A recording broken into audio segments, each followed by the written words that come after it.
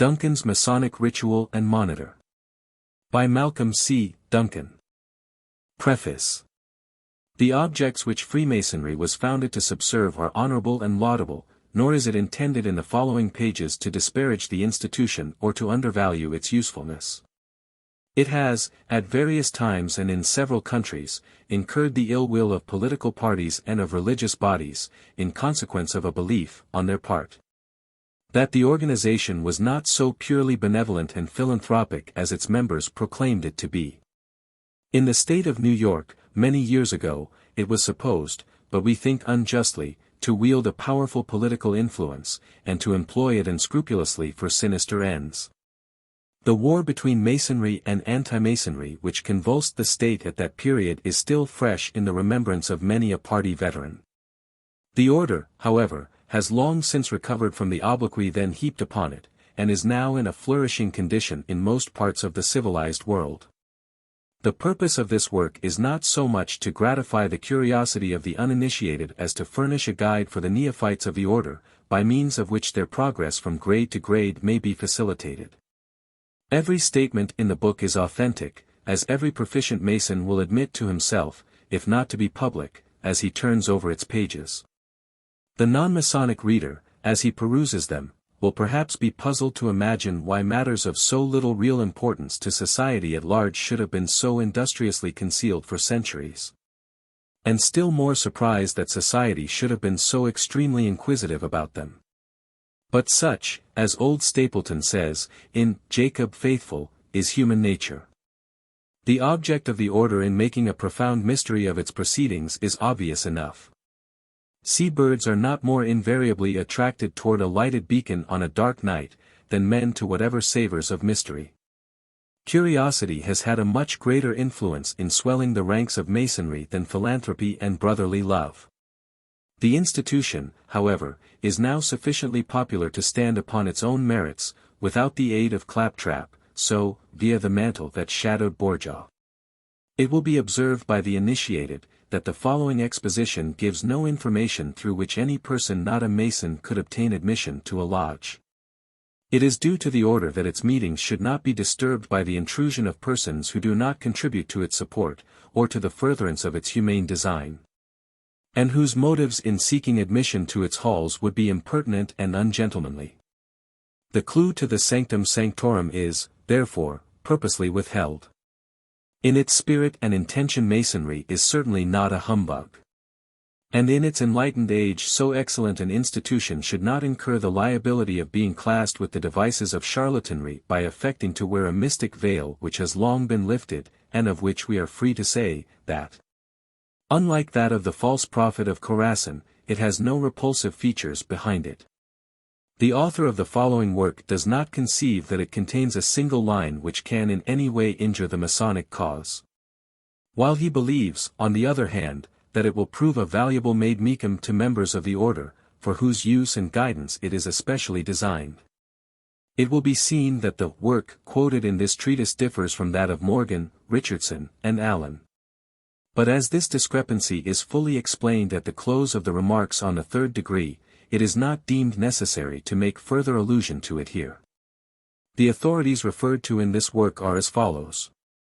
The Historical Landmarks. By the Reverend G. Oliver, D.D. In 2 volumes. London, R. Spencer. 1845. The Theocratic Philosophy of Freemasonry. By the same author and publisher. 1840. Origin of the English Royal Arch. By the same, and. A Lexicon of Freemasonry. By Albert G. Mackey, M.D. Charleston, Burgess and James. 1845. The Freemasons' Treasury. By the Reverend George Oliver, D.D. London, R. Spencer. 1863. The Insignia of the Royal Arch. By the same author. London, R. Spencer. 1847. Exposition of the Mysteries. An Inquiry into the Origin, History, and Purport of Freemasonry. By John Fellows, A.M. New York. 1835. Book of the Chapter. By Albert G. Mackey, M.D. New York, McCoy and Sickles. 1864. Allen's Ritual. New York, John Gowan. Webb's Monitor. New York, McCoy and Sickles. Tent Life in the Holy Land. By Reverend Irenaeus Prime, D.D. New York, Harper & Brothers. Monitor of Freemasonry. By Jabez Richardson. Philadelphia. Pa. How do you find this book?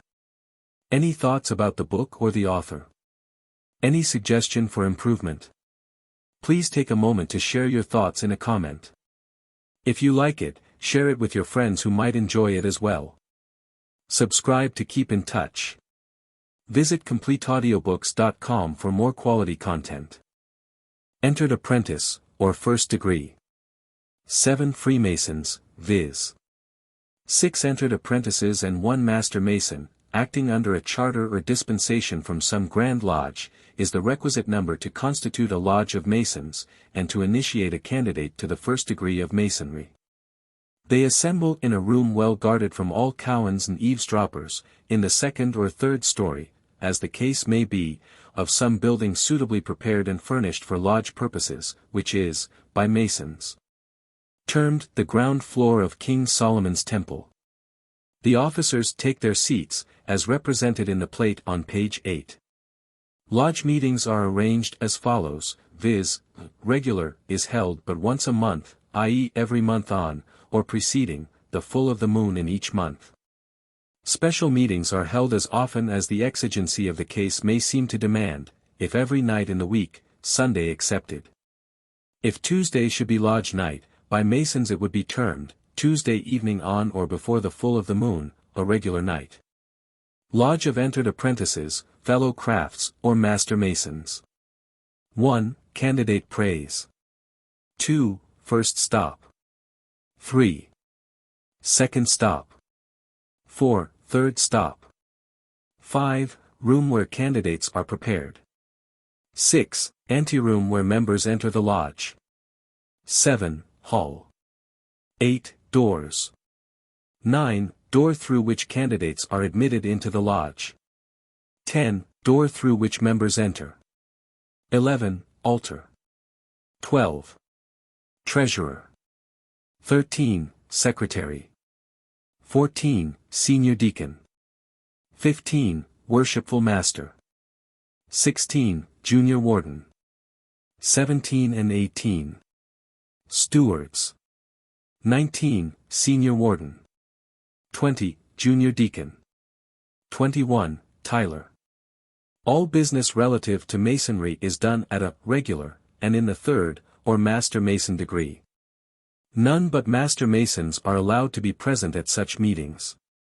Balloting for candidates is generally done on a regular, also receiving petitions, committee reports, and a petition for the degrees of Masonry is generally received at a regular, though, as a common thing, Grand Lodges of each state make such arrangements as they may deem best for the regulation of their several subordinate lodges.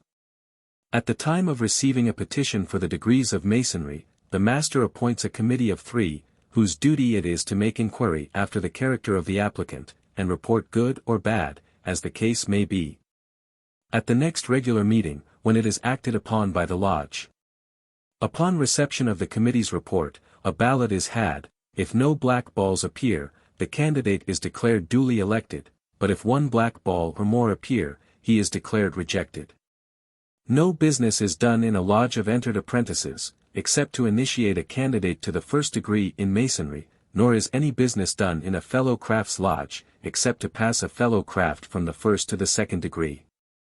To explain more thoroughly, when a candidate is initiated to the first degree, he is styled as entered, when he has taken the 2nd degree, passed, and when he has taken the 3rd, raised to the sublime degree of a Master Mason. No one is allowed to be present, in any degree of Masonry, except he be one of that same degree or higher. The Master always wears his hat when presiding as such, but no other officer, in a Blue Lodge, A Blue Lodge is a lodge of Master Masons, where only 3 degrees are conferred, viz., Entered Apprentice, 1st, Fellow Craft, 2d, Master Mason, 3d. Country lodges are mostly all Blue Lodges. A lodge of Fellow Craft Masons consists of 5, viz., Worshipful Master, Senior and Junior Wardens, Senior and Junior Deer Hens. Yet 7 besides the Tyler generally assist, and take their seats as in the Entered Apprentice's degree.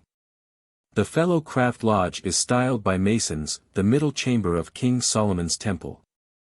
3 Master Masons is the requisite number to constitute a Master's Lodge, which is called by Masons, the Sanctum Sanctorum, or Holy of Holies of King Solomon's Temple.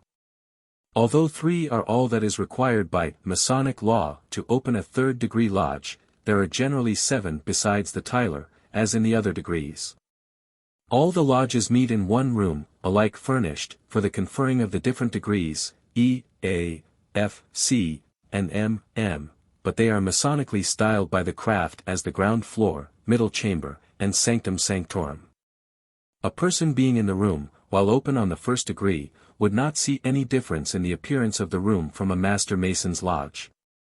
It is the duty of the Tyler to inform all the brethren on what degree the lodge is at work, especially those that arrive too late, i.e., after the lodge has been opened. So that none will be liable to give the wrong sign to the worshipful master when he enters. If the lodge is opened on the 1st degree, there might be present those who had taken only 1 degree, and, if the brother arriving late should be ignorant of this fact, and make a 3rd degree sign, they would see it. Consequently, caution on this point should always be given to such brethren by the Tyler, before entering the lodge. Most Worshipful Master in the East. Usual way, brethren that arrive too late come up to the anteroom, which they find occupied by the Tyler, sword in hand. After inquiring of the Tyler on what degree the lodge is at work, opened, they put on an apron, and request the Tyler to let them in. The Tyler steps to the door, gives 1 rap, i.e. if opened on the 1st degree. 2 raps, if 2nd degree, 3 raps, if the 3rd degree, which being heard by the junior deacon, on the inside, he reports to the master the alarm, as follows, viz. J.D. Worshipful Master, there is an alarm at the inner door of our lodge. W.M. Attend to the alarm, Brother Junior, and ascertain the cause. Junior Deacon opens the door and inquires of the Tyler the cause of the alarm. When the Tyler will report the brethren's names, which we will suppose to be Jones, Brown, and Smith. J.D. To the Master, Brothers Jones, Brown, and Smith are without, and wish admission. If they are known to the Master, he will say, admit them. Deacon opens the door, and says, in an undertone of voice, come in. These brothers advance to the center of the lodge, at the altar make the dugard, and sign of the degree on which the lodge is opened, which is responded to by the Master, and then take their seats among the brethren. No brother is allowed to take his seat until he has saluted the worshipful Master on entering a lodge, and if one omits his duty in this respect, he is immediately reminded of it by either the Master or some one of the brethren present. The Tyler generally cautions the brethren, before entering the lodge, about giving the sign, before passing them through the door, the junior deacon the same, as soon as they are in. This officer's station is at the inner door, and it is his duty to attend to all alarms from the outside, to report the same to the Master, and get his permission before admitting any one.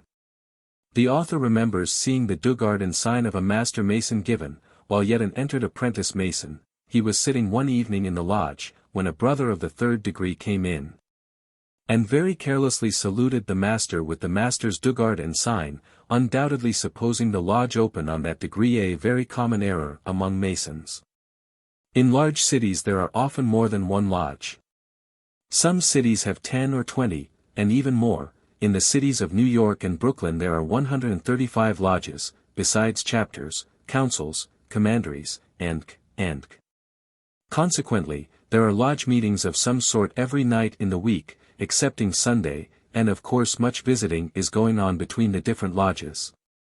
The visitors are not all known to the masters personally. But the brethren are, generally, acquainted with each other, and of course have often to be vouched for in some of the lodges, or pass an examination. And for the purpose of giving the reader an idea of the manner in which they are admitted, the author will suppose a case, in order to illustrate it. Jones, Smith, and Brown, belonging to Amity Lodge, No. 323, in Broadway, New York, wished to visit Hiram Lodge, number 449, of 25th Street, and for that purpose go on lodge night to the hall of Hiram Lodge, number 449, and ask the Tyler for admission. The Tyler, perhaps, will say, brothers, are you acquainted with our master, or any of the brethren in the lodge? Smith, Jones, and Brown will say, perhaps, yes. Or, we can't tell, but pass our names in, and if there are any acquainted with us, they will vouch for our Masonic standing. The Tyler does so, in the manner already described.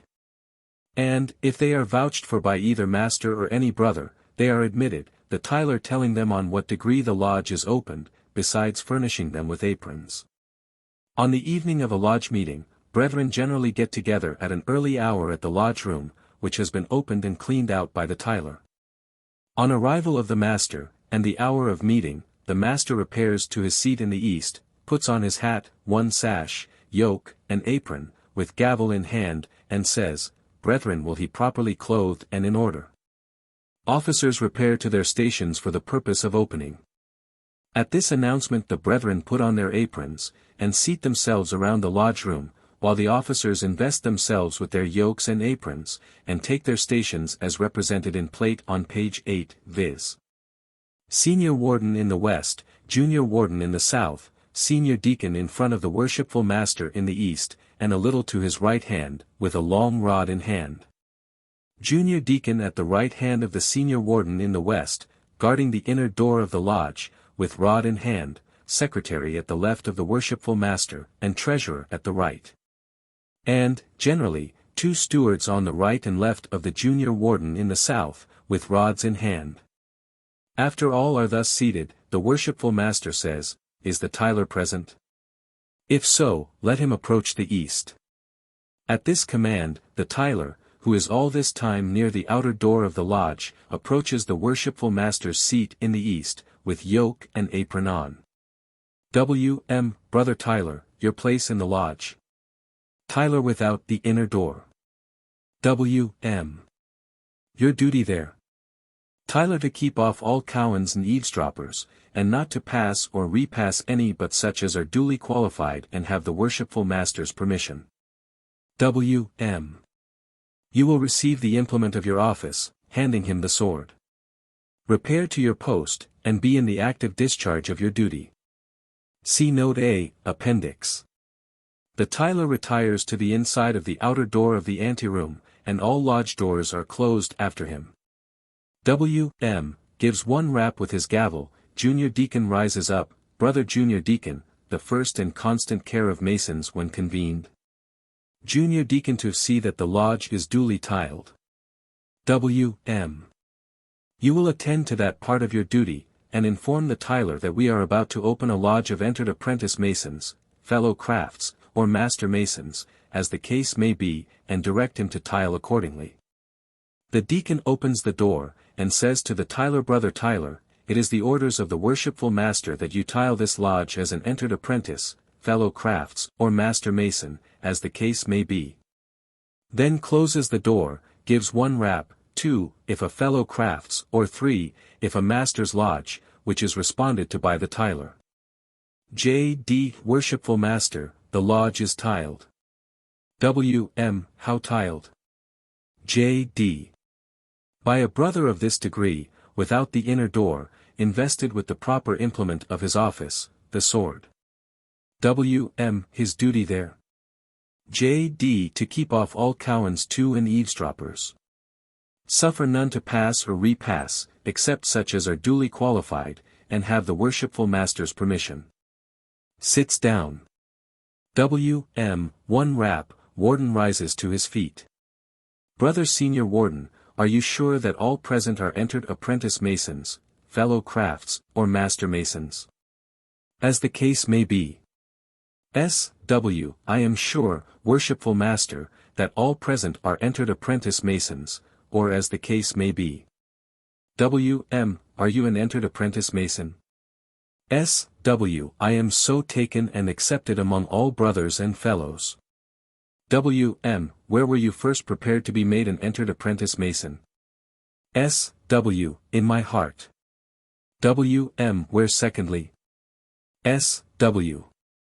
In a room adjacent to a legally constituted lodge of such, duly assembled in a place representing the ground floor of King Solomon's temple.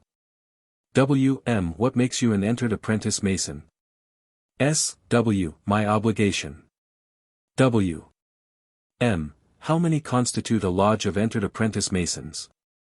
S.W. 7 or more, consisting of the worshipful master, senior and junior wardens, senior and junior deacons, secretary, and treasurer. W.M. The junior deacon's place. S.W. At the right hand of the senior warden in the west. W.M. 2 raps with his gavel, when all the officers of the lodge rise to their feet. Your duty there, brother junior deacon. J.D. makes the sign of an entered apprentice mason, see Fig. 2, page 17. To carry orders from the senior warden in the west to the junior warden in the south, and elsewhere around the lodge, as he may direct, and see that the lodge is tiled. W.M. The senior deacon's place in the lodge. J.D.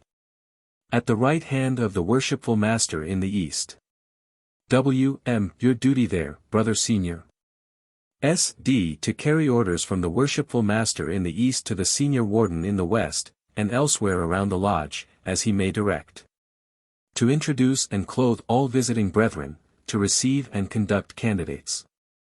W.M. The secretary's place in the lodge. S.D. At the left hand of the worshipful master in the east. W.M. Your duty, brother secretary. SEC. To observe the worshipful master's will and pleasure, record the proceedings of the lodge, transmit a copy of the same to the Grand Lodge, if required, receive all monies paid into the lodge by the hands of the brethren.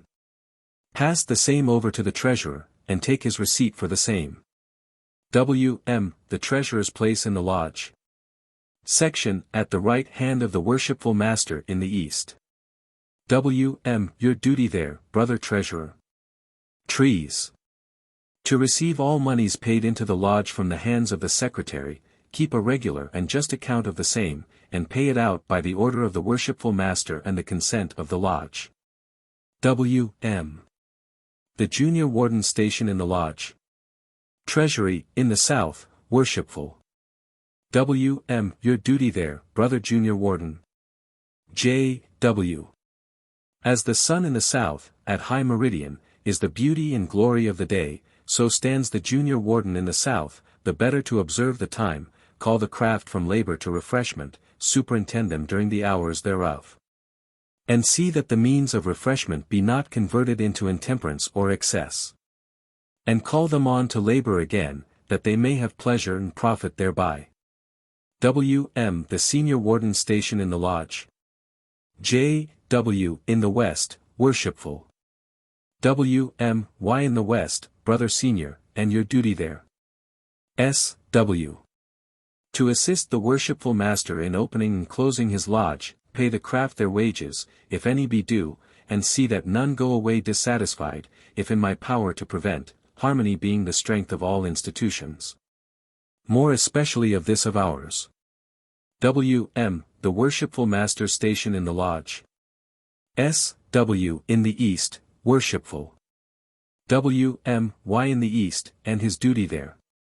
S.W. As the sun rises in the east, to open and govern the day, so rises the worshipful master in the east. Here he gives 3 raps with his gavel, when all the brethren of the lodge rise, and himself, to open and govern his lodge.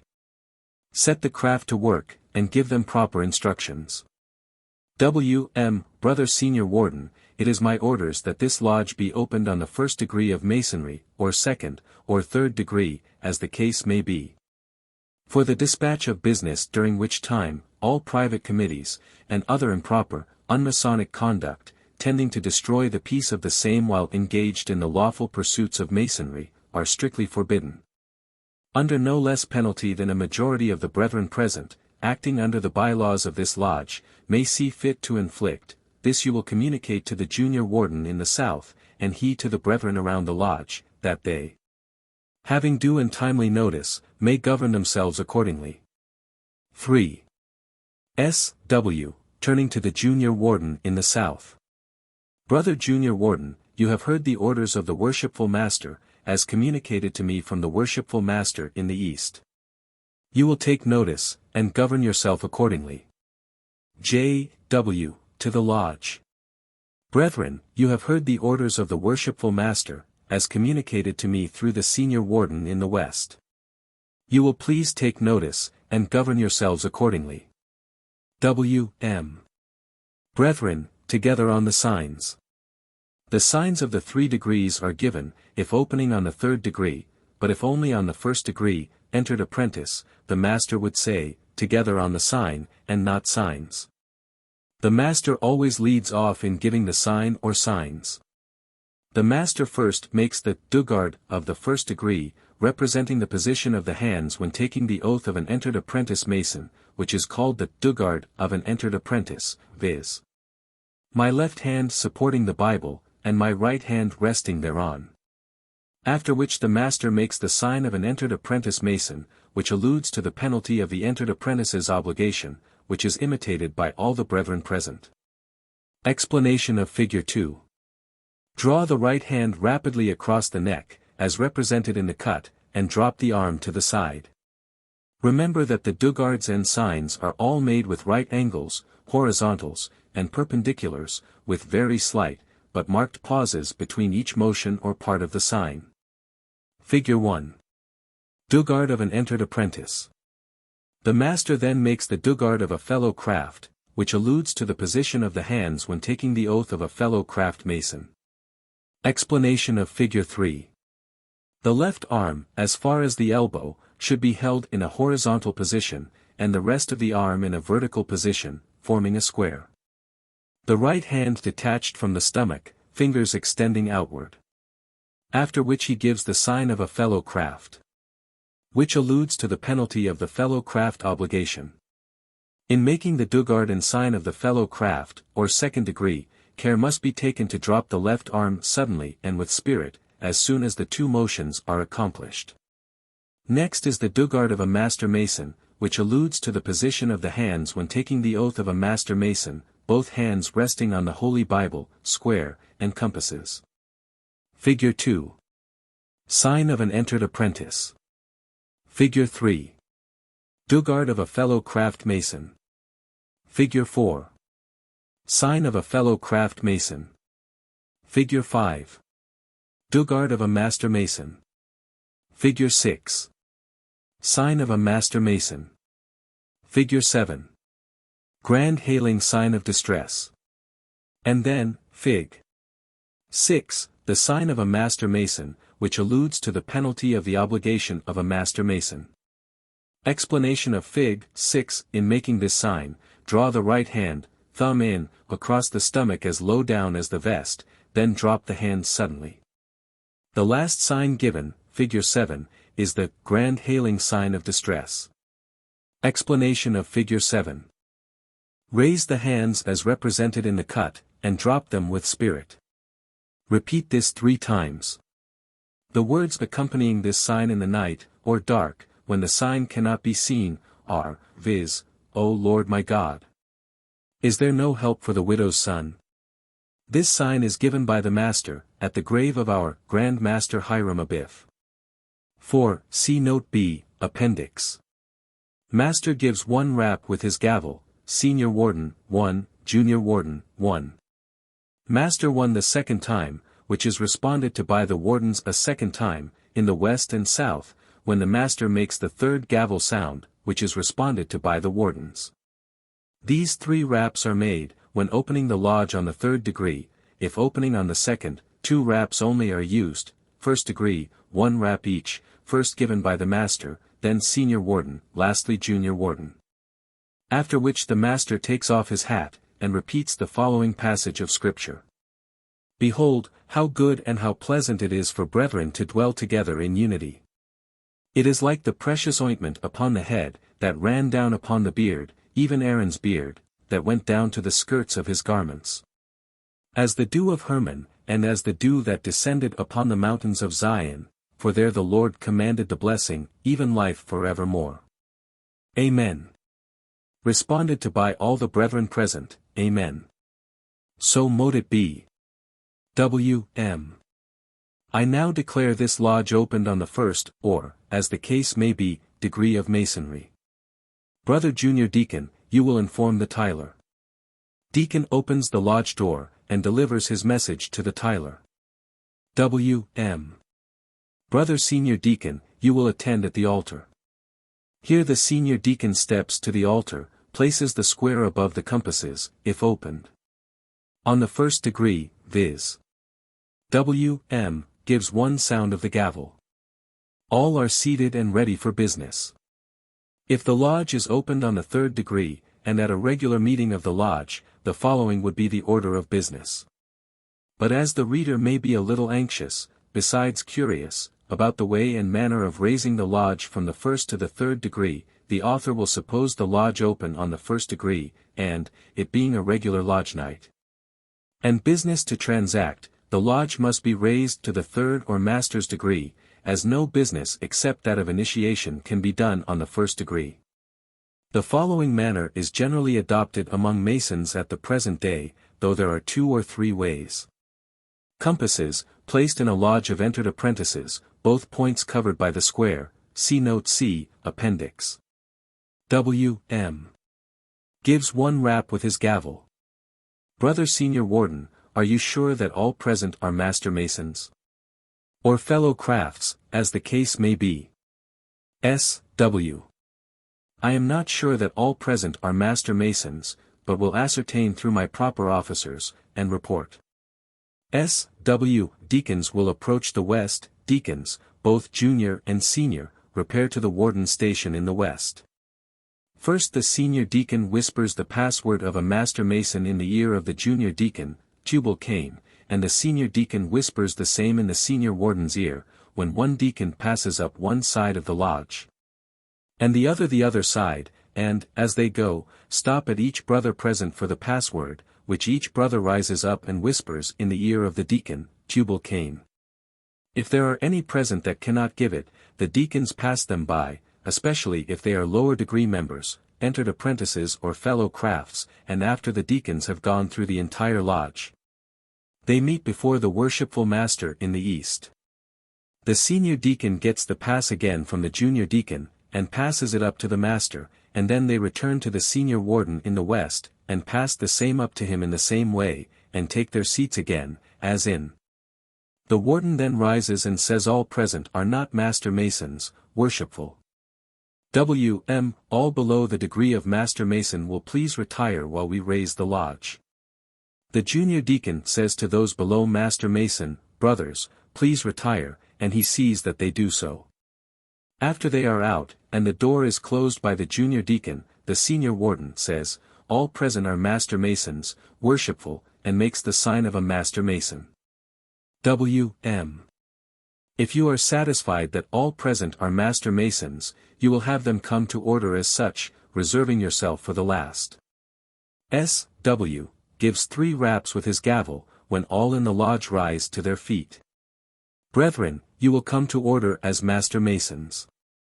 Brethren all place their hands in the form of a dugard of a Master Mason. See Figure 5, page 17. S.W. in order, worshipful. W.M. together on the sign, brethren. And makes the sign of a Master Mason, see Figure 6, page 18, which is imitated by the officers and brethren, and lastly the senior warden. The master gives 1 rap, senior warden 1, junior warden 1, and then the master again 1 rap, followed up by the wardens, until they have rapped 3 times each. W.M. I now declare this lodge open on the 3rd degree of Masonry. Brother Junior Deacon, inform the Tyler. Brother Senior Deacon attend to the altar. Raps once, and the officers and brethren take their seats. See Note D, Appendix. Order of business as follows, viz. W.M. Brother Secretary, you will please read the minutes of our last regular communication. The secretary reads as follows, viz. Masonic Hall, New York, December 8, A.L. 5860. A regular communication of St. John's Lodge, No. 222, of Free and Accepted Masons, was holden at New York, Wednesday, the 10th of November, A.L. 5860. Present. Members. Brother A. B., Worshipful Master. Brother Luke Cozzens. B. C., Senior Warden. John Hart. C. D., Junior Warden. Peter Lewis. D. E., Treasurer. George Fox. E. F., Secretary. Robert Onion. F. G., Senior Deacon. Frank Lucky. G. H. Junior Deacon. Samuel Slick. H. I. Stewards. Solomon Wise. I. J. Henry Wisdom. K. L. Tyler. Truman Swift. Visiting Brothers. Brother James B. Young, of Union Lodge, No. 16, Broadway, New York. Brother George J. Jones, Rochester Lodge, No. 28, Rochester, New York. Brother Benjamin Scribble, of Hiram Lodge, No. 37, New Orleans, Louisiana. Brother Stephen Swift, of Cleveland Lodge, No. 99, Cleveland, Ohio. Brother Robert Morris, of Lexington Lodge, No. 7, Lexington, Kentucky. Lodge was opened in due form on the third degree of Masonry. The minutes of the last communication of St. John's Lodge were read and confirmed. The committee on the petition of John B. Crockerberry, a candidate for initiation, reported favorably, whereupon he was balloted for, and duly elected. The committee on the application of D. C. Wool Everett, a candidate for initiation, reported favorably, whereupon he was balloted for, and the box appearing foul, he was declared rejected. The committee on the application of William S. Anderson, a candidate for initiation, having reported unfavorably, he was declared rejected, without a ballot. A petition for initiation from Robert Chase, of Jersey City, accompanied by the usual fee of $10, and recommended by Brothers Hart, Lewis, and Onion, was referred to a committee of investigation, consisting of Brothers Slick, Wise, and Swift. Brother Samuel Brevoort, an entered apprentice, having applied for advancement, was duly elected to the second degree, and Brother Thomas Jansen, a fellow craft, was, on his application for advancement, duly elected to the third degree in Masonry. Lodge of Master Masons was then closed, and a Lodge of Entered Apprentices opened in due form. Mr. Charles Frond, a candidate for initiation, being in waiting, was duly prepared, brought forward, and initiated as an Entered Apprentice Mason in due and ancient form, he paying the further sum of $5. Lodge of Entered Apprentices closed, and a Lodge of Fellow Crafts opened in due form. Brother Stephen Curry, an Entered Apprentice, being in waiting, was duly prepared, brought forward, and passed to the degree of a Fellow Craft, he paying the further sum of $5. Lodge of Fellow Crafts closed, and a Lodge of Master Masons opened in due form. Brother John Smith, a Fellow Craft, being in waiting, was duly prepared, brought forward, and raised to the sublime degree of a Master Mason, he paying the further sum of $5. Amount received this evening, as follows. Petition of Robert Chase $10. Fellow Craft Charles Frond 5.00. Fellow Craft Stephen Curry 5.00. Master Mason John Smith 5.00. $25. 00. All of which was paid over to the treasurer. There being no further business, the lodge was closed in due form and harmony. Samuel Slick, Secretary. Approved. Solomon Northus, W.M. Such is the form which has been adopted as the most convenient mode of recording the transactions of a lodge at the present day. The minutes of a lodge should be read at the close of each meeting, that the brethren may suggest any necessary alterations or additions, and then at the beginning of the next regular meeting, that they may be confirmed. W.M. Brother Senior Warden, have you any alterations to propose? S.W. Makes the sign of a Master Mason, see Figure 6, page 18.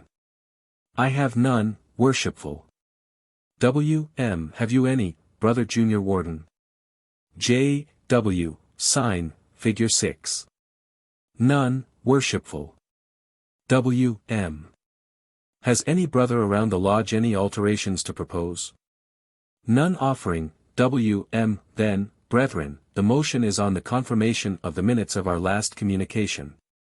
All that are in favor of their confirmation will make it known by the usual sign of a Mason, see Figure 6, page 18, raise the right hand, those opposed, by the same sign, which is called the usual sign of a Mason. The question of confirmation is simply a question whether the secretary has faithfully and correctly recorded the transactions of the lodge. If it can be satisfactorily shown by any brother that there are any omissions or misentries, this is the time to correct them. Second order of business. W.M. Reading and referring petitions. If the secretary has any petitions on his table, he will report to the lodge, as follows: Worshipful Master, there are 2 petitions for membership, which are as follows, viz. Form of petition. To the Worshipful Master, Wardens, and Brethren of St. John's Lodge, No. 222, of Free and Accepted Masons. The petition of the subscriber respectfully showeth, that, entertaining a favorable opinion of your ancient institution, he is desirous of being admitted a member thereof, if found worthy. His place of residence is New York City, his age 38 years, his occupation a bookseller. Signed, Abner Cruff. Recommended by Brothers Jones, Carson, and Fox. New York, December 1, 1860. SEC. The next petition is from Peter Locke, recommended by Brothers Derby and Jackson. Both these petitions are accompanied by the usual fee of $10 each. W.N.I. Brethren, what is your pleasure respecting these petitions of Gruff and Locke? Brother Hand, I would move that they be received, and a committee of investigation be appointed. Brother Fast, I second that motion, worshipful. W.M. Brethren, you have heard the motion. All those in favor of the motion, make it known by the usual sign, all to the contrary, the same. W.M. The petitions are received, and I would appoint, on the application of Mr. Cruff, Brothers Brevoort, Gore, and Ackerman. And, on the petition of Mr. Locke, Brothers Derby, Hart, and Barnes. Third order of business. W.M. Receiving reports of committees. Brother Secretary, are there any committee reports due on your desk? Section, there are 2 reports, worshipful. One on the application of Mr. Robert Granger, and one on the application of Mr. Brady. W.A.L.R. The chairman of those committees present. Brother Pepper Worshipful, as chairman of the committee to whom was referred the application of Mr. Robert Granger, I would say to the lodge that I have examined into his character and find it good, and, consequently, report on it favorably. I think he will make a good Mason. In his younger days, he was rather wild. But now he is considered very steady, and a good member of society. Here, sometimes, great and lengthy discussion arises. Some very conscientious and discreet brother thinks more thorough inquiry should have been made respecting Mr. Robert Granger's early history, the result of which is that he is not balloted for until the next regular meeting. This is no common thing, though. W.M. Is the chairman of the committee to whom was referred the application of Peter Locke present? Brother Melville Worshipful, I am chairman of that committee, and report favorably. He is recommended as one of the best of men. W.M. Brethren, what's your pleasure with the petition of Mr. Locke? Brother Jones, I move, worshipful, that the report be received, committee discharged, and the candidate balloted for. Brother Jackson, I second that motion. W.M. Brethren, you have heard the motion. All in favor of it, make it known by the usual sign, the contrary, the same. Fourth order of business. W.M. Balloting for candidates, or admission. Brother Secretary, are there any candidates to be balloted for? Section, there are, Worshipful, 2, viz., Joseph Locker and Reuben Bruce. W.M. Brethren, we are about to ballot for 2 applicants for the first degree in Masonry. The first is the petition of Mr. Joseph Locker. Anything for or against this gentleman is now in order. Here, if any brother has anything against or for Mr. Locker, he is privileged to speak on the subject. If nothing is offered, the Master says. W.M. If there is nothing to offer, we will proceed to ballot. Brother Senior Deacon, you will prepare the ballot box. Senior Deacon takes the ballot box, which is a small box, 5 or 6 inches square, with 2 drawers in it, and a small hopper in the top, a hole from which passes down into the first drawer, which is empty and shoved in. While the lower one is drawn out and nearly full of both black and white balls, places the box on the altar in the middle of the lodge, and takes his seat again. W.M. Brethren, you will proceed to ballot. The balloting is done as follows, viz., Master first. Secretary calls the names, commencing with the senior warden down to the tiler, and, as their names are called, each Mason steps up to the box at the altar, makes the sign of Master Mason to the Master. And then takes from the lower drawer of the ballot box a ball, white or black, as he sees fit, deposits it in the hopper above, and retires to his seat. So all vote. W.M. Have all voted? If so, Brother Senior Deacon, you wild close the ballot. Senior Deacon closes the drawer, and carries the box to the junior warden in the south. He nulls out the top drawer, looks to see if the drawer is clear or not, and then closes it and hands it to the deacon, who carries it to the senior warden in the west for his examination. As the deacon leaves the junior warden's station, the Master says to him, W.M. Brother Junior Warden, how stands the ballot in the south? J.W. makes the sign of a Master Mason, see Figure 6, page 18. Clear in the south, worshipful. If not clear, and there should be a black ball or 2, he would say not clear in the south, worshipful. By this time the senior warden has examined, and the Master inquires of him. W.M. Brother Senior Warden, how stands the ballot in the west? S.W. Clear, or not, in the west, worshipful. Making the sign. By this time the deacon has arrived at the worshipful Master's station in the east. He looks in the box, and says, W.M. And clear, or not clear, in the east. Brethren, you have elected, or not, Mr. Joseph Locker to the first degree in Masonry. The other candidate is balloted for in the same manner. Fifth order of business. W.M. Conferring degrees. Brother Junior Deacon, you will ascertain whether there are any candidates in waiting, and for what degree, and report at once.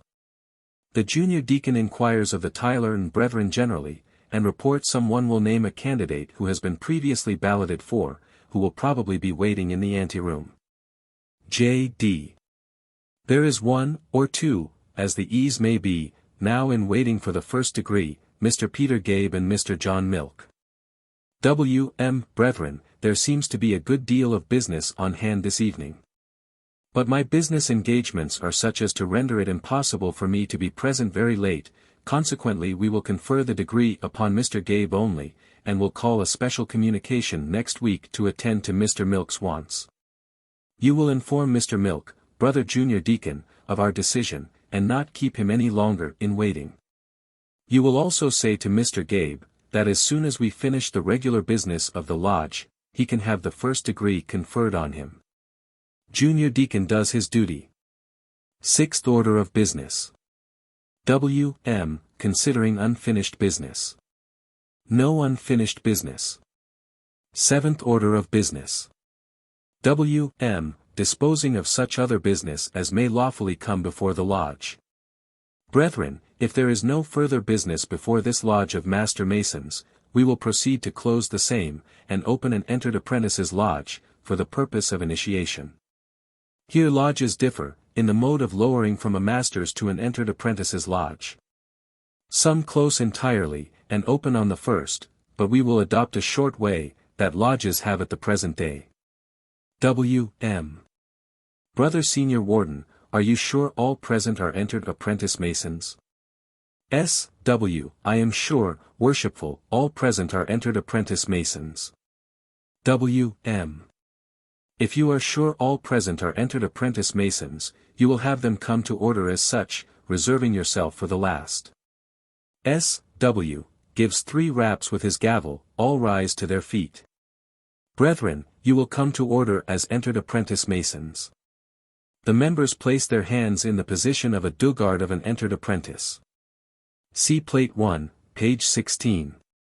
When the master makes the sign, by drawing his hand across his throat, all follow suit. Worshipful then makes 1 rap with the gavel, Senior Warden 1, and the Junior Warden 1. W.M. I now declare this lodge of Master Masons closed, and an entered apprentice in its stead. Brother Junior Deacon, inform the Tyler, Brother Senior Deacon, attend at the altar, which is placing both points of the compasses under the square. Worshipful Master gives 1 rap, which seats the whole lodge. Brother Junior Deacon, you will take with you the necessary assistants, the 2 stewards, repair to the ante-room, where there is a candidate in waiting, Mr. Gabe, for the first degree in Masonry, and, when duly prepared, you will make it known by the usual sign, 1 rap. The Junior Deacon and his assistants retire to the ante-room, but before they leave the lodge room they step to the altar, and break the sign of the first degree to the Master. It is the duty of the secretary to go out into the ante-room with them, and before the candidate is required to strip, the secretary gets his assent to the following interrogations, viz. Monitorial. Do you seriously declare, upon your honor, that, unbiased by friends, and uninfluenced by mercenary motives, you freely and voluntarily offer yourself a candidate for the mysteries of Masonry? Yes, or, I do. Do you seriously declare, upon your honor, that you are prompted to solicit the privileges of Masonry by a favorable opinion of the institution, a desire for knowledge, and a sincere wish of being serviceable to your fellow creatures? Yes. Do you seriously declare, upon your honor, that you will conform to all the ancient established usages of the order? Yes. The secretary returns to the lodge and reports that the candidate has given his assent to the interrogations. The candidate is now requested to strip. J.D. Mr. Gabe, you will take off your coat, shoes, and stockings, also your vest and cravat, and now your pantaloons. Here is a pair of drawers for you. You will now slip your left arm out of your shirt sleeve, and put it through the bosom of your shirt, that your arm and breast may be naked. The deacon now ties a handkerchief or hoodwink over his eyes, places a slipper on his right foot, and afterwards puts a rope, called a cable tow, once round his neck, letting it drag behind. 5. The figure is a representation of the candidate duly and truly prepared for the first degree in Masonry. The junior deacon now takes the candidate by the arm and leads him forward to the door of the lodge, and gives 3 distinct knocks, when the senior deacon, on the inside, rises to his feet, makes the sign of an entered apprentice to the master, and says, S.D. Worshipful Master, there is an alarm at the inner door of our lodge. W.M. You will attend to the alarm and ascertain the cause. The deacon repairs to the door, gives 3 distinct knocks, and then opens it. S.D. Who comes here? J.D. Who always responds for the candidate. Mr. Peter Gabe, who has long been in darkness, and now seeks to be brought to light, and to receive a part in the rights and benefits of this worshipful lodge, erected to God, and dedicated to the Holy Sts. John, as all brothers and fellows have cloned before. S.D. Mr. Gabe, is it of your own free will and accord? Mr. G. It is. S.D. Brother Junior Deacon, is he worthy, and well qualified? J.D. He is. S.D. Duly and truly prepared? J.D. He is. S.D. Of lawful age, and properly vouched for? J.D. He is. S.D. By what further right or benefit does he expect to gain admission? J.D. By being a man, free-born, of good repute, and well recommended. S.D. Is he such? J.D. He is. S.D. Since he is in possession of all these necessary qualifications, you will wait with patience until the worshipful master is informed of his request, and his answer returned. Deacon closes the door and repairs to the altar before the worshipful master, raps once on the floor with his rod, which is responded to by the master with his gavel, when the same thing is passed through with as at the door. And the master says, W. M. Let him enter, and be received in due form. The senior deacon takes the compasses from off the altar, repairs to the door, opens it, and says, S.D. Let him enter, and be received in due form. Senior deacon steps back, while the junior deacon, with candidate, enters the lodge, followed by the two stewards. As they advance they are stopped by the senior deacon, who presents one point of the compasses to the candidate's naked left breast, and says, S.D. Mr. Gabe, on entering this lodge for the first time, I receive you on the point of a sharp instrument pressing your naked left breast, which is to teach you, as it is a torture to your flesh. So should the recollection of it ever be to your mind and conscience, should you attempt to reveal the secrets of Masonry unlawfully. The junior deacon now leaves the candidate in the hands of the senior deacon, and takes his seat at the right hand of the senior warden in the west. While the senior deacon, followed by the two stewards, proceeds to travel once regularly around the lodge room, as follows, viz.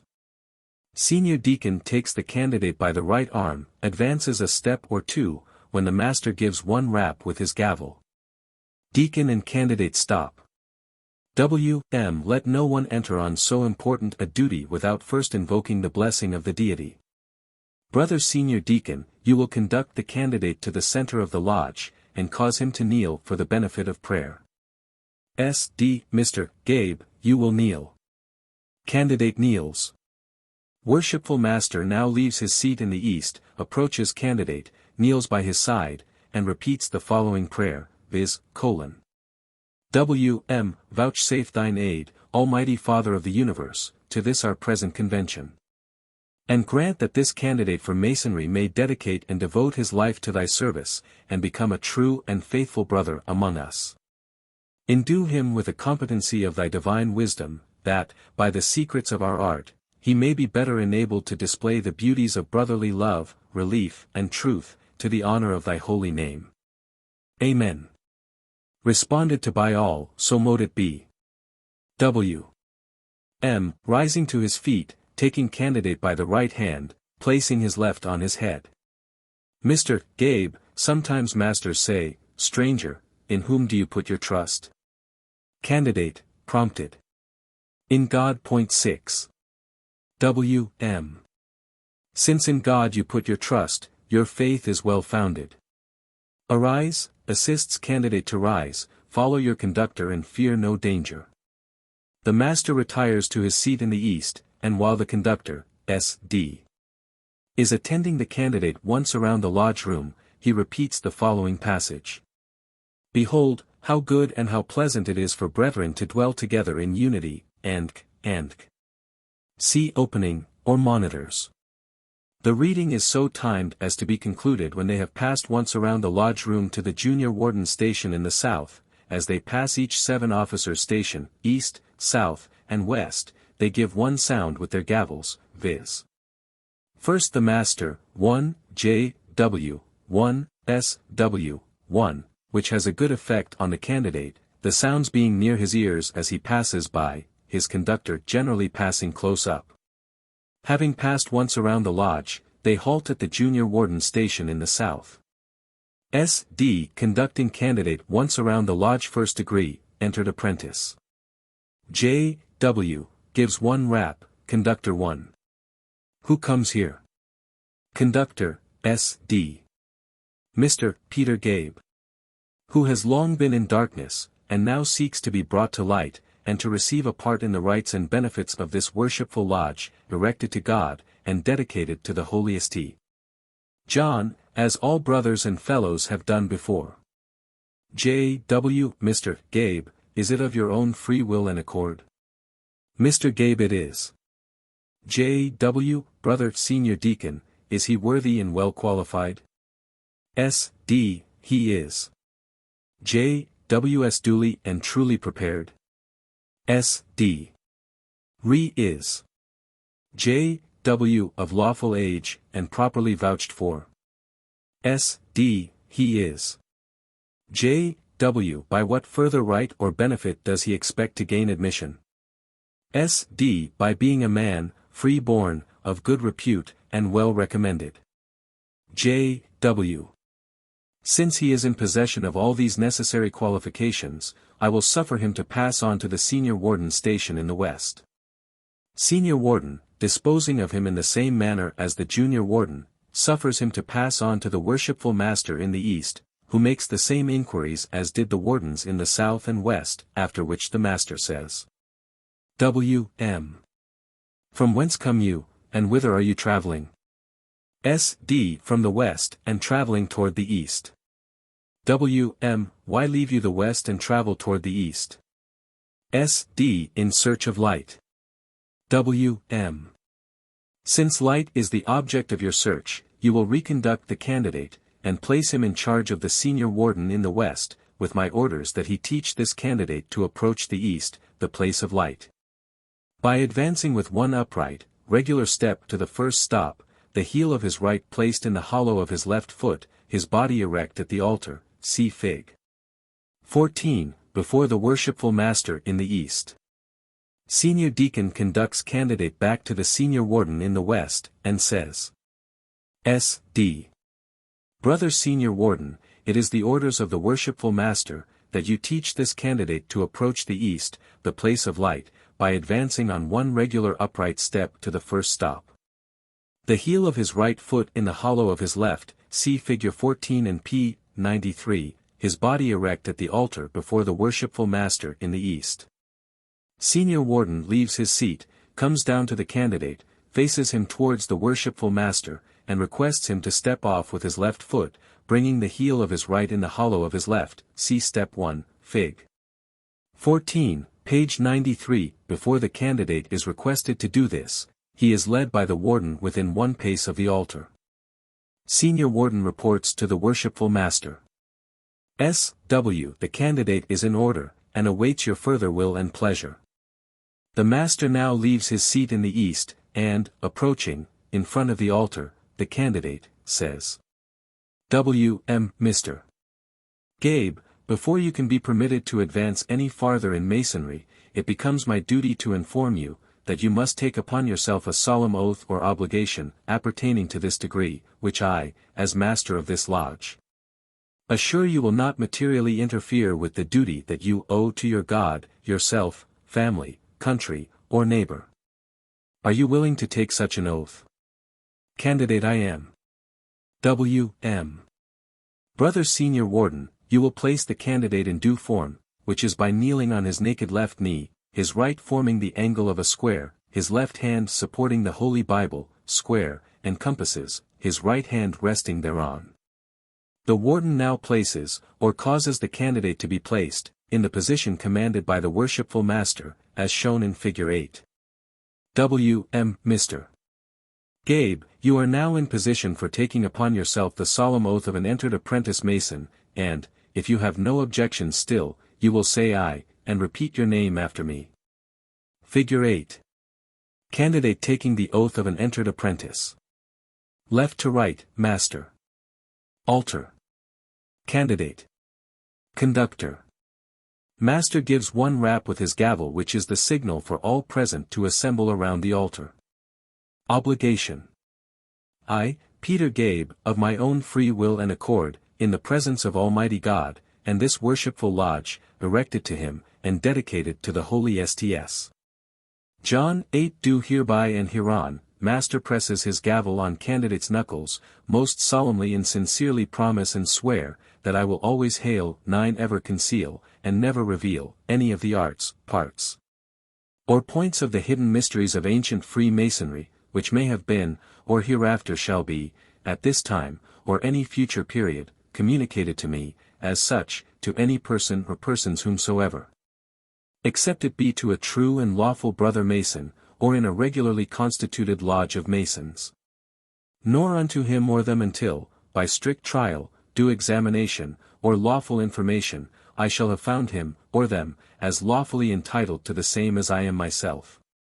I furthermore promise and swear that I will not print, paint, stamp, stain, cut, carve, mark, or engrave them, or cause the same to be done, on anything movable or immovable, capable of receiving the least impression of a word, syllable, letter, or character, whereby the same may become legible or intelligible to any person under the canopy of heaven, and the secrets of Masonry thereby unlawfully obtained through my unworthiness. All this I most solemnly, sincerely promise and swear, with a firm and steadfast resolution to perform the same, without any mental reservation or secret evasion of mind whatever.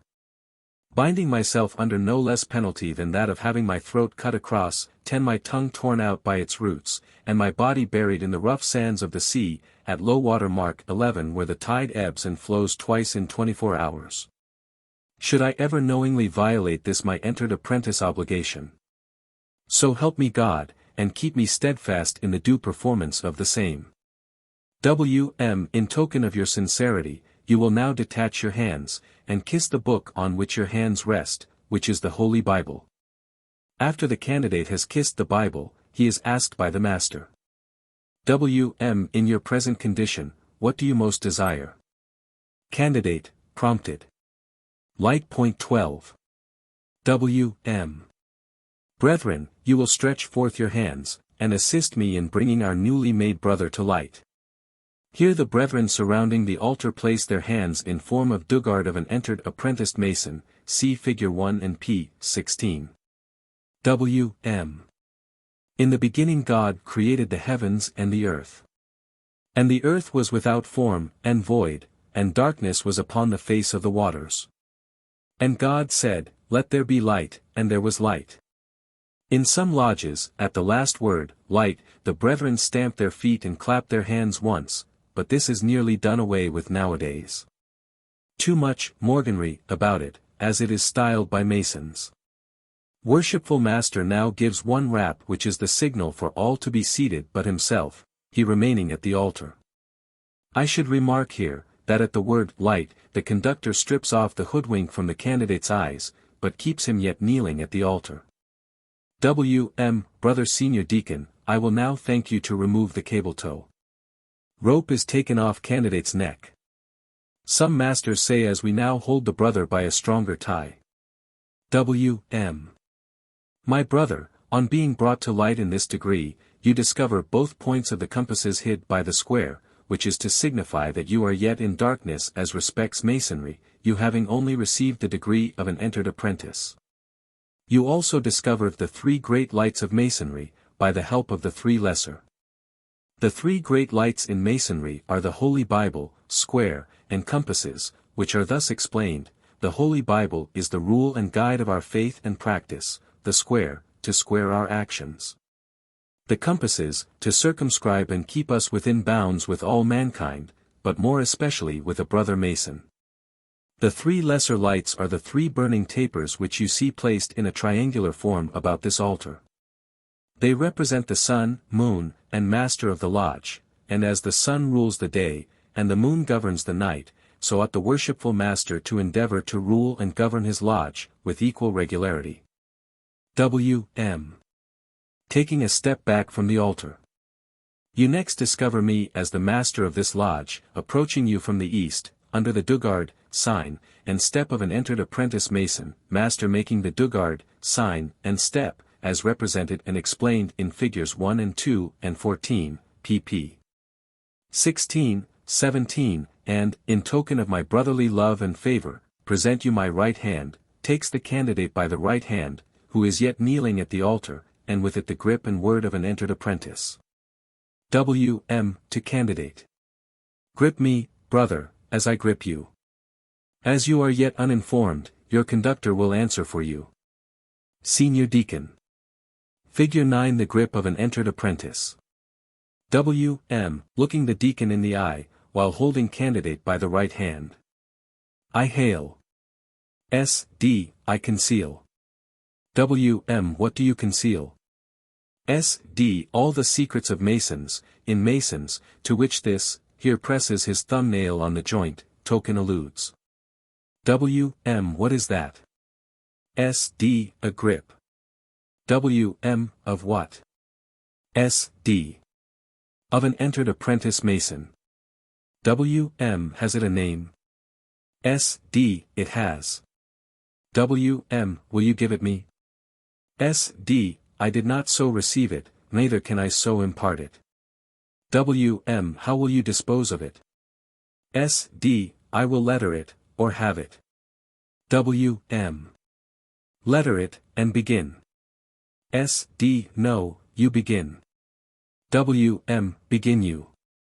S. D. A. W. M. B. S. D. O.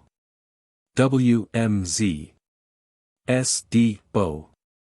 W. M. A. Z. S. D. Pronouncing, Boaz. The old way of spelling this word, as represented by Morgan, Kraft, Allen, Richardson, and Barnard, was by syllabling it. See those books. W. M. Helping candidate to rise from the altar, by the right hand. Rise, my brother, and salute the junior and senior wardens as an obligated entered apprentice. Here lodges differ. Some only pass candidate once around the room, and, as he passes the officers' stations, he gives the dugard and sign of an entered apprentice. While other lodges require him to halt at the warden's stations, and pass through with the following ceremony, viz. The deacon takes candidate by the right arm, and passes around the altar to the junior warden's station in the south, stops, gives one rap with his rod on the floor, which is responded to by the junior warden with his gavel, once. J. W. Who comes here? S. D. An obligated entered apprentice. J. W. How shall I know him to be such? S. D. By signs and tokens. J. W. What are signs? S. D. Right angles, horizontals, and perpendiculars. J. W. What are tokens? S. D. Certain friendly or brotherly grips, by which one Mason may know another, in the dark as well as in the light. J. W. Give me a sign. Senior deacon gives the dugard, and directs the candidate to do likewise. See dugard, Figure 1 and p. 16. J. W. What is that? S. D. A dugard. J. W. Has it an allusion? S. D. It has. It alludes to the manner in which my hands were placed when I took upon myself the obligation of an entered apprentice Mason. J. W. Have you any further sign? S. D. I have. Makes the sign of an entered apprentice. See Figure 2 and p. 17. J. W. What is that? S. D. Sign of an entered apprentice Mason. J. W. Has it an allusion? S. D. It has, to the penalty of my obligation. Point 13. J. W. Have you any further sign? S. D. I have not, but I have a token. J. W. Advance your token. Senior deacon makes candidate take the junior warden by the right hand. J. W. I hail. S. D. I conceal. J. W. What do you conceal? S. D. All the secrets of Masons, in Masons, to which this, here presses his thumbnail on the joint, token alludes. J. W. What is that? S. D. A grip. J. W. Of what? S. D. Of an entered apprentice Mason. J. W. Has it a name? S. D. It has. J. W. Will you give it me? S. D. I did not so receive it, neither will I so impart it. J. W. How will you dispose of it? S. D. I will letter it, or have it. J. W. Letter it, and begin. S. D. No, you begin. J. W. Begin you. S. D. A. J. W. B. S. D.O. J. W. Z. S. D. Bo. J. W. A. Z. S. D. Pronounces, Boaz. In spelling this word Boaz always begin with the letter A. This is one way that Masons detect impostors, i.e., Morgan or Book Masons, see Note E, Appendix. J. W. I am satisfied, and will suffer you to pass on to the senior warden in the West for his examination. The conductor and candidate pass on to the senior warden station, where the same ceremony is gone through with, and suffers them to pass on to the worshipful master in the East. As they leave the West, and are nearly to the master's station in the East, he gives one rap with his gavel, when they halt. The master takes a white linen apron, sometimes a lambskin, which is kept for such purposes, approaches the candidate, hands it to him rolled up, and says, W.M. Brother, I now present you with a lambskin or white apron, which is an emblem of innocence and the badge of a Mason, more ancient than the golden fleece or Roman eagle, and, when worthily worn, more honorable than the star and garter. Or any other order that can be conferred on you at this time, or any future period, by kings, princes, and potentates, or any other persons, except it be by Masons. I trust that you will wear it with equal pleasure to yourself and honor to the fraternity. You will carry it to the senior warden in the West, who will teach you how to wear it as an entered apprentice. Entered apprentice's apron. Deacon conducts candidate back to the West, and says, S.D. Brother Senior Warden, it is the order of the worshipful master, that you teach this new-made brother how to wear his apron as an entered apprentice. The senior warden takes the apron and ties it on the candidate, with the flap turned up, remarking to the candidate as he does so, this is the way, Brother Gabe, that entered apprentices wore their aprons at the building of King Solomon's temple.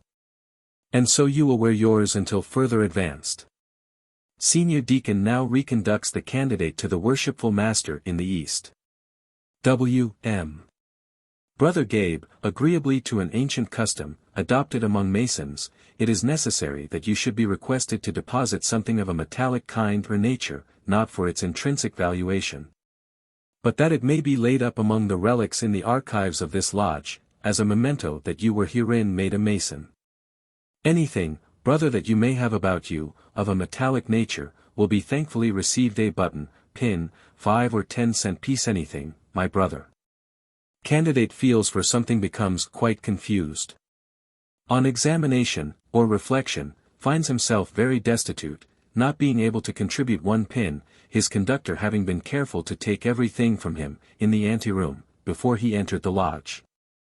Finally stammers out that he has nothing of the kind with him, but if permitted to pass out into the anteroom, where his clothes are, he will contribute. This the master refuses to do, of course, which only helps confuse the candidate more and more. After the master has kept the candidate in this suspense some moments, he says, W.M. Brother Gabe, you are indeed an object of charity, almost naked, not 1 cent, no, not even a button or pin to bestow on this lodge. Let this ever have, my brother, a lasting effect on your mind and conscience. And remember, should you ever see a friend, but more especially a brother, in a like destitute condition, you will contribute as liberally to his support and relief as his necessities may seem to demand and your ability permit, without any material injury to yourself or family. 14. W.M. Brother Senior Deacon, you will now reconduct this candidate to the place from whence he came, and reinvest him with that which he has been divested of, and return him to the lodge for further instruction. Senior deacon takes candidate by the arm, leads him to the center of the lodge, at the altar before the worshipful master in the East, makes dugard and sign of an entered apprentice, and then retires to the anteroom. After candidate is clothed, the deacon ties on his apron, and, returning to the lodge, conducts him to the worshipful master in the East, who orders the deacon to place him in the northeast corner of the lodge, which is at the master's right. W. M. Brother Gabe, you now stand in the northeast corner of this lodge, as the youngest entered apprentice, an upright man and Mason, and I give it to you strictly in charge as such ever to walk and act. Some masters preach great sermons to candidate on this occasion. Brother, As you are clothed as an entered apprentice, it is necessary you should have the working tools of an entered apprentice, which are the 24-inch gauge and common gavel. W.M. The 24-inch gauge is an instrument made use of by operative Masons to measure and lay out their work, but we, as free and accepted Masons, are taught to make use of it for the more noble and glorious purpose of dividing our time. It being divided into 24 equal parts, is emblematical of the 24 hours of the day which we are taught to divide into 3 parts, whereby we find a portion for the service of God and the relief of a distressed worthy brother. A portion for our usual avocations, and a portion for refreshment and sleep. W.M. The common gavel is an instrument made use of by operative Masons to break off the superfluous corners of rough stones, the better to fit them for the builder's use.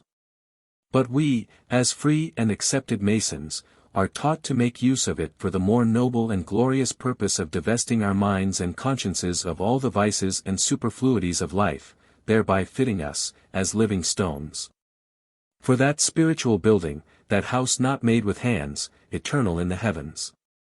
W.M. Brother Gabe, there is a lecture to this degree, consisting of 3 sections, which you will at your earliest opportunity commit to memory. Point 15. The first section treats of the manner of your initiation. The second section, the reasons whyly, and the third section, the form, furniture, lights, and. This lecture commences as follows. First section. Q. From whence came you? Some say, as an entered apprentice Mason. A. From a lodge of the Sts. John of Jerusalem. Q. What came you here to do? A. To learn to subdue my passions and improve myself in Masonry. Q. Then I presume you are a Mason. A. I am so taken and accepted among all brothers and fellows. See Note F, Appendix. Q. How do you know yourself to be a Mason? A. By having been often tried, never denied, and willing to be tried again. Q. How shall I know you to be a Mason? A. By certain signs, a token, a word, and the perfect points of my entrance. Q. What are signs? A. Right angles, horizontals, and perpendiculars. Q. What are tokens? A. Certain friendly or brotherly grips, by which one Mason may know another in the dark as well as in the light. Q. Give me a sign. Here give sign of entered apprentice. See Figure 2 and p. 17. Q. Is that an allusion? A. It has, to the penalty of my obligation. Q. Give me a token. Here give sign of entered apprentice. See Figure 2 and p. 17. Q. I hail. A. I conceal. Q. What do you conceal? A. All the secrets of Masons, in Masons, to which this, here press with thumbnail the first joint hard, token alludes. Q. What is that? A. A grip. Q. Of what? A. Of an entered apprentice Mason. Q. Has it a name? A. It has. Q. Will you give it me? A. I did not so receive it, neither will I so impart it. Q. How will you dispose of it? A. I will letter it or have it. Q. Letter it, and begin. A. No, you begin. Q. Begin you. Some say, no, you begin. A. Q. B. A. O.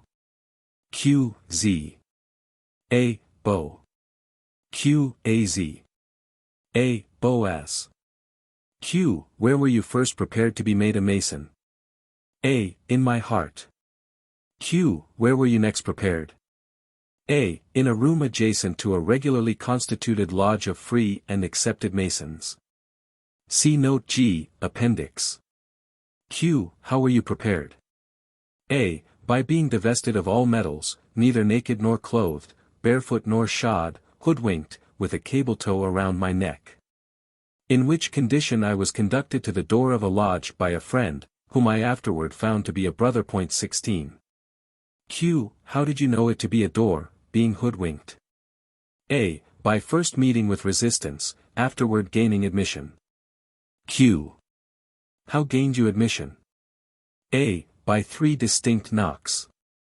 Q. What were said to you from within? A. Who comes here? Q. Your answer. A.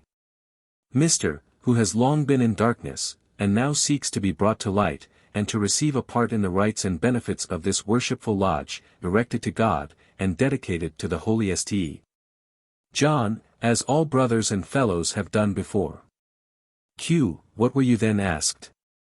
A. If it was of my own free will and accord, if I was worthy and well qualified, duly and truly prepared, of lawful age and properly vouched for. All of which being answered in the affirmative, I was asked by what further right or benefit I expected to gain admission. Q. Your answer. A. By being a man, free-born, of good repute, and well recommended. Q. What followed? A.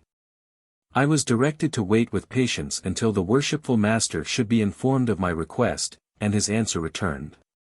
Q. What answer did he return? A. Let him enter, and be received in due form. Q. How were you received? A. On the point of a sharp instrument pressing my naked left breast.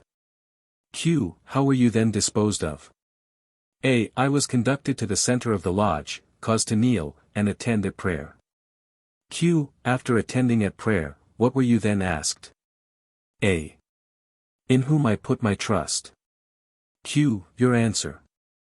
A. In God. Q. What followed? A. My trust being in God, I was taken by the right hand, and informed that my faith was well founded, ordered to arise, follow my conductor, and fear no danger. Q. Where did you follow your conductor? A. Once around the lodge, to the junior warden's station in the south, where the same questions and like answers were asked and returned as at the door. See Note H, Appendix. Q. How did the junior warden dispose of you? A. He bid me be conducted to the senior warden in the west, and he to the worshipful master in the east, where the same questions were asked and like answers returned as before. Q. How did the worshipful master dispose of you? A. He ordered me to be reconducted to the senior warden in the west, who taught me to approach the east by one upright, regular step, my feet forming an angle of an oblong square, my body erect, at the altar before the worshipful master in the east. 17. Q. What did the worshipful master then do with you? A. He made me a mason in due form. Q. What was that due form? A. Kneeling on my naked left knee, my right forming a square, my left hand supporting the Holy Bible, square, and compasses, my right resting thereon, in which due form I took the solemn oath of an entered apprentice, which is as follows, viz. Some lodges require the obligation repeated, but not as a general thing. Q. After the obligation, what were you then asked? A. What I most desired. Q. Your answer. A. Light. Q. Did you receive light? A. I did, by the order of the worshipful master and the assistance of the brethren. Q. On being brought to light, what did you first discover? A. The 3 great lights in Masonry, by the help of the 3 lesser. Q. What are the 3 great lights in Masonry? A. The Holy Bible, square, and compasses. Q. What are their Masonic use? A. The Holy Bible is the rule and guide to our faith and practice, the square, to square our actions. And the compasses, to circumscribe and keep us within bounds with all mankind, but more especially with a brother Mason. Q. What are the 3 lesser lights? A. 3 burning tapers, in a triangular position. Q. What do they represent? A. The sun, moon, and master of the lodge. Q. Why so? A. Because, as the sun rules the day, and the moon governs the night, so ought the worshipful master to endeavor to rule and govern his lodge, with equal regularity. Q. What did you then discover? A. The worshipful master approaching me from the east, under the Dugard and sign of an entered apprentice. who, in token of his brotherly love and favor, presented me with his right hand, and with it the grip and word of an entered apprentice, and ordered me to arise and salute the junior and senior wardens as an entered apprentice. Q. After saluting the wardens, what did you then discover? A. The worshipful master approaching me from the east a second time, who presented me with a lambskin or white linen apron, which he informed me was an emblem of innocence and the badge of a Mason. That it had been worn by kings, princes, and potentates of the earth, that it was more ancient than the golden fleece or Roman eagle. More honorable than the star or garter, or any other order that could be conferred on me at that or any time thereafter by king, prince, potentate, or any other person, except he be a Mason. And hoped that I would wear it with equal praise to myself and honor to the fraternity, and ordered me to carry it to the senior warden in the West, who taught me how to wear it as an entered apprentice. Q. How should an entered apprentice wear his apron? A. With the flap turned up. Q. After being taught to wear your apron as an entered apprentice, what were you then informed? A. That, agreeably to an ancient custom, adopted in every regulated and well-governed lodge, it was necessary that I should be requested to deposit something of a metallic kind, not from its intrinsic valuation, but that it might be laid up among the relics in the archives of the lodge, as a memorial that I was therein made a Mason. But, on strict examination, I found myself entirely destitute. Q. How were you then disposed of? A. I was ordered to be returned to the place from whence I came, and reinvested of what I had been divested of, and returned to the lodge for further instructions. Q. On your return to the lodge, where were you placed, as the youngest entered apprentice? A. In the northeast corner, my feet forming a right angle, my body erect, at the right hand of the worshipful master in the east, an upright man and Mason, and it was given me strictly in charge ever to walk and act as such. Q. What did the worshipful master then present you with? A. The working tools of an entered apprentice Mason, which are the 24-inch gauge and common gavel. Q. What is their use?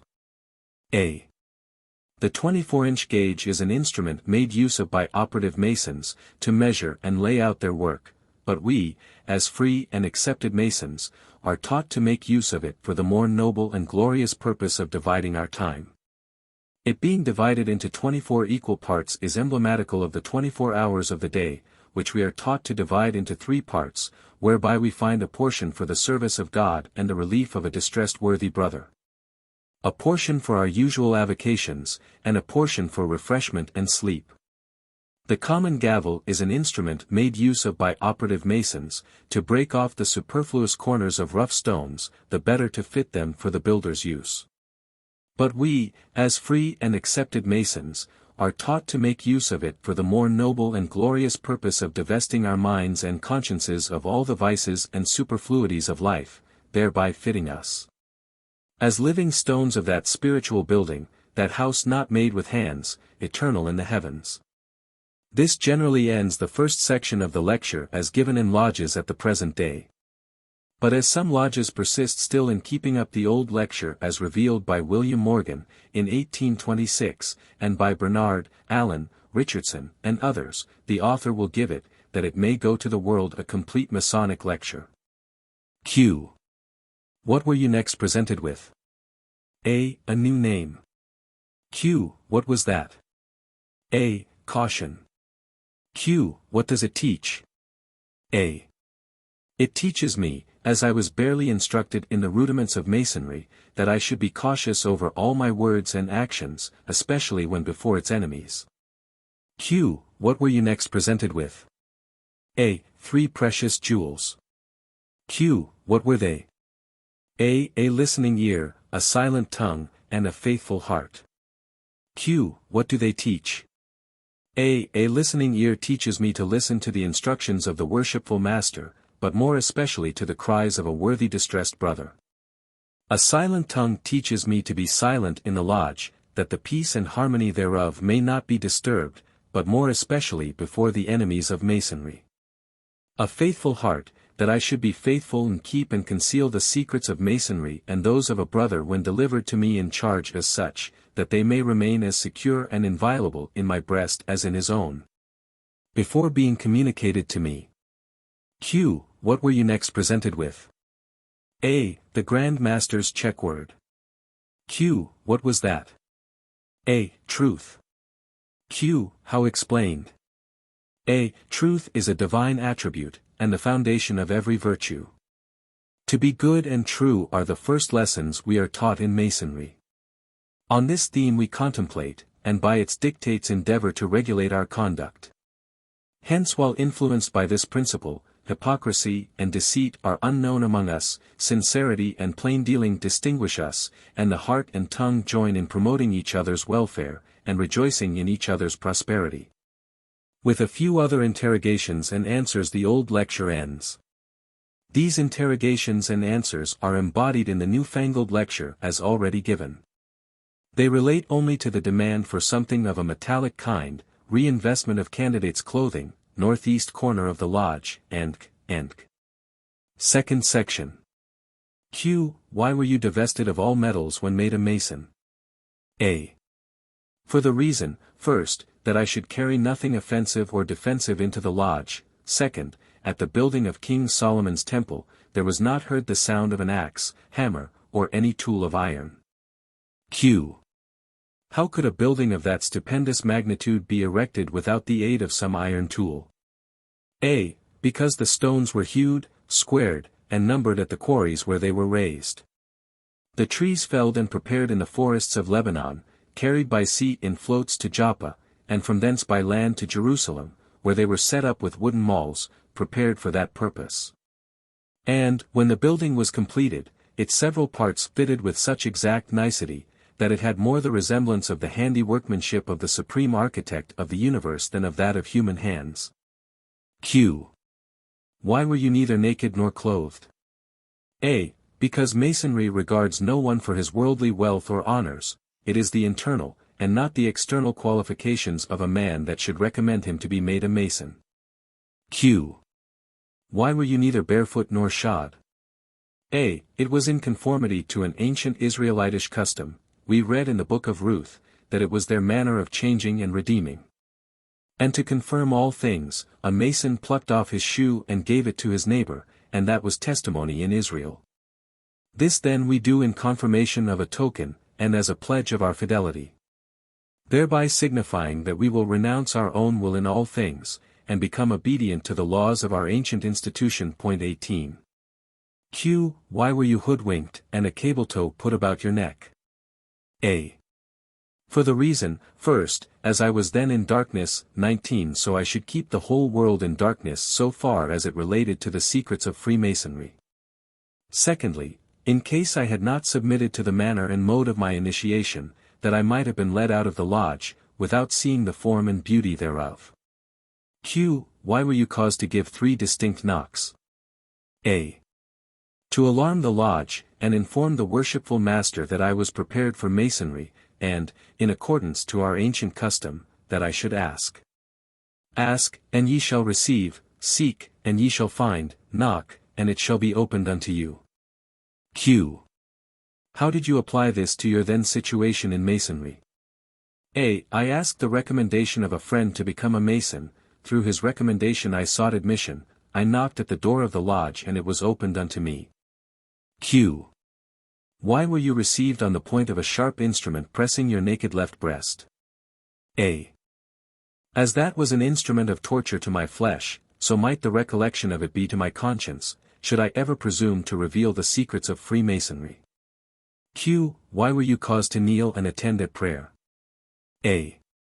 Because no man should ever enter upon a great and important undertaking without first imploring the blessings of deity. Q. Why were you asked in whom you put your trust? A. Because, agreeably to our most ancient institution, no atheist could be made a Mason, it was therefore necessary that I should put my trust in deity, or no oath would have been considered binding among Masons. Q. Why were you taken by the right hand, ordered to arise, follow your conductor, and fear no danger? A.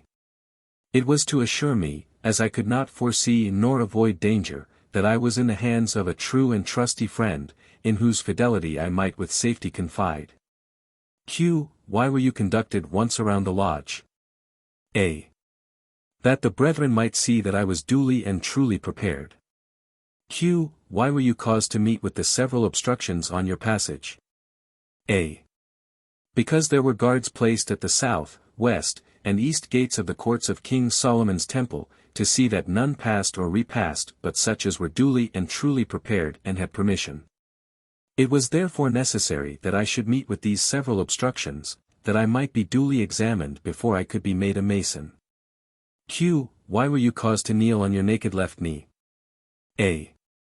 Because the left side is considered to be the weakest part of man, it was therefore to show that it was the weaker part of Masonry I was then entering upon, being that of an entered apprentice. Q. Why were you caused to rest your right hand on the Holy Bible, square, and compasses? A. Because the right hand was supposed by our ancient brethren to be the seat of fidelity, and so they worshipped deity under the name of Fides, which was supposed to be represented by the right hands joined, and by two human figures holding each other by the right hand. The right hand, therefore, we Masonically use to signify in the strongest manner possible the sincerity of our intentions in the business in which we are engaged. Q. Why were you presented with a lambskin or white linen apron, which is the badge of a Mason? A. Because the lamb, in all ages, has been deemed an emblem of innocence. He, therefore, who wears the lambskin as a badge of a Mason is thereby continually reminded of that purity of life and conduct which is essentially necessary to his gaining admission into that celestial lodge above, where the supreme architect of the universe presides. Q. Why were you requested to deposit something of a metallic kind? A. To remind me of my extremely poor and penniless state, and that, should I ever meet with a friend, more especially with a brother, in like destitute circumstances, I should contribute as liberally to his relief as his circumstances demanded, without any material injury to myself. Q. Why were you conducted to the northeast corner of the lodge, as the youngest entered apprentice, and there caused to stand upright like a man, your feet forming a square, receiving at the same time a solemn charge ever to walk and act uprightly before God and man? 20.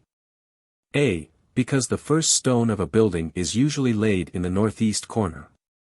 I was therefore placed there to receive my first instructions where to build my future Masonic and moral edifice. Third section. Q. What is a lodge? A. A certain number of Masons duly assembled, with the Holy Bible, square, and compasses, and charter, or warrant empowering them to work. Q. Where did our ancient brethren usually meet? A. On a high hill or in a low valley. See Note I, Appendix. Q. Why so? A. The better to observe the approach of cowans, or eavesdroppers, ascending or descending. Q. What is the form and covering of a lodge? A. An oblong square, extending from east to west, between the north and south, from the earth to the heavens, and from the surface to the center. Q. Why of such vast dimension? A. To signify the universality of Masonry, and that a Mason's charity should be equally extensive. Q. What supports this vast fabric? A. 3 great pillars, constituting wisdom, strength, and beauty. Q. Why are they so called? A. Because it is necessary there should be wisdom to contrive, strength to support, and beauty to adorn all great and important undertakings. Q. By whom are they represented? A. By the worshipful master, and the senior and junior wardens. Q. Why are they said to represent them? A. The worshipful master represents the pillar of wisdom, because he should have wisdom to open his lodge, set the craft at work, and give them proper instructions. The senior warden represents the pillar of strength, it being his duty to assist the worshipful master in opening and closing his lodge, to pay the craft their wages, if any be due, and see that none go away dissatisfied. Harmony being the strength of all institutions, more especially of ours. The junior warden represents the pillar of beauty, it being his duty at all times to observe the sun at high meridian, which is the glory and beauty of the day. Q. What covering has a lodge? A. A clouded canopy, or starry-decked heavens, where all good Masons hope to arrive, and See Masonic Monitor. Q. What furniture has a lodge? A. The Holy Bible, square, and compasses. Q. To whom are they dedicated? A. The Bible is dedicated to God, the square to the master, and the compasses to the craft. Q. Why are they thus dedicated? A. The Bible is dedicated to God, because it is the inestimable gift of God to man, and See Monitor. Q. What are the ornaments of a lodge? A. The mosaic pavement, the indented tessel, and the blazing star. Q. What are they? A. The mosaic pavement is a representation of the ground floor of King Solomon's temple, with a blazing star in the center. The indented tessel, that beautiful tessellated border which surrounds it. Q. Of what are they emblematical? A. The mosaic pavement represents this world, which, though checkered over with good and evil, yet brethren may walk to ether thereon, and not stumble. See Monitor. Q. How many lights has a lodge? A. 3. Q. How are they situated? A. East, west, and south. Q. None in the north. A. No. Q. Why none in the north? A. Because this and every other lodge is, or ought to be, a true representation of King Solomon's temple, which was situated north of the ecliptic. The sun and moon, therefore, darting their rays from the south, no light was to be expected from the north. We therefore, Masonically, term the north a place of darkness. Q. How many jewels has a lodge? A. 6, 3 movable, and 3 immovable. 21. Q. What are the movable jewels? A. The rough ashlar, the perfect ashlar, and the trestle board. Q. What are they? A. Rough ashlar is a stone in its rough and natural state. The perfect ashlar is also a stone, made ready by the working tools of the fellow craft, to be adjusted in the building, and the trestle board is for the master workman to draw his plans and designs upon. Q. Of what do they remind us? A. By the rough ashlar we are reminded of our rude and imperfect state by nature, by the perfect ashlar of that state of perfection at which we hope to arrive by a virtuous education, our own endeavors, and the blessing of God. And by the trestle board we are also reminded that, as the operative workman erects his temporal building agreeably to the rules and designs laid down by the master on his trestle board, so should we, both operative and speculative, endeavor to erect our spiritual building agreeably to the rules and designs laid down by the Supreme Architect of the universe, in the great book of Revelation, which is our spiritual, moral, and Masonic trestle board. Q. What are the 3 immovable jewels? A. The square, level, and plumb. Q. What do they Masonically teach us? A. The square teaches morality, the level, equality, and the plumb teaches rectitude of life. Q. How should a lodge be situated? A. Due east and west. Q. Why so? A. Because, after Moses had safely conducted the children of Israel through the Red Sea, by divine command he erected a tabernacle to God, and placed it due east and west. Which was to commemorate to the latest posterity that miraculous east wind that wrought their mighty deliverance. This was an exact model of Solomon's temple. Since which time every well-regulated and governed lodge is, or ought to be, so situated. Q. To whom were lodges dedicated in ancient times? A. To King Solomon. Q. Why so? A. Because it was said he was our most ancient Grand Master, or the founder of our present system. Q. To whom in modern times? A. To St. John the Baptist and St. John the Evangelist, who were 2 eminent Christian patrons of Masonry. And since their time there is, or ought to be, represented in every regular and well-governed lodge a certain point within a circle, the point representing an individual brother. The circle the boundary line of his conduct beyond which he is never to suffer his prejudices or passions to betray him. This circle is embodied by 2 perpendicular parallel lines, representing Saint John the Baptist and Saint John the Evangelist, and upon the top rest the Holy Scriptures. In going round this circle, we necessarily touch upon these two lines, as well upon the Holy Scriptures, and while a Mason keeps himself circumscribed within their precepts, it is impossible that he should materially err. This ends the Lecture 22 on the Entered Apprentice's degree. But very few Masons are sufficiently posted in these lectures to answer every inquiry respecting them. Not 1 in 100 ever gets them perfect, none but a few aspiring members seeking after office take the trouble to commit them to memory, and some of these do so very imperfectly. Most masters, at the present day, qualify themselves for the office of master by purchasing Richardson's or Avery Allen's Masonic exposures. These works have, of course, to be amended. On perusing the present work the reader will be greatly surprised at the striking resemblance it bears to the works just mentioned, especially in the lectures. But let him mark the alterations, principally at the commencement of each lecture. In some lodges the following lecture is used, especially in the northwestern states. Q. What are the points of your profession? A. Brotherly love, relief, and truth. Q. Why so?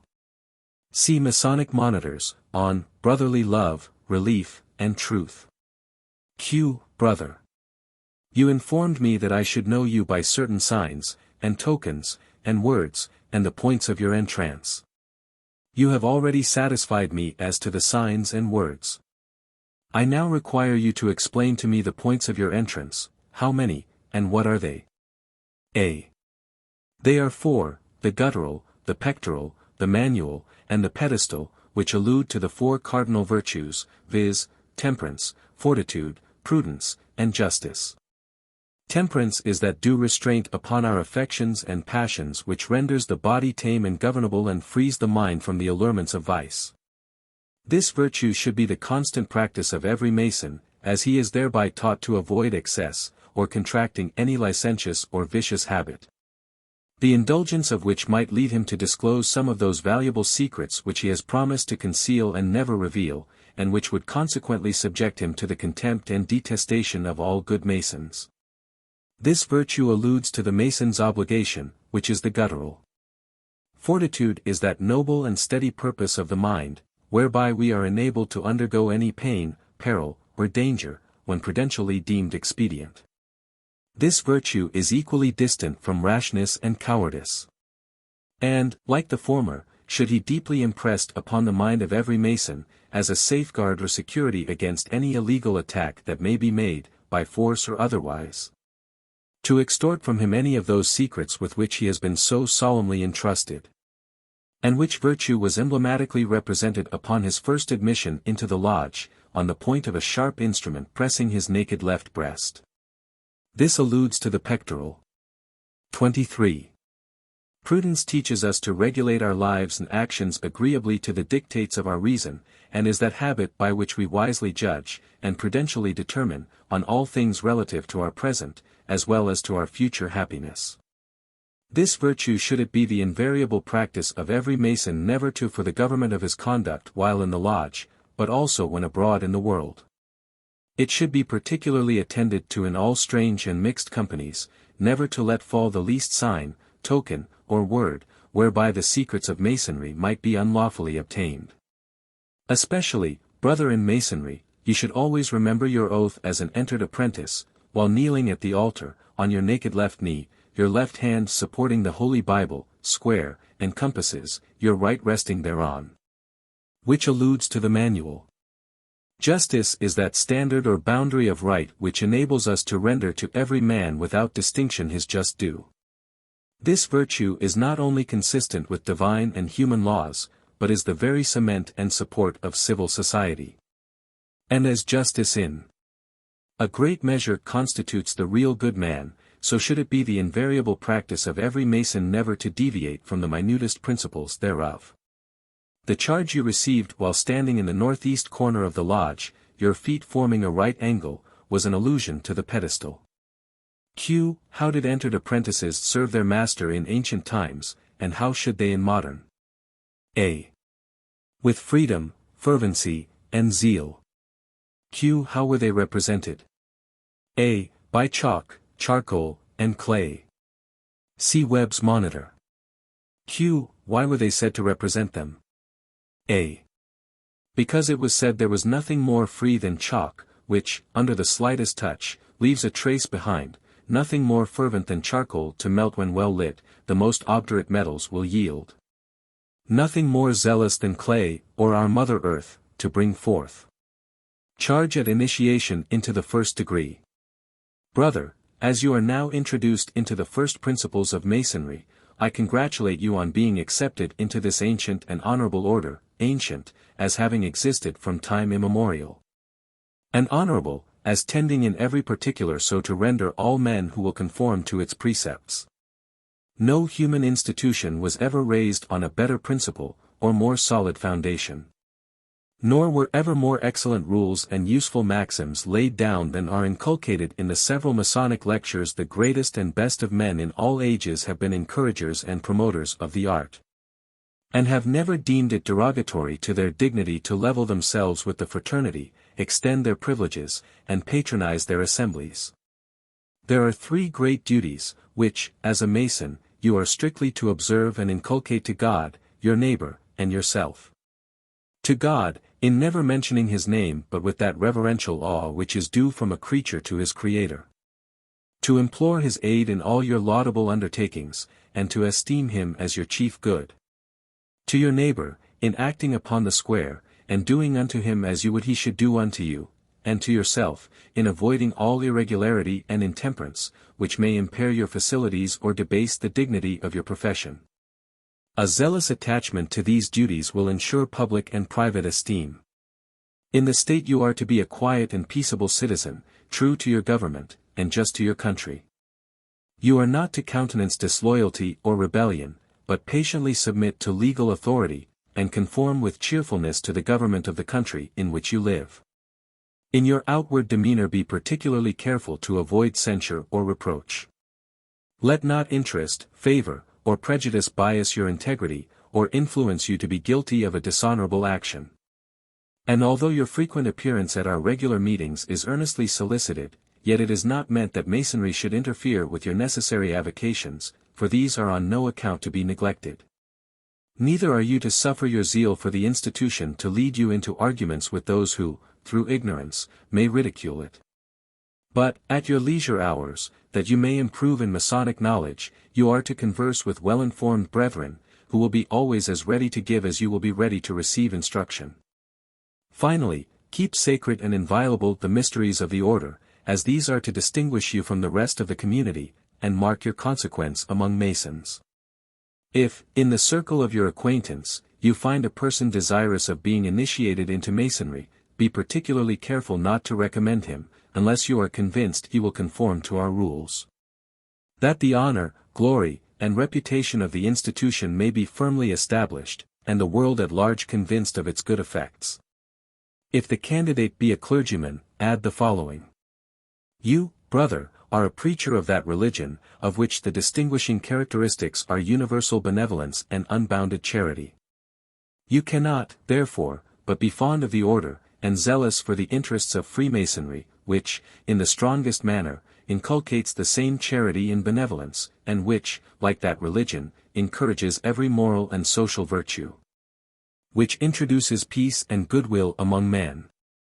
Kind, and is the center of union to those who otherwise might have remained at a perpetual distance.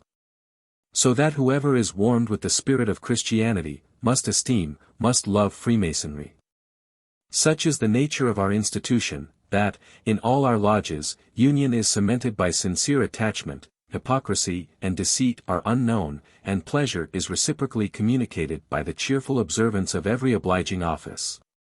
Virtue, the grand object in view, luminous as the meridian sun, shines refulgent on the mind, enlivens the heart, and converts cool approbation into warm sympathy and cordial affection. Though every man, who carefully listens to the dictates of reason, may arrive at a clear persuasion of the beauty and necessity of virtue, both public and private. Yet it is a full recommendation of a society to have these pursuits continually in view, as the sole objects of their association, and these are the laudable bonds which unite us in one indissoluble fraternity. For the ceremony of closing a lodge, see the end of the third, or Master Mason's degree, page 142.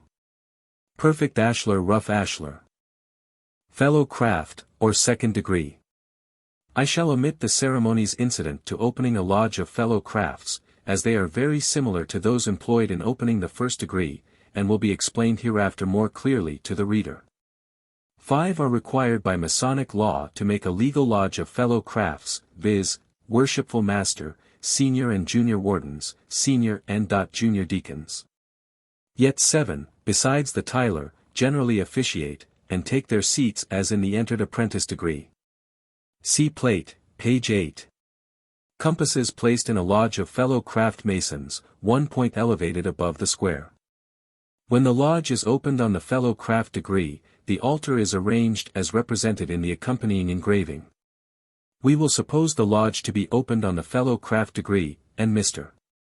Gabe, who has previously taken the degree of entered apprentice, and been elected to that of fellow craft, is in the anteroom in waiting. The master, being aware of this fact, will say, W.M.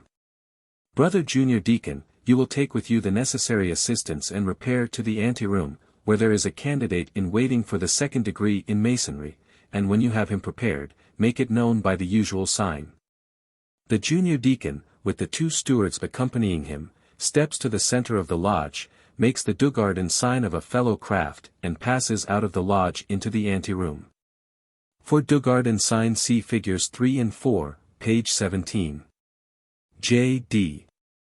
Well, Brother Gabe, you will have to be prepared for this degree as all have been before you. You, of course, can have no serious objection. Brother Gabe, I have not. J.D. Then you will take off your boots, coat, pants, vest, necktie, and collar, and here is a pair of drawers, unless you have a pair of your own. Now you will slip your right arm out of your shirt sleeve, and put it through the bosom of your shirt, that your right arm and breast may be naked. The deacon here ties a hoodwink, or handkerchief, over both eyes. In the time of Morgan, it was the usage to cover only one eye. The junior deacon then ties a rope, by masons called a cable tow, twice around his arm. Formerly, the rope was put twice round the candidate's neck. Some lodges follow the old custom now, but this is rather a rare thing. The reader will, however, do well to recollect these hints, as they are particular points. The right foot and knee of the candidate are made bare by rolling up the drawers, and a slipper should be put on his left foot. This being accomplished, the candidate is duly and truly prepared. See engraving. The deacon now takes the candidate by the arm, and leads him forward to the door of the lodge. And upon arriving there he gives 3 raps, when the senior deacon, who has taken his station on the inside door of the lodge, reports to the master as follows. S.D. Worshipful Master, making the sign of a fellow craft, there is an alarm at the inner door of our lodge. W.M. You will attend to the alarm and ascertain the cause. The deacon gives 3 raps, which are responded to by the junior deacon, and answered to by 1 rap from the senior deacon inside, who opens the door, and says, S.D. Who comes here? J.D. Conductor. Brother Gabe, who has been regularly initiated as entered apprentice, and now wishes to receive more light in masonry by being passed to the degree of fellow craft. S.D. Turning to candidate. Brother Gabe, is it of your own free will and accord? Candidate it is.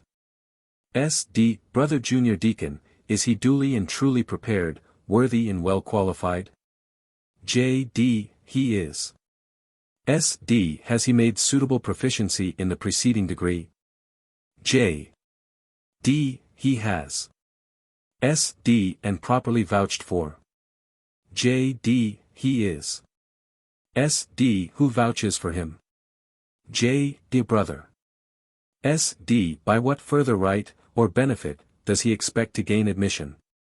J.D. By the benefit of a pass. S.D. Has he that pass?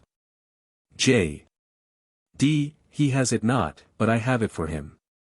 S.D. Advance, and give me the pass. Some say, advance the pass. Junior deacon whispers in the senior deacon's ear the password, Shibboleth. SD, the pass is right. You will wait with patience until the worshipful master is informed of your request, and his answer returned.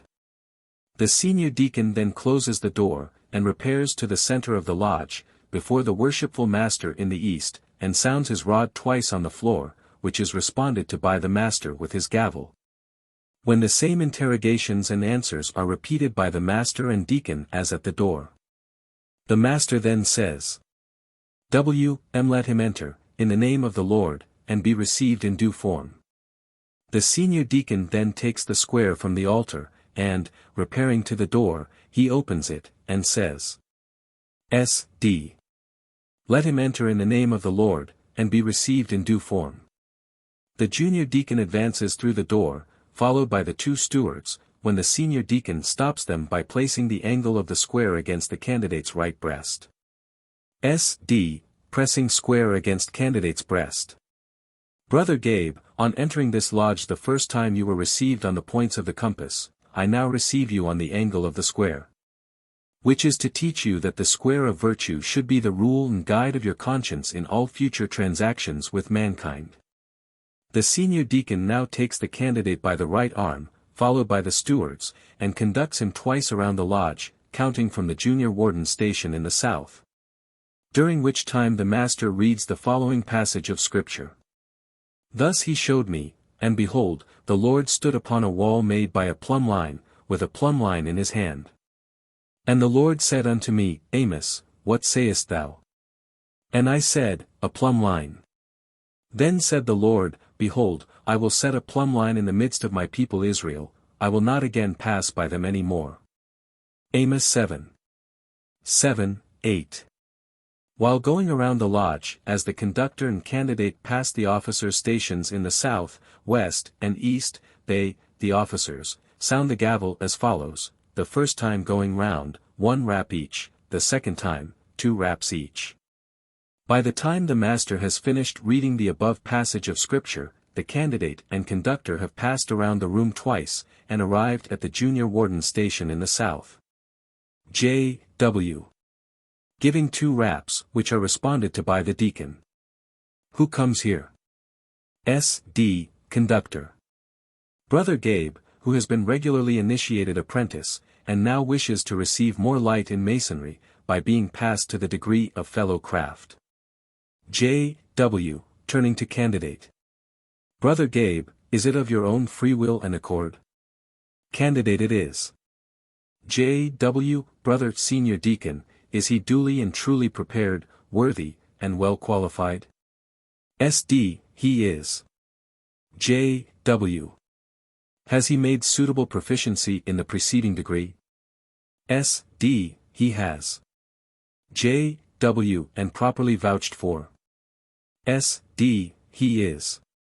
J.W. Who vouches for him? S.D. A brother.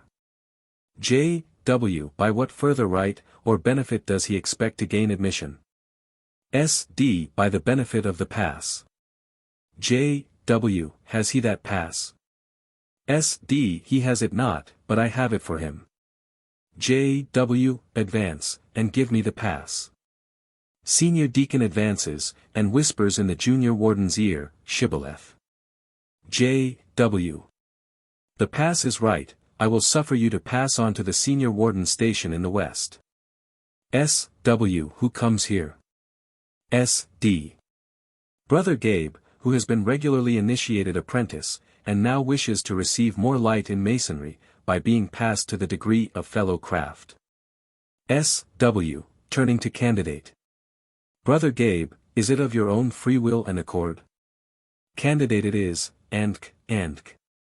Precisely the same questions and answers transpire as at the junior warden's station and at the door, and the candidate and conductor are permitted by the warden to pass to the worshipful master's station in the east. W.M. Who comes here? S.D. For candidate. Brother Gabe, who has been regularly initiated apprentice, and now wishes to receive more light in Masonry, by being passed to the degree of fellow craft. W.M. Turning to candidate. Brother Gabe, is it of your own free will and accord? Brother Gabe, it is. W.M., Brother Senior Deacon, the Master speaking in a very deep tone of voice, is he duly and truly prepared, worthy, and well qualified? S.D., he is. W.M. Has he made suitable proficiency in the preceding degree? S.D. he has. W.M. and properly vouched for. S.D. he is. W.M. who vouches for him. S.D. a brother. W.M. by what further right or benefit does he expect to gain admission? S.D. by the benefit of the pass. W.M. has he that pass? S.D. he has it not. But I have it for him. W.M. advance and give me the pass. Senior Deacon advances, and whispers in the Master's ear, Shibboleth.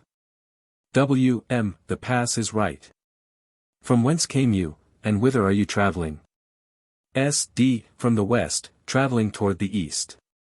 W.M. why leave you the west and travel toward the east? S.D. in search of more light. W.M. Since that appears to be the object of the candidate's search, it is my orders that he be reconducted to the senior warden in the west, who will teach him how to approach the east, by 2 upright regular steps. His feet forming an angle of a square, his body erect at the altar before the worshipful Master in the east. Senior Deacon conducts the candidate back to the senior warden in the west, and says, S.D. Brother Senior Warden, it is the orders of the worshipful Master, that you teach this candidate to approach the east, by 2 upright regular steps, his feet forming an angle of a square. His body erect at the altar before the worshipful Master in the east.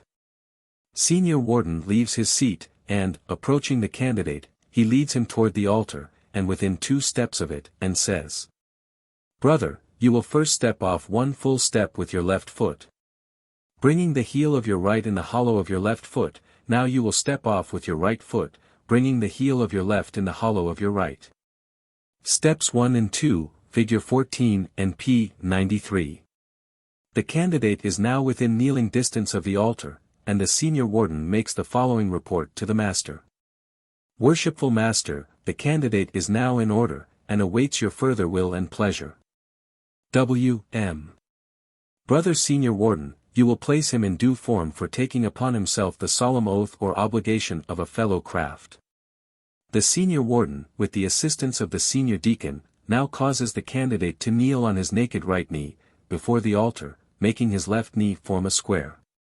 His left arm, as far as the elbow, should be held in a horizontal position, and the rest of the arm in a vertical position, forming another square, his arms supported by the square, held under his elbow, and his right hand resting on the open Bible.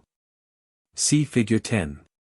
W.M. Brother Gabe, you are kneeling for the second time at the sacred altar of Masonry, to take upon yourself the solemn oath or obligation of a fellow craft. And I take pleasure, as Master of this lodge, to say to you, as on a former occasion, there is nothing in this oath that will interfere with the duty that you owe to your God, your family, country, neighbor, or self. Are you willing to take it? Figure 10. Candidate taking the oath of a fellow craft. Left to right, Master. Altar and lights. Candidate. Conductor. Kneeling on my naked right knee, my left forming a square. My right hand on the Holy Bible, square, and compasses, my left arm forming an angle, supported by the square, and my hand in a vertical position. Candidate I am. W.M. Then, if you have no objections, you will say, I, and repeat your name after me. Here the Master gives 2 raps with his gavel, which is the signal for all the brethren to assemble around the altar. Oath. I, Peter Gabe, of my own free will and accord, in the presence of Almighty God, and this worshipful lodge, erected to him, and dedicated to the Holy Sts. John 24 do hereby and hereon, Master presses candidate's hand with the gavel, most solemnly and sincerely promise and swear that I will always hail, and ever conceal, and never reveal any of the secret arts, parts, or points of the fellow craft degree to any person whomsoever, except it be to a true and lawful brother of this degree, or in a regularly constituted lodge of fellow crafts. Nor unto him or them until, by strict trial, due examination, or lawful information, I shall find him, or them, as lawfully entitled to the same as I am myself. I furthermore promise and swear that I will stand to, and abide by, all the laws, rules, and regulations of the fellow craft degree, as far as the same shall come to my knowledge. Further, I will acknowledge and obey all due signs and summons sent to me from a lodge of fellow crafts, or given me by a brother of that degree, if within the length of my cable tow. Further, that I will aid and assist all poor, distressed, worthy fellow crafts, knowing them to be such, as far as their necessities may require, and my ability permit, without any injury to myself.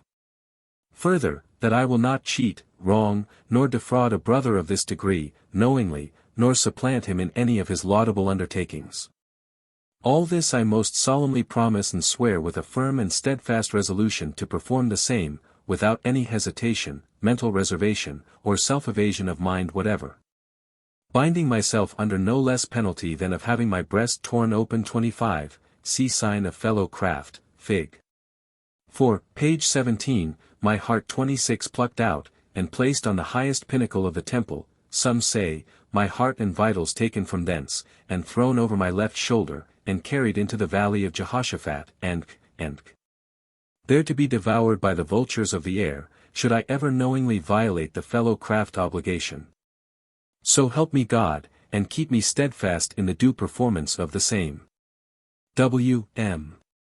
Brother Gabe, you will detach your hand, and kiss the book on which your hand rests, which is the Holy Bible. Candidate kisses the book once, some lodges say twice. W.M. In your present condition, what do you most desire? The candidate, prompted by his conductor, answers more light in Masonry.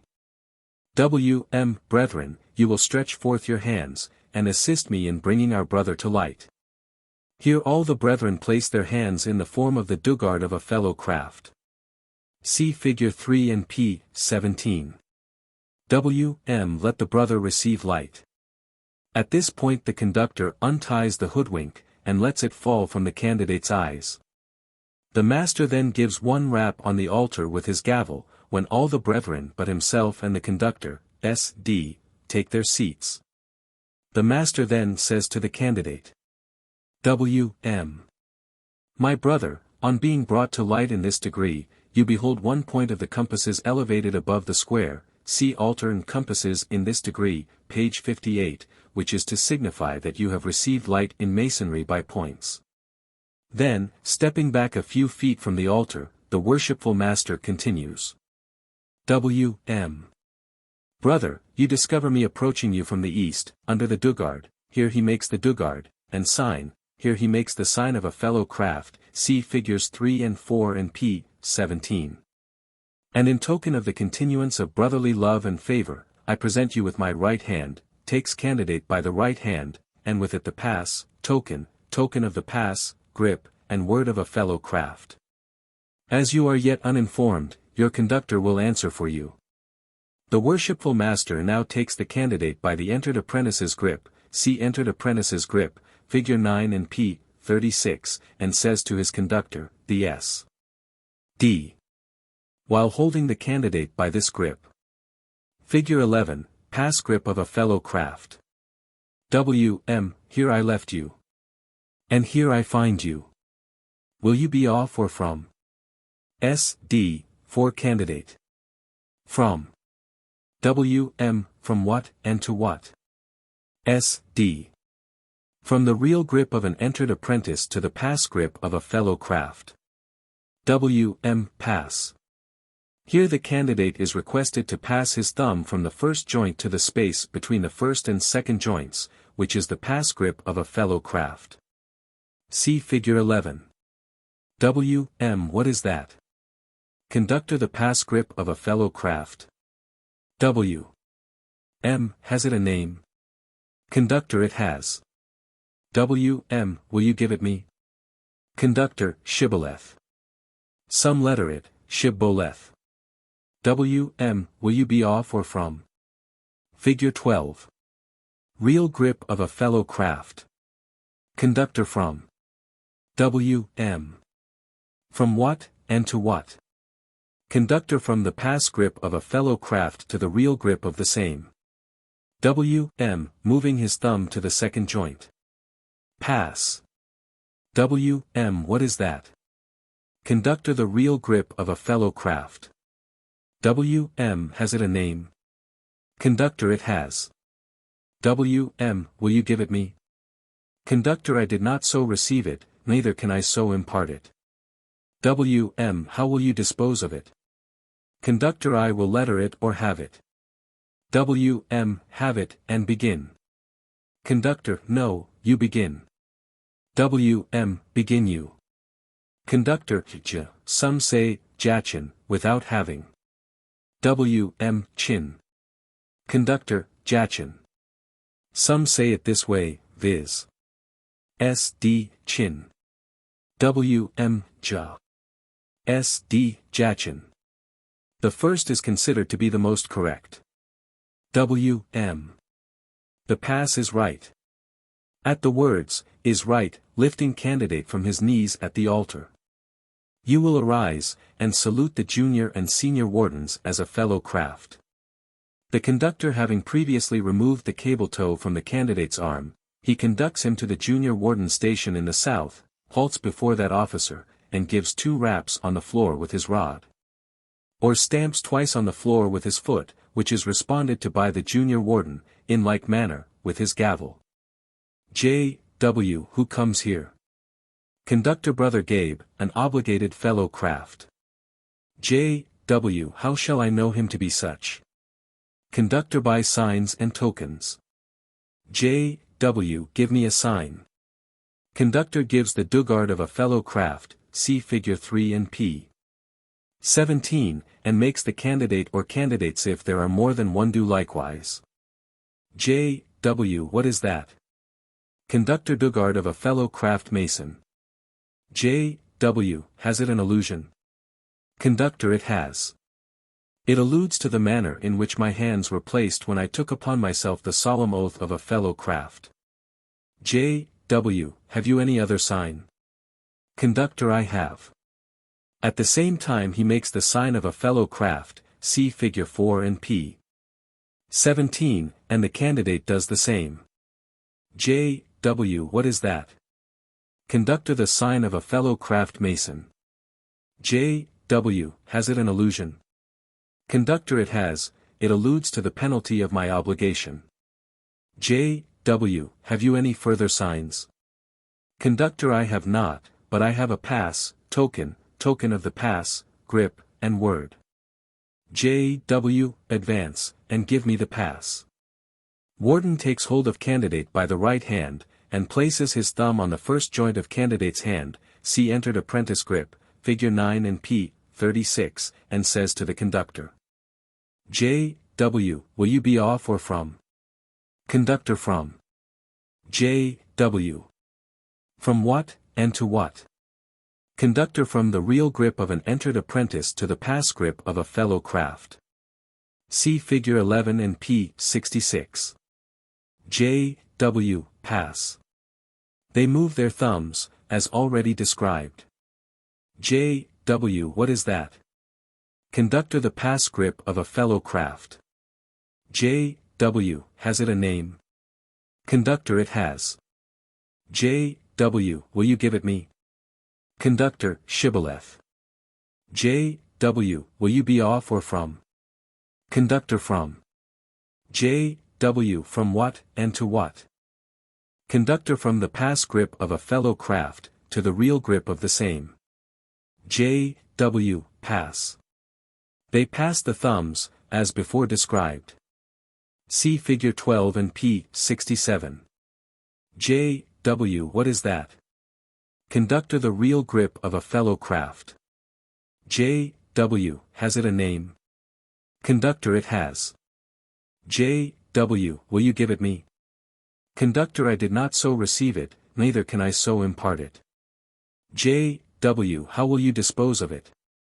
Conductor I will letter it or have it. J. W. Have it, and begin. Conductor No, you begin. J. W. Begin you. Conductor Ja. J. W. Chin. Conductor Jachin. J. W. The pass is right and the word is right. I will suffer you to pass on to the senior warden station in the west. The conductor and candidate now pass on to the senior warden in the west, where they pass precisely the same examination as that just described with the junior warden. The senior warden then permits them to pass on to the worshipful master in the east for his examination. As they, the candidate and conductor, approach the master's station in the east, and when nearly there, he, the master, says, W.M. Brother Senior Deacon, you will reconduct the candidate to the senior warden in the west, with my orders that he teach him how to wear his apron as a fellow craft.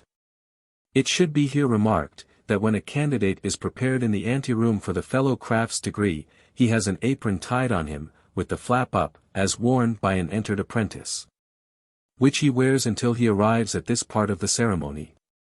The deacon now conducts the candidate to the senior warden's station. This officer leaves his seat, and, approaching candidate, turns the flap of his apron down, at the same time saying brother, at the building of King Solomon's temple. The fellow crafts wore their aprons with the flap turned down and the corner turned up, and thus you will wear yours, until further advanced. Tucks a corner under the string. Fellow craft's apron. The conductor now reconducts the candidate to the worshipful master in the east. W.M. I now present you with the working tools of a fellow craft mason, which are the plumb, square, and level. The master here shows the candidate these tools, which are generally made of rosewood or ebony, and kept for these occasions on the master's desk. Working tools of a fellow craft.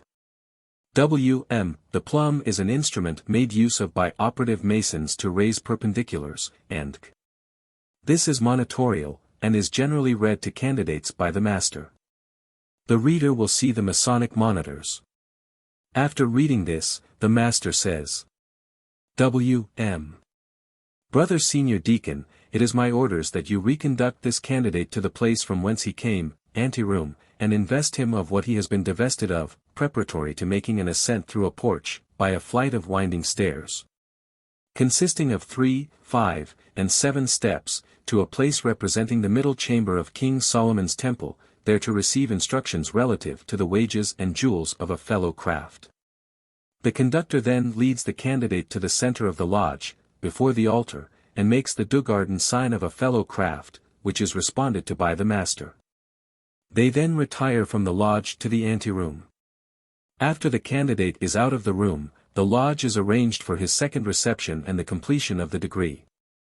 2 large pillars, each from 6.5 to 7 feet high, are placed near the door, about 5 feet apart, and 15 pieces of painted board, of a rectangular form, are arranged upon the carpet so as to represent 3, 5, and 7 steps, or stairs. Some lodges, especially those in the large cities, employ real steps, but in most country lodges the painted boards are used. For a more definite idea of this arrangement, the reader is referred to Figure 13. Representation of the craftsman's road to the middle chamber of King Solomon's temple. 1. Treasurer. 2. Worshipful master. 3. Secretary. 4. Conductor. 5. Candidate. 6. Junior warden. After the candidate is dressed, the conductor ties upon him a white apron, with the flap turned down, as worn by fellow crafts. The conductor then opens the lodge door, and, taking the candidate by the left arm, he leads him forward through the door in front of the pillars. For the first position of the parties see Figure 13, the 2 stars representing the conductor, i.e. S. D, and the candidate. Conductor Brother Gabe, we are now about to make an ascent through a porch, by a flight of winding stairs, consisting of 3, 5, and 7 steps, to a place representing the middle chamber of King Solomon's temple. There to receive instructions relative to the wages due, and jewels of a fellow craft. Masonry is considered under 2 denominations, namely, operative and speculative. By operative masonry, we allude to the proper application of the useful rules of architecture, whence a structure will derive figure, strength, and beauty. And whence will result a due proportion and a just correspondence in all its parts. It furnishes us with dwellings, and convenient shelters from the vicissitudes and inclemencies of the seasons. And while it displays the effects of human wisdom, as well in the choice as in the arrangement of the sundry materials of which an edifice is composed, it demonstrates that a fund of science and industry is implanted in man, for the best, most salutary, and beneficent purposes. By speculative masonry, we learn to subdue the passions, act upon the square, keep a tongue of good report, maintain secrecy, and practice charity. It is so far interwoven with religion as to lay us under obligations to pay that rational homage to the deity, which at once constitutes our duty and our happiness. It leads the contemplative to view with reverence and admiration the glorious works of creation, and inspires him with the most exalted ideas of the perfections of his divine Creator. Our ancient brethren worked at both operative and speculative masonry. They worked at the building of King Solomon's temple, besides numerous other Masonic edifices. They wrought 6 days, but did not work on the seventh, for in 6 days God created the heavens and the earth, and rested on the 7th day, therefore our ancient brethren consecrated this day as a day of rest from their labors, thereby enjoying frequent opportunities to contemplate the glorious works of creation, and to adore their great Creator. Brother, the first thing that particularly attracts our attention are, here the conductor steps forward, 2 large brazen pillars, pointing at them with his rod, one on the right and one on the left hand. The name of the one on the left hand is Boaz, and signifies strength, the name of the one on the right is Jachin, and denotes establishment. They, collectively, denote establishment and strength, and allude to a passage in Scripture, "In strength shall this house be established." 27. These are representations of the 2 pillars erected at the outer porch of King Solomon's temple. They are said to have been in height 35, Morgan, Richardson, Bernard, and Allen say only 18 cubits, 12 in circumference, and 4 in diameter. They are said to have been adorned with 2 large chapiters of 5 cubits each, making their entire height 40 cubits. These chapiters were ornamented with a representation of network, lily work, and pomegranates, and are said to denote unity, peace, and plenty. The network, from its connection, denotes unity. The lily work, from its whiteness, and the retired place in which it grows, purity and peace. The pomegranates, from the exuberance of their seed, denote plenty. These chapiters have on the top of each a globe, or ball. These globes are 2 artificial spherical bodies, on the convex surfaces of which are represented the countries, seas, and various parts of the earth, the face of the heavens, the planetary revolutions. And are said to be thus extensive, to denote the universality of masonry, and that a mason's charity ought to be equally extensive. The principal use of these globes, besides serving as maps, to distinguish the outward parts of the earth, and the situation of the fixed stars, is to illustrate and explain the phenomena arising from the annual revolution and the diurnal rotation of the earth around its own axis. They are the noblest instruments for improving the mind, and giving it the most distinct idea of any problem or proposition, as well as enabling it to solve the same. Contemplating these bodies, we are inspired with a due reverence for the deity in his works and are induced to encourage the studies of astronomy, geography, navigation, and the arts dependent on them, by which society has been so much benefited. The composition of these pillars is molten or cast brass. They were cast whole, on the banks of the river Jordan, in the clay grounds between Succos and Zereditha, where King Solomon ordered these and all holy vessels to be cast. They were cast hollow, and were 4 inches or a hand's breadth thick. They were cast hollow the better to withstand inundation and conflagrations, and are said to have contained the archives of masonry. Conductor brother, we will pursue our journey, stepping to the 3 steps on the floor or carpet. The next thing that attracts our attention are the winding stairs which lead to the middle chamber of King Solomon's temple, consisting of 3, 5, and 7 steps. The first 3 allude to the 3 principal stages of human life, namely, youth, manhood, and old age. In youth, as entered apprentices, we ought industriously to occupy our minds in the attainment of useful knowledge. In manhood, as fellow crafts, we should apply our knowledge to the discharge of our respective duties to God, our neighbors, and ourselves. So that in old age, as master masons, we may enjoy the happy reflections consequent on a well-spent life, and die in the hope of a glorious immortality. They also allude to the three principal supports in Masonry, namely, wisdom, strength, and beauty, for it is necessary that there should be wisdom to contrive, strength to support, and beauty to adorn all great and important undertakings. They further allude to the three principal officers of the lodge, viz. Master, and Senior and Junior Wardens. Stepping forward to the 5 steps, he continues. The 5 steps allude to the 5 orders of architecture and the 5 human senses. The 5 orders of architecture are Tuscan, Doric, Ionic, Corinthian, and Composite. Reads from Monitor respecting the orders of architecture. The 5 human senses are hearing, seeing, feeling, smelling, and tasting, the first 3 of which have ever been highly esteemed among Masons: hearing, to hear the word; seeing, to see the sign; feeling, to feel the grip, whereby one Mason may know another in the dark as well as in the light. Steps forward to the 7 steps.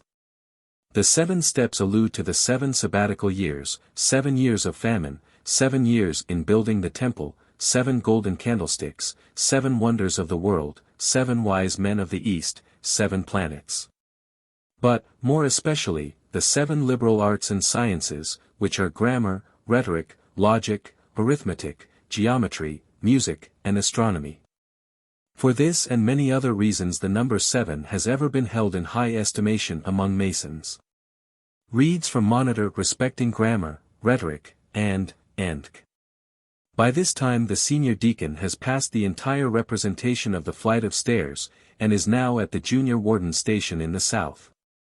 Upon arriving here, he, the senior deacon, says to the candidate, "Brother, we are now approaching the outer door of King Solomon's temple, which appears to be tiled or guarded by the junior warden. Some say our junior warden." As they approach the junior warden's desk, he, the junior warden, exclaims, "J.W. who comes here?" S.D. a craftsman, on his way to the middle chamber of King Solomon's temple. J.W. how do you expect to gain admission? S.D. by the pass, and token of the pass of a fellow craft. J.W. give me the pass. S.D. shibboleth. J.W. what does that denote? S.D. plenty. T.W. how is it represented? S.D. by ears of corn hanging near a waterford. 28. J.W. why originated this word as a pass? S.D. in consequence of a quarrel which long existed between Jephthah, judge of Israel, and the Ephraimites. The latter had been a stubborn, rebellious people, whom Jephthah had endeavored to subdue by lenient measures, but to no effect. The Ephraimites, being highly incensed for not being called to fight, and share in the rich spoils of the Ammonitish war, assembled a mighty army, and passed over the river Jordan to give Jephthah battle. But he, being apprised of their approach, called together the men of Gilead, and gave them battle, and put them to flight. And, to make his victory more complete, he ordered guards to be placed on the different passes on the banks of the river Jordan, and commanded, if the Ephraimites passed that way, say ye shibboleth. But they, being of a different tribe, could not frame to pronounce it aright, and pronounced it sibboleth. 29 which trifling defect proved them to be spies, and cost them their lives. And there fell at that time, at the different passes on the banks of the river Jordan, 40 and 2,000. This word was also used by our ancient brethren to distinguish a friend from a foe, and has since been adopted as a password, to be given before entering every regulated and well-governed lodge of fellow crafts. J.W. give me the token, here give the pass grip of a fellow craft. J.W. the pass is right and the token is right, pass on. They now pass around the junior warden station, and go to the senior warden station in the west, and as they approach the senior warden station the senior deacon remarks, Brother. We are now coming to the inner door of the middle chamber of King Solomon's temple, which appears to be guarded by the senior warden in the west. S.W. Who comes here? S.D. A craftsman, on his way to the middle chamber. S.W. How do you expect to gain admission? S.D. By the grip and word of a fellow craft. S.W. Give me the grip, here give the real grip of a fellow craft fig. 12, page 67. S.W. What is that? S.D. The real grip of a fellow craft. S.W. Has it a name? S.D. It has. S.W. Will you give it me? S.D. I did not so receive it, neither can I so impart it. S.W. How will you dispose of it? S.D. I will letter it, or have it with you. S.W. Have it, and begin. S.D. No, you begin. S.W. Begin you. S.D. Jaw. S.W. Chin. S.D. Jachin. S.W. The word is right, and the grip is right, pass on, brother. They pass on to the worshipful master in the east, and on their arrival at his desk, the master rises from his seat and says, W.M. Brother Gabe, you have now arrived at the place representing the middle chamber of King Solomon's temple, where you will be received and recorded as a fellow craft. Turning to the secretary's desk, he continues. W.M. Brother Secretary, you will make the record. Section, it is so recorded. W.M. The first thing that particularly attracted your attention on your passage here, was a representation of two brazen pillars, one on the left hand and the other on the right, which was explained to you by your conductor. After passing the pillars you passed a flight of winding stairs, consisting of 3, 5, and 7 steps, which was likewise explained to you. After passing the stairs, you arrived at the outer door of the middle chamber, which you found closely guarded by the junior warden, who demanded of you the pass and token of the pass of a fellow craft. You next arrived at the inner door of the middle chamber, which you found guarded by the senior warden, who demanded of you the grip and word of a fellow craft. You have now arrived at the middle chamber where you are received and recorded a fellow craft. You are now entitled to wages, as such. Which are, the corn of nourishment, the wine of refreshment, and the oil of joy, which denote peace, harmony, and strength. You are also entitled to the jewels of a fellow craft. Which are, an attentive ear, an instructive tongue, and faithful breast. The attentive ear receives the sound from the instructive tongue, and the mysteries of Masonry are safely lodged in the repository of faithful breasts. W.M. I shall now direct your attention to the letter G. Here the master turns and points to a large gilded letter G, which is generally placed on the wall back of the master's seat and above his head. Some lodges suspended in front of the master, by a cord or wire, which is the initial of geometry, the fifth science, it being that on which this degree was principally founded. Geometry, the first and noblest of sciences, is the basis upon which the superstructure of Masonry is erected. By geometry, we may curiously trace nature through her various windings to her most concealed recesses. By it we discover the power, the wisdom, and the goodness of the grand artificer of the universe, and view with delight the proportions which connect this vast machine. By it we discover how the planets move in their different orbits, and demonstrate their various revolutions. By it we account for the return of the seasons, and the variety of scenes which each season displays to the discerning eye. Numerous worlds are around us, all formed by the same divine artist, and which roll through the vast expanse, and are all conducted by the same unerring law of nature. A survey of nature, and the observation of her beautiful proportions, first determined man to imitate the divine plan, and study symmetry and order. This gave rise to societies, and birth to every useful art. The architect began to design, and the plans which he laid down, being improved by experience and time, have produced works which are the admiration of every age. The lapse of time, the ruthless hand of ignorance, and the devastations of war have laid waste and destroyed many valuable monuments of antiquity on which the utmost exertions of human genius have been employed. Even the Temple of Solomon, so spacious and magnificent, and constructed by so many celebrated artists, escaped not the unsparing ravages of barbarous force. Freemasonry, notwithstanding, has still survived.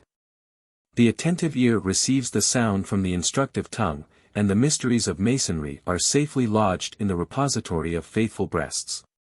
Tools and implements of architecture are selected by the fraternity, to imprint on the memory wise and serious truths, and thus, through a succession of ages, are transmitted unimpaired the excellent tenets of our institution. W.M. Brother Gabe, this letter has a higher signification. It alludes to the sacred name of deity. Here he gives 3 raps with his gavel, when all in the lodge rise to their feet, to whom we should all, from the youngest entered apprentice, who stands in the northeast corner. To the worshipful master, who presides in the east, with all sincerity humbly bow. Here all bow their heads, with reverence most humbly bow.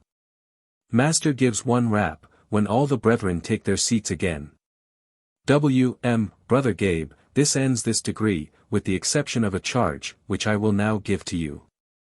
Charge. Brother, being passed to the 2nd degree of Masonry, we congratulate you on your preferment. The internal and not the external qualifications of a man, are what Masonry regards. As you increase in knowledge you will improve in social intercourse. It is unnecessary to recapitulate the duties which, as a Mason, you are bound to discharge, or to enlarge on the necessity of a strict adherence to them, as your own experience must have established their value.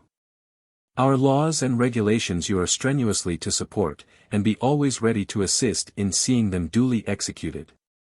You are not to palliate, or aggravate, the offenses of your brethren.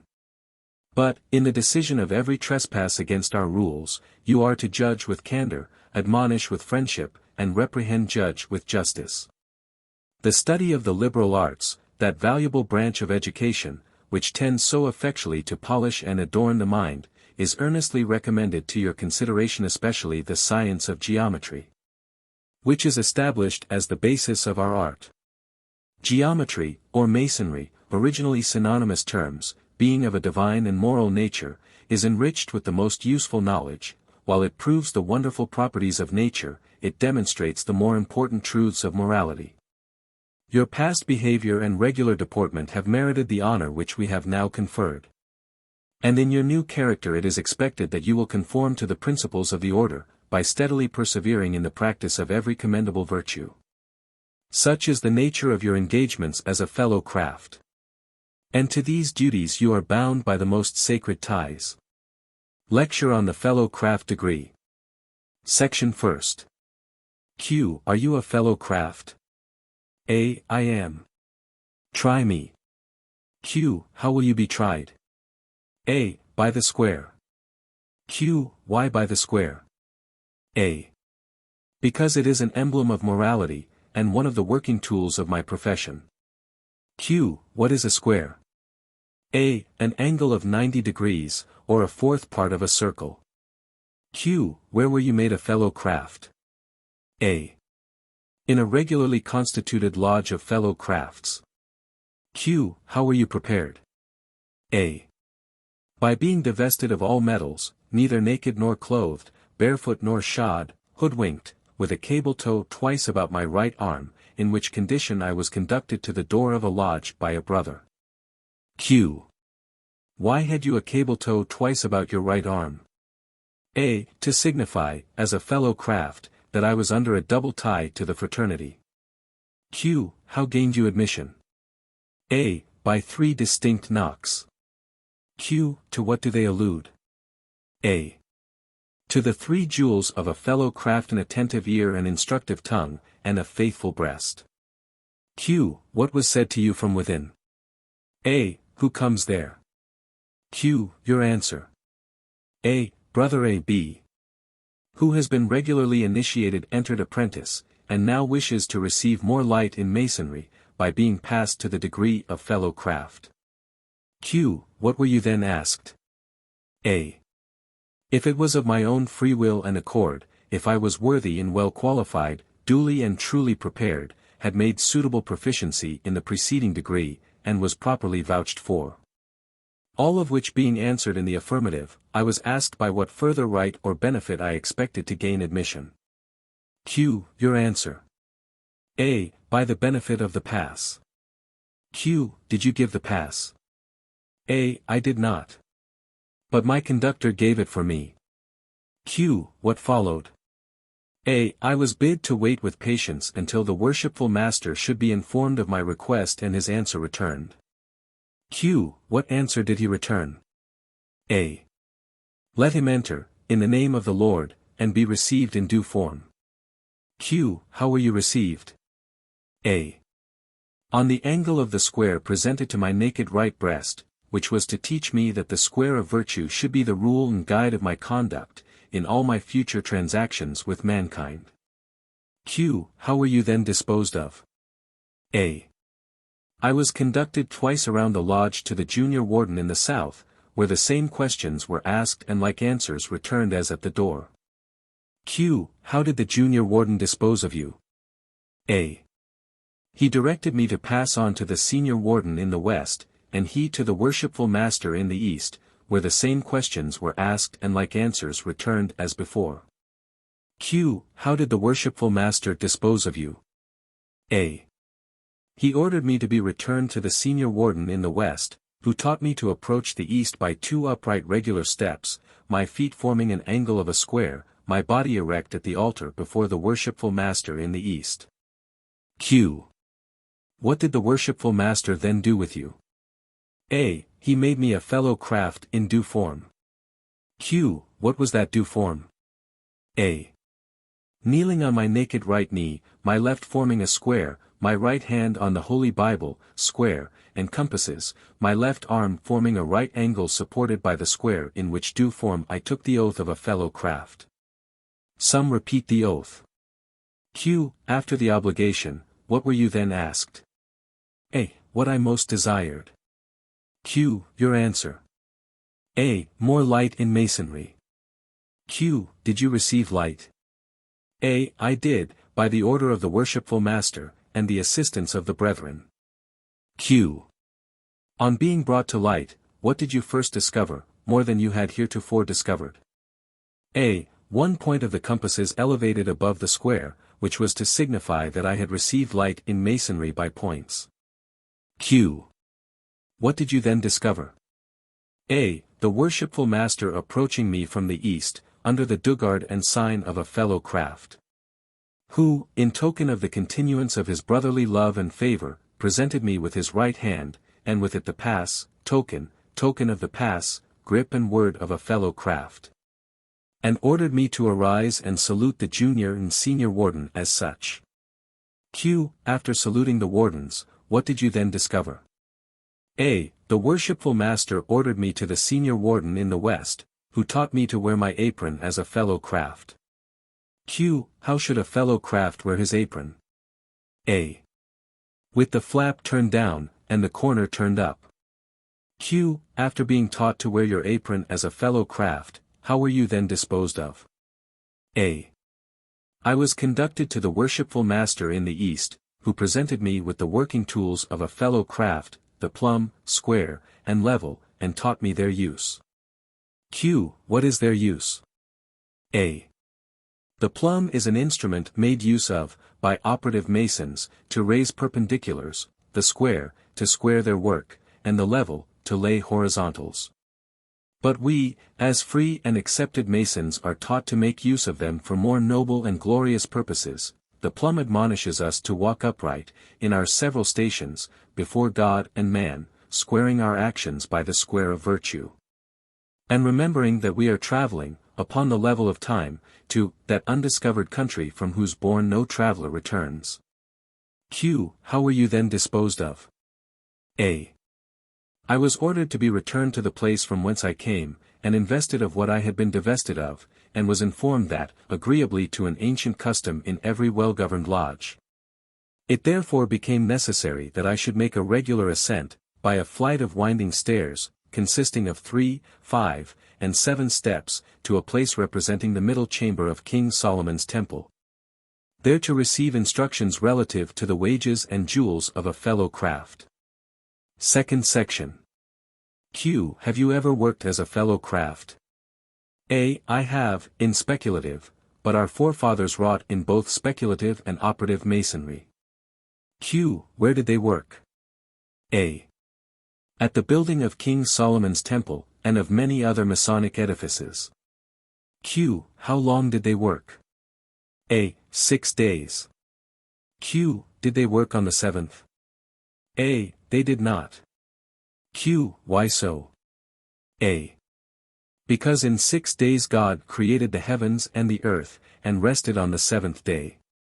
The 7th day, therefore, our ancient brethren consecrated as a day of rest from their labors, thereby enjoying more frequent opportunities to contemplate the glorious works of creation, and adore their great Creator. Q. Did you ever return to the Sanctum Sanctorum, or Holy of Holies, or King Solomon's temple? A. I did. Q. By what way? A. Through a long porch or alley. Q. Did anything in particular strike your attention on your return? A. There did, viz. 2 large columns, or pillars, one on the left hand, and the other on the right. Q. What was the name of the one on the left hand? A. Boaz, which denotes strength. Q. What was the name of the one on the right hand? A. Jachin, denoting establishment. Q. What do they collectively allude to? A. A passage in Scripture, wherein God has declared in His Word, in strength shall this house be established. Q. What were their dimensions? A. 35 cubits in height, 12 in circumference, and 4 in diameter. Q. Were they adorned with anything? A. They were, with 2 large chapiters, one on each. Q. What was the height of these chapiters? A. 5 cubits. Q. Were they adorned with anything? A. They were, with wreaths of network, lily work, and pomegranates. Q. What do they denote? A. Unity, peace, and plenty. Q. Why so?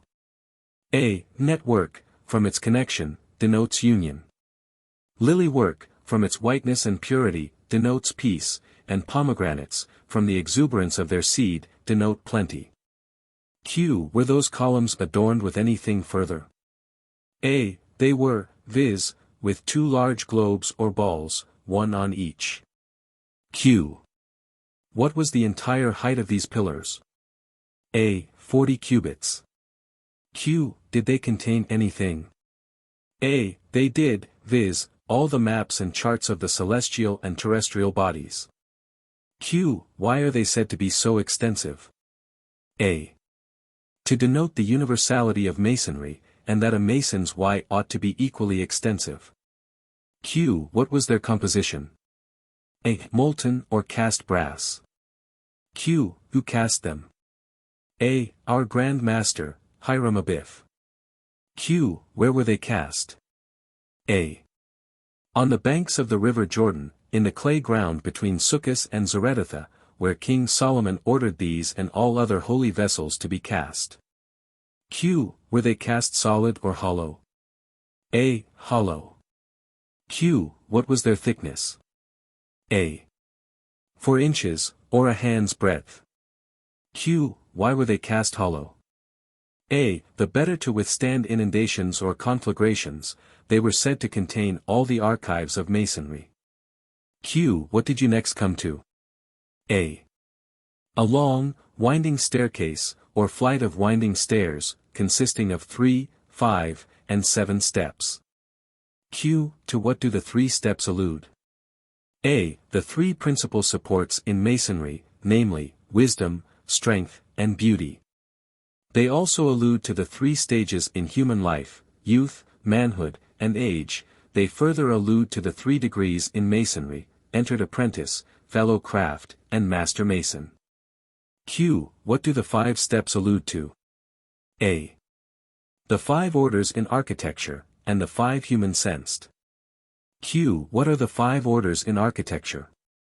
A. The Tuscan, Doric, Ionic, Corinthian, and Composite. Q. What are the 5 human senses? A. Hearing, seeing, feeling, smelling, and tasting, the first 3 of which have ever been deemed highly essential among Masons: hearing, to hear the word; seeing, to see the sign; and feeling, to feel the grip, whereby one Mason may know another in the dark as well as in the light. Q. What do the 7 steps allude to? A. The 7 sabbatical years, 7 years of famine, 7 years of war, 7 years in building the temple, 7 golden candlesticks, 7 wonders of the world, 7 planets. But, more especially, the 7 liberal arts and sciences, which are grammar, rhetoric, logic, arithmetic, geometry, music, and astronomy.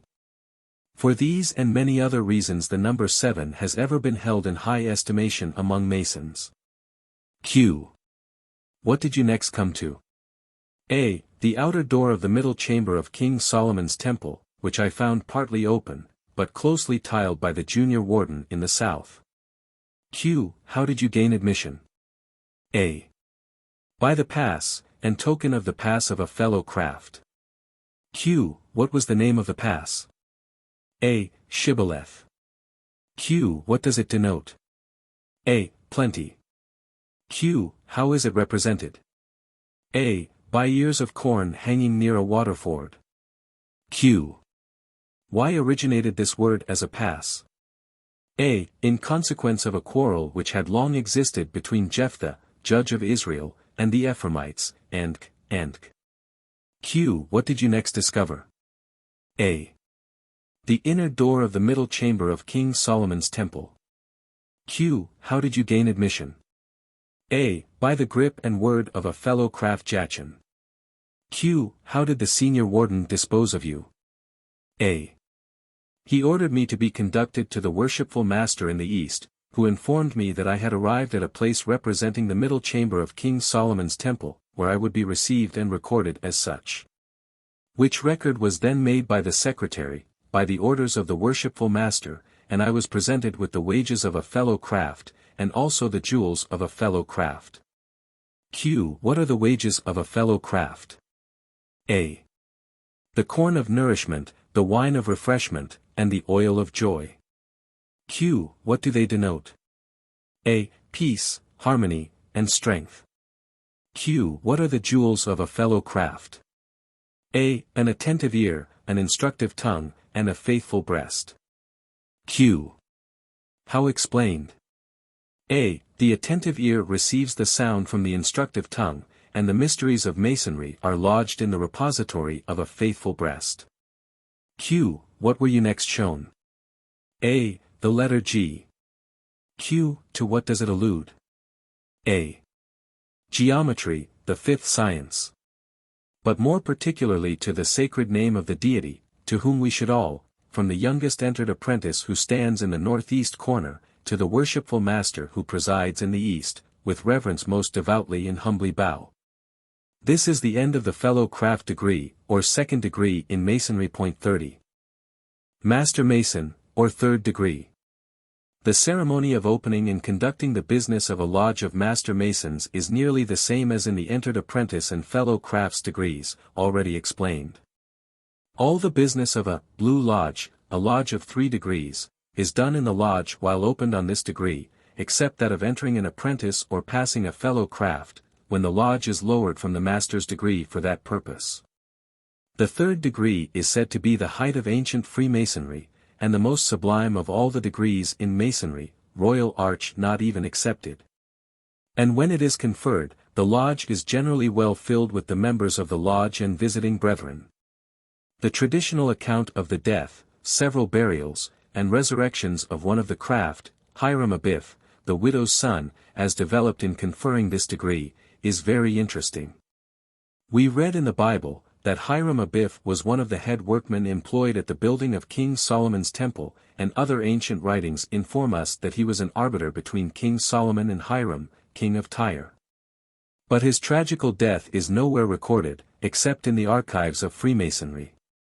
Not even the Bible, the writings of Josephus, nor any other writings, however ancient, of which we have any knowledge, furnish any information respecting his death. It is very singular, that a man so celebrated as Hiram Abiff was, universally acknowledged as the third most distinguished man then living, and, in many respects, the greatest man in the world, should pass from off the stage of action. In the presence of King Solomon, 3,300 grand overseers, and 150,000 workmen, with whom he had spent a number of years, and with King Solomon, his bosom friend. Without any of his numerous confreres even recording his death, or anything about it. Compasses, placed in a lodge of master masons. Both points elevated above the square. A master mason's lodge is styled by the craft the Sanctum Sanctorum, or Holy of Holies, of King Solomon's temple. And when the lodge is opened on this degree, both points of the compasses are elevated above the square. See engraving. A candidate for the sublime degree of a master mason is generally, as in the preceding degrees, prepared by the junior deacon and the 2 stewards, or some other brethren acting as such. Preparing the candidate. The candidate is divested of all wearing apparel, except his shirt and drawers, and if he is not the latter, he is furnished with a pair by the brethren preparing him. The drawers are rolled up just above the candidate's knees, and both arms are taken out of his shirt sleeves, leaving his legs and breast bare. A rope, technically called, by masons, a cable tow, is wound around his body 3 times, and a bandage, or hoodwink, is tied very closely over his eyes. See engraving. When the candidate is prepared, the deacon takes him by the left arm, leads him up to the door of the lodge, and gives 3 loud, distinct knocks. The senior deacon, who has stationed himself at the inner door, at the right of the senior warden, on hearing these raps rises to his feet, makes the sign of a master mason to the master, see figure 6 and p.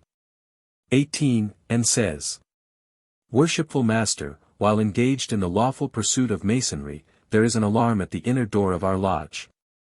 W.M. You will attend to the alarm and ascertain the cause." Senior deacon gives 3 loud knocks, which are responded to by 1, from the parties outside. The senior deacon then answers with 1 rap, and opens the door. See Note J, Appendix. S.D. Who comes here? J.D. Brother Gabe, who has been regularly initiated entered Apprentice, passed to the degree of Fellow Craft, and now wishes to receive further light in Masonry, by being raised to the sublime degree of a Master Mason. S.D. Brother Gabe, is it of your own free will and accord? Candidate it is. S.D. Brother Junior Deacon, is he worthy and well qualified? J.D. He is. S.D. Duly and truly prepared? J.D. He is. S.D. Has he made suitable proficiency in the preceding degrees? J.D. He has. S.D. And properly vouched for? J.D. He is. S.D. Who vouches for him? J.D. A brother. S.D. By what further right or benefit does he expect to gain admission? J.D. By the benefit of the password. S.D. Has he the password? J.D. He has it not, but I have it for him. Candidate duly and truly prepared. S.D. Advance, and give it me. Junior deacon here steps forward and whispers in the senior deacon's ear, Tubal Cain. S.D. The pass is right, you will wait with patience until the worshipful master is informed of your request and his answer returned. The deacon then closes the door, repairs to the center of the lodge room before the altar, and sounds his rod on the floor 3 times, which is responded to by the master with 3 raps of the gavel. When the senior deacon makes the sign of a master mason, see Fig. 6, page 18, and says, S.D. Brother Gabe, who has been regularly initiated entered Apprentice, passed to the degree of Fellow Craft, and now wishes to receive further light in Masonry, by being raised to the sublime degree of a Master Mason. W.M. Is it of his own free will and accord? S.D. It is. W.M. Is he worthy and well qualified, duly and truly prepared? S.D. He is. W.M. Has he made suitable proficiency in the preceding degree? S.D. He has. W.M. And properly vouched for. S.D. He is. W.M. Who vouches for him. S.D. Brother. W.M. By what further right or benefit does he expect to gain admission? S.D. By the benefit of the password. W.M. Has he that pass? S.D. He has it not, but I have it for him. W.M. Advance, and give it me. The senior deacon steps to the master, and whispers in his ear, Tubal Cain. W.M. The password is right. Let him enter, and be received in due form. The senior deacon steps to the altar, takes the compasses, repairs to the door, opens it, and says, S.D. Let him enter, and be received in due form. The junior deacon advances, followed by the stewards, with rods, when the senior deacon stops them, by placing his hand against the candidate, at the same time saying, S.D. Brother Gabe, on entering this lodge the first time, you were received on the point of the compasses, pressing your naked left breast, the moral of which was explained to you. On entering the second time, you were received on the angle of the square, which was also explained to you. I now receive you on both points of the compasses, extending from your naked left to your naked right breast. He here places both points against candidates' breasts, which is to teach you that as the vital parts of man are contained within the breasts, so the most excellent tenets of our institution are contained between the points of the compasses, which are friendship, morality, and brotherly love. The junior deacon now passes the candidate over to the senior deacon, and he, junior deacon, takes his seat near the door, at the right hand of the senior warden in the west, while the senior deacon proceeds to conduct the candidate. Followed by the two stewards, 3 times around the lodge, during which time the worshipful master reads the following passage of Scripture. Remember now thy Creator in the days of thy youth, while the evil days come not. Nor the years draw nigh when thou shalt say, I have no pleasure in them, while the sun, or the moon, or the stars be not darkened, nor the clouds return after the rain. In the day when the keepers of the house shall tremble, and the strong men shall bow themselves, and the grinders cease, because they are few. And those that look out of the windows be darkened, and the doors shall be shut in the streets, when the sound of the grinding is low, and he shall rise up at the voice of the bird, and all the daughters of music shall be brought low. Also when they shall be afraid of that which is high, and fears shall be in the way, and the almond tree shall flourish, and the grasshopper shall be a burden, and desire shall fail. Because man goeth to his long home, and the mourners go about the streets, or ever the silver cord be loosed, or the golden bowl be broken at the fountain, or the wheel at the cistern. Then shall the dust return to the earth as it was. And the spirit shall return unto God, who gave it. In some lodges the following paraphrase of the above is sung. And if the lodge have an organ, or melodeon, the singers are generally accompanied on the instrument. Let us remember in our youth, before the evil days draw nigh, our great Creator, and His truth. Ere memory fail, and pleasures fly, or sun, or moon, or planet's light grow dark, or clouds return in gloom, ere vital spark no more in sight, when strength shall bow and years consume. For balance of this paraphrase, see Freemason's Monitor, or Illustrations of Masonry, by Thomas S. Webb, page 61. As the senior deacon and candidate pass the different stations of the officers, they, the officers, sound their gavels as follows. When they pass the junior warden in the south the first time, he gives 1 rap, senior warden 1 rap, and worshipful master 1 rap. The second time, junior warden 2 raps, senior warden 2 raps, and worshipful master 2 raps. The third time round, junior warden 3 raps, senior warden 3 raps, and the worshipful master 3 raps. The master so times his reading of the passage of Scripture, as to finish just as the parties reach the junior warden station in the south, on the third round, when they halt. J. W. Who comes here? Conductor, S. D.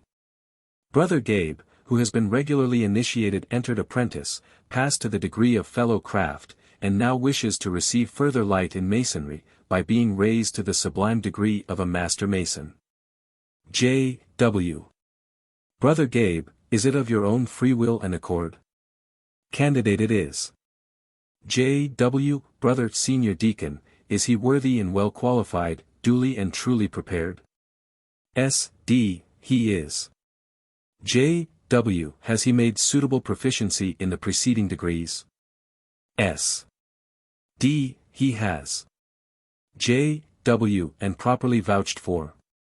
S. D. He is. J. W. Who vouches for him? S. D. A brother. J. W. By what further right or benefit does he expect to gain admission? S. D. By the benefit of the password.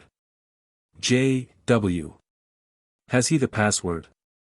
S. D. He has it not, but I have it for him. J. W. Advance and give the password. Senior Deacon steps forward, and whispers in the warden's ear, Tubal Cain. J. W. The password is right. I will suffer you to pass on to the senior warden's station in the west, for his examination. Senior Deacon passes on to the west, where the same questions are asked and answered as before, and the senior warden suffers them to pass on to the worshipful master in the east, where the same questions and answers are repeated. W. M. From whence came you, and whither are you traveling? S. D. From the west, traveling toward the east. W. M. Why leave you the west and travel toward the east? S. D. In search of further light in Masonry. W. M. Since that is the object of your search, you will reconduct this candidate to the senior warden in the west, with my orders that he be taught to approach the east, the place of further light in Masonry, by 3 upright, regular steps. His body erect at the altar before the worshipful master in the east. The senior deacon then conducts the candidate to the senior warden in the west, and reports. S. D. Brother Senior Warden, it is the orders of the worshipful master that you teach this candidate to approach the east, the place of further light in Masonry, by 3 upright, regular steps. His body erect at the altar before the worshipful master in the east.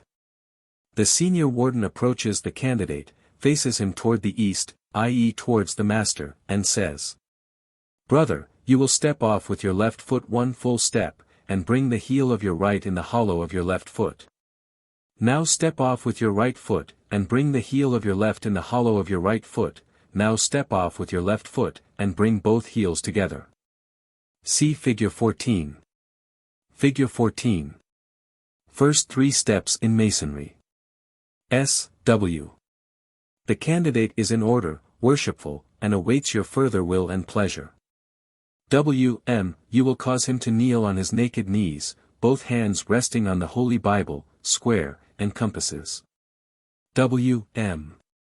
Brother Gabe, you are kneeling, for the 3rd time, at the altar of Masonry, to take upon yourself the solemn oath of a Master Mason. And I, as master of this lodge, take pleasure, as on former occasions, in informing you that there is nothing in it which will interfere with the duty you owe to your God, your neighbor, your country, or self. Are you willing to take the oath? Figure 15. Candidate taking the oath of a Master Mason. Left to right, worshipful master altar, candidate. Conductor. Kneeling on both my naked knees, both hands resting on the Holy Bible, square, and compasses. Candidate I am. W. M. You will repeat your name, and say after me. I, Peter Gabe, Master gives 3 raps with his gavel, when all present assemble round the altar, of my own free will and accord, in the presence of Almighty God, and this worshipful lodge. Erected to him and dedicated to the Holy Sts. John, do hereby and hereon most solemnly and sincerely promise and swear, that I will always hail, ever conceal, and never reveal any of the secrets, arts, parts, point or points, of the Master Mason's degree, to any person or persons whomsoever. Except it be to a true and lawful brother of this degree, or in a regularly constituted lodge of Master Masons, nor unto him, or them, until by strict trial, due examination, or lawful information, I shall have found him, or them, as lawfully entitled to the same as I am myself. I furthermore promise and swear, that I will stand to and abide by all laws, rules, and regulations of the Master Mason's degree, and of the lodge of which I may hereafter become a member, as far as the same shall come to my knowledge. And that I will ever maintain and support the Constitution, laws, and edicts of the Grand Lodge under which the same shall be holden. Further, that I will acknowledge and obey all due signs and summonses sent to me from a Master Mason's lodge, or given me by a brother of that degree, if within the length of my cable tow. Further, that I will always aid and assist all poor, distressed, worthy Master Masons, their widows and orphans, knowing them to be such, as far as their necessities may require, and my ability permit, without material injury to myself and family. Further, that I will keep a worthy brother Master Mason's secrets inviolable, when communicated to and received by me as such, murder and treason excepted. Further, that I will not aid, nor be present at, the initiation, passing, or raising of a woman, an old man in his dotage, a young man in his nonage, an atheist, a madman, or fool, knowing them to be such. Further, that I will not sit in a lodge of clandestine made Masons, nor converse on the subject of Masonry with a clandestine made Mason, nor one who has been expelled or suspended from a lodge, while under that sentence. Knowing him or them to be such. Further, I will not cheat, wrong, nor defraud a Master Mason's lodge, nor a brother of this degree, knowingly, nor supplant him in any of his laudable undertakings, but will give him due and timely notice, that he may ward off all danger. Further, that I will not knowingly strike a brother Master Mason, or otherwise do him personal violence in anger, except in the necessary defense of my family or property. Further, that I will not have illegal carnal intercourse with a Master Mason's wife, his mother, sister, or daughter, nor suffer the same to be done by others, if in my power to prevent. Further, that I will not give the Grand Masonic word, in any other manner or form than that in which I shall receive it, and then in a low breath.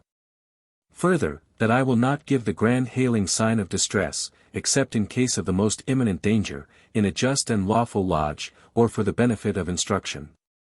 And if ever I should see it given, or hear the words accompanying it, by a worthy brother in distress, I will fly to his relief, if there is a greater probability of saving his life than losing my own.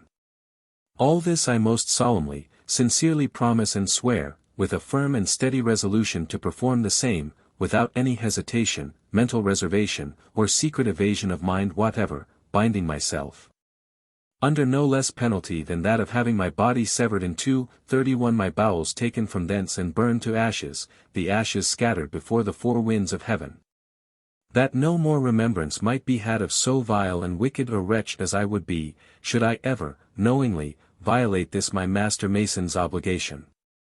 So help me God, and keep me steadfast in the due performance of the same.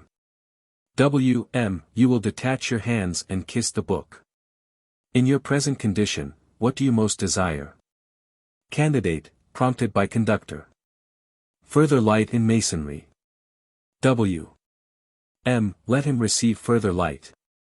Conductor here takes off the hoodwink and removes the cable tow, and all around the altar place their hands in the position of the dugard of a Master Mason. See Figure 5 and p. 17. The worshipful Master gives one rap with his gavel, when all the brethren retire to their seats, leaving at the altar the Master, conductor, and candidate. W.M. Brother Gabe, on receiving further light, you perceive more than you have heretofore. Both points of the compasses are elevated above the square, which is to teach you never to lose sight of those truly Masonic virtues, which are friendship, morality, and brotherly love. The Master now steps back about 3 paces from the altar, and says, Brother Gabe, you discover me approaching you from the east, under the dugard, some say step, dugard, and sign, of a Master Mason. And, in token of the further continuance of my brotherly love and favor, I present you with my right hand, and with it the pass and token of the pass of a Master Mason. Takes the candidate by the real grip of a fellow craft, and says, Your conductor will answer for you. W.M. Will you be off or from? Conductor from. W.M. From what and to what? Conductor from the real grip of a fellow craft to the pass grip of a Master Mason. Figure 16. Pass grip of a Master Mason. W.M. Pass. Conductor here instructs candidate to pass his thumb from the second joint to space beyond, which is the second space. W.M. Looking conductor in the eye. What is that? Conductor the pass grip of a Master Mason. W.M. Has it a name? Conductor it has. W.M. Will you give it me? Conductor I did not so receive it, neither can I so impart it. W.M. How will you dispose of it? Conductor I will letter it or have it. W.M. Have it, and begin. Conductor No, you begin. W.M. Begin you. Conductor 2. W.M. Ball. Conductor cane. Pronounced by the conductor Tubal cane. 32. W.M. Lifting the candidate up. You will arise, and salute the junior and senior wardens as an obligated Master Mason. Here lodges differ in their mode of work. Some only pass the candidate around the lodge once, and as he passes the junior and senior wardens he gives the master's sign. See Figure 6 and p. 18. The master should instruct the candidate, and he generally does, how to make the signs before he gets up from the altar, after taking the obligation. The following appears to be the proper way. After the candidate gets up from the altar, the conductor should lead him from the altar direct to the junior warden's station in the south, and give 3 raps on the floor with his rod. The junior warden responding by 3 raps with his gavel. J. W. Who comes here? Conductor Brother Gabe, an obligated Master Mason. J. W. How shall I know him to be such? Conductor By the pass and token of the pass of a Master Mason. J. W. Offering his hand to candidate. Advance the token. They take hold of each other's hands by the real grip of a fellow craft. See Real grip of a fellow craft, Figure 12 and p. 67. J. W. Will you be off, or from? Conductor, for candidate. From. J. W. From what, and to what? Conductor From the real grip of a fellow craft to the pass grip of a Master Mason. J. W. Pass. They now pass to the pass grip of a Master Mason. See Figure 16 and p. 97. J. W. What is that? Conductor The pass grip of a Master Mason. J. W. Has it a name? Conductor It has. J. W. Will you give it me? Conductor I did not so receive it, neither can I so impart it. J. W. How will you dispose of it? Conductor I will letter or have it. J. W. Have it, and begin. Conductor No, you begin. J. W. Begin you. Conductor 2. J. W. Ball. Conductor cane. Pronounced by conductor Tubal cane. J. W. The token is right and the pass is right. You will pass on to the senior warden's station in the west, for his examination. They then pass on to this officer's station, where the same questions and answers are repeated as at the junior warden's station, and he, the senior warden, suffers them to pass on to the worshipful master's station in the east. As they approach the worshipful master's station, he says, W.M. Brother Senior Deacon, you will reconduct the candidate to the senior warden in the west, with my orders that he teach him how to wear his apron as a Master Mason. The conductor then turns about to the senior warden in the west, and says, Brother Senior Warden, it is the orders of the worshipful master that you teach this candidate how to wear his apron as a Master Mason. The senior warden approaches the candidate and ties the apron upon him, with the flap and corners turned down, and says, Master Masons wear their aprons with the flap and corners down, to designate them as Master Masons. Or as overseers of the work, and so you will wear yours. A Master Mason's apron. The conductor now conducts the candidate back to the worshipful master in the east. W.M. Brother Gabe, as you are clothed as a Master Mason, 33 it is necessary that you should have the working tools or a Master Mason. Master has a small trowel, which he shows the candidate as he commences to read concerning it. The working tools of a master mason are all the implements of masonry appertaining to the first 3 degrees indiscriminately, but more especially the trowel. Trowel. The trowel is an instrument made use of by operative masons to spread the cement which unites a building into one common mass.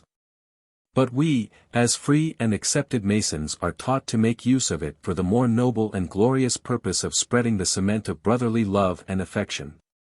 That cement which unites us into one sacred band, or society of friends and brothers, among whom no contention should ever exist, but that noble contention, or rather emulation, of who best can work and best agree. W.M.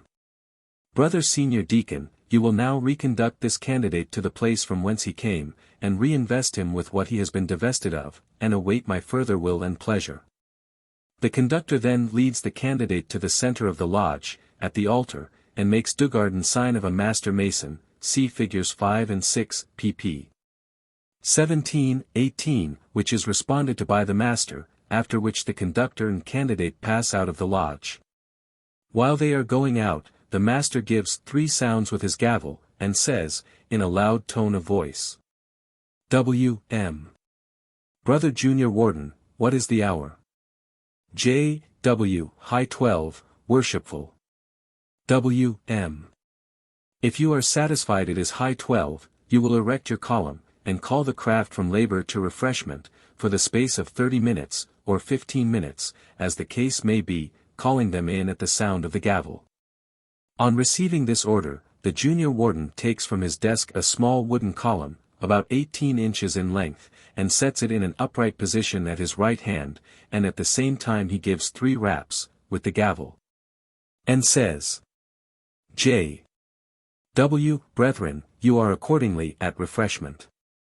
It should be remarked here, that there is a similar column on the senior warden's desk, which is always placed in a horizontal position, i.e. turned down on its side, when the junior warden's column is up, and vice versa. When the lodge is opened, the junior warden's column is turned down, and the senior warden's turned up, at his right hand. The brethren are now allowed a few minutes for recreation, styled by Mason's refreshment, during which time the candidate is being prepared in the anteroom, and the lodge made ready for the remaining portion of the ceremony of initiation. This latter is accomplished as follows: a canvas, 7 feet long and about 6 feet wide, with 5 or 6 strong loops on each side, is produced from a closet or chest in the room. And a buckskin bag, stuffed with hair, about the size of 2 boxing gloves, is taken from the same receptacle. These implements are both used as will be described hereafter.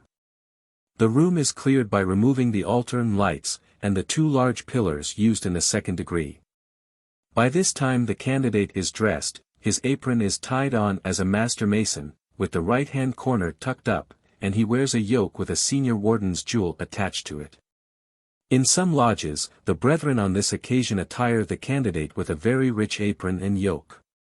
When the candidate is fully dressed, the door is unceremoniously thrown open, and he, in company with others, is permitted to enter the lodge. His friends now approach him, and congratulate him upon his Masonic appearance, asking him how he likes the degree, and if he is not glad he is through, and. The object of this is to mislead the candidate, and to impress upon his mind the idea that there is no more of the ceremony, and that his initiation is completed. Worshipful Master gives 1 rap with his gavel. J. W. Brethren, you are now called from refreshment to labor again. Gives 1 rap, steps to his desk, and turns the small column down on its side, as already explained. At the same time the senior warden steps to his stand, and turns up the column on his desk at his right. The brethren then all take their seats, and the candidate with them. W.M. Brother Senior Warden, do you know any further business before this lodge of Master Masons before we proceed to close? S.W. Rising to his feet and making the sign of a Master Mason. Nothing, worshipful. W.M. Have you anything to offer, Brother Junior Warden? J. W. Making sign. Nothing, worshipful. W.M. Have you anything on your desk, Brother Secretary? Section, makes the sign, see Figure 6 and p. 18. Nothing, worshipful. W.M. Has any brother present anything to offer for the benefit of Masonry? Nothing being said, worshipful master continues. We will then proceed to close, but, before doing so, I would say to Brother Gabe, the candidate, is he present? Some brother he is. W.M. Brother Gabe, you will please approach the east. Conductor, S.D., leads the candidate up in front of the master's seat in the east. The author would here remark, with regard to the matter of closing the lodge, and asking the wardens if they know anything further before the lodge, previous to closing, that it is a ruse to deceive the candidate. As the master has no intention of closing until the ceremony of initiation has been concluded. After the candidate is conducted to the east, before the master, the conductor takes his position behind the candidate, with a hoodwink either in his hand or secreted in his pocket.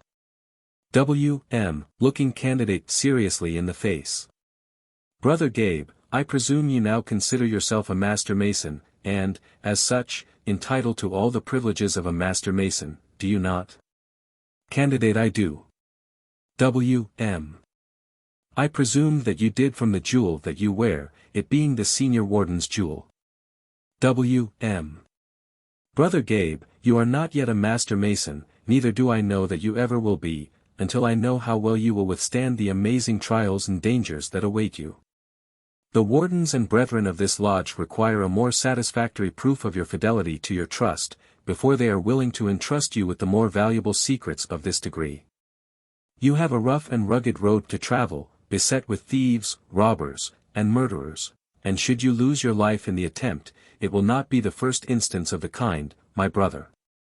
You will remember in whom you put your trust, with that divine assurance, that he who endureth unto the end, the same shall be saved. Heretofore you have had some one to pray for you, but now you have none.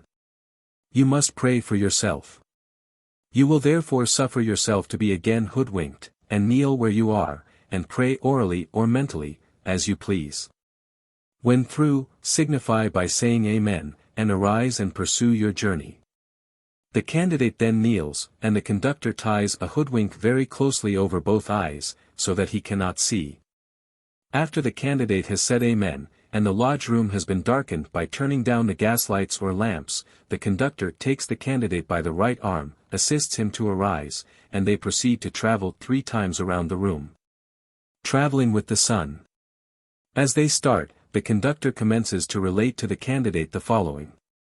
Conductor brother, it was the usual custom of our Grand Master, Hiram Abiff, this is the first he hears about Hiram Abiff, to enter into the unfinished Sanctum Sanctorum, or Holy of Holies, of King Solomon's temple, each day at high 12, while the craft were called from labor to refreshment, for the purpose of drawing out his designs upon the trestle board, whereby the craft might pursue their labors. After which, it was further his custom to offer up his devotions to the deity. Then he would retire at the south gate of the outer courts of the temple. And, in conformity with the custom of our Grand Master, whose memory we all so reverently adore, we will now retire at the south gate of the temple. They have now passed around the lodge 3 times, and as they approach the junior warden's station in the south, he steps silently out from his seat to the floor, and confronts the blindfolded candidate, clinching him by the collar in a very rough manner, and at the same time exclaiming, J. W. Jubila, First Ruffian.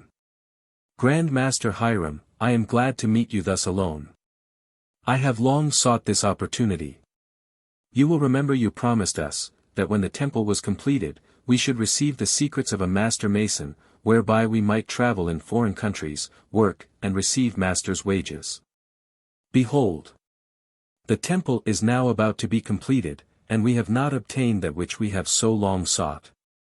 At first, I did not doubt your veracity, but now I do. Gives candidate a sudden twitch by the collar. I therefore now demand of you the secrets of a Master Mason.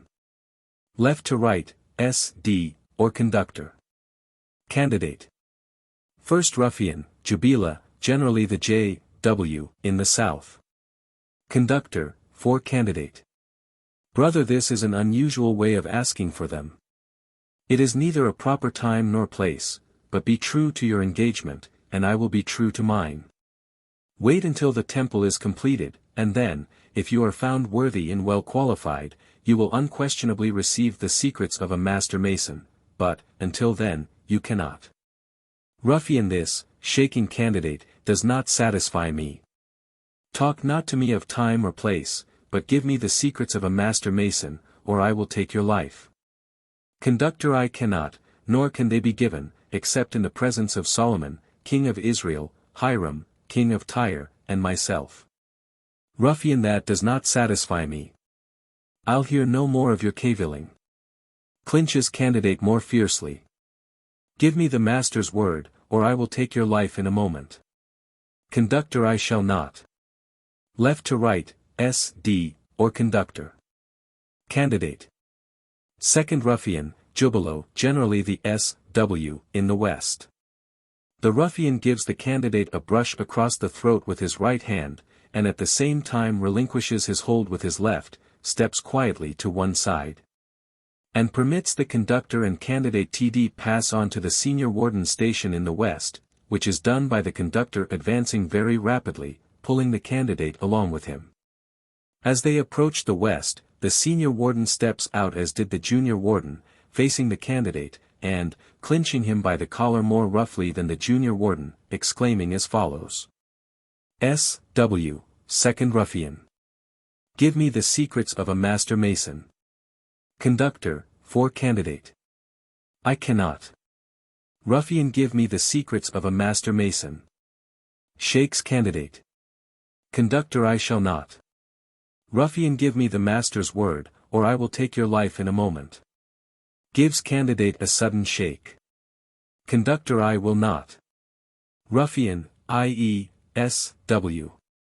Gives candidate a brush with his right hand across the left breast, and at the same time lets him pass, the conductor hurrying him on toward the east end of the lodge, where the master is stationed to perform the part of the third ruffian, Jubilo, who is generally provided with a buckskin bag stuffed with hair, to represent a setting maul. As the candidate is hurried along toward Jubilo, worshipful master, the latter seizes him with both hands by the collar of his coat and swings him round, so as to place his back toward the east, with his heels a few inches from the edge of the canvas before alluded to. This canvas is usually held behind the candidate, in an inclined position, by some of the brethren, and is for the purpose of catching him when he is tripped up by the assumed ruffian, Jubilo. The master, third ruffian, then exclaims. W.M. As third ruffian. Give me the secrets of a master mason. Conductor, for candidate. I cannot. Ruffian, give me the secrets of a master mason, or I will take your life. Conductor, I shall not. Ruffian, you have. Here master seizes the candidate more fiercely, and affects a great earnestness of purpose, escaped, Jubila, and, Jubilo, me you cannot escape, my name is, Jubilo. What I purpose, that I perform. I hold in my hand an instrument of death, therefore, give me the master's word, or I will take your life in a moment. Conductor, I will not. Ruffian, then die. The worshipful master here gives the candidate a blow on his head with a buckskin bag, or setting maul. 34 At the same time, pushing him backward, brings the candidate's heels against the edge of the canvas, trips him up, and the candidate falls upon his back, caught in the canvas clear of the floor, unharmed, but, in many instances, badly frightened. Third ruffian, Jubilo, candidate. Generally the W.M. in the East. Members of the lodge. In the act of holding the canvas to catch the candidate. It is the general belief, and it would be readily inferred from most exposures of Masonry, that a candidate is knocked down with a large setting maul kept for that purpose. But no reasonably sane person would for one moment entertain any such idea of the ceremony of making a master mason. The candidate is not intentionally injured in any degree of Masonry, impressions of a lasting nature being all that are intended by the ceremonies. As the candidate falls into the canvas, the brethren lower it to the floor, when the following dialogue ensues between those who held the canvas and the master, or the brother acting as the third ruffian. Ruffian, is he dead? Answer, he is, his skull is broken in. Ruffian, what horrid deed is this we have done? Answer, we have murdered our Grand Master, Hiram Abiff, and have not obtained that which we have sought. This is no time for vain reflection. The question is, what shall we do with the body? Answer, we will bury it in the rubbish of the temple, until low 12, and then we will meet and give it a decent burial. Answer, agreed. They roll the canvas around and over the candidate where he fell, which is in the east or northeast corner of the lodge, and, for a few moments, retire. When the lodge becomes still as the hour of midnight, not a sound is permitted to be made. All go if at all from place to place on tiptoe. The master silently steps to the east, near the candidate's head, and strikes the hour of low 12, which is 12 o'clock at night, on a triangle or bell. As the last sound of 12 dies away, the three ruffians cautiously approach the body, and converse among themselves nearly as follows. First ruffian, is that you, Jubila? Answer, yes. Second ruffian, is that you, Jubilam, 35? Answer, yes. Third ruffian, is that you, Jubilo? Answer, yes. First ruffian, well, we have all met as agreed upon. The question is, what shall we do with the body? It is now past midnight, and if we do not act with decision, daylight will be upon us, and we will be discovered and taken. We will carry the body a westerly course from the temple to the brow of the hill west of Mount Moriah, where I have dug a grave due east and west, 6 feet perpendicular. Answer, agreed. A sufficient number of the brethren now take up the body, yet rolled up in the canvas, and, raising it on their shoulders, proceed to carry it around the lodge, head foremost, 3 times, in representation of ascending a hill. The last time halting in the west end of the lodge, nearly in front of the senior warden's station, and a little to the right. Upon arriving there they commence to lower it into the grave, as they style it, but in reality only from their shoulders to the floor. After the candidate is lowered, one of the ruffians says, "Let us plant an acacia at the head of the grave, in order to conceal it so that the place may be known should occasion hereafter require." Some lodges have a small box with a house plant or dry twig in it, which is set down on the floor near the candidate's head. One of the ruffians exclaims, "Now let us make our escape out of the country." And immediately one of the most intelligent brethren stations himself at the door of the anteroom, and when those who have been acting the part of the ruffians approach him, the following colloquy ensues. First ruffian, "Hello, friend. Are you a sea captain?" "Captain, I am." Second ruffian, "Are you going to put to sea soon?" "Captain, immediately." Third ruffian, "Whither are you bound?" "Captain, to Ethiopia." Ruffian, "The very port to which we wish to go. We 3 should like to take a passage with you." Captain, "Very well, you can have a passage. I suppose you are brothers, workmen from the temple, and journeying, are you not?" Ruffians, "We are." Captain, "I should be glad of your company. You have a pass from King Solomon, I presume?" Ruffians, affecting surprise. "No, we have no pass, we did not know it was necessary. We were sent in haste and on urgent business. There was nothing said about giving us a pass, and we presume it was forgotten, or not deemed necessary." Captain, "What? No pass? What? No pass? If this is the case, you cannot get a passage with me, I assure you. That is strictly forbidden. So you may set your minds at rest. Ruffians, we will go back and get a pass, if that is the case." Captain, "That sooner the better." Suspicious characters. The ruffians now return near to the body, when the following conversation takes place. First ruffian, "What shall we do in this case?" Second ruffian, "We will go to some other port." Third ruffian, "But the rules are as strict in other ports as in this." First ruffian, "If such are the regulations, we shall not get a pass at any port, and what will become of us?" Second ruffian, "We shall be taken and put to death." Third ruffian, "Let us secrete ourselves until night and steal a small boat and put to sea." First ruffian, "We cannot make our escape in that way. It is a dangerous coast, and we shall be taken. For before this time our escape is discovered, and the sea coast will be lined with our pursuers. Second ruffian, then let us flee into the interior parts of the country, and avoid being taken as long as possible. Third ruffian agreed. They now retire from the body, in different directions. When all has been again quiet in the lodge for a few seconds, the brethren jump up, commence laughing, singing, and exclaiming. No work today. Craftsmen, we are having good times. I wonder if it will last. They shuffle about a few moments, when they are called to order by the sound of the gavel from the master's seat in the east, who inquires in a loud voice as follows. W.M., now styled King Solomon. Brother Junior Grand Warden, what means all this confusion among the workmen? Why are they not at work as usual? S.W., now styled J.G.W. Most worshipful King Solomon, there is no work laid out for us, and it is said we can have none. No designs are drawn on the trestle board, and for this reason many of us are idle. K.S. No work laid out, no designs drawn on the trestle board. What is the meaning of this? Where is our Grand Master, Hiram Abiff? J.G.W. We do not know, most worshipful King Solomon. He has not been seen since high 12 yesterday. K.S. Not been seen since high 12 yesterday. I fear he is indisposed. It is my orders that strict search be made for him through the apartments of the temple, and due inquiry made. Let him be found, if possible. The brethren commence, in loud voices to inquire of one another. Have you seen anything of our Grand Master Hiram Abiff? Not since high 12 yesterday, and. J.G.W. Most worshipful King Solomon, diligent search has been made.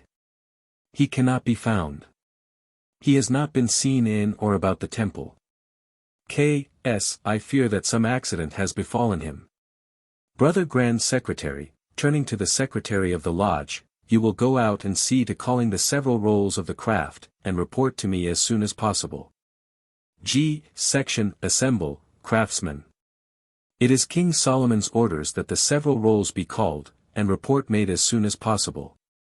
At this command the secretary passes out of the lodge, accompanied by 10 or 15 of the brethren, into the anteroom, leaving the door open, so that the candidate can hear the rolls called. The brethren form around the secretary like a class at school. The secretary commences to call off a lot of Bible names, to which each brother responds, here, in a loud voice, until he calls that of the first ruffian, Jubila. Jubila. Jubila. After calling a few more names, which are responded to by the brethren, he says, Jubilo. Jubilo. Jubilo, and after a few more names, that of the third ruffian, Jubilam. Jubilam. Jubilam, finishing with a few other names. When he leaves the brethren in the anteroom, closes the door, and reports as follows to King Solomon. G. Sec. Most worshipful King Solomon, the several rolls have been called, and reports made, by which it appears that 3 fellow crafts are missing, namely, Jubila, Jubilo, and Jubilam, who, from the similarity of their names, I presume are brothers, and men from Tyre. J.G.W. Most worshipful King Solomon, there are at the gate 12 fellow crafts, who wish to be admitted, they say they come with important tidings. K.S. Let them be admitted. Here the warden opens the anteroom door, and says, Come in, you 12 fellow crafts. When all those that were left out by the secretary come into the lodge, stamping and scuffling along, especially if only a few of them, to impress upon the candidate's mind the idea that there are more. They advance before the master in the east, and form across the lodge, when all make the dugard in sign of a fellow craft, figures 3, which is responded to by the master. Then one of the best posted relates the responded following, in a clear and distinct voice. Most worshipful King Solomon, we come to inform you that 15 of us fellow crafts, seeing the temple about to be completed, and being desirous of obtaining the secrets of a master mason, by which we might travel in foreign countries, and receive master's wages, entered into a horrid conspiracy to extort them from our Grand Master, Hiram Abiff, or take his life. But, reflecting with horror on the atrocity of the crime, 12 of us recanted, but the other 3 persisted in their murderous design, and we fear that they have taken the Grand Master's life. We therefore now appear before your Majesty, clothed with white gloves and aprons, in token of our innocence, and, acknowledging our premeditated guilt, we humbly implore your pardon. They all kneel. K.S. Arise, you 12 fellow crafts, divide yourselves into parties and travel 3 east, 3 north, 3 south, and 3 west with others whom I shall appoint, in search of the ruffians. The brother who has acted the part of sea captain now takes his station at the door again, when these fellow crafts approach him in the west. First craftsman: Hello, friend. Have you seen any strangers pass this way? Captain: I have. 3. Craftsman: Describe them, if you please. Captain: They were 3 brothers, workmen from the temple, seeking a passage to Ethiopia, but, not having King Solomon's pass, were not able to obtain one, and returned back into the country. Second craftsman: The very fellows of whom we are in pursuit.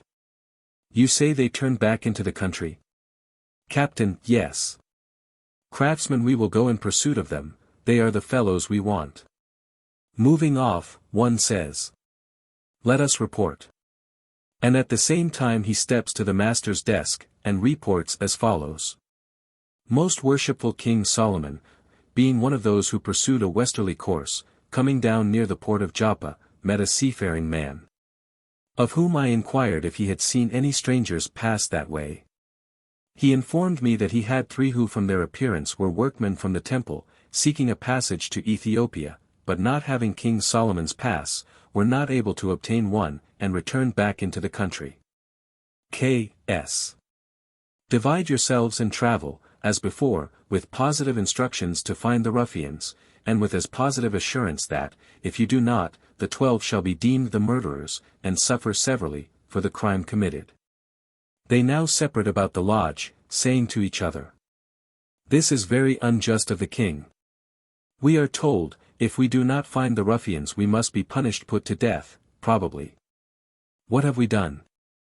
It is very true, we have been associated with these 3 ruffians, but we have not committed any actual crime. By this time they have got near the candidate, who is still lying on the floor, rolled up in the canvas.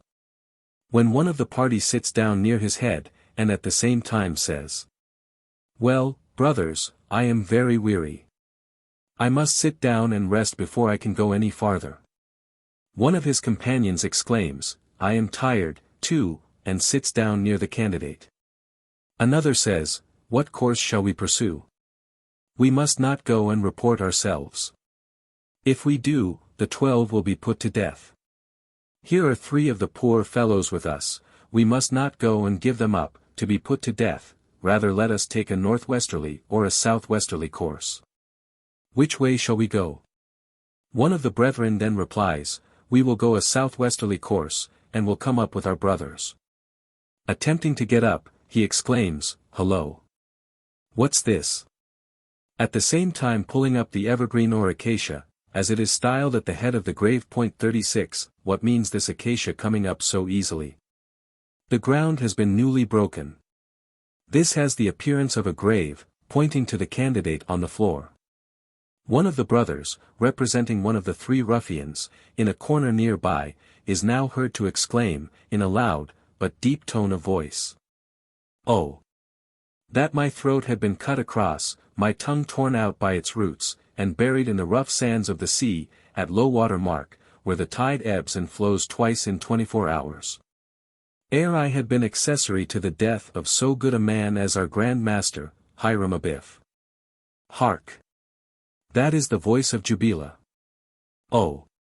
That my breast had been torn open, my heart plucked out, and placed upon the highest pinnacle of the temple, there to be devoured by the vultures of the air, ere I had consented to the death of so good a man as our Grand Master, Hiram Abiff.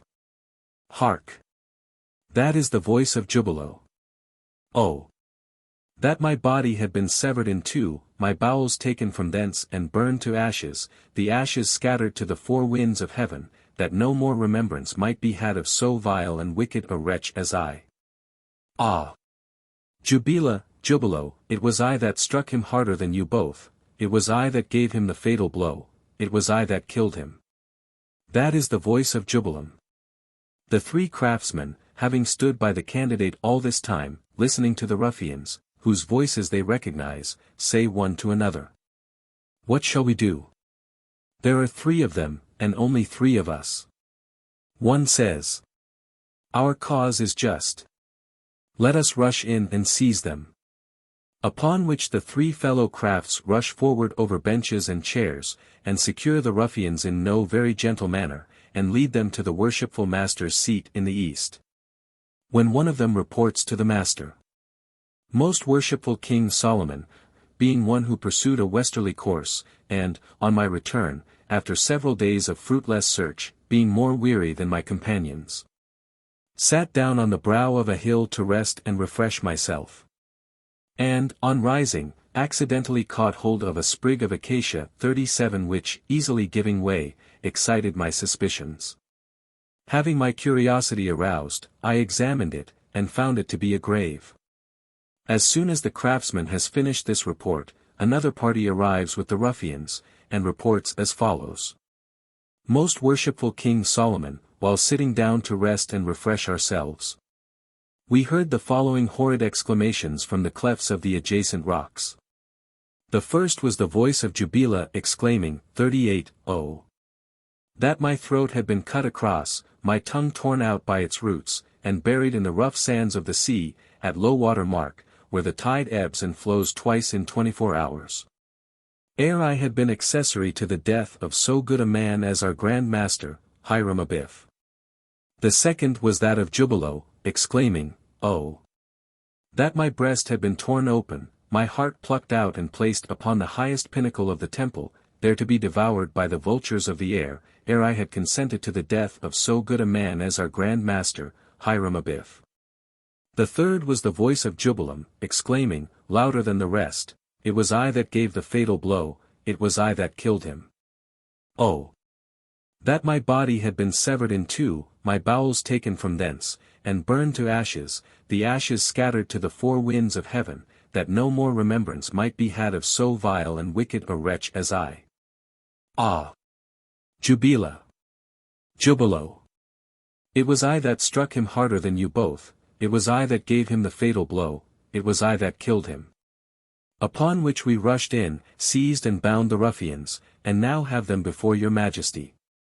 K.S. Jubila, you stand charged as accessory to the death of our Grand Master, Hiram Abiff. What say you, guilty or not guilty? One answers, in a very penitent manner. Guilty, my lord. K.S. Jubilo, you also stand accessory to the death of our Grand Master, Hiram Abiff. What say you, sir, guilty or not guilty? Answer guilty, my lord. K.S. Jubilam, you stand charged as the willful murderer of our Grand Master, Hiram Abiff. What say you, sir, guilty or not guilty? Answer guilty, my lord. K.S. Vile, impious wretches. Despicable villains. Reflect with horror on the atrocity of your crime, and on the amiable character of your worshipful Grand Master, whom you have so basely assassinated. Hold up your heads, and hear your sentence. It is my orders that you be taken without the gates of the court, and be executed, according to your several imprecations, in the clefts of the rocks. Brother Junior Grand Warden, you will see my orders duly executed. Begone. They all pass out of the lodge with a rush, into the anteroom, where they form into a circle. One, acting as the principal mover, raises his right foot from the floor, at the same time his hands, in the manner of slapping them together, makes 2 false motions, but at the third all bring down their right feet and hands together, producing a very sharp noise. A momentary silence then ensues, during which one of the party groans, as if nearly dying. This is all intended to produce its effect upon the ears of the candidate. It also represents the execution and dying groans of Jubila, the first ruffian, and is repeated twice more to represent the death of the other 2 ruffians. Some lodges use a large drum, others roll a large cannonball across the anteroom floor, letting it strike on a cushion placed against the wall. This is not, however, practiced in city lodges. The ruffians being executed, the brethren all return quietly to the lodge, when one of them reports, in a loud tone of voice, "Most worshipful King Solomon, your orders have been duly executed upon the 3 murderers of Grand Master Hiram Abiff. 39. K.S. You 12 fellow crafts will go in search of the body, and, if found, observe whether the master's word, or a key to it, or anything that appertains to the master's degree, is on or about it." The brethren representing the 12 repentant conspirators now walk out near the spot where the candidate is lying, and, when close to him, one of the party says, "Well, brothers, can we find where the acacia was pulled up?" Approaching the candidate, another replies, "Yes, this is the place, let us remove the rubbish and dig down here." A third, lifting up the canvas, says, "Yes, here is the body of our Grand Master, Hiram Abiff, in a mangled and putrid state. Let us go and report." But what were our orders? We were ordered to observe whether the master's word, or a key to it, or anything appertaining to the master's degree, was on or about the body. But, brothers, we are only fellow crafts, and know nothing about the master's word, or a key to it, or anything appertaining to the master's degree. We must, however, make an examination, or we will be put to death. They then commenced to search about the candidate, lifting off the canvas, feeling about his neck, and. Finally, one of the brethren, taking hold of the jewel which is attached to the yoke about the candidate's neck, exclaims, "This is the jewel of his office." Another says, "Let us go and report that we find nothing on or about the body excepting the jewel of his office." One of the brothers now takes off the jewel from the candidate's neck, and all repair to the master's seat in the east, and report. Tidings of the body. K.S. Where was it found? Answer: a westerly course, where our weary brother sat down to rest and refresh himself. K.S. Was the master's word, or a key to it, or anything appertaining to the master's degree, on or about it? 40. Answer: most worshipful King Solomon, we are but fellow crafts, we therefore know nothing about the master's word or the master's degree. There was nothing found on or about the body excepting the jewel of his office, by which his body was discovered. They present the jewel to the master, who, on examination of it, says, "This is the jewel of our Grand Master, Hiram Abiff." There can be no longer any doubt as to the identity of the body. K.S. You 12 fellow crafts will now go and assist in raising the body. Turning in his seat toward the treasurer's desk, he says to the treasurer, "My worthy brother of Tyre, as the master's word is now lost, the first sign given at the grave, and the first word spoken, after the body is raised, shall be adopted for the regulation of all masters' lodges, until future generations shall find out the right." Treasurer agreed. All now form in a circle around the body, the master and wardens at the head, when the master makes the sign of distress of a master mason, which is done by raising both hands and arms above the head. See Grand Hailing Sign of Distress, Figure 7 and p. 18. As the master makes this sign, he says, "O Lord my God, I fear the master's word is forever lost." I would remark here, that in some lodges the master does not make the sign of distress first at the body, but only gives the sign of a master mason, which is done by drawing the right hand across the body, with the thumb inward. See Sign of a Master Mason, Figure 6 and p. 18.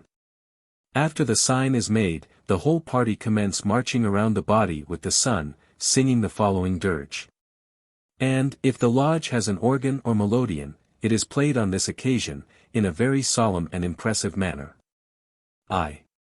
Solemn strikes the funeral chime. Notes of our departing time. As we journey here below, through a pilgrimage of woe. 2. Mortals, now indulge a tear, for mortality is here. See how wide her trophies wave o'er the slumbers of the grave. 3. Here another guest we bring, seraphs of celestial wing, to our funeral altar come. Waft this friend and brother home. 4. Lord of all. Below above. Fill our hearts with truth and love. When dissolves our earthly tie, take us to thy lodge on high. Master, as K.S. makes the grand hailing sign of distress, see figure 7 and p. 18. Some masters make this sign twice, accompanied by the following exclamation, viz., O Lord my God, I fear the master's word is forever lost. He then turns to the junior warden, and says, You will take the body by the entered apprentice grip, and see if it can be raised. The junior warden then takes hold of the candidate's right hand, giving him the entered apprentice's grip, see Fig. 9, page 36, and then lets his hand slip off in a careless manner, and reports.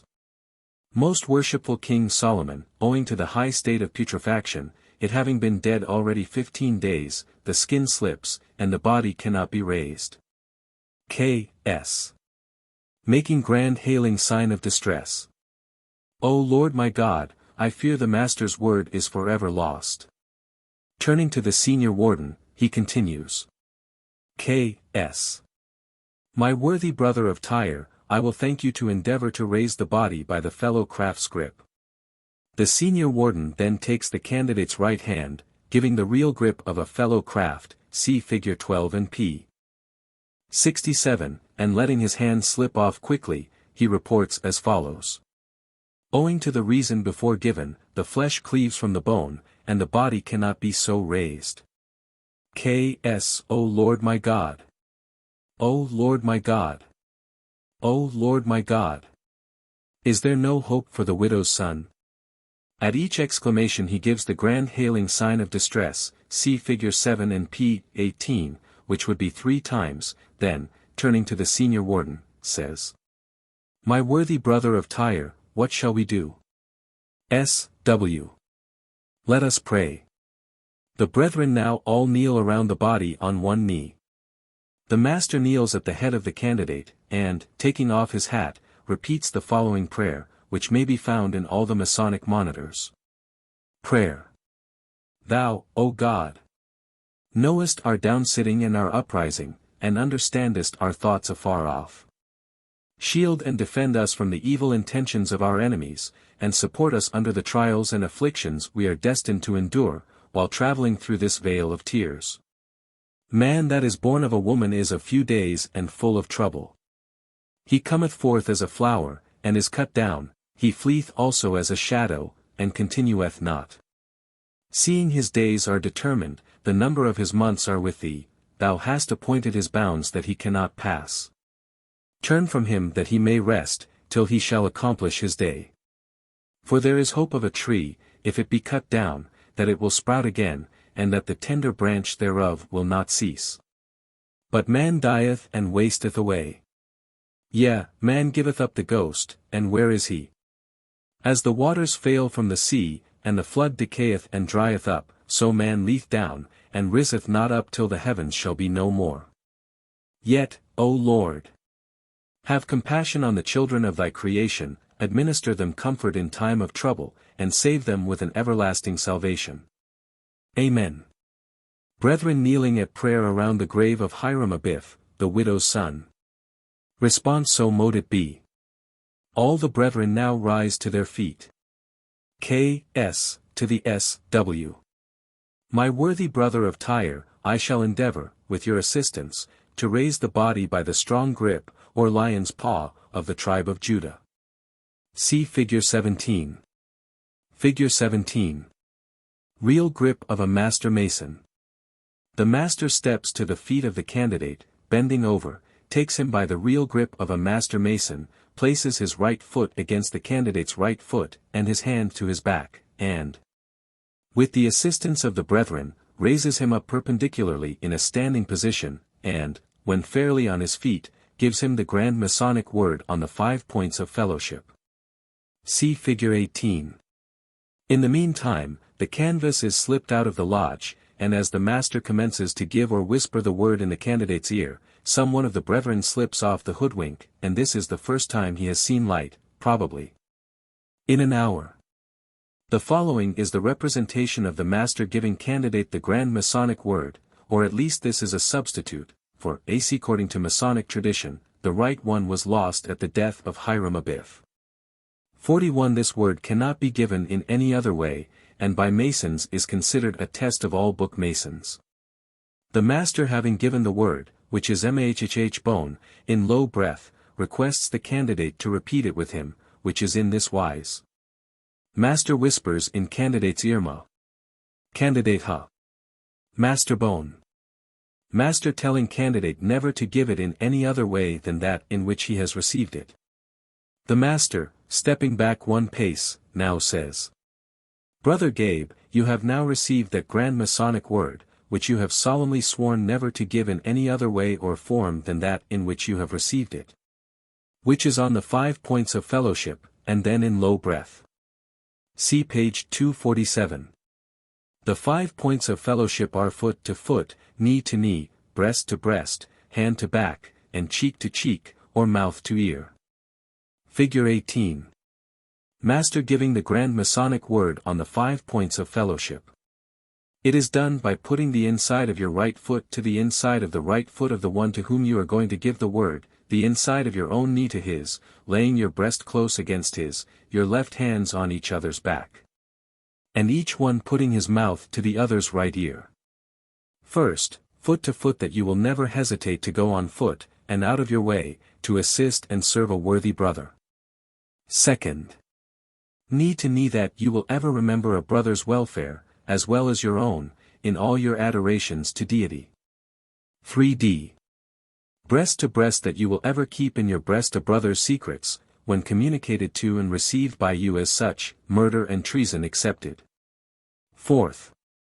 Hand to back that you will ever be ready to stretch forth your hand to assist and save a fallen brother, and that you will vindicate his character behind his back, as well as before his face. Fifth. Cheek to cheek, or mouth to ear that you will ever caution and whisper good counsel in the ear of an erring brother, and, in the most friendly manner, remind him of his errors, and aid his reformation, giving him due and timely notice. That he may ward off approaching danger. All the brethren take their seats but the master and candidate, when the master continues. Brother Gabe, you will now repair to the east and receive an historical account of this degree. Master now takes his seat in the east, and requests candidate to stand before him. Historical account. W.M. Brother Gabe, the second section of this degree exemplifies an instance of virtue, fortitude, and integrity seldom equaled, if ever excelled, in the history of man. You have this evening represented one of the greatest men, and perhaps the greatest Mason, the world ever knew, viz., our Grand Master, Hiram Abiff, who was slain just before the completion of King Solomon's temple.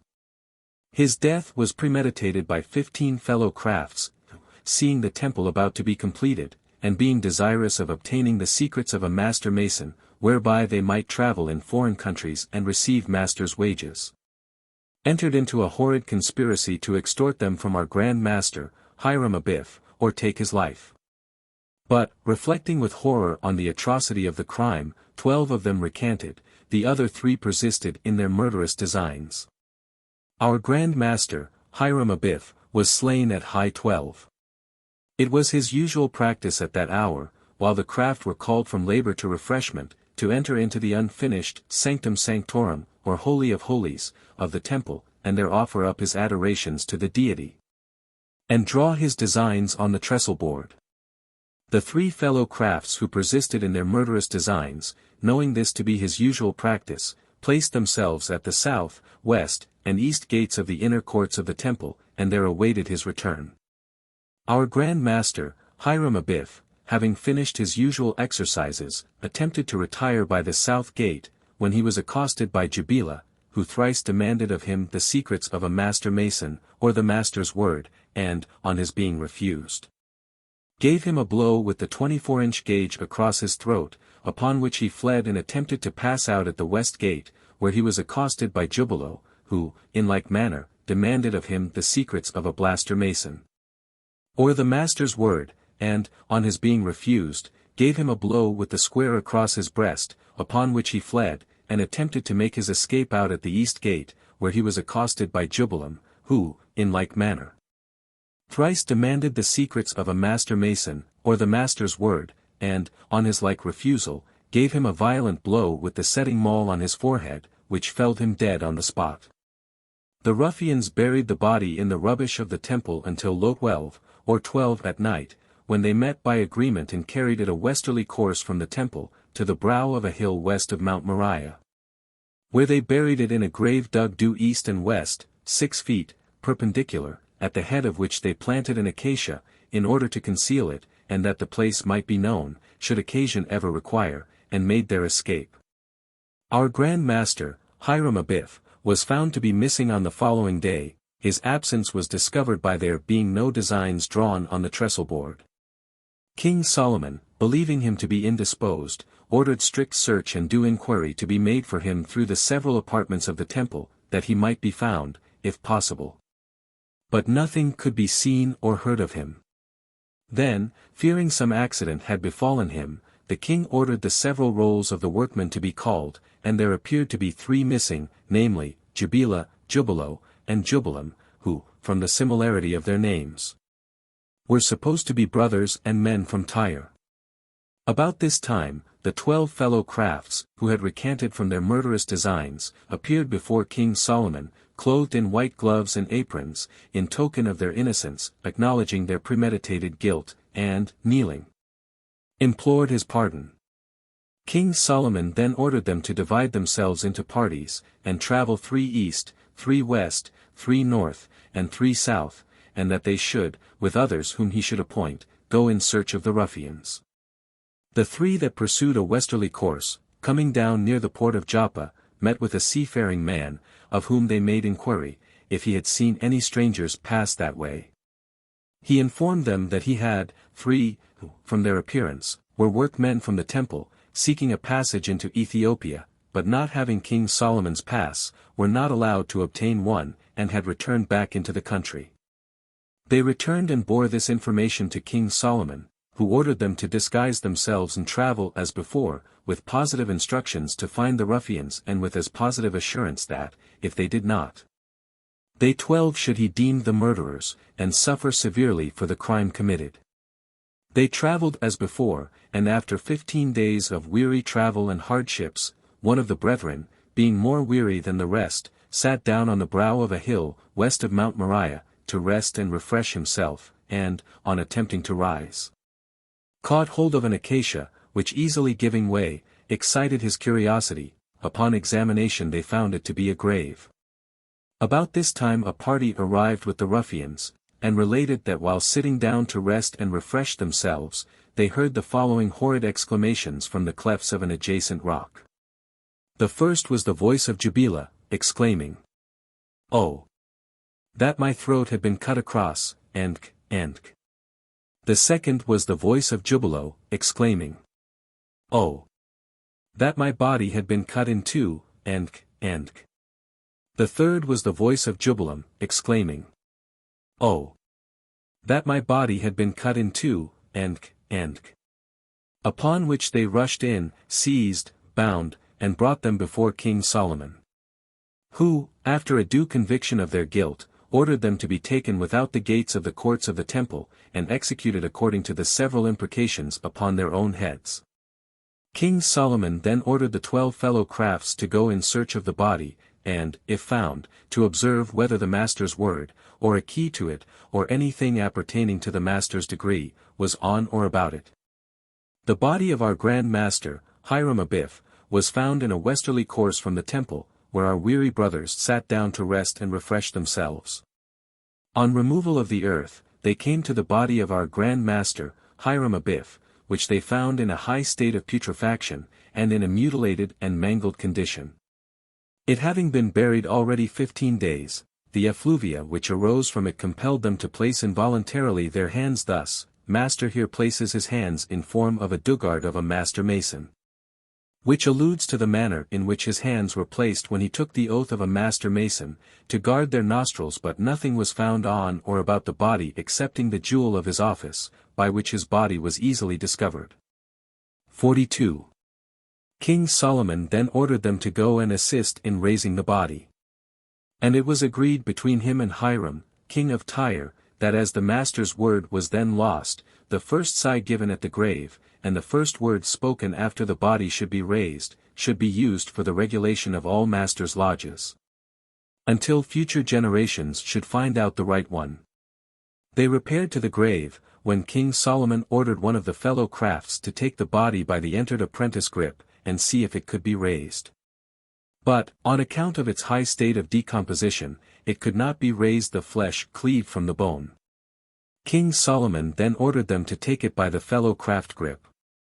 But on trial, for the reason before given, the fellow craft's grip failed to benefit any, it could not be raised. King Solomon then exclaimed, "O Lord my God, I fear the master's word is forever lost. My brother of Tyre, what shall we do? Let us pray." After prayer, King Solomon took the body by the strong grip of a master mason, or lion's paw, and raised it on the 5 points of fellowship, which have been explained to you. The body was then carried to the temple for a more decent burial, and was interred in due form.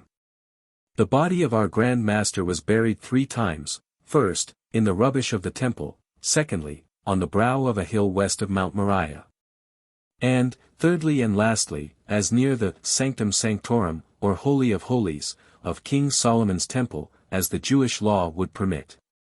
And Masonic tradition informs us that there was erected to his memory a Masonic monument, consisting of a beautiful virgin, weeping over a broken column, before her was a book open, in her right hand a sprig of acacia, in her left an urn.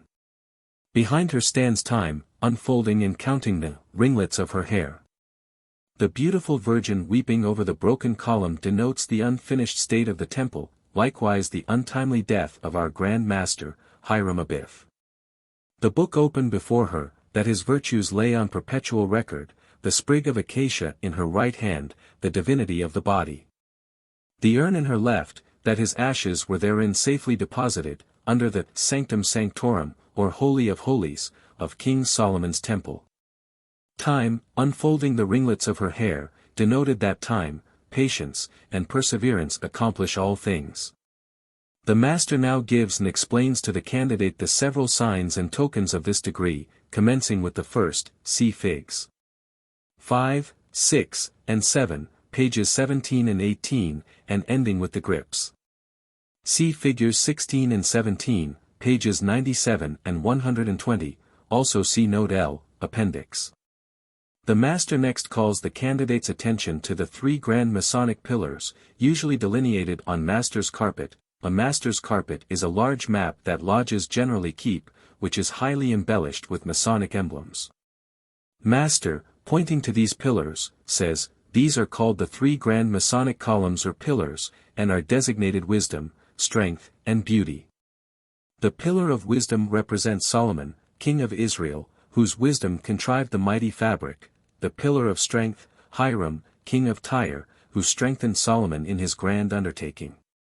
The pillar of beauty, Hiram Abiff, the widow's son, whose cunning craft and curious workmanship beautified and adorned the temple." The construction of this grand edifice was attended with 2 remarkable circumstances. From Josephus we learn, that although 7 years were occupied in building it, yet, during the whole time, it rained not in the daytime, that the workmen might not be obstructed in their labor.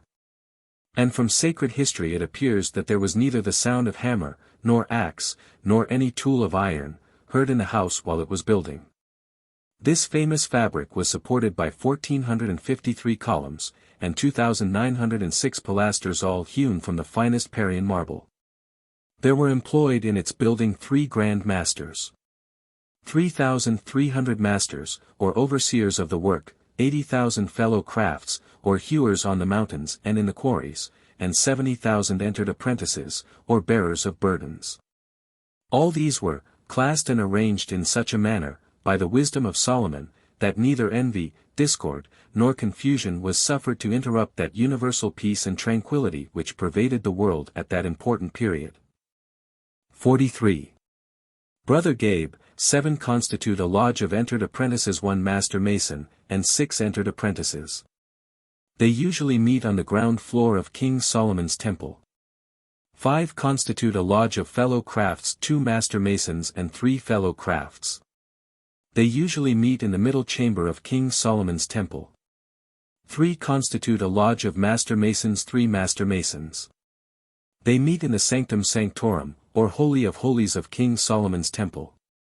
The master either reads or repeats the following from a monitor, which by many is committed to memory, but when he has the work, i.e., that part which is not monitorial, it is not necessary that he should commit to memory what is called the master's carpet of emblems, but as it is a part of the initiation of the 3rd degree. The author proposes to give it in its regular order of lodge business. Ground floor. Middle chamber. Sanctum sanctorum. The 3 steps, usually delineated upon the master's carpet, are emblematical of the 3 principal stages of human life, viz., youth, manhood, and age. In youth, in entered apprentices, we ought industriously to occupy our minds in the attainment of useful knowledge. In manhood, as fellow crafts, we should apply our knowledge to the discharge of our respective duties to God, our neighbors, and ourselves. So that in age, as master masons, we may enjoy the happy reflections consequent on a well-spent life, and die in the hope of a glorious immortality. The pot of incense is an emblem of a pure heart, which is always an acceptable sacrifice to the deity. And as this glows with fervent heat, so should our hearts continually glow with gratitude to the great and beneficent author of our existence, for the manifold blessings and comforts we enjoy. The beehive is an emblem of industry, and recommends the practice of that virtue to all created beings, from the highest seraph in heaven to the lowest reptile of the dust. It teaches us that, as we come into the world rational and intelligent beings, so we should ever be industrious ones. Never sitting down contented while our fellow creatures around us are in want, when it is in our power to relieve them without inconvenience to ourselves. When we take a survey of nature, we view man, in his infancy, more helpless and indigent than the brute creation. He lies languishing for days, months, and years, totally incapable of providing sustenance for himself, of guarding against the attack of the wild beasts of the forest, or sheltering himself from the inclemencies of the weather. It might have pleased the great Creator of heaven and earth to have made man independent of all other beings. But, as dependence is one of the strongest bonds of society, mankind were made dependent on each other for protection and security, as they thereby enjoy better opportunities of fulfilling the duties of reciprocal love and friendship. Thus was man formed for social and active life, the noblest part of the work of God. And he that will so demean himself as not to be endeavoring to add to the common stock of knowledge and understanding, may be deemed a drone in the hive of nature, a useless member of society, and unworthy of our protection as Masons. The Book of Constitutions, guarded by the Tyler's sword, reminds us that we should be ever watchful and guarded in our thoughts, words, and actions, particularly when before the enemies of Masonry. Ever bearing in remembrance those truly Masonic virtues, silence and circumspection. The sword pointing to a naked heart demonstrates that justice will sooner or later overtake us.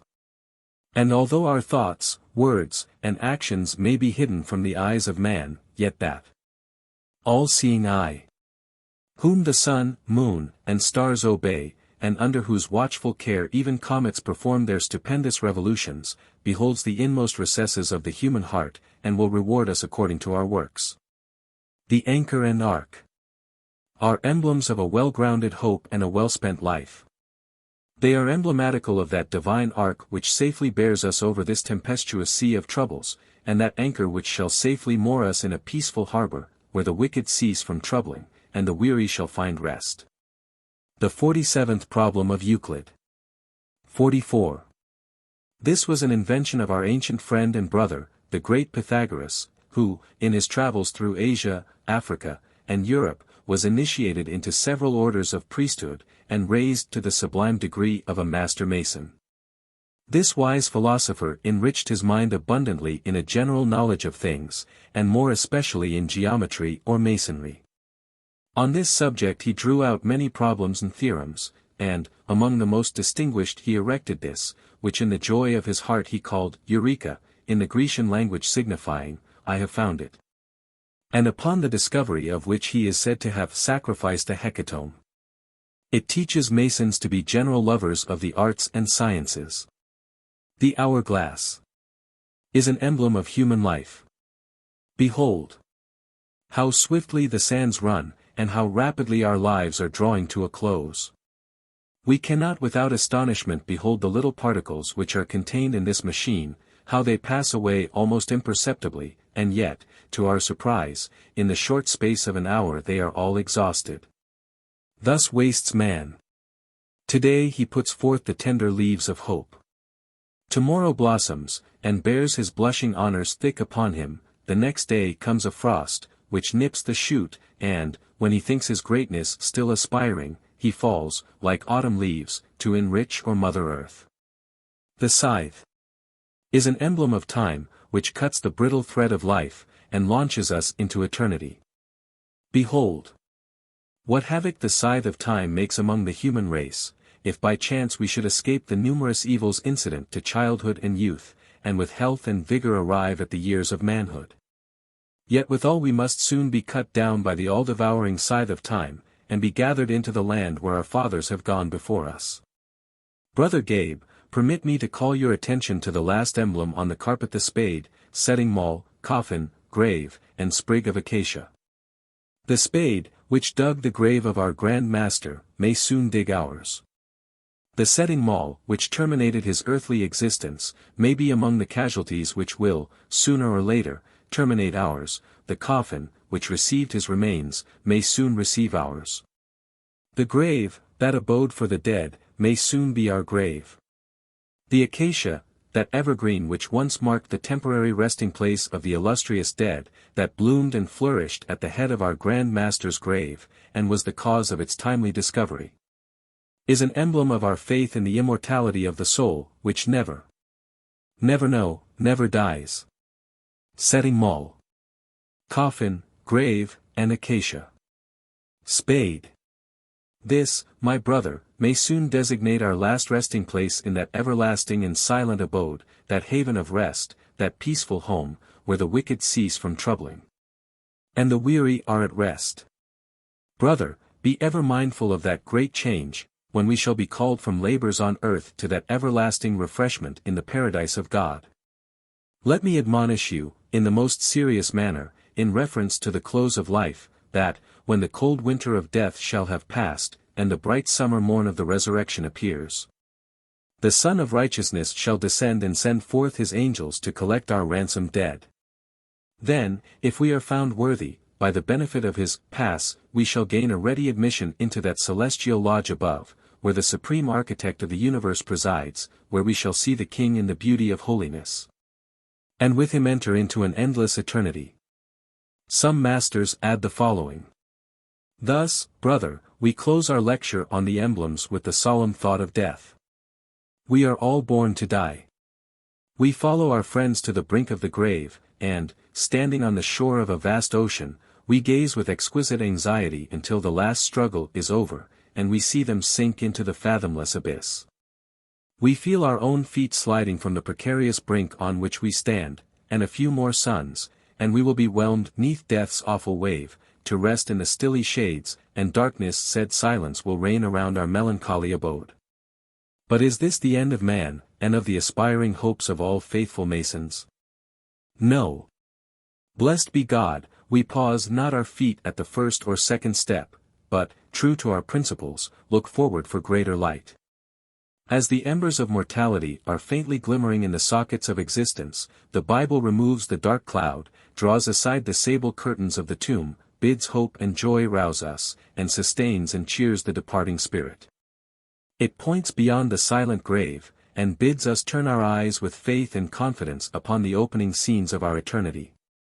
The worshipful Master gives 3 raps with his gavel, which brings the whole lodge to their feet. Charge to the lodge.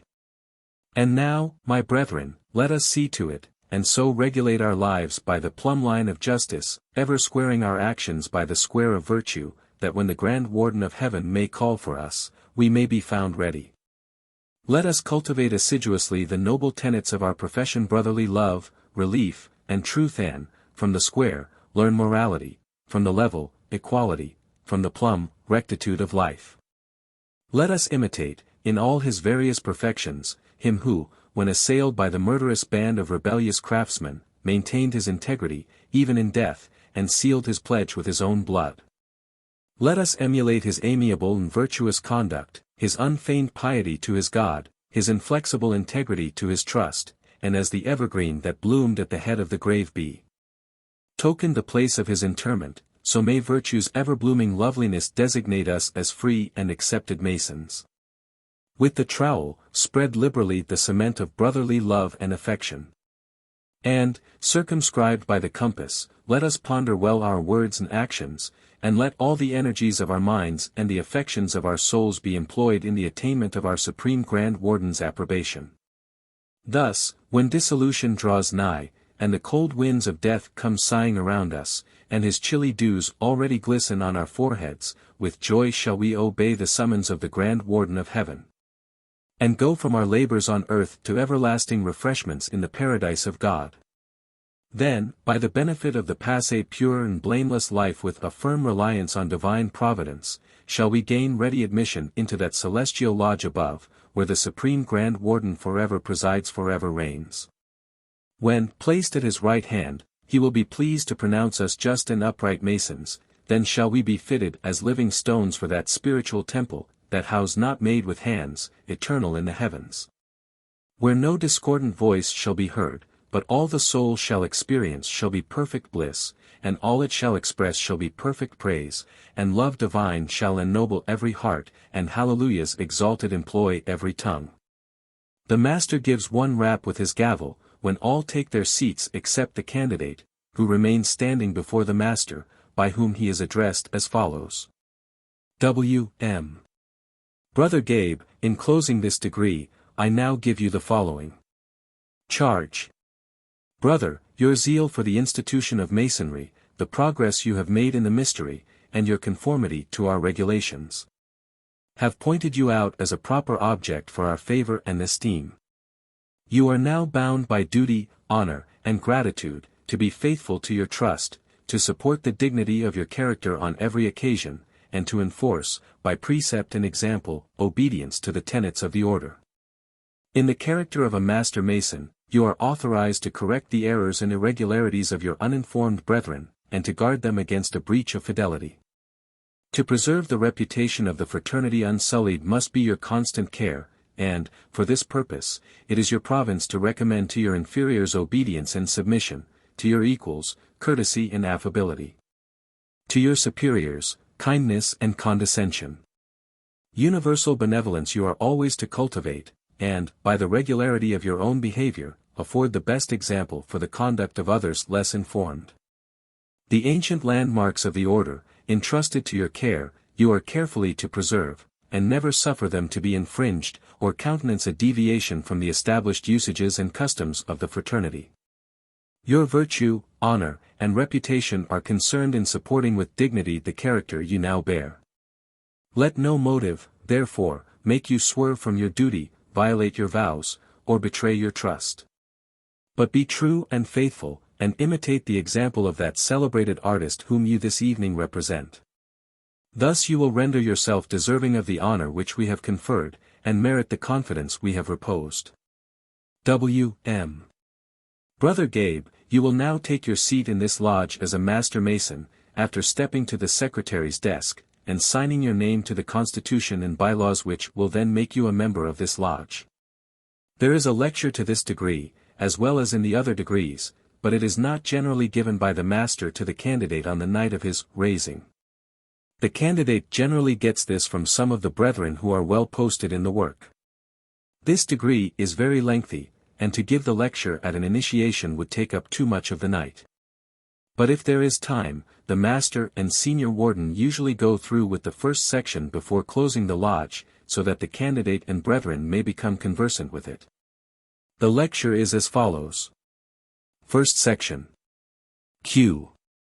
Are you a Master Mason? A. I am. Q. What induced you to become a Master Mason? A. In order that I might travel in foreign countries, work and receive master's wages, being better enabled to support myself and family, and contribute to the relief of worthy distressed Master Masons, their widows and orphans. Q. What makes you a Master Mason? A. My obligation. Q. Where were you made a Master Mason? A. In a regularly constituted lodge of Masons. Q. How were you prepared? A. By being divested of all metals, neither naked nor clothed, barefoot nor shod, hoodwinked, with a cable tow 3 times around my body, in which condition I was conducted to the door of the lodge by a brother. Q. Why had you a cable tow 3 times around your body? A. To signify that my duties and obligations become more and more binding as I advance in Masonry. Q. How gained you admission? A. By 3 distinct knocks. Q. To what do they allude? A. To the 3 jewels of a Master Mason, which are friendship, morality, and brotherly love. Q. What was said to you from within? A. Who comes here? Q. Your answer. A. Brother A. B. Who has been regularly initiated, entered Apprentice, passed to the degree of Fellow Craft, and now wishes further light in Masonry, by being raised to the sublime degree of a Master Mason. Q. What were you then asked? A. If it was of my own free will and accord, if I was worthy and well qualified, duly and truly prepared, had made suitable proficiency in the preceding degree, and was properly vouched for. All which being answered in the affirmative, I was asked by what further right or benefit I expected to gain admission. Q. What followed? A. I was directed to wait with patience until the worshipful Master should be informed of my request, and his answer returned. Q. What answer did he return? A. Let him enter, and be received in due form. Q. How were you received? A. On both points of the compasses, extending from my naked left to my right breast, which was to teach me that, as the most vital parts of man are contained within the breast, so the most excellent tenets of our institution are contained between the points of the compasses, which are, friendship, morality, and brotherly love. Q. How were you then disposed of?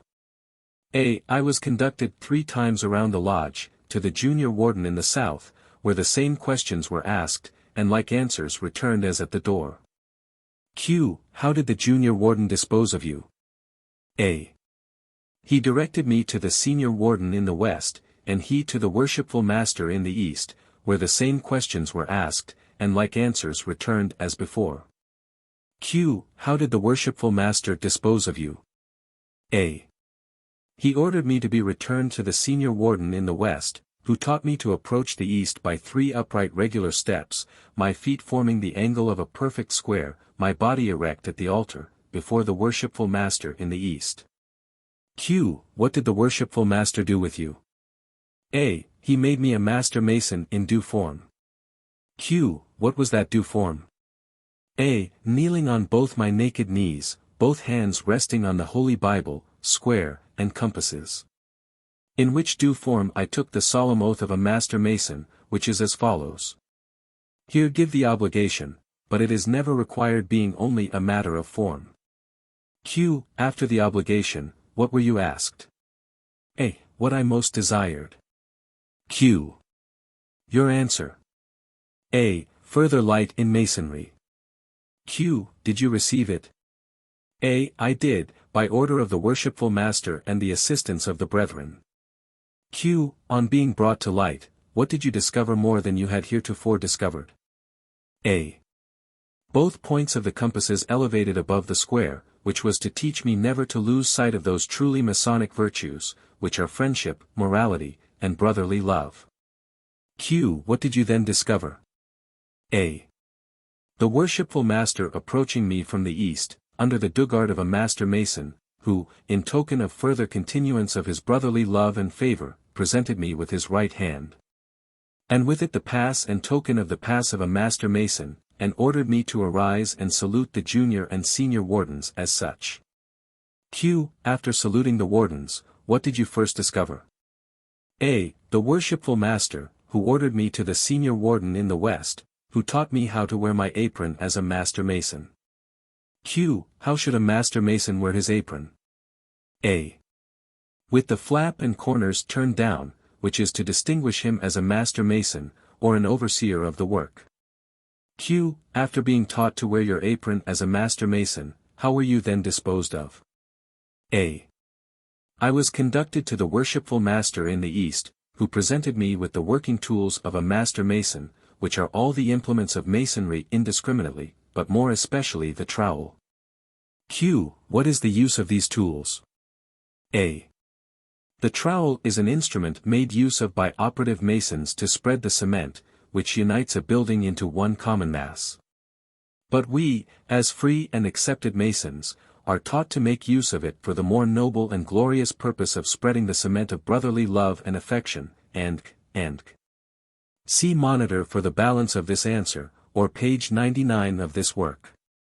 Q. How were you then disposed of? A. I was ordered to be returned to the place from whence I came, and reinvested of what I had been divested of, and wait the worshipful master's will and pleasure. Second section. Q. What does a master's lodge represent? A. The unfinished sanctum sanctorum, or Holy of Holies, of King Solomon's temple. Q. Did you ever return to the lodge? A. I did. Q. On your return to the lodge, where were you placed? A. In the center, where I was caused to kneel, and implore the blessings of deity. Q. After imploring the blessings of deity, what followed? A. I arose, and on my passage around the lodge was accosted by 3 fellow crafts, who thrice demanded of me the secrets of a master mason, and, on being refused, the first gave me a blow with the 24-inch gauge, across my throat. The second with a square, across my breast, the third with a setting maul, on my forehead, which felled me on the spot. Q. What did you then represent? A. Our Grand Master, Hiram Abiff, who was slain just before the completion of King Solomon's temple. Q. Was his death premeditated? A. It was, by 15 fellow crafts, who, seeing the temple about to be completed, and being desirous of obtaining the secrets of a master mason, whereby they might travel in foreign countries, work, and receive master's wages, entered into a horrid conspiracy to extort them from our Grand Master, Hiram Abiff, or take his life. But, reflecting with horror on the atrocity of the crime, 12 of them recanted, the other 3 persisted in their murderous designs. Q. At what hour was our Grand Master, Hiram Abiff, slain? A. At high 12:45. Q. How came he to be assassinated at that hour? A. It was his usual practice at high 12, while the craft were called from labor to refreshment, to enter into the unfinished sanctum sanctorum, or Holy of Holies of the temple, and there to offer up his adorations to deity, and there to draw his designs on the trestle board. 46. Q. Who were the murderers? A. The 3 fellow crafts who persisted in their murderous designs, knowing this to be his usual practice, placed themselves at the south, west, and east gates of the inner courts of the temple, and there awaited his return. Q. What followed? A. Our Grand Master, Hiram Abiff, having finished his usual exercises, attempted to retire at the south gate, where he was accosted by Jabila, who thrice demanded of him the secrets of a master mason, or the master's word. And, on being refused, gave him a blow with the 24-inch gauge across the throat, upon which he fled, and attempted to pass out at the west gate, where he was accosted by Jubilo, who, in like manner, thrice demanded of him the secrets of a master mason, or the master's word. And, on his being refused, gave him a blow with a square across his breast, upon which he fled, and attempted to make his escape out at the east gate, where he was accosted by Jubilam, who, in like manner, thrice demanded of him the secrets of a master mason, or the master's word, and, on his being refused, gave him a violent blow with a setting maul, on his forehead, which felled him dead on the spot. 47. Q. What did they do with the body? A. They buried it in the rubbish of the temple until low 12, or 12 at night, when they met by agreement and carried it a westerly course from the temple, to the brow of a hill west of Mount Moriah, where they buried it in a grave dug due east and west, 6 feet perpendicular, at the head of which they planted an acacia, in order to conceal it, and that the place might be known, should occasion ever require. And then made their escape. Q. When was our Grand Master, Hiram Abiff, found to be missing? A. On the following day. Q. How was his absence discovered? A. By there being no designs drawn on the trestle board. Q. What followed? A. King Solomon, being informed of this, supposed him to be indisposed, and ordered strict search to be made for him through the several apartments of the temple, and due inquiry made. Search and inquiry were accordingly made, but he could not be found. Q. What followed? A. King Solomon, fearing some accident had befallen him, ordered the several rolls of the workmen to be called. And, after roll call, it was found that 3 craftsmen were missing, namely, Jubila, Jubilo, and Jubilam, who, from the similarity of their names, were supposed to be brothers, and men from Tyre. Q. What followed? A. At this time, the 12 fellow crafts, who had recanted from their murderous designs, appeared before King Solomon, clothed in white gloves and aprons, in token of their innocence, acknowledging their premeditated guilt, and humbly imploring his pardon. Q. What followed? A. King Solomon ordered them to divide in parties, and travel 3 east, 3 west, 3 north, and 3 south, with others whom he should appoint, in search of the ruffians. Q. What followed? A. The 3, as they were passing a westerly course, coming down near the port of Joppa, met a seafaring man, of whom they inquired if he had seen any strangers pass that way. He informed them that he had seen 3, who, from their appearance, were workmen from the temple, seeking a passage into Ethiopia, but, not having King Solomon's pass, were unable to obtain one, and had returned back into the country. Q. What followed? A. They returned and bore this intelligence to King Solomon, who ordered them to divide themselves, and travel as before, with positive instructions to find the ruffians, and with as positive assurance that if they did not the 12 should be deemed the murderers, and suffer severely for the crime committed. Q. What followed? A. They traveled as before, and, after many days of hardships and toil, on their return one of the brethren, more weary than the rest, sat down on the brow of a hill to rest and refresh himself, and on attempting to rise, accidentally caught hold of an acacia, which easily giving way, aroused his curiosity. Upon which he hailed his companions, and on examination found it to be a grave. Q. What followed? A. At this time a party arrived with the ruffians, and related that, while sitting down to rest and refresh themselves, they heard the following horrid exclamations from the clefts of an adjacent rock. The first was the voice of Jubila, exclaiming, "Oh! That my throat had been cut across, and, the second was the voice of Jubilo, exclaiming, "Oh! That my breast had been torn open, and, the third was the voice of Jubilam, exclaiming, "Oh! That my body had been severed in 2, my bowels taken from thence, and. See page 112. Upon which they rushed in, seized, bound, and brought them before King Solomon, who, after due conviction of their guilt, ordered them to be executed according to their several imprecations upon their own heads, uttered from the clefts of the rocks. 48. Third section. Q. How long was the temple in building? A. 7 years. During which it rained not in the daytime, that the workmen might not be obstructed in their labor. Q. What supported the temple?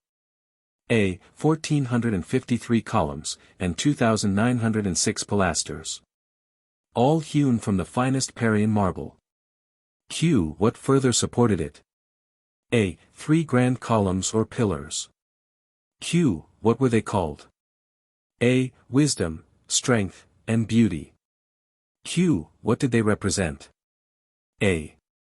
The pillar of wisdom represented Solomon, king of Israel, whose wisdom contrived the mighty fabric. The pillar of strength, Hiram, king of Tyre, who strengthened Solomon in his grand undertaking. The pillar of beauty, Hiram Abiff, the widow's son, whose cunning craft and curious workmanship beautified and adorned the temple. Q. How many were there employed in the building of King Solomon's temple? A. 3 Grand Masters, 3,300 masters or overseers of the work, 80,000 fellow crafts, and 70,000 entered apprentices, and Q. How many constitute an entered apprentices lodge? A. 7. 1 master and 6 entered apprentices. Q. Where did they usually meet? A. On the ground floor of King Solomon's temple. Q. How many constitute a fellow crafts lodge? A. 5, 2 masters and 3 fellow crafts. Q. Where did they usually meet? A. In the middle chamber of King Solomon's temple. Q. How many constitute a master's lodge? A. 3 master masons. Q. Where did they usually meet? A. In the sanctum sanctorum, or Holy of Holies, of King Solomon's temple. Q. Have you any emblems in this degree? A. We have several, and they are divided into 2 classes. Q. What are the first class? A. The pot of incense, the beehive. The Book of Constitutions guarded by the Tyler's sword, the sword pointing to a naked heart, the all-seeing eye, the anchor and arc, the 47th problem of Euclid, the hourglass, the scythe, and the 3 steps on the master's carpet. Q. How are they explained? These answers are monitorial. Q. What are the second class of emblems? A. The setting maul, spade, coffin, grave, and sprig of acacia, and are thus explained. 49. Reader, I have given you the whole of the first 3 degrees in Masonry. This ends the 3rd, or Master Mason's degree. But few Masons take sufficient interest in Masonry to be advanced further, and consequently do not get the password which was lost by the tragical death of Hiram Abiff. King Solomon is said to have substituted, in place of the lost one, the word now used in the Master Mason's degree, viz., Mahabon, which is given on the 5 points of fellowship, and in low breath. The missing word was found, after 470 years, and was then, and still is, used in the Royal Arch degree, as will be seen in the ceremonies of that degree. Closing the lodge. The lodge is closed in nearly the same manner that it is opened, and, in fact, all 3 of the degrees are closed alike. We will suppose the business of the lodge finished, and that the master proceeds to close. W.M. Brother Senior Warden, do you know of anything further before this lodge of Masons previous to closing? S.W., rising to his feet and giving the sign of a Master Mason, if opened on that degree. Nothing, worshipful, some say, in the west. Sits down. W.M. Anything in the south, Brother Junior Warden? J.W. makes the same sign as the Senior Warden. Nothing, worshipful. W.M. Brother Secretary, have you anything on your desk? Section, nothing, worshipful. W.M. Has any brother around the lodge anything to offer for the benefit of Masonry before we proceed to close? W.M. Reading of the present communication. Secretary reads the minutes, and W.M. Brother Senior Warden, have you any alterations or additions to make to the minutes? S.W. rising to his feet and making the sign. I have none, worshipful. W.M. Brother Junior Warden, have you any to make? J.W. None, worshipful. W.M. Has any brother present any? W.M. Brethren, the minutes will stand approved, if there are no objections. Gives 1 rap, when the junior deacon, at the inner door of the lodge, rises to his feet. Brother Junior Deacon, the last as well as the first care of Masons, when convened. J.D. makes sign. To see that the lodge is duly tiled. W.M. You will attend to that part of your duty, and inform the tiler that we are about to close this lodge, and direct him to tile accordingly. Deacon opens the door, and delivers his message. J.D. The lodge is tiled, worshipful. W.M. How tiled? J.D. By a brother of this degree within the outer door. W.M. His duty there. J.D. To keep off all cowans and eavesdroppers, and suffer none to pass or repass, except such as are duly qualified and have the worshipful master's permission. Sits down. W.M. One rap. Senior Warden rises to his feet. Brother Senior Warden, at the opening of this lodge you informed me that you were a Master Mason. What induced you to become a Master Mason? S.W. In order that I might travel in foreign countries, work, and receive master's wages, being better enabled to support myself and family, and contribute to the relief of worthy distressed Master Masons, their widows and orphans. W.M. Have you ever traveled? S.W. I have, from west to east, and from east to west again. Some lodges use the following questions and answers, both at opening and closing. W.M. Why did you leave the west and travel to the east? S.W. In search of that which was lost. W.M. To what do you allude, my brother? S.W. The Master's word. W.M. Did you find it? S.W. I did not, but found a substitute. This is also used occasionally by some masters in the lecture. W.M. The Junior Deacon Station. S.W. At the right hand of the Senior Warden in the west. W.M. 2 raps, all the officers rise to their feet. Your duty there, Brother Junior Deacon. J.D. See Opening Ceremony. W.M. The Senior Deacon Station. J.D. At the right hand of the Worshipful Master in the east. W.M. Your duty there, Brother Senior Deacon. S.D. See Opening Ceremony. W.M. The Secretary's Station. S.D. At the left hand of the Worshipful Master in the east. W.M. Your duty there, Brother Secretary. Section, see Opening Ceremony. W.M. The Treasurer's Station. S.D. At the left hand of the Worshipful Master in the east. W.M. Your duty there, Brother Treasurer. Treasurer, see Opening Ceremony. W.M. The Junior Warden Station. Treasurer in the South, Worshipful. W.M. Why in the South, and your duty there, Brother Junior. J.W. See Opening Ceremony. W.M. The Senior Warden Station. J.W. In the West, Worshipful Master.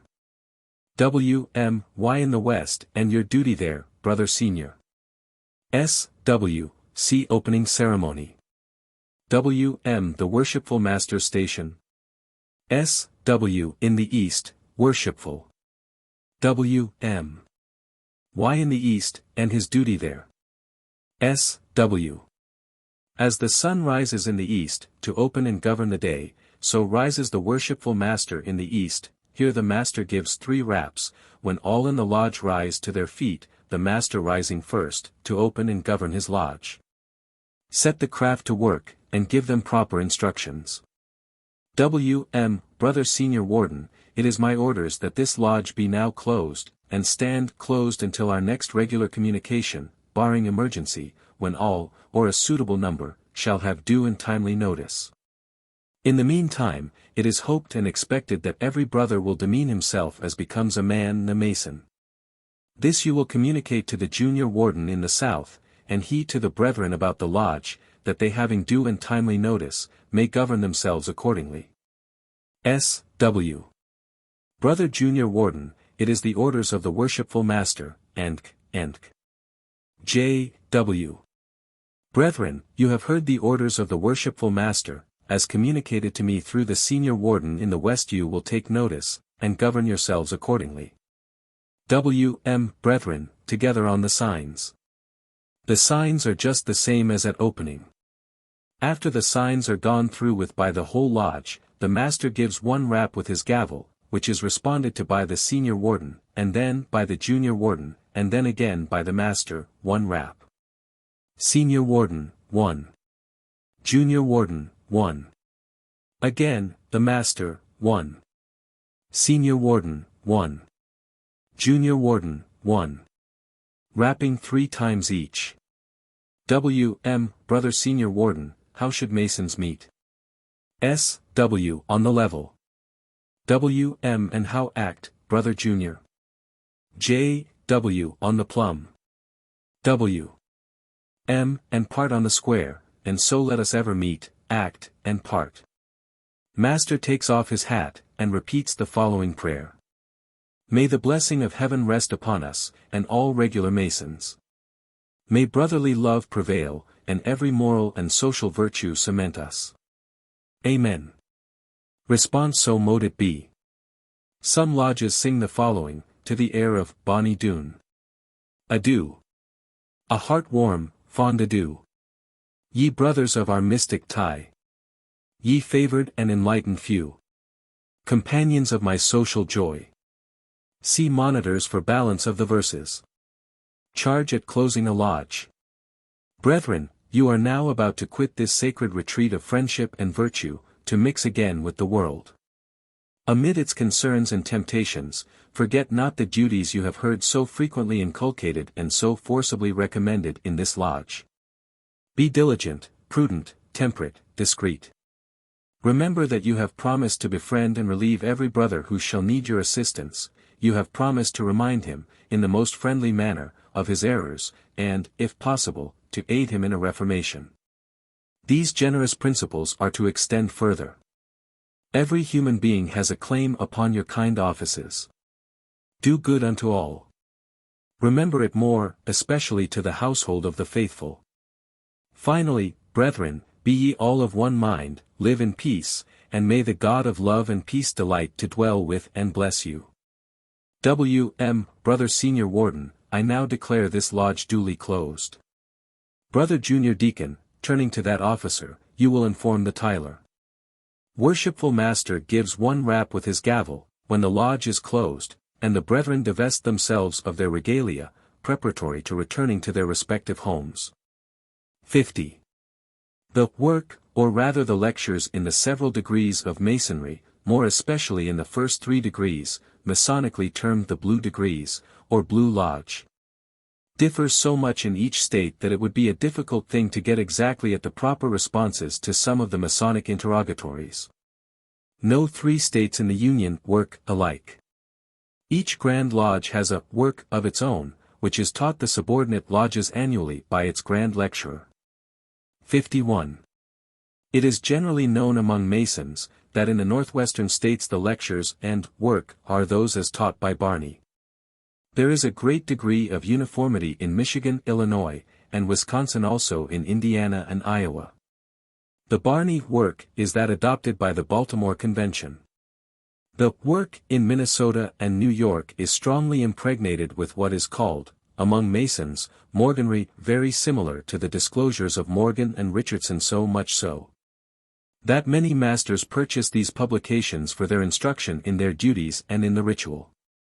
Masonry has but little changed, and a knowledge of the alterations which have been made since Morgan's exposure was written is all that is requisite to make a bright Mason. The only alterations which occur in the lectures of each degree are in the commencement. A concise sketch of Brother Barney, the author of the 3 lectures introduced in this work, would not be out of place, as it will account to the reader for the difference existing between Masonic works in the several states and in Europe. In the year 1817, Brother John Barney, formerly of Charlotte, Vermont, went to Boston, and obtained possession of the Preston Lectures, taught there by Gleason, and approved by the Grand Lodge of Massachusetts. With these lectures he returned to Vermont, and submitted them to the Grand Lodge, at its annual session in October, 1817. The subject was there referred for examination to a committee, which reported that these lectures were according to the most approved method of work in the United States, and proposed to give Brother Barney letters of recommendation to all lodges and brethren in all parts as a brother well qualified to give Masonic information to any desirous of his services. This report of the committee was accepted and adopted by the Grand Lodge, and Brother Barney, provided with the recommendation thus obtained, visited many of the lodges of the state, and imparted to them a knowledge of these lectures. At this time Brother Barney wrote a portion of them in cipher. Subsequently to 1818, Brother Barney went to the western and southwestern states, and, being in delicate health, adopted the profession of Masonic lecturing as a means of subsistence. A few years afterward, on his return to his brethren in Vermont, he stated to them, as I have been credibly informed and believe, that he found in the western and southwestern states different systems of lecturing prevailing, and that, upon presenting Gleason's lectures to them, they were objected to by the different Grand Masters, who would not sanction his lecturing in their respective jurisdictions, unless he would adopt the lectures then in use among them.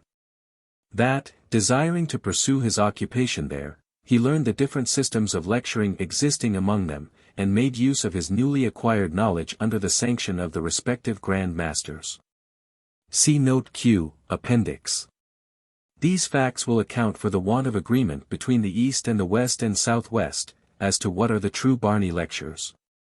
From the foregoing remarks, it will be seen that the essential points of Masonry are identical the world over, and that the differences, which are of minor importance, may be gathered by comparing the present work with Richardson's Monitor or Allen's Ritual. The work known among Masons as the Webb work, and inculcated by Robert Morris, 52, is generally accepted as the work of ancient origin, and there is not much doubt but that it will be adopted by the Grand Lodges throughout the United States. Mark Master, or Fourth Degree. The degree of Mark Master, which is the fourth in the Masonic series, is, historically considered, of the utmost importance, since we are informed that, by its influence, each operative Mason, at the building of King Solomon's Temple, was known and distinguished, and the disorder and confusion which might otherwise have attended so immense an undertaking was completely prevented, and not only the craftsmen themselves, but every part of their workmanship was discriminated with the greatest nicety and the utmost facility. It is claimed by Masonic writers 53 that this degree in Masonry was instituted by King Solomon, at the building of the temple, for the purpose of detecting impostors, while paying wages to the craftsmen. Each operative was required to put his mark upon the product of his labor, and these distinctive marks were all known to the senior Grand Warden.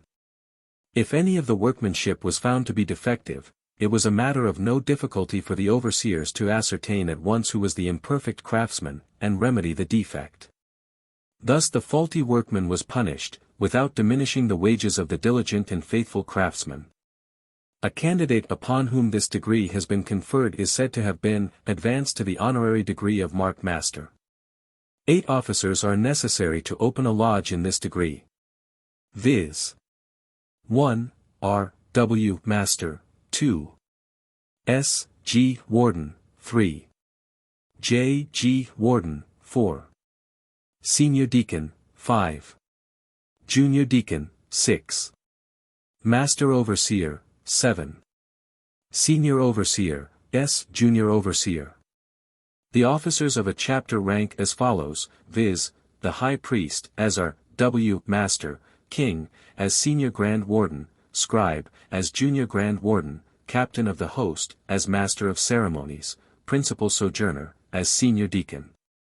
Royal Arch-Captain, as Junior Deacon, Master of the Third Veil, as Master Overseer, Master of the Second Veil, as Senior Overseer, Master of the First Veil, as Junior Overseer. The Treasurer, Secretary, and Tyler, corresponding in rank with the same officers in other degrees. These officers are filled by the officers of the chapter under whose warrant the lodge is held.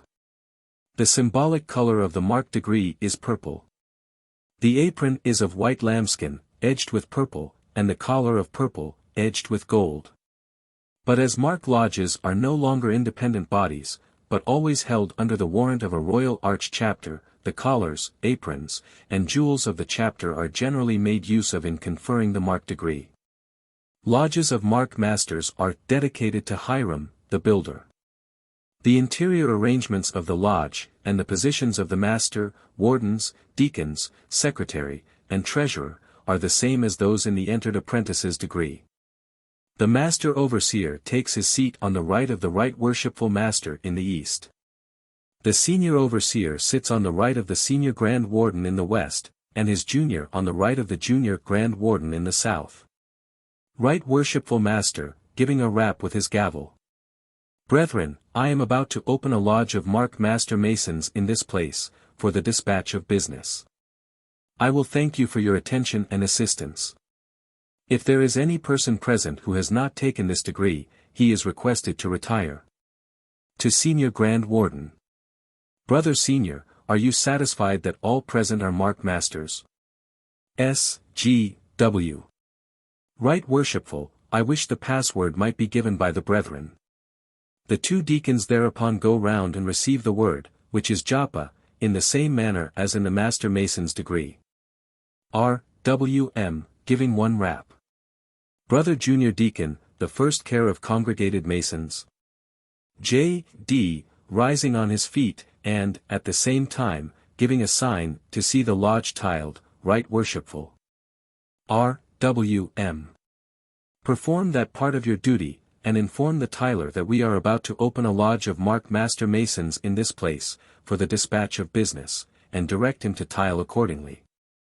The junior deacon then walks rapidly to the door, and gives 4 raps, which are answered by 4 without from the tiler. The junior deacon gives 1, which is answered by the tiler with. The door is then partly opened, when the junior deacon delivers his message. He then returns, gives the sign again, and says, "The door is tiled, Right Worshipful." H. W. M. How tiled? J. D. Within the outer door, by a brother of this degree, with a drawn sword in his hand. R. W. M. His duty there. J. D. To keep off all cowans and eavesdroppers, see that none pass or repass without due qualification, or permission from the Right Worshipful Master.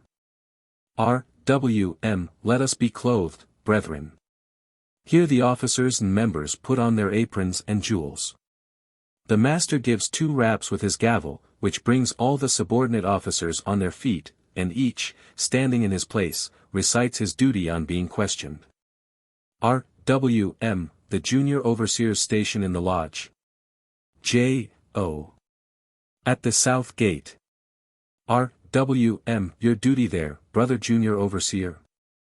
J. O. To inspect all materials brought up for the building of the temple, and, if approved, pass them on to the senior overseer, at the west gate, for further inspection.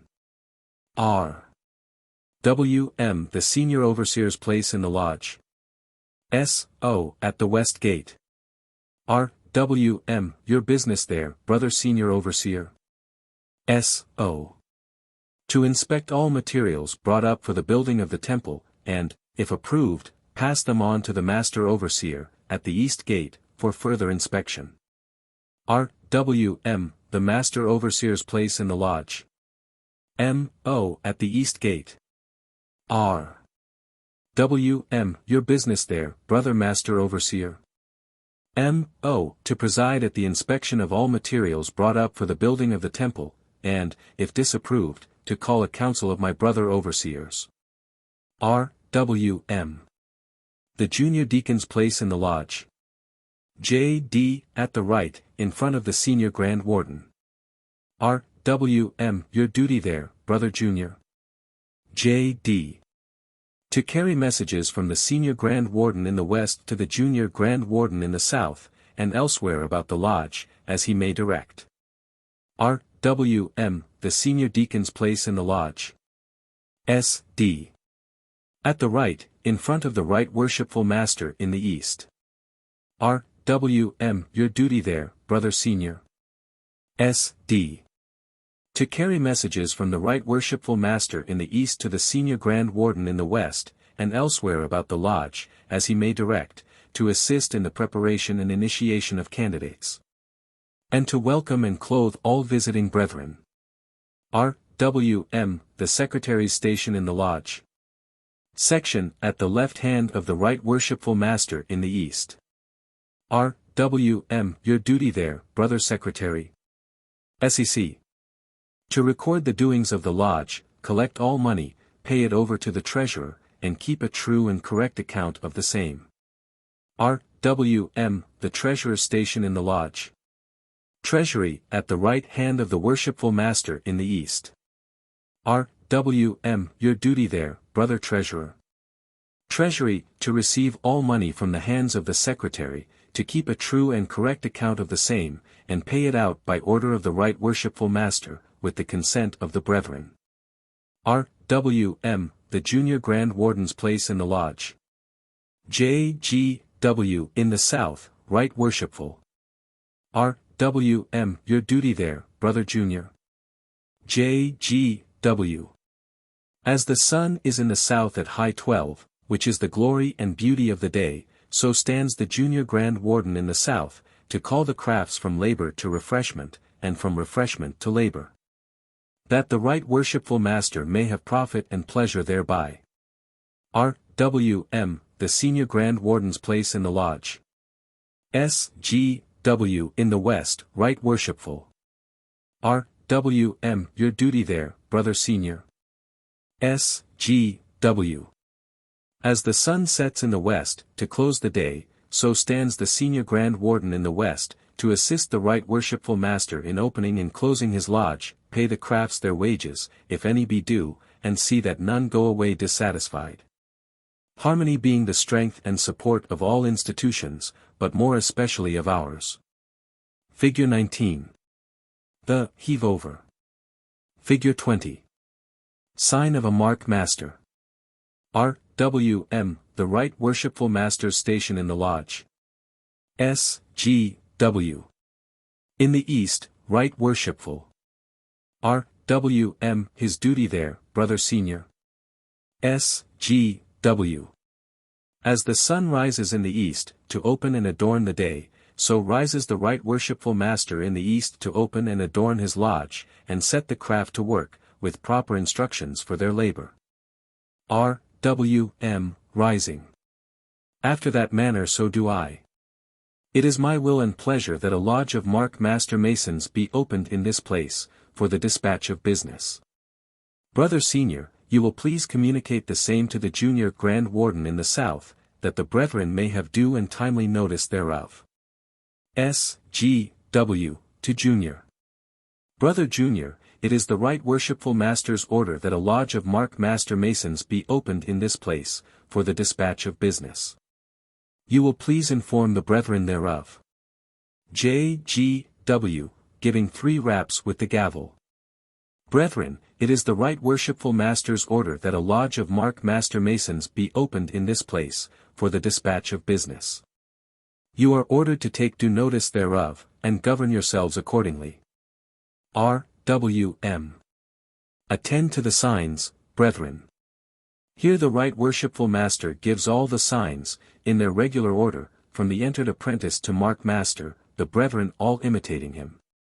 For signs of the entered apprentice, or first degree, see figures 1 and 2, for signs of the fellow craft, or second degree, see figures 3 and 4, and for signs of Master Mason, or third degree, see figures 5 and 6 and 7, pages 16, 17, and 18.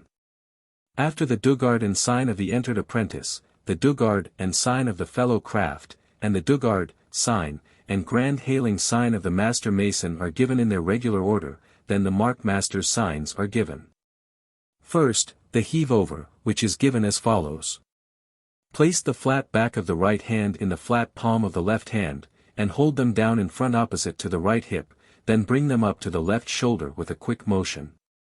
As though you were throwing something over your left shoulder. In putting your hands together, do so with a sharp slap, the palms facing your shoulder. In old times this sign was made by interlacing the fingers.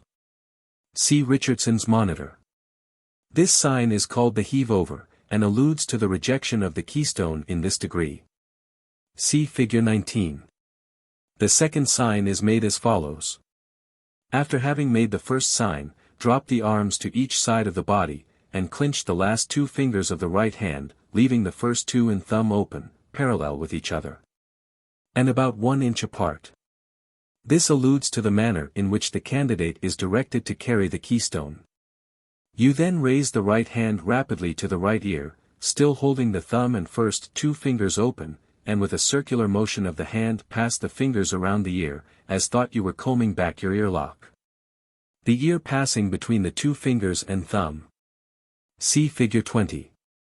This sign alludes to a penalty of the obligation, to have the ear smitten off. After having completed the sign, as just described, drop the right hand a little to the right side, about as high up as the waist, the palm open and horizontal, and, at the same time, lift up the left hand and bring it down edgewise and vertically upon the wrist of the right. See Figure 21. These motions must all be made distinctly but rapidly. This sign alludes to the penalty of the obligation, and also to that of an impostor, which is to have his right hand cut off. The sign of receiving wages is made by extending in front the right arm at full length, the thumb and two first fingers open, about 1 inch apart, the third and little fingers clenched, palm of the hand up. See Figure 22. It alludes to the peculiar manner in which the mark master is taught to receive wages, so that impostors may be detected. Here it is proper to remark that in the opening of any lodge of Masons, they commence giving the signs of an entered apprentice, and go through all the signs of the different degrees, in regular gradation, until they arrive at the one which they are opening, and commence at the sign of the degree in which they are at work, and descend to the last when closing. The master now reads from a textbook the following. Wherefore, my brethren, lay aside all malice, and guile, and hypocrisies, and envies, and all evil speaking. If so be ye have tasted that the Lord is gracious. To whom coming, as unto a living stone, disallowed indeed of men, but chosen of God, and precious, ye also, as living stones, be ye built up a spiritual house, an holy priesthood, to offer up sacrifices acceptable to God. Brethren, this is the will of God, that with well-doing ye put to silence the ignorance of foolish men. As free, and not as using your liberty for a cloak of maliciousness, but as the servants of God. Honor all men, love the brotherhood, fear God.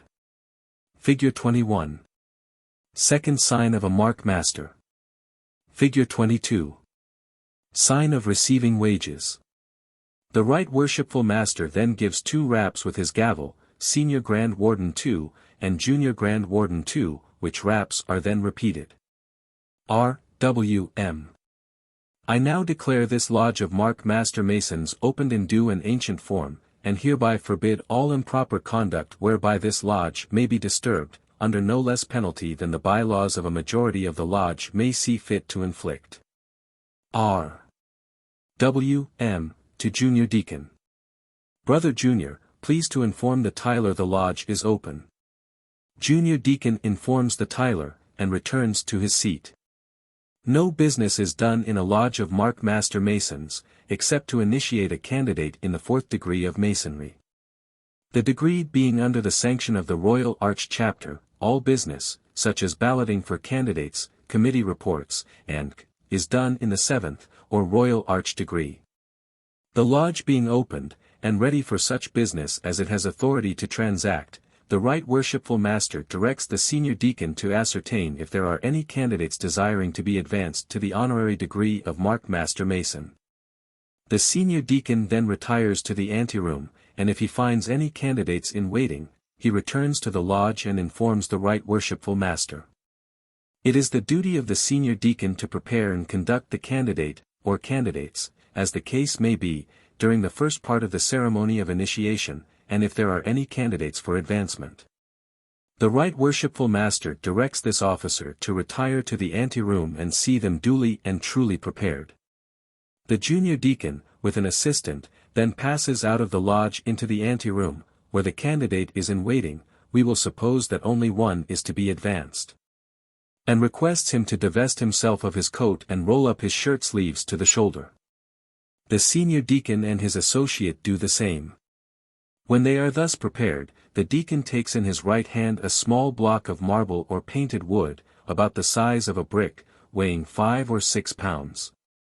The deacon's associate also takes a similar block to carry. One of the blocks has a square engraved upon it, the other, a plum. See cut.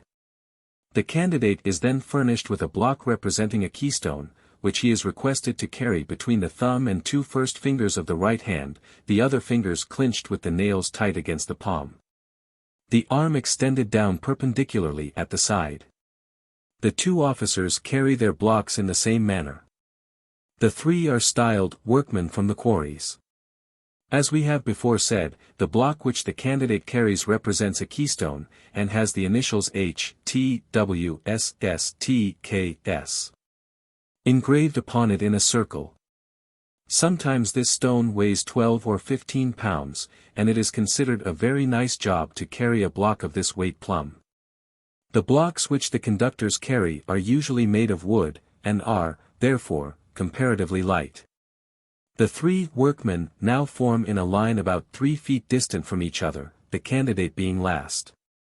The door is then opened without ceremony, and the junior deacon, as conductor, together with his associate and the candidate, enter the lodge, and march 4 times around the room, halting the last time at the junior overseer's station. At the south gate, where the conductor gives 4 raps, in couplets, on the floor with his heel. Workmen from the quarries. Junior overseer, who comes here? Senior deacon, workman from the quarries, bringing up work. Junior overseer, have you a specimen of your work? Senior deacon, we have. Junior overseer, present your work. The senior deacon presents his stone to the junior overseer, who applies his small trying square to its different angles, and, they agreeing with the angles of the square, he says, Junior overseer, this is good work, square work, just such work as we are authorized to receive for the building, returning the block to the senior deacon. You will pass on to the senior overseer at the west gate, for further inspection. The second workman then presents his block, and it is tried and returned the same as the conductor's. The 2 workmen move on about 6 paces, in order to bring the candidate before the junior overseer's station. The junior deacon then instructs the candidate how to make the alarm and present his work. Junior overseer, who comes here? Candidate, prompted. A craftsman from the quarries, bringing you work. Junior overseer, have you a specimen of your work? Candidate, I have. Junior overseer, present it. Candidate presents the keystone. Junior overseer, applying his square to it, and finding it does not fit. This is a curiously wrought stone, indeed, it is neither oblong nor square, good work, true work, square work is only such as we have orders to receive. Neither has it the mark of any of the craft upon it. Is that your mark? Pointing to the letters on the keystone. Candidate, it is not. Junior overseer, owing to its singular form and beauty, I feel unwilling to reject it. You will pass on to the senior overseer at the west gate for his inspection. The conductors and the candidate pass on to the senior overseer's station in the west, when the same scene is repeated, and they are directed to proceed to the master overseer at the east gate. The senior deacon here first presents his block or stone to the master overseer. Master overseer, applying his square. This is good work, true work, and square work, just such work as I am authorized to receive and pass for the building. You are entitled to your wages, pass on. The conductors pass on, and take their seats. The candidate then presents his keystone. Master overseer, applying his square. This is a curiously wrought stone. It appears to be neither oblong nor square, and the mark upon it is not that of a craftsman. Looking sternly at candidate. Is this your work? Candidate, it is not. Master overseer, where did you get it? Candidate, I picked it up in the quarry. Master overseer, why do you bring another man's work to impose upon the overseers? You will stand aside. The master overseer now stamps on the floor 4 times with his foot, which brings up the other 2 overseers. Master overseer, brother junior overseer, dial you suffer this work to pass your inspection? Junior overseer, I did. I observed to the young craftsman, at the time, that the stone was not such as we had orders to receive. But, owing to its singular form and beauty, I felt unwilling to reject it, and suffered it to pass to the senior overseer at the west gate. Senior overseer, I made the same observations to the young craftsman, and for the same reason permitted it to pass to the master overseer at the east gate. R.W.M. Why, you see the stone is neither oblong nor square, neither has it the mark of any of the craft upon it. Do you know this mark that is upon it? Junior overseer, I do not.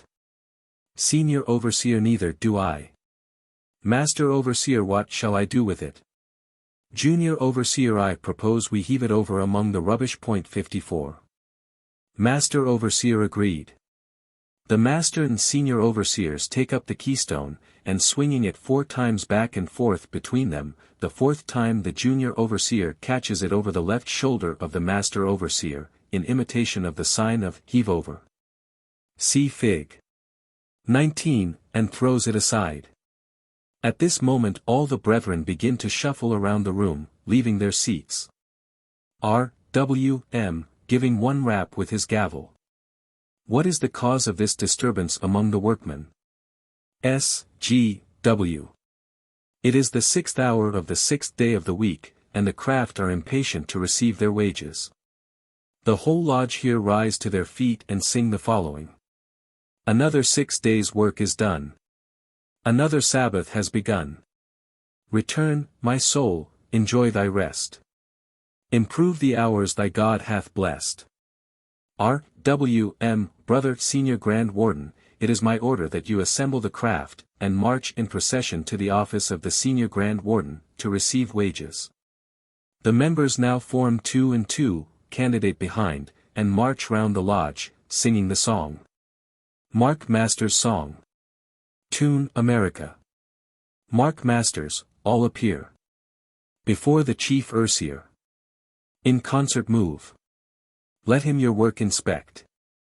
For the Chief Architect. If there be no defect. He will approve. You who have passed the square. For your rewards prepare. Join heart and hand. Each with his mark in view. March with the just and true. Wages to you are due. At your command. Hiram, the widow's son. Sent unto Solomon. Our great keystone. On it appears the name. Which raises high the fame. Of all to whom the same. Is truly known. Now to the westward move. Where, full of strength and love. Hiram doth stand. But if impostors are. Mixed with the worthy there. Caution them to beware.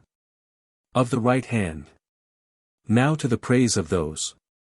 Who triumphed o'er the foes. Of Mason's arts. To the praiseworthy 3. Who founded this degree. May all their virtues be. Deep in our hearts. As they finish the 2nd verse, each brother walks up in his turn to the Senior Warden, who stands behind a lattice window, and thrusts his right hand, with the thumb and 2 first fingers open, and the 3rd and little fingers clinched. Palm up, see Fig. 22, through the hole in the window, receives his penny, withdraws his hand, and passes on, and so on until the candidate, who comes last, puts his hand through for his penny in this manner, see cut. The Senior Grand Warden seizes his hand, and, bracing his foot against the window, draws the candidate's arm through to the shoulder, and exclaims vehemently, an impostor. An impostor. Another person exclaims, strike off his hand. Strike off his hand, and at the same time runs up with a drawn sword to give the blow. The senior deacon now intercedes for the candidate, and says, spare him. Spare him.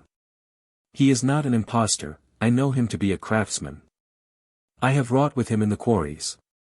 S.G.W. He is an impostor, for he has attempted to receive wages without being able to give the token, and the penalty must be inflicted. S.D. If you will release him, I will take him to our right worshipful master, and state his case to him, and if the penalty must be inflicted, I will see it duly executed. S.G.W. On those conditions I will release him, provided he can satisfy me he is a fellow craft mason. The candidate now withdraws his arm, and gives the sign of a fellow craft mason. See Figure 4 and p. 17. The members of the lodge then take their seats. S.D. taking candidate to master.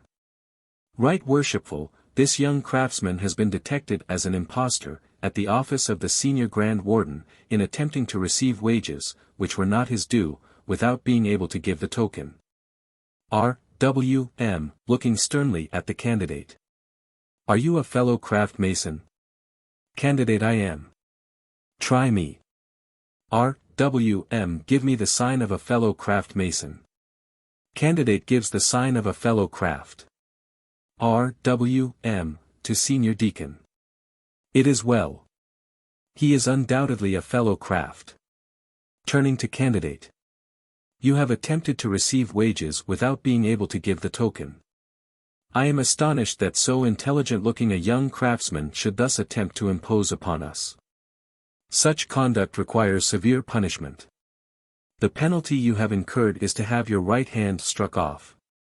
Have you ever been taught how to receive wages? Candidate, prompted. I have not. R.W.M. Ah, this in a measure serves to mitigate your crime. If you are instructed how to receive wages, will you do better for the future? Candidate I will. R.W.M. On account of your youth and inexperience, the penalty is remitted. Brother Senior Deacon, you will take this young craftsman, and give him a severe reprimand, and take him with you to the quarries, and there teach him how to bring up a regularly wrought stone. The reprimand thus ordered to be given to the candidate is omitted in most lodges at the present day, but, for the satisfaction of young masons, and the curious, we insert it here. S.D. Taking candidate by the collar. Young man, it appears you have come up here this evening to impose upon us, first, by presenting work which was not fit for the building, and then by claiming wages when there was not 1 farthing your due. Your work was not approved. You are not entitled to any wages, and had it not been for my timely interference, you would have lost your right hand, if not your life. Let this be a striking lesson to you, never to attempt to impose upon the craft hereafter. But go with me to the quarries, and there exhibit some specimens of your skill and industry, and if your work is approved, you shall be taught how to receive wages in a proper manner. Come, I say, go with me. Shakes the candidate severely, and hurries him off into the preparation room. The senior deacon returns to his seat in the lodge, and the junior deacon prepares the candidate for the degree, by divesting him of his outward apparel, and all money and valuables, his breast bare, and a cable tow 4 times around his body. He is also securely blindfolded, with a hoodwink prepared for that purpose. In this condition he is conducted to the door by the junior deacon, who gives 4 distinct knocks. S.D. Right worshipful, while we are peaceably at work on the 4th degree in Masonry, the door of our lodge appears to be alarmed. R.W.M. Brother Senior, attend to the cause of that alarm. The senior deacon then steps to the door, and answers the alarm by 4 knocks. This is responded to from the outside by 1 knock, which is returned by the senior deacon. The door is then partly opened. S.D. Who comes there? J.D. A worthy brother, who has been regularly initiated as an entered apprentice mason, served a proper time as such, passed to the degree of a fellow craft, raised to the sublime degree of a master mason, and now wishes for further light in masonry. By being advanced to the honorary degree of Mark Master Mason. S.D. Is it of his own free will and accord he makes this request? J.D. It is. S.D. Is he duly and truly prepared? J.D. He is. S.D. Has he wrought in the quarries 55 and exhibited specimens of his skill in the preceding degrees? J.D. He has. S.D. By what further right or benefit does he expect this favor? J.D. By the benefit of a password. S.D. Has he a password? J.D. He has not, but I have it for him. S.D. Give it me. Junior deacon whispers in his ear the word japa. S.D. The password is right. You will let him wait until the right worshipful master is made acquainted with his request, and his answer returned. Senior deacon returns to the right worshipful master, where the same questions are asked and answers returned, as at the door. R.W.M. Since he comes endowed with the necessary qualifications, let him enter, in the name of the Lord, and take heed on what he enters. The door is then opened, the candidate enters. S.D. Approaching candidate with a mallet and engraving chisel in his hands. Brother, it becomes my duty to place a mark upon you which you will probably carry to your grave. As an entered apprentice, you were received upon one point of the compasses, pressing your naked left breast; as a fellow craft mason, you were received upon the angle of a square, pressing your naked right breast. As a master mason, you were received upon both points of the compasses, extending from your naked left to the right breast. They were then explained to you.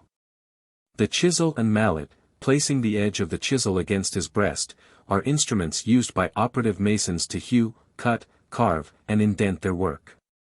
But we, as free and accepted masons, make use of them for a more noble and glorious purpose. We use them to hew, cut, carve, and indent the mind. And, as a mark master mason, we receive you upon the edge of the indenting chisel, and under the pressure of the mallet. As he pronounces the last words, he braces his feet, raises his mallet, makes 2 or 3 false motions, and gives a violent blow upon the head of the chisel, throws down mallet and chisel, takes hold of the candidate's left arm. 56. Follow me.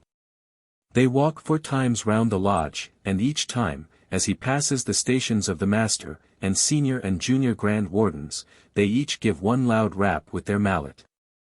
The master, in the meantime, reads from a textbook the following passages of Scripture. The stone which the builders refused is become the head stone of the corner. Psalm 22.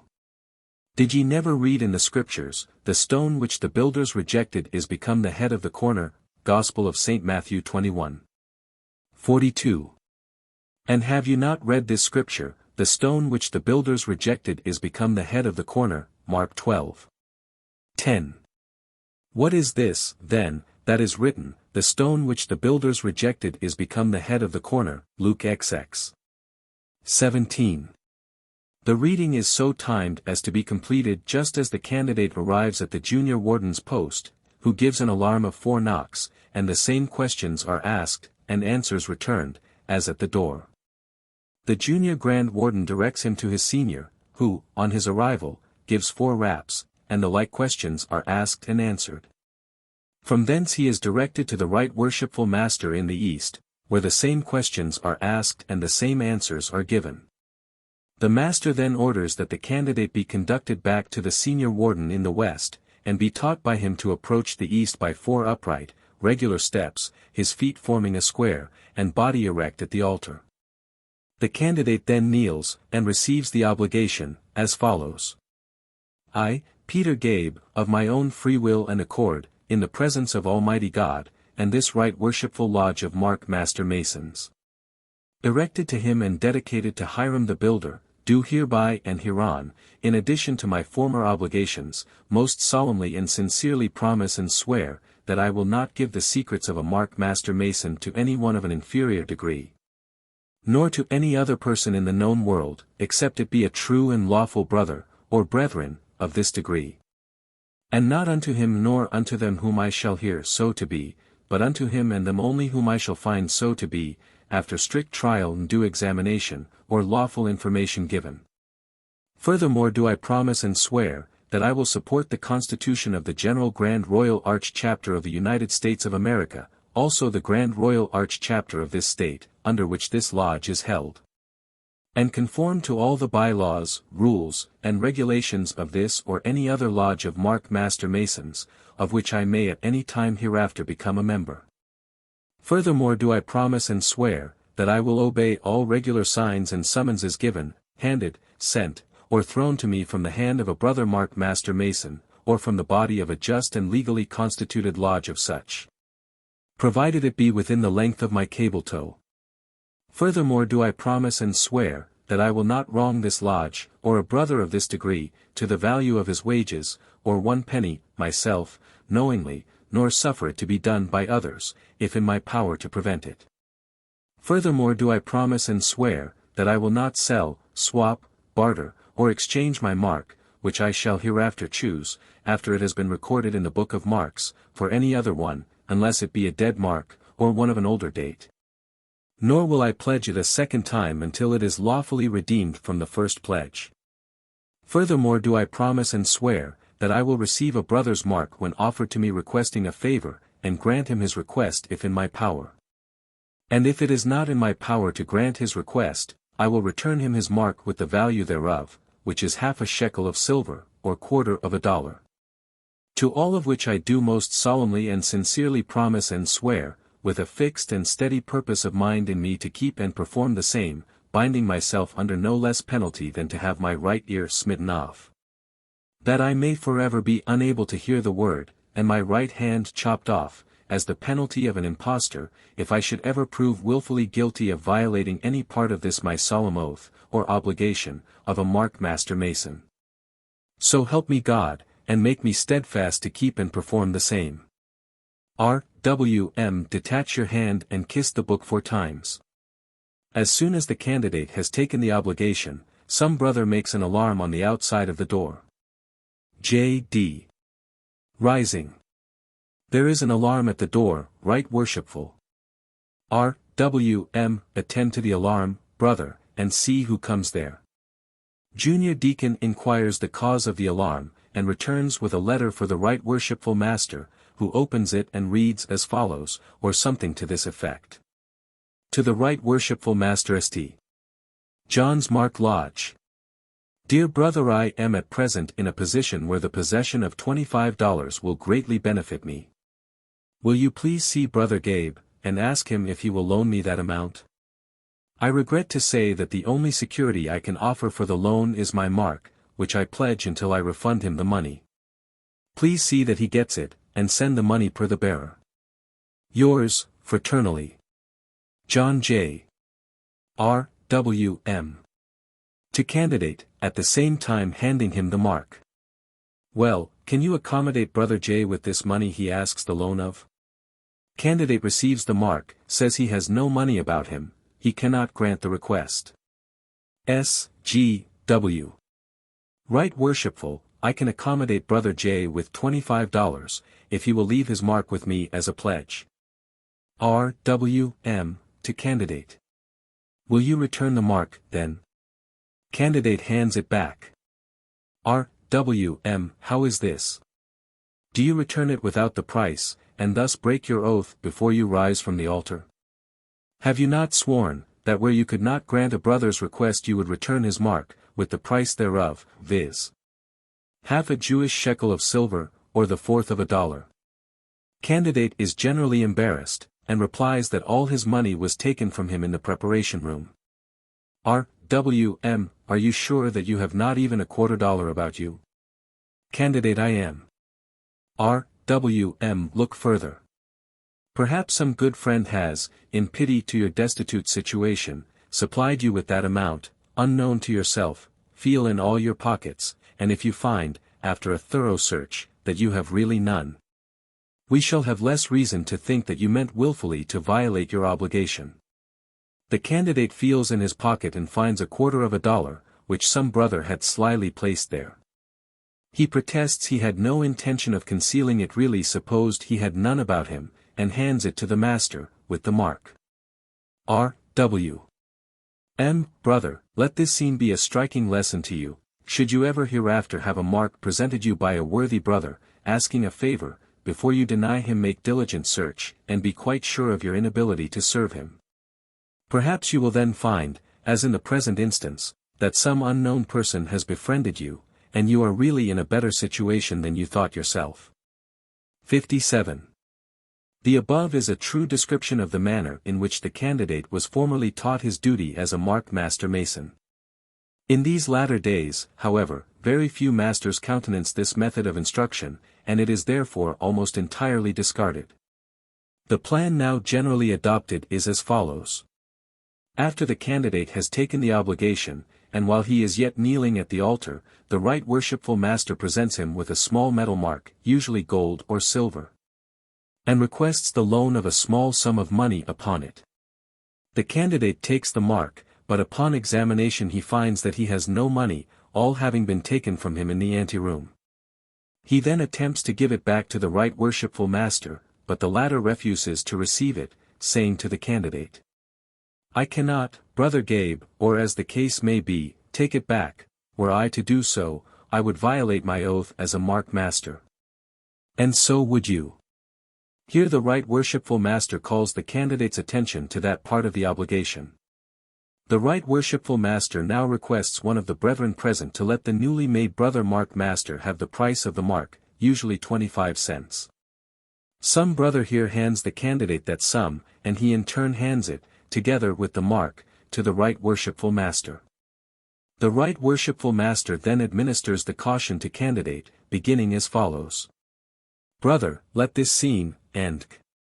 See line 16, page 168. The Right Worshipful Master now takes the candidate by the hand, and says, Arise, brother, and I will invest you with the pass grip and word, and also the real grip and word of a mark master mason. The pass grip of this degree is made by extending the right arms and clasping the fingers of the right hands, as one would naturally do to assist another up a steep ascent.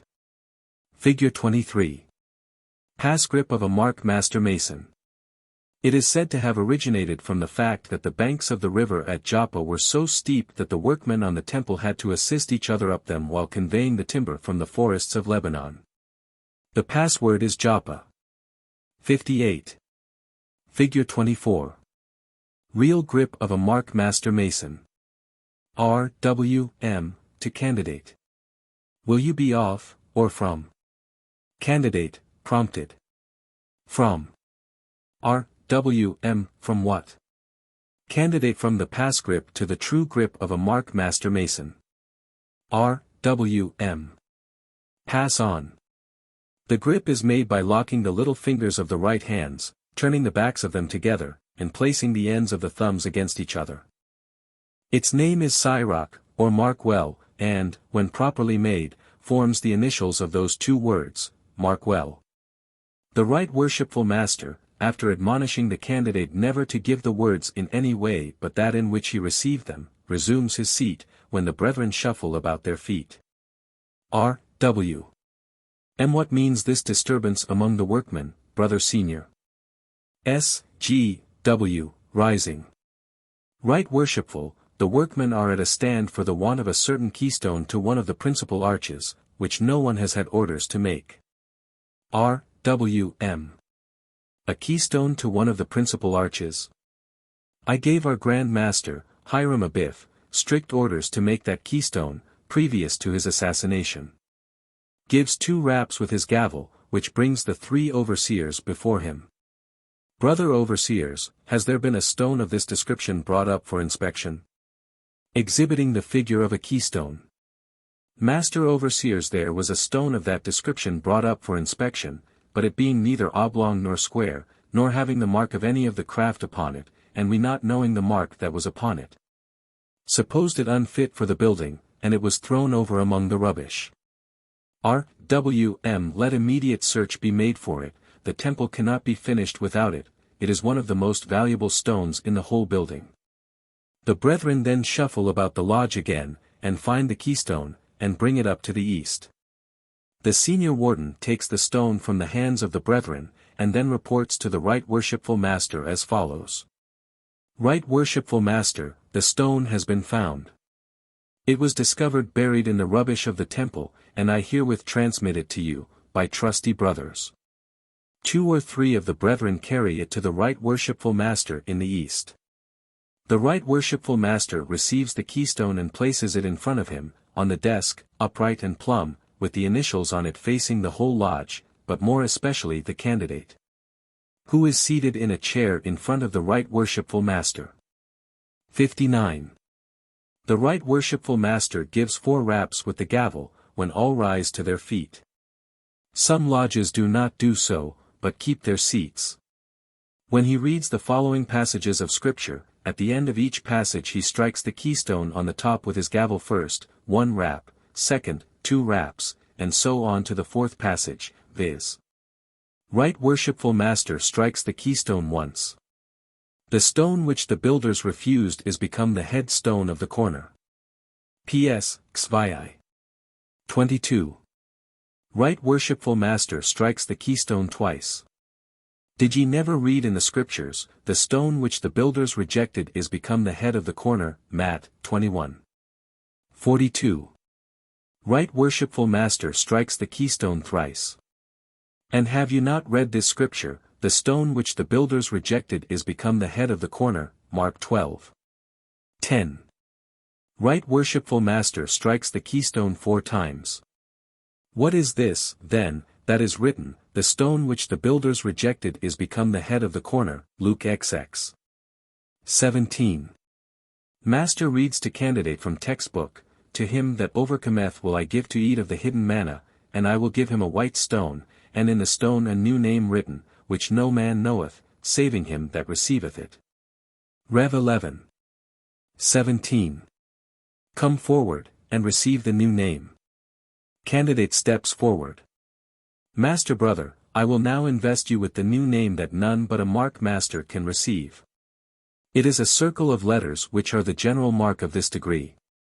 Here the right worshipful Master calls the candidate's attention to the keystone before him, by pointing out to him the initials on the stone, which he is informed read as follows. Hiram, Tyrian, widow's son, sendeth to King Solomon. The candidate is here instructed how to read the words when challenged by any stranger, which is as follows. R. W. M. Hiram. Candidate Tyrian. R. W. M. Widows. Candidate son. R. W. M. Sendeth. Candidate to. R. W. M. King. Candidate Solomon. R. W. M. Pointing to the center within the circle of these letters. Within this circle of letters every mark master mason must place his own private mark, which may be any device he may choose to select. And when you have selected your mark, and it is once regularly recorded in the book of marks of this or any other lodge of which you may be chosen a member, you have no more right to change it than you have to change your own name. Marks are not generally recorded, this duty is very much neglected. It should be done, and strictly enforced in every lodge. Master reads to candidate, he that hath an ear to hear, let him hear. Rev. 3. 13. The Master further instructs the candidate in the signs of the penalties of this degree, see figures 19 and 20 and 21 and 22, and then presents, or points out to him on the chart, the working tools of a mark master mason, viz. A mallet and chisel, the use of which he explains as follows. The chisel morally demonstrates the advantages of discipline and education. The mind, like the diamond in its original state, is rude and unpolished, but as the effect of the chisel on the external coat soon presents to view the latent beauties of the diamond, so education discovers the latent beauties of the mind.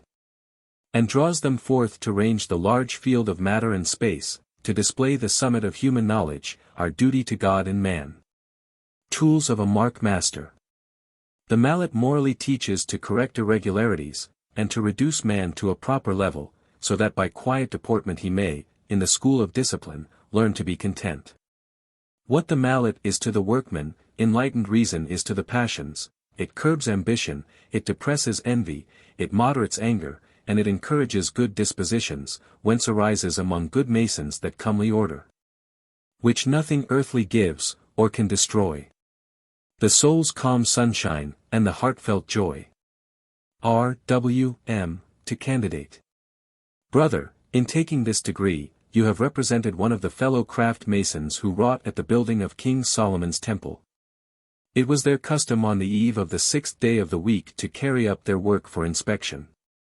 This young craftsman discovered in the quarries the keystone to one of the principal arches that had been wrought by the Grand Master, Hiram Abiff, and, throwing away his own work, he took it up to the temple, where it was inspected by the overseers, rejected as of no account, and thrown over among the rubbish. He then repaired to the office of the senior Grand Warden to receive his wages, but not being able to give the token, he was detected as an impostor, which like to have cost him his right hand. But King Solomon pardoned him, and after a severe reprimand he was taken back to the quarries. Previous to the completion of the temple, the progress of the work was interrupted for want of the keystone, which circumstance being communicated to King Solomon, he gave orders that search should be made for it among the rubbish, where it was found, and afterward applied to its intended use. On the 6th hour of the 6th day of every week, the craft, being 80,000 in number, formed in procession, and repaired to the office of the senior Grand Wardens, to receive their wages. And in order to prevent the craft being imposed upon by unskillful workmen, each craftsman claiming wages was made to thrust his hand through a lattice window, and at the same time give this token, holding under the two last fingers of his hand a copy of his mark. See Figure 22 and p. 156. The senior Grand Warden casts his eye upon the corresponding mark in the book, where all the marks of the craft, 80,000 in number, were recorded, and, seeing how much money was due to that particular mark, placed it between the thumb and two forefingers of the craftsman, who withdrew his hand and passed on. And so on, each in his turn, until all were paid off. If any person attempted to receive wages without being able to give the token, the senior Grand Warden seized him by the hand, drew his arm through the window, held him fast, and exclaimed immediately, "An impostor." Upon this signal, an officer, who was stationed there for that purpose, would immediately strike his arm off. The following charge is then given to the candidate by the Right Worshipful Master. "Brother, I congratulate you on having been thought worthy of being advanced to this honorable degree of Masonry. Permit me to impress it on your mind, that your assiduity should ever be commensurate with your duties, which become more and more extensive as you advance in Masonry. In the honorable character of Mark Master Mason, it is more particularly your duty to endeavor to let your conduct in the lodge and among your brethren be such as may stand the test of the Grand Overseer's square. That you may not, like the unfinished and imperfect work of the negligent and unfaithful of former times, be rejected and thrown aside, as unfit for that spiritual building, that house not made with hands, eternal in the heavens. While such is your conduct, should misfortunes assail you, should friends forsake you, should envy traduce your good name, and malice persecute you, yet may you have confidence that among Mark Master Masons you will find friends who will administer to your distresses, and comfort your afflictions, ever bearing in mind, as a consolation under the frowns of fortune, and as an encouragement to hope for better prospects, that the stone which the builders rejected, possessing merits to them unknown, became the chief stone of the corner. The brethren shuffle round the lodge again, as before. R. W. M. giving one rap. Brother Senior, what is the cause of this disturbance? S. G. W. Right Worshipful, it is the 6th hour of the 6th day of the week, and the crafts are impatient to receive their wages. R. W. M. You will form them in procession, and let them repair to the office of the Senior Grand Warden and receive their wages. Members form 2 and march around the lodge against the sun, and sing from the textbook the last 3 verses of the Mark Master's song. The ceremony of paying the wages is gone through at the Master's seat in the east, the Master acting as Senior Grand Warden, and paying every man a penny. The members then inquire, each of the other, "How much have you?" The answer is given, "A penny." Someone asks the candidate the question, and he replies, "A penny." At this information, all the brethren pretend to be in a great rage, and hurl their pennies on the floor with violence, each protesting against the manner of paying the craft. R. W. M. giving one rap. Brethren, what is the cause of this confusion? S. D. The craft are dissatisfied with the manner in which you pay them. Here is a young craftsman, who has just passed the square, and has received as much as we, who have borne the burden and fatigue of the day, and we don't think it is right and just, and we will not put up with it. R. W. M. This is the law, and it is perfectly right. J. D. I don't know of any law that will justify any such proceeding. If there is any such law, I should be glad if you would show it. R. W. M. If you will be patient, you shall hear the law. Reads. For the kingdom of heaven is like unto a man that is an householder, which went out early in the morning, to hire laborers into his vineyard. And when he had agreed with the laborers for a penny a day, he sent them into his vineyard. And he went out about the 3rd hour, and saw others standing idle in the marketplace, and said unto them, Go ye also into the vineyard, and whatsoever is right, I will give you. And they went their way. And he again went out, about the 6th and 9th hour, and did likewise, and about the 11th hour, he went out and found others standing idle, and saith unto them, Why stand ye here all the day idle? They say unto him, Because no man hath hired us. He saith unto them, Go ye also into the vineyard, and whatsoever is right, that shall ye receive. So when even was come, the Lord of the vineyard saith unto his steward, Call the laborers, and give them their hire, beginning from the last unto the first. And when they came that were hired about the 11th hour, they received every man a penny. But when the first came, they supposed that they should have received more, and they likewise received every man a penny. And when they had received it, they murmured against the good man of the house, saying, These last have wrought but 1 hour, and thou hast made them equal unto us, which have borne the burden and heat of the day. But he answered one of them, and said, Friend, I do thee no wrong, didst thou not agree with me for a penny? Take that thine is, and go thy way, I will give unto this last, even as unto thee. Is it not lawful for me to do what I will with my own? Is thine eye evil, because I am good? So the last shall be first, and the first last, for many are called, but few chosen. Matthew XX 1-16. Are you content? Brethren, picking up their pennies. We are satisfied. Lecture on the 4th, or Mark Master's degree section first. Question. Are you a Mark Master Mason? Answer. I am, try me. Q. How will you be tried? A. By the chisel and mallet. Q. Why by the chisel and mallet? A.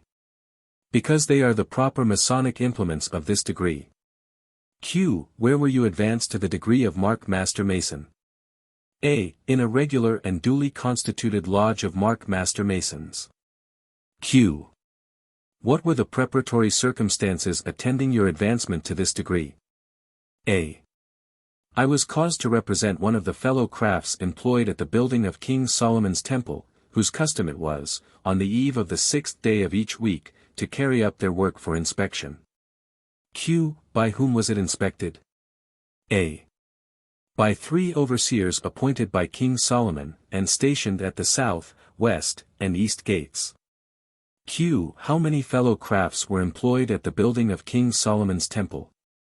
A. 80 fellow crafts. Q. Among so large a number was not our Grand Master liable to be imposed upon by unskilful workmen presenting work unfit for use? A. They were not, for King Solomon took the precaution that each craftsman should choose for himself a mark, and place it upon his work, so it should be readily known and distinguished when brought up promiscuously for inspection. Q. What were the wages of a fellow craft whose work had been approved? A. 1 penny a day. Q. Among so large a number was not our Grand Master liable to be imposed upon by unskilful workmen demanding wages not their due? A. They were not, for King Solomon took the further precaution that each craftsman demanding wages should thrust his right hand into the apartments of the senior Grand Warden, with a copy of his mark in the palm thereof. At the same time giving this token, see page 156. Q. To what does this token allude? A. To the way and manner in which each fellow craft received his wages. Q. Of what further use is it? A. To distinguish a true craftsman from an impostor. Q. When an impostor is discovered, what should be his penalty? A. To have his right hand chopped off. Second section. Q. Where were you prepared to be advanced to the degree of Mark Master Mason? A. In a room adjoining a regularly and duly constituted lodge of Mark Master Masons. Q. How were you prepared? A. I was deprived of all metals, divested of my outward apparel, in a working posture, with a cable tow 4 times around my body, in which situation I was conducted to the door of the lodge, where a regular demand was made by 4 distinct knocks. Q. To what do the 4 distinct knocks allude? A. To the fourth degree of Masonry, it being that upon which I was about to enter. Q. What was said to you from within? A. Who comes here? Q. Your answer. A. A worthy brother who has been duly initiated, passed the degree of fellow craft, raised to the sublime degree of Master Mason, and now wishes for further promotion in Masonry by being advanced to the degree of Mark Master Mason. Q. What were you then asked? A. If it was an act of my own free will and accord, and if I was worthy and well qualified, duly and truly prepared. If I had wrought in the quarries and exhibited suitable specimens of skill in the preceding degree, and was properly vouched for. All of which being answered in the affirmative, I was then asked by what further right or benefit I expected to gain this important privilege. Q. Your answer. A. By the benefit of the pass. Q. Give the pass. Japa. Q. To what does it allude? A. To the ancient city of Joppa, where the materials for the temple were landed when brought down from Mount Lebanon. Masonic tradition informs us that the sea coast at that place was so nearly perpendicular it was difficult for workmen to ascend without the assistance from above, which assistance was afforded them, given by guards stationed there for that purpose. It has since been adopted as a proper pass to be given before gaining admission to any regular and well-governed lodge of mark master masons. Q. What was then said to you? A. I was directed to wait until the right worshipful master could be informed of my request, and his answer returned. Q. What was his answer? A. Let the candidate enter and be received in due and ancient form. Q. How were you received? A. On the edge of the engraver's chisel, applied to my naked left breast, and under the impression of the mallet, which was to teach that the moral precepts of this degree should make a deep and lasting impression upon my mind and future conduct. Q. How were you then disposed of? A. I was conducted four times regularly around the lodge to the worshipful junior warden in the south, where the same questions were asked and answers returned as at the door. Q. How did the worshipful junior warden dispose of you? A. He directed me to be conducted to the worshipful senior warden in the west, where the same questions were asked and answers returned as before. Q. How did the worshipful senior warden dispose of you? A. He directed me to be conducted to the right worshipful master in the east, where the same questions were asked and answers returned as before. Q. How did the right worshipful master dispose of you? A. He ordered me to be reconducted to the worshipful senior warden in the west, who taught me to approach to the east, advancing by four upright regular Masonic steps, my feet forming a square and my body erect, to the right worshipful master. Q. How did the right worshipful master dispose of you? A. He made me a mark master mason. Q. How? A. In due form. Q. What is that due form? A. Kneeling upon both knees, both hands covering the Holy Bible, square and compasses, in which due form I took upon myself the solemn oath or obligation of a mark master mason. Q. Have you that obligation? A. I have. Q. Will you give it? A. I will, with your assistance. Q. Proceed. I, A, B, and C. Q. Have you a sign in this degree? A. I have several. Q. Show me a sign. Chopping off the right ear. Q. What is that called? A. The dugard. Q. To what does it allude? A. To the penalty of my obligation, that I should suffer my right ear to be smote off sooner than divulge any of the secrets of this degree unlawfully. Q. Show me another sign. Chopping off right hand. Q. What is that called? A. The sign. Q. To what does it allude? A. To the additional portion of the penalty of my obligation, that I would sooner have my right hand stricken off as the penalty of an impostor than divulge any of the secrets of this degree unlawfully. Q. Show me another sign. Carrying the keystone. Q. What is that called? A. The grand hailing sign of distress of a mark master mason. Q. To what does it allude? A. To the way and manner each brother is obliged to carry his work while being advanced to this degree. Q. Show me another sign. Heave over. Q. What is that called? A. The principal sign. Q. To what does it allude? A. To the principal words of this degree. Q. What are they? A. Heave over. Q. To what does it further allude? A. To the rejection of the keystone by the overseers. Q. How happened that circumstance? A. Just before the completion of the temple, our Grand Master, Hiram Abiff, was slain, as we have had an account in the preceding degree. It so happened on the eve of the 6th day of a certain week, when the craftsmen were bringing up their work for inspection, a young fellow craft seeing this piece of work, and concluding it designed for some portion of the temple, brought it up. Q. What followed?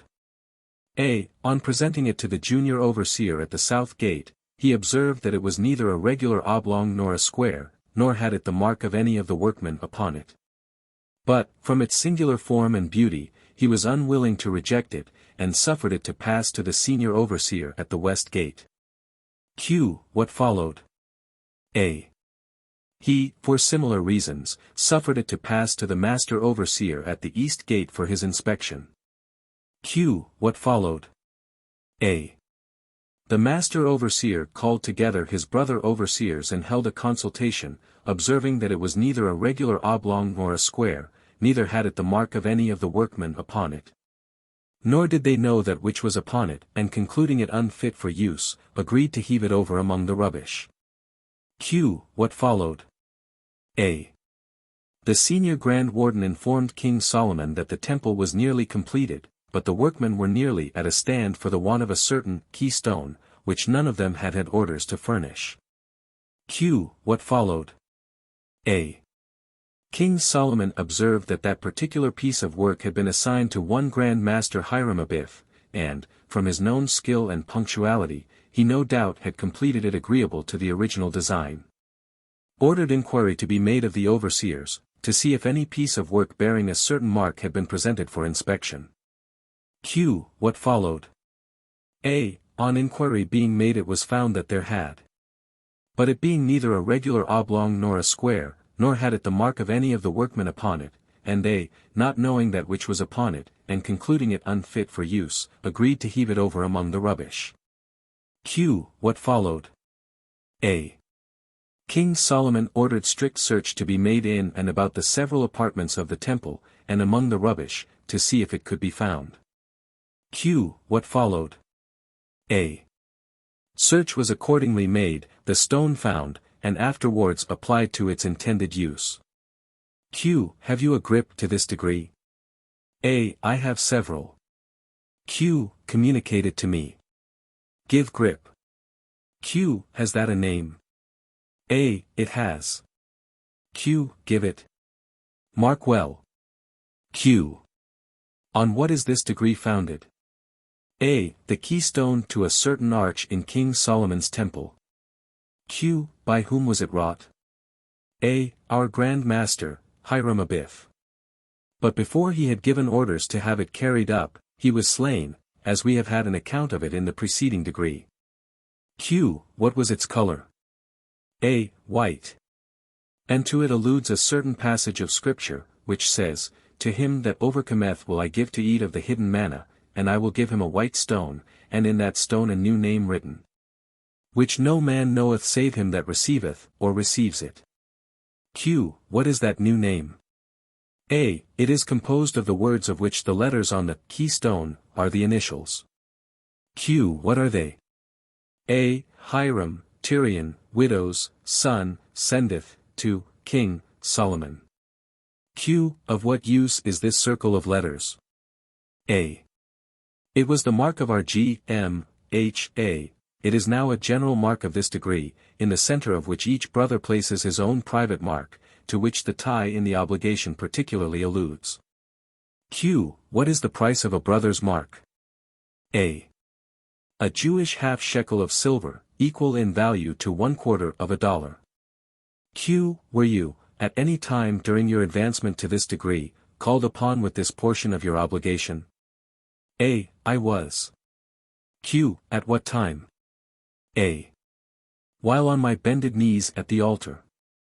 Q. Why at that particular time? A.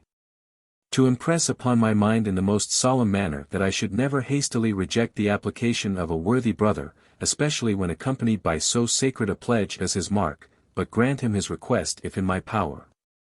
If not, return him his mark with the price thereof, which will enable him to procure the common necessaries of life. Q. By whom was this degree founded? A. Our three Grand Masters, Solomon king of Israel, Hiram king of Tyre, and Hiram Abiff. Q. For what purpose was it founded? A. To be conferred upon all those who should be found worthy and well qualified, not only as an honorary reward for their zeal, fidelity, and attachment to Masonry, but to render it impossible that any brother who should be found worthy of being advanced to this degree should ever be reduced to such extreme indigence as to suffer for the common necessities of life, when the price of his mark would procure the same. Q. Who does a brother represent, presenting a mark and receiving assistance? A. Our Grand Master, Hiram Abiff, who was a poor man, but for his regular and upright deportment, his great skill in architecture and the sciences, became eminently distinguished among the craftsmen. Q. Who does a brother represent, receiving a mark and granting assistance? A. Our Grand Master, Solomon, king of Israel, who was a rich man and eminently distinguished for his great liberality. Q. What are the working tools of a mark master mason? A. The chisel and mallet. Q. What is the use of the chisel? A. It is used by operative masons to cut, carve, mark and engrave their work. Q. What does it Masonically teach? A. The chisel morally demonstrates the advantage of discipline and education. See monitors, it is monitorial. Q. What is the use of the mallet? A. It is used by operative masons to knock off excrescences and smooth surfaces. Q. What does it Masonically teach? A. The mallet morally teaches to correct irregularities and to reduce man to a proper level, so that by quiet deportment he may, in the school of discipline, learn to be content. See monitor, it is monitorial. Prayer at the closing of a mark master's lodge. Supreme Grand Architect of the universe, who sittest on the throne of mercy, deign to view our labors in the cause of virtue and humanity with the eye of compassion. Purify our hearts, and cause us to know and serve thee aright. Guide us in the paths of rectitude and honor. Correct our errors by the unerring square of thy wisdom, and enable us so to practice the precepts of Masonry, that all our actions may be acceptable in thy sight. So mote it be. Amen. 60 Mark of a Mark Master Mason. Past Master, or 5th degree. This degree in Masonry was instituted to try the qualifications of a Master Mason before becoming Master of a Lodge. And no Mason can constitutionally preside over a lodge of Master Masons unless he has been admitted to this degree. A Mason usually takes this degree before offering himself as a candidate for presiding in a Master's Lodge. But should it so happen that a Mason is elected Master of a Lodge who is not a past Master, the past Master's degree may be conferred upon him without any other ceremony than that of administering the obligation. In such a case it is usually done by Royal Archmasons, acting by order of a Grand Master. The past Master's Lodge consists of 7 officers, as follows. 1. Right Worshipful Master, 2. Senior Warden, 1. Junior Warden, 4. Secretary, 5. Treasurer, 6. Senior Deacon, 7. Junior Deacon. 61. The interior arrangement is the same as in the 1st degree, and the officers are similarly seated. The symbolic color of the past Master's degree is purple. The apron is of white lambskin, edged with purple, and should have the jewel of the degree inscribed upon it. The collar is of purple, edged with gold. But, as past Masters' lodges are held under the warrants of Royal Arch chapters, the collars, aprons, and jewels of the chapter are generally made use of as conferring the past Master's degree. When a lodge of past Masters is opened in due form, the ceremony is similar to that of a Master's lodge. If there is a candidate in waiting, he is usually introduced into the lodge as though it were open on the mark Master's degree, and he is made a past Master before he is aware of it. Since the many disclosures of this and other degrees in Masonry, it requires a great deal of tact and ingenuity to confer this degree so as to produce the effect desired. The candidate is elected to the degree in the Royal Arch Chapter, as no business is permitted to be done in this degree except that of initiation. Formerly it was the custom for all the members to wear their hats while conferring this degree, but now no member wears his hat except the Right Worshipful Master. We will now proceed to give the manner of conferring this degree, in old times, as described by Richardson, and, at the close, will give the reader an idea of the modern way of conferring it. By comparing this with Richardson's work, the initiated will perceive that we have made some trifling alterations, and corrected several errors which occur in that book. A Master Mason wishing to enter on the degree of Past Master, petitions the chapter, and is balloted for in the same way that a candidate would be in one of the first degrees, but he is received very differently. Having had the requisite ballot, the junior deacon conducts him into the lodge, places him on a seat, and then repairs to his own station near the senior warden in the west. Soon after, a heavy alarm is given at the outer door. J.D. To the Master, rising. There is an alarm at the outer door, Right Worshipful. R.W.M. Attend to the alarm, and see who comes there. Junior deacon goes to the door, and soon returns, bringing a letter to the Master, who opens it, and reads aloud to the lodge as follows. Dear brother, our dear mother has been taken suddenly very ill. And the physician despairs of saving her life. Come home immediately, do not lose a moment in delay. Your affectionate sister, Alice. R.W.M. Addressing the lodge. Brethren, you see by the tenor of this letter to me that it is necessary I should leave immediately. You must appoint someone to fill the chair, for I cannot stay to confer this degree. J.W. Right Worshipful, I certainly sympathize with you for the afflicting calamity which has befallen your family, and am sorry that it seems so urgently necessary for you to leave, but could you not stop a few moments? Brother Gabe has come on purpose to receive this degree, and expects to receive it. I believe he is in the room, and can speak for himself, and unless he is willing to put off the ceremony, I do not see how you can avoid staying. The candidate, sympathizing with the Master, says he consents to wait, and by no means desires the Right Worshipful to stay one moment on his account. J.W. I thank our brother for his courtesy, but I have other reasons, Right Worshipful, why I desire you should stay to confer this degree tonight. In the first place, it is uncertain when I myself shall be able to attend again, then we might not get so many brethren together at another meeting, and as this is a very difficult degree to confer, I feel that you ought to stay. R.W.M. Brethren, it is impossible for me to stay. You will therefore appoint someone to fill the chair. There are a number of brethren present who are well qualified to confer the degree, you will therefore please to nominate. J.W. I nominate our brother senior warden to fill the chair. R.W.M. Brethren, it is moved and seconded that brother senior warden fill the chair this evening, to confer this degree on brother Gabe. All those in favor will signify it by saying aye. 2 or 3 of the members respond by saying aye. Those opposed will say no. Nearly all the members exclaim, no. It is not a vote. Brethren will please nominate a new master. S.W. I nominate brother junior warden to fill the chair. The master puts the question with a similar result, when some member nominates brother Gabe, the candidate, who is unanimously voted for and declared duly elected. R.W.M. Brother Gabe, you are elected master of this lodge. Will you please to step this way and take the chair? The candidate goes forward to take the chair, when the Right Worshipful Master pushes him back, and says, R.W.M.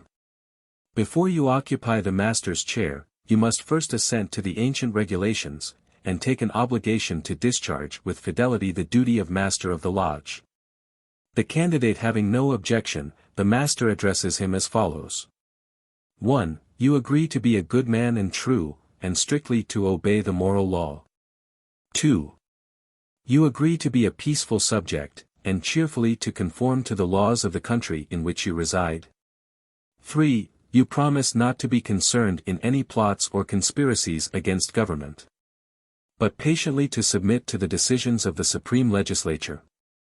4. You agree to pay a proper respect to the civil magistrates, to work diligently, live creditably, and act honorably by all men. 5. You agree to hold in veneration the original rules and patrons of Masonry, and their regular successors, supreme and subordinate, according to their stations, and to submit to the awards and resolutions of your brethren, when convened, in every case consistent with the constitution of the order. 6. You agree to avoid private piques and quarrels, and to guard against intemperance and excess. 7. You agree to be cautious in carriage and behavior, courteous to your brethren, and faithful to your lodge. 8. You promise to respect genuine brethren, and discountenance impostors, and all dissenters from the original plan of Masonry. 9. You agree to promote the general good of society, to cultivate the social virtues, and to propagate the knowledge of the arts. 10. You promise to pay homage to the Grand Master for the time being, and to his office when duly installed, strictly to conform to every edict of the Grand Lodge, or General Assembly of Masons. That is not subversive to the principles and groundwork of Masonry. 11. You admit that it is not in the power of any man, or body of men to make innovations in the body of Masonry. 12. You promise a regular attendance on the committees and communications of the Grand Lodge, on receiving proper notice, and to pay attention to the duties of Masonry on all convenient occasions. 13. You admit that no new lodge can be formed without permission of the Grand Lodge, and that no countenance be given to any irregular lodge, or to any person clandestinely initiated therein, being contrary to the ancient charges of the order. 14. You admit that no person can be regularly made a Mason in, or admitted a member of, any regular lodge, without previous notice, and due inquiry into his character. 15. You agree that no visitors shall be received into your lodge without due examination, and producing proper vouchers of their having been initiated into a regular lodge. Do you submit to these charges, and promise to support these regulations, as masters have done in all ages before you? Candidate: I do. R. W. M. You will now take upon yourself the obligation of this degree. Please to kneel at the altar.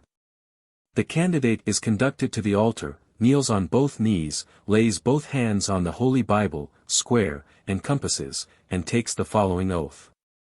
I, Peter Gabe, of my own free will and accord, in presence of Almighty God, and this worshipful lodge of past Master Masons, erected to him, and dedicated to the holy Saints John, do hereby and hereon, most solemnly and sincerely promise and swear, in addition to my former obligations, that I will not give the secrets of a past Master Mason, or any of the secrets pertaining thereto, to any one of an inferior degree, nor to any person in the known world, except it be to a true and lawful brother, or brethren, past Master Masons, or within the body of a just and lawfully constituted lodge of such. And not unto him or unto them whom I shall hear so to be, but unto him and them only whom I shall find so to be, after strict trial and examination, or lawful information. Furthermore do I promise and swear, that I will obey all regular signs and summonses sent, thrown, handed, or given from the hand of a brother of this degree, or from the body of a just and lawfully constituted lodge of past masters. Furthermore do I promise and swear, that I will support the Constitution of the General Grand Royal Arch Chapter of the United States. Also, that of the Grand Chapter of the State in which this lodge is located, and under which it is held, and conform to all the bylaws, rules, and regulations of this, or any other lodge of which I may at any time become a member, so far as in my power. Furthermore do I promise and swear, that I will not assist or be present at the conferring of this degree upon any person who has not, to the best of my knowledge and belief, regularly received, in addition to the degrees of entered apprentice, fellow craft, and master mason, the degree of mark master, or been elected master of a regular lodge of master masons. Furthermore do I promise and swear, that I will aid and assist all poor and indigent past master masons, their widows and orphans, wherever dispersed around the globe, they applying to me as such, and I finding them worthy. So far as is in my power without material injury to myself or family. Furthermore do I promise and swear, that the secrets of a brother of this degree, delivered to me in charge as such, shall remain as secure and inviolable in my breast, as they were in his own before communicated to me, murder and treason excepted. And those left to my own election. Furthermore do I promise and swear, that I will not wrong this lodge, nor a brother of this degree, to the value of 1 cent, knowingly, myself, nor suffer it to be done by others, if in my power to prevent it. Figure 25. Dugard and step of a past master. Figure 26. Sign of a past master. Furthermore do I promise and swear, that I will not govern this lodge, or any other over which I may be called to preside, in a haughty and arbitrary manner. But will, at all times, use my utmost endeavors to preserve peace and harmony among the brethren. Furthermore do I promise and swear, that I will never open a lodge of Master Masons unless there be present 3 regular Master Masons, besides the Tyler. Nor close the same without giving a lecture, or some section or part of a lecture, for the instruction of the lodge. Furthermore do I promise and swear, that I will not sit in a lodge where the presiding officer has not taken the degree of past Master Mason. To all of which I do most solemnly and sincerely promise and swear, with a fixed and steady purpose of mind to keep and perform the same. Binding myself under no less penalty than, in addition to all my former penalties, to have my tongue split from tip to root, that I might forever thereafter be unable to pronounce the word. Should I ever prove willfully guilty of violating any part of this my solemn oath, or obligation, of a past Master Mason. So help me God, and make me steadfast to keep and perform the same. Figure 27. Past Master's Grip. R.W.M. to candidate. Kiss the book 5 times. The obligation having been administered, the candidate rises, when the master proceeds to give him the sign, word, and grip of this degree, as follows. R.W.M. to candidate. You now behold me approaching yon from the east, under the step, sign, and dugard of a past Master Mason. The master now steps off with his left foot, and then places the heel of his right foot at the toe of the left, so as to bring the 2 feet at right angles, and make them the right angle of a square. He then gives the sign, placing the thumb of his right hand, fingers clenched, upon his lips. It alludes to the penalty of having his tongue split from tip to root. See Figure 25 and p. 189. The master then gives a second sign by placing his right hand upon the left side of his neck, and drawing it edgewise downward toward the right side, so as to cross the 3 former penalties. See Figure 26 and p. 189. R.W.M. Brother, let me now have the pleasure of conducting you into the oriental chair of King Solomon. Places a large cocked hat on his head, and seats him in a chair in front of the master's chair. That wise king, when old and decrepit, was attended by his 2 friends, Hiram, king of Tyre, and Hiram Abiff, who raised and seated him in his chair by means of the past master's grip. See Figure 27. The master and senior warden now take the candidate by this grip, and raise him on his feet several times, each time letting him sit back in the chair again.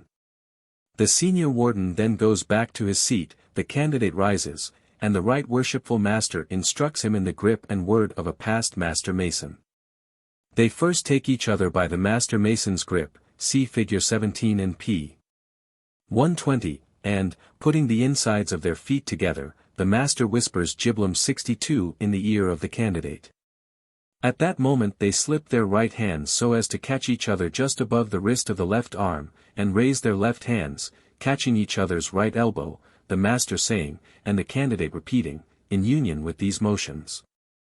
From a grip to a span, from a span to a grip, afterward, almost at the same instant, letting the left hand slip up the right arm to the back of each other, the master saying, a 3-fold cord is strong, and the candidate, prompted, replying, a 4-fold cord is not easily broken.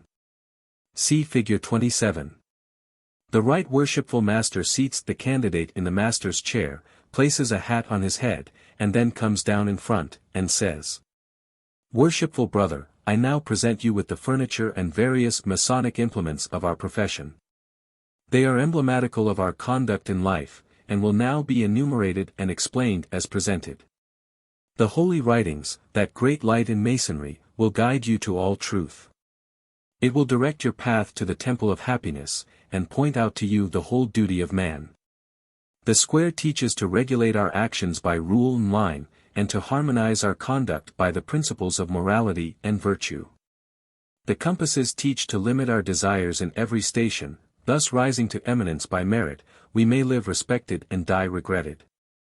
The rule directs that we should punctually observe our duty, press forward in the path of virtue, and neither inclining to the right nor to the left, in all our actions have eternity in view. The line teaches the criterion of moral rectitude. To avoid dissimulation in conversation and action, and to direct our steps to the path that leads to immortality. The Book of Constitutions you are to search at all times. Cause it to be read in your lodge, that none may pretend ignorance of the excellent precepts it enjoins. Lastly, you receive in charge the bylaws of your lodge, which you are to see carefully and punctually executed.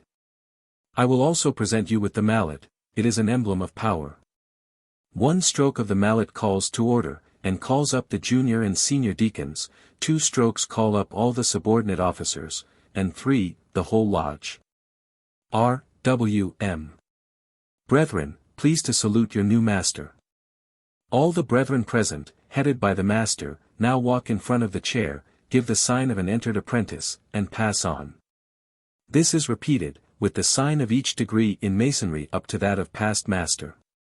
R.W.M. to candidate. I now leave you to the government of your lodge. Master takes his seat with the brethren. The senior warden now steps forward and delivers up his jewel and his gavel to the new master, and each of the other officers of the lodge does the same, taking his turn according to rank. Presently the retired master rises. Retired master, addressing the chair. Right worshipful, in consequence of my resignation, and the election of a new master, the seats of the wardens have become vacant. It is necessary you should have wardens to assist you in the government of your lodge. I presume the brethren who have held these stations will continue to serve, if you so request. The new master requests the senior warden to resume his jewel and gavel, when the other officers, who had left their places, also resume their seats. Retired Master Right Worshipful, I would respectfully suggest to you that as the office of treasurer is one of considerable responsibility, he holding all the funds and property of the lodge, you should direct that he be nominated and elected by the members present. This has been customary, and if you order a nomination to be made in this manner, I have no doubt that we shall select someone who will be satisfactory to you. Candidate, acting as master. The brethren will please nominate a treasurer for this lodge. Here a scene of confusion takes place, which is not easily described. The newly installed worshipful is made the butt for every worthy brother to exercise his wit upon. Half a dozen are up at a time, soliciting the master to nominate them, urging their several claims, and decrying the merits of others with much zeal, crying out, "Order, worshipful! Keep order!" Others propose to dance, and request the master to sing for them, others whistle, or sing, or jump about the room, or scuffle and knock down chairs or benches. One proposes to call from labor to refreshment. Another makes a long speech, advocating the reduction of the price of the chapter degrees from $20 to $10, and recommending that it be permitted to pay for them in flour, or any other produce. His motion is seconded, and the new master is pressed on all sides to put the question. If the question is put, the brethren all vote against it, and accuse the new master of breaking his oath, when he swore he would support the constitution of the General Grand Royal Arch Chapter, which establishes the price of the 4 chapter degrees at $20. If the blaster attempts to exercise the power of the gavel, it often has the contrary effect. For if he gives more than one rap, and calls to order, every one obeys the signal with the utmost promptness, and drops on the nearest seat. The next instant, before the master can utter a word, all are on their feet again, and as noisy as ever. Some brother now proposes that the lodge be closed, another one hopes it will be closed in a short way. Retired Master, to candidate. Right Worshipful, it is moved and seconded that this lodge be closed. You can close it as you please. You can merely declare the lodge closed, or in any other way. The candidate, being much embarrassed, will often attempt to close the lodge by rapping with his gavel, and declaring it closed.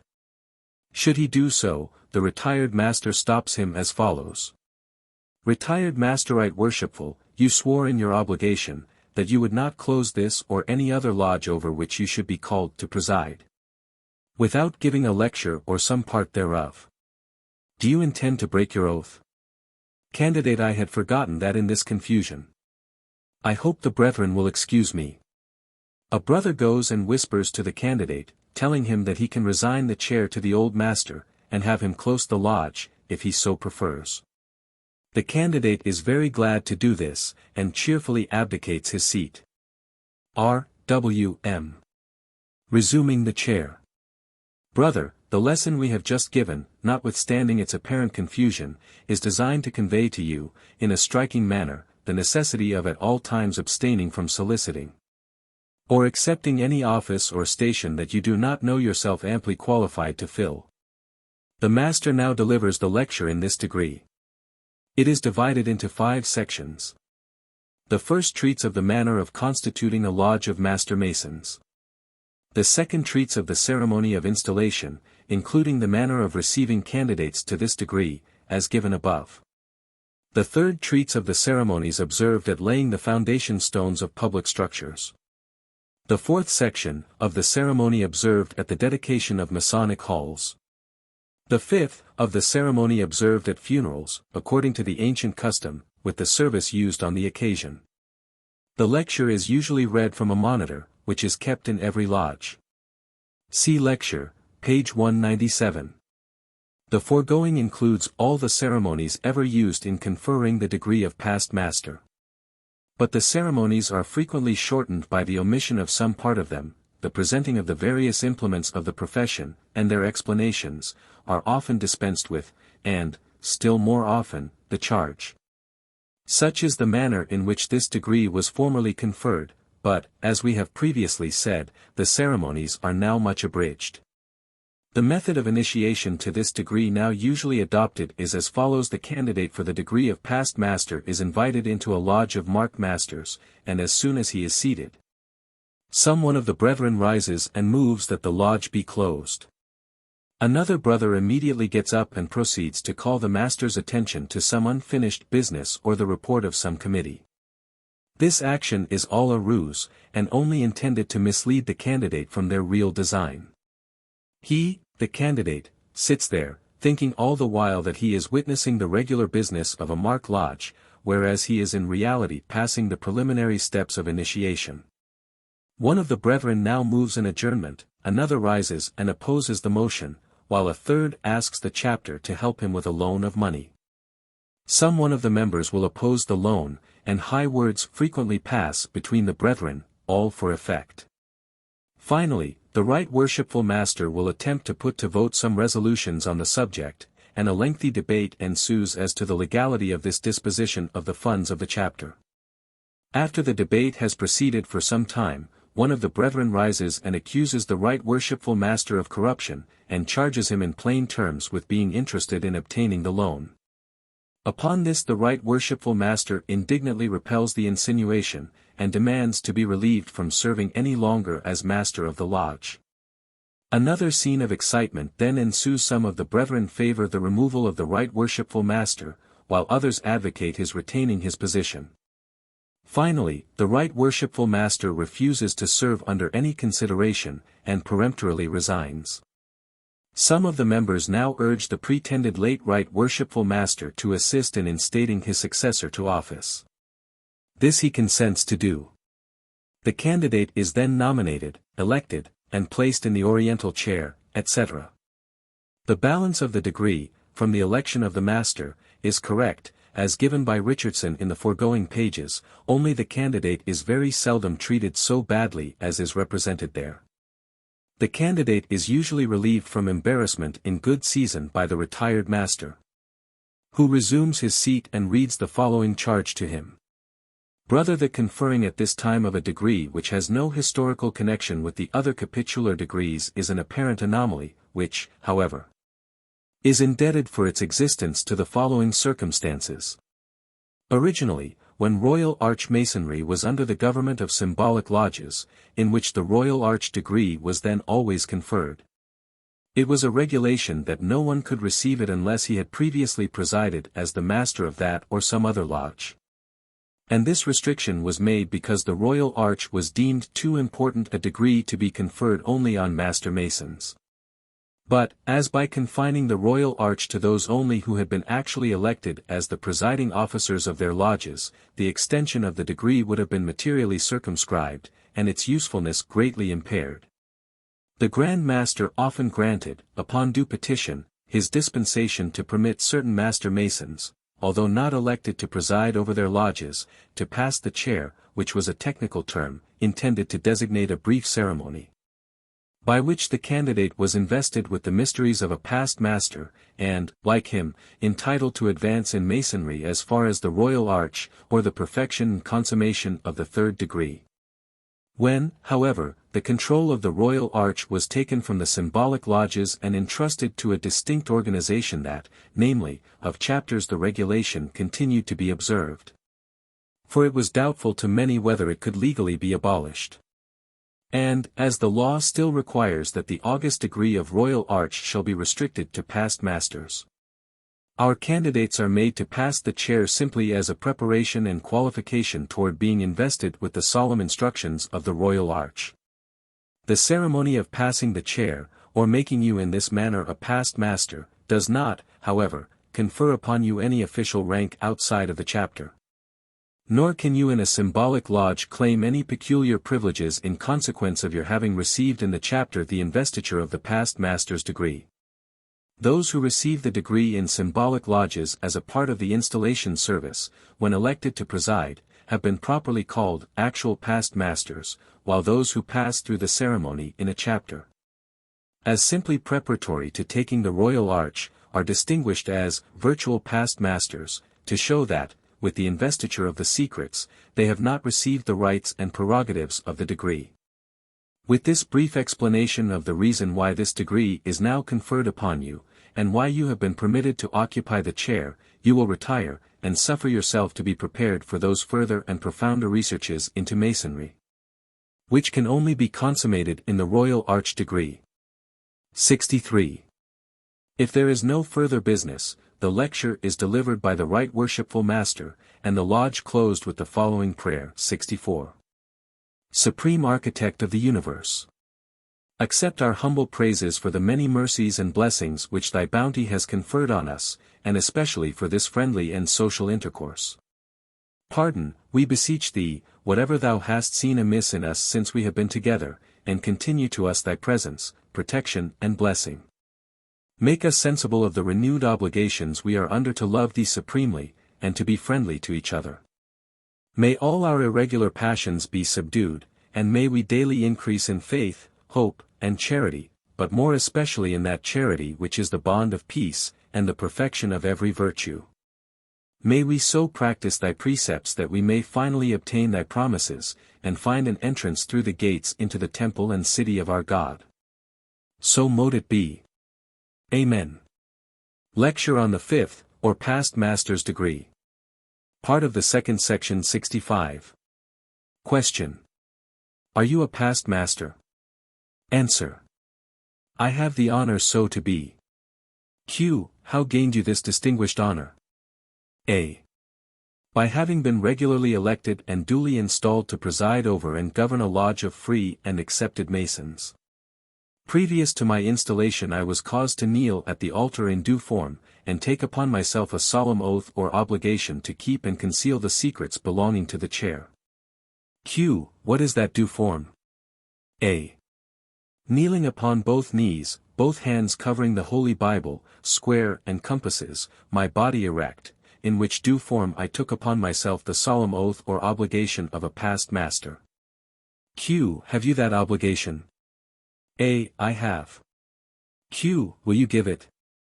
A. I will, with your assistance. Q. Proceed. I, A, B, and C. See obligation of a past master. Q. Have you a sign belonging to the chair? A. I have several. Q. Show me a sign. Give sign, thumb to mouth. Q. What is that called? A. The dugard. Q. To what does it allude? A. To the penalty of my obligation, that I would sooner have my tongue cleave to the roof of my mouth, than divulge any of the secrets belonging to the chair unlawfully. Q. Show me another sign. Give sign, drop your hand in from mouth in a circular manner down over your breast to your right side. Q. What is that called? A. The sign. Q. To what does it allude? A.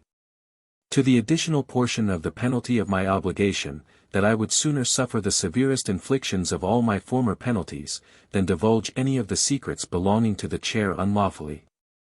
Q. Have you a grip belonging to the chair? A. I have. Q. Communicate it to a brother. Give the past master's grip. See the grip. Q. Has it a name? A. It has. Q. Give it. Give the word. See word of past master. Q. What does it signify? A. Stone squarer. Q. What were you presented with? A. The jewel of my office, which is a square, and it was hoped I would prepare a square stone in the temple of Masonry. Q. What were you next presented with? A. The three great lights in Masonry, the Holy Bible, square and compasses. Within that sacred volume I would find all that was necessary for my counsel and guidance. These three great lights I was always to see in proper position when the lodge was open. If in the E.A. degree, that both points of the compasses are beneath the square, if in the F.C. degree, one point is elevated above the square, if in the master's degree, both points are elevated above the square. Q. What were you next presented with? A. The charter or warrant, which would empower me to do all regular Masonic work. Q. What were you next presented with? A. The Constitution, which I was carefully to search, and see that it was not infringed. Q. What were you next presented with? A. The bylaws, which I was to carefully search and see that they were strictly enforced. Q. What were you next presented with? A. The records, which I was to see carefully kept, that nothing improper be transmitted to paper, and have a general supervision over the duties of the secretary. Q. What were you next presented with? A. I, as master, should be covered. 66 While the rest of the brethren remained uncovered. Q. What were you next presented with? A. Last, but not least, I was presented with the gavel, which I was informed was an emblem of power, one blow of which would call the lodge to order. And in opening and closing, the deacons would arise, 2 blows would call up the rest of the subordinate officers, on 3 blows, the whole lodge, 1 blow would again seat them and call the lodge to order. Q. How were you then disposed of? A. I was conducted to the chair, once so ably filled by our Grand Master Solomon, King of Israel, and it was hoped that a portion of his wisdom would rest upon and abide with me. Q. What are the duties of the chair?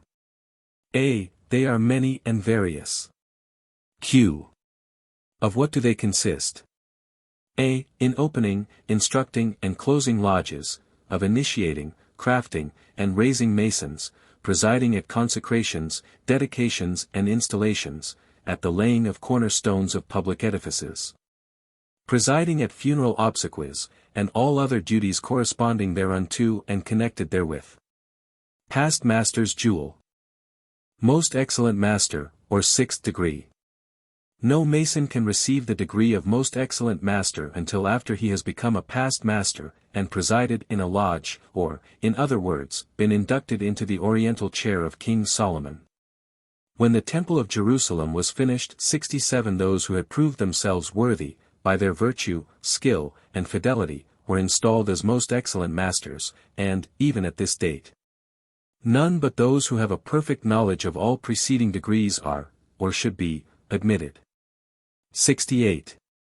A lodge of most excellent masters is opened in nearly the same manner as lodges in the preceding degrees. The officers are, a master, senior and junior wardens and deacons, secretary and treasurer, and of course a tiler. The officers of a chapter rank as follows. The high priest, as right worshipful master, king, as senior warden, scribe, as junior warden, principal sojourner, as senior deacon, royal arch-captain, as junior deacon. The treasurer, secretary, and tiler corresponding in rank with the same officers of other degrees. The symbolic color of the most excellent master's degree is purple. The apron is of white lambskin, edged with purple. The collar is of purple, edged with gold. But, as lodges of this degree are held under warrants of royal arch-chapters, the collars, aprons, and jewels of the chapter are generally made use of in conferring the degree. The right worshipful master represents King Solomon, and should be dressed in a crimson robe, wearing a crown, and holding a scepter in his hand. A candidate receiving this degree is said to be received and acknowledged as a most excellent master. Lodges of most excellent masters are dedicated to King Solomon. The officers of the lodge are stationed as in the entered apprentice's degree, described on page 8. The master presiding calls the lodge to order, and says, Master, to the junior warden. Brother junior, are they all most excellent masters in the South? J.W. They are, right worshipful. Master, to the senior warden. Brother senior, are they all most excellent masters in the West? S.W. They are, right worshipful. Master they are also in the East. Master gives one rap, which calls up the two deacons. Master, to junior deacon. Brother junior, the first care of a mason. J.D. to see the door tiled, most excellent. Master attend to that part of your duty, and inform the tiler that we are about to open this lodge of most excellent masters, and direct him to tile accordingly. Junior deacon goes to the door and gives 6 knocks, which the tiler from without answers by 6 more. He then gives 1 knock, which the tiler answers with 1, and he then partly opens the door, and informs the tiler that by order of the most excellent master a lodge of most excellent masters is now about to be opened in this place. And he must tile accordingly. He then returns to his place and addresses the master. J.D. The lodge is tiled, most excellent. Master by whom? J.D. By a most excellent master mason without the door, armed with the proper implements of his office. Master his duty there. J.D. To keep off all cowans and eavesdroppers, and see that none pass or repass without permission of the right worshipful master. The master now questions each officer of the lodge as to his duties, which are recited by them as in the other degrees. Master, to senior warden. Brother senior, you will assemble the brethren around the altar for our opening. S.W. Brethren, please to assemble around the altar, for the purpose of opening this lodge of most excellent master masons. The brethren now assemble around the altar, and form a circle, and stand in such a position as to touch each other, leaving a space for the right worshipful master. They then all kneel on their left knee, and join hands, each giving his right hand brother his left hand, and his left hand brother his right hand. Their left arms uppermost, and their heads inclining downward, all being thus situated, the right worshipful master reads the following verses from Psalm 24. The earth is the Lord's, and the fullness thereof. The world, and they that dwell therein. For he hath founded it upon the seas, and established it upon the floods. Who shall ascend into the hill of the Lord? And who shall stand in his holy place? He that hath clean hands, and a pure heart, who hath not lifted up his soul unto vanity, nor sworn deceitfully. He shall receive the blessing from the Lord, and righteousness from the God of his salvation. This is the generation of them that seek him, that seek thy face, O Jacob. Selah. Lift up your heads, O ye gates, here the kneeling brethren alternately raise and bow their heads as the reading proceeds, and be ye lifted up, ye everlasting doors. And the King of glory shall come in. Who is this King of glory? The Lord, strong and mighty, the Lord, mighty in battle. Lift up your heads, O ye gates, even lift them up, ye everlasting doors, and the King of glory shall come in. Who is this King of glory? The Lord of hosts, he is the King of glory. Selah. While reading these verses, the Right Worshipful Master advances toward the circle of kneeling brethren, taking his steps only when reading those passages relative to the King of glory. The reading being ended, the Right Worshipful Master then kneels, joins hands with the others, which closes the circle, and they all lift their hands, as joined together, up and down, 6 times. Keeping time with the words as the Right Worshipful Master repeats them, 1, 2, 3. 1, 2, 3. This is Masonically called balancing. They then rise, disengage their hands, and lift them up above their heads, with a moderate and somewhat graceful motion, and cast up their eyes. Turning at the same time to the right, they extend their arms, and then suffer them to fall loose and somewhat nerveless by their sides. This sign is said by Masons, to represent the sign of astonishment made by the Queen of Sheba, on first viewing Solomon's temple. See Figure 30. The Right Worshipful Master resumes his seat and says, "Brethren, attend to the signs." He himself then gives all the signs, from an entered apprentice up to this degree, and the brethren join and imitate him. Master, to the Senior Warden. Brother Senior, it is my will and pleasure that this lodge of most excellent masters be now opened for dispatch of business, strictly forbidding all private committees, or profane language, whereby the harmony of the same may be interrupted. While engaged in their lawful pursuits, under no less penalty than the bylaws enjoin, or a majority of the brethren may see cause to inflict. The Senior Warden repeats this to his junior, and the junior announces it to the lodge, as follows. J.W. Brethren, you have heard our Right Worshipful Master's will and pleasure, as just communicated to me, so let it be done. The lodge being opened, the ordinary business of the evening in gone through with, as in the former degrees. If a candidate is to be initiated, the junior deacon goes to the preparation room, where he is in waiting, and prepares him. He takes off the candidate's coat, puts a cable tow 6 times round his body, and conducts him to the door of the lodge, where he gives 6 distinct knocks, which are answered by the senior deacon from within, and then 1 knock, which is answered in the same manner. S.D. partly opening the door. Who comes there? J.D. a worthy brother, who has been regularly initiated as an entered apprentice mason, passed to the degree of fellow craft, raised to the sublime degree of master mason. Advanced to the honorary degree of a marked master mason, presided in the chair as past master, and now wishes for further light in masonry, by being received and acknowledged as a most excellent master. S.D. Is it of his own free will and accord he makes this request? J.D. It is.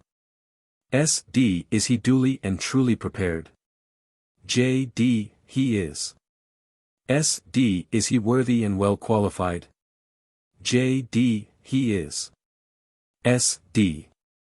Has he made suitable proficiency in the preceding degrees? J.D. He has. S.D. By what further right or benefit does he expect to obtain this favor? J.D. By the benefit of a password. S.D. Has he a password? J.D. He has it not. But I have it for him. S.D. Give it to me.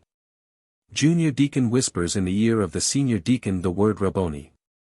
In many lodges, the past master's word, Giblum, is used as password for this degree, and the word Rabboni 69 as the real word. S.D. The word is right. You will wait until the most excellent master is made acquainted with your request, and his answer returned.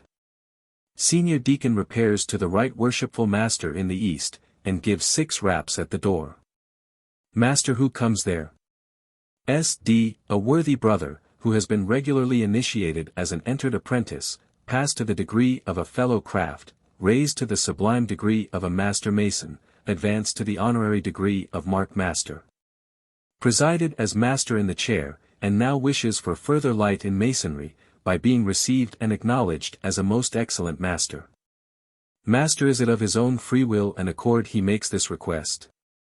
S.D. It is. Master is he duly and truly prepared. S.D. He is. Master is he worthy and qualified. S.D. He is. Master has he made suitable proficiency in the preceding degrees. S.D. He has. Master by what further right or benefit does he expect to obtain this favor? S.D. By the benefit of a password. Master has he a password? S.D. He has not, but I have it for him. Master give it. Senior deacon whispers in his ear the word Rabboni. Master the pass is right. Since he comes endowed with all these necessary qualifications, let him enter this lodge of most excellent masters, in the name of the Lord. The door is then flung open, and the senior deacon receives the candidate upon the keystone. The candidate is then walked 6 times around the lodge by the senior deacon, moving with the sun. The first time they pass around the lodge, when opposite the junior warden, he gives 1 rap with the gavel, when opposite the senior warden, he does the same, and likewise when opposite the right worshipful master. The second time around each gives 2 blows, the third, 3, and so on, until they arrive to 6. See Note K, Appendix. During this time the right worshipful master reads the following verses from Psalm Xi. I was glad when they said unto me, Let us go into the house of the Lord. Our feet shall stand within thy gates, O Jerusalem. Jerusalem is builded as a city that is compact together. Whither the tribes go up, the tribes of the Lord, unto the testimony of Israel, to give thanks unto the name of the Lord. For there are set thrones of judgment, the thrones of the house of David. Pray for the peace of Jerusalem, they shall prosper that love thee. Peace be within thy walls, and prosperity within thy palaces. For my brethren and companions' sakes, I will now say, Peace be within thee. Because of the house of the Lord our God, I will seek thy good. The reading of the foregoing is so timed as not to be fully ended until the senior deacon and candidate have performed the 6th revolution. Immediately after this the senior deacon and candidate arrive at the junior warden's station in the south, where the same questions are asked and the same answers returned as at the door. Who comes there? Andk. The junior warden then directs the candidate to pass on to the senior warden in the west, for further examination, where the same questions are asked and answers returned as before. The senior warden directs him to be conducted to the right worshipful master in the east, for further examination. The right worshipful master asks the same questions and receives the same answers as before. Master, to senior deacon. Please to conduct the candidate back to the west, from whence he came, and put him in the care of the senior warden, and request him to teach the candidate how to approach the east, by advancing upon 6 upright regular steps to the 6th step. And place him in a position to take upon him the solemn oath, or obligation, of a most excellent master mason. The candidate is conducted back to the west, and the senior warden teaches him how to approach the east in this degree. First, by taking the first step in masonry, as in the entered apprentice's degree, that is, stepping off with the left foot, and bringing up the right foot so as to form a square.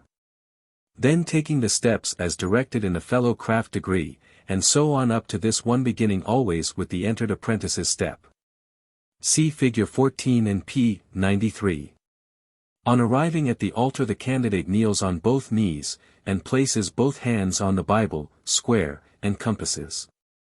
The master then comes forward and addresses him. Master brother, you are now placed in a proper position to take upon you the solemn oath or obligation of a most excellent master mason, which I assure you, as before, is neither to affect your religion nor politics. If you are willing to take it, repeat your name and say after me. I, Peter Gabe, of my own free will and accord, in presence of Almighty God and this lodge of most excellent master masons, erected to him and dedicated to King Solomon, do hereby and hereon, most solemnly and sincerely promise and swear, in addition to my former obligations, that I will not give the secrets of most excellent master to any one of an inferior degree, nor to any person in the known world. Except it be to a true and lawful brother of this degree, and within the body of a just and lawfully constituted lodge of such. And not unto him nor them whom I shall hear so to be, but unto him and them only whom I shall find so to be, after strict trial and due examination, or lawful information. Furthermore do I promise and swear, that I will obey all regular signs and summonses handed, sent, or thrown to me from you brother of this degree, or from the body of a just and lawfully constituted lodge of such. Provided it be within the length of my cable tow. Furthermore do I promise and swear, that I will support the Constitution of the General Grand Royal Arch Chapter of the United States. Also, that of the Grand Chapter of this state, under which this lodge is held, and conform to all the bylaws, rules, and regulations of this, or any other lodge of which I may hereafter become a member. Furthermore do I promise and swear, that I will aid and assist all poor and indigent brethren of this degree, their widows and orphans, wheresoever dispersed around the globe, as far as in my power, without injuring myself or family. Furthermore do I promise and swear, that the secrets of a brother of this degree, given to me in charge as such, and I knowing them to be such, shall remain as secret and inviolable in my breast as in his own, murder and treason excepted. And the same left to my own free will and choice. Furthermore do I promise and swear, that I will not wrong this lodge of most excellent Master Masons, nor a brother of this degree, to the value of anything, knowingly, myself, nor suffer it to be done by others if in my power to prevent it. Figure 28. Sign of a most excellent Master. Furthermore do I promise and swear, that I will dispense light and knowledge to all ignorant and uninformed brethren at all times, as far as is in my power, without material injury to myself or family. To all which I do most solemnly swear, with a fixed and steady purpose of mind in me to keep and perform the same. Binding myself under no less penalty than to have my breast torn open, and my heart and vitals taken from thence, and exposed to rot on the dunghill, if ever I violate any part of this, my solemn oath, or obligation. Of a most excellent Master Mason.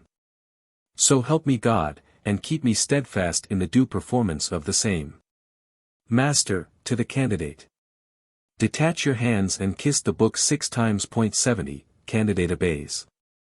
You will now rise and receive from me the sign, grip, and word of a most excellent Master Mason. Figure 29. Grip of a most excellent Master. The sign is given by placing your 2 hands, one on each breast, the fingers meeting in the center of the body, and jerking them apart as though you were trying to tear open your breast. It alludes to the penalty of the obligation. See Figure 28. The grip is given by taking each other by the right hand, and clasping them so that each compress the 3rd finger of the other with his thumb. If one hand is large and the other small, they cannot both give the grip at the same time. It is called the grip of all grips, because it is said to cover all the preceding grips. See Figure 29. Master, holding candidate by his hand and placing the inside of his right foot to the inside of candidate's right foot, whispers in his earobony. Should there be more than one candidate for initiation, the ceremony stops here until the others are advanced thus far, and then they all receive the remainder together. A noise of shuffling feet is now heard in the lodge, which is purposely made by some of the members. Master, to Senior Warden. What is the cause of all this confusion? S.W. Is not this the day set apart for the celebration of the copestone, right worshipful? Master, I had forgotten. To Secretary. Is it so, Brother Secretary? Section, looking at his book. It is, right worshipful.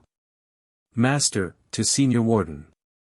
Brother Senior, assemble the brethren and form a procession, for the purpose of celebrating the copestone.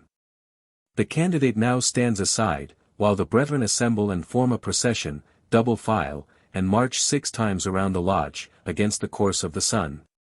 Singing from the textbook the first 3 verses of the most excellent Master's song. All hail to the morning that bids us rejoice. The temple's completed, exalt high each voice. The copestone is finished, our labor is o'er. The sound of the gavel shall hail us no more. To the power almighty, who ever has guided The tribes of old Israel, exalting their fame. To him who hath governed our hearts undivided. Let's send forth our voices to praise his great name. Companions assemble on this joyful day. The occasion is glorious, the keystone to lay. Fulfilled is the promise, by the Ancient of Days. To bring forth the copestone with shouting and praise. The keystone is now brought forward and placed in its proper place. That is, 2 pillars or columns, called Jachin and Boaz, each about 5 feet high, are set up, and an arch placed on them, made of planks or boards, in imitation of blockwork. In the center of which is a mortise left for the reception of a keystone. The most excellent master takes the keystone and steps up into a chair, and places it into the arch, and drives it down to its place by giving it 6 raps with his gavel. 71. As soon as this ceremony is through, all the brethren move around as before, continuing the song. There is no more occasion. For level or plumb line. For trowel or gavel. For compass or square. As they come to these words, all the brethren divest themselves of their jewels, aprons, sashes, and hang them on the arch as they pass round. Our works are completed. The ark safely seated. And we shall be greeted as workmen most rare. The ark, which all this time has been carried round by 4 of the brethren, is brought forward and placed on the altar, and a pot of incense 72 is placed on the ark.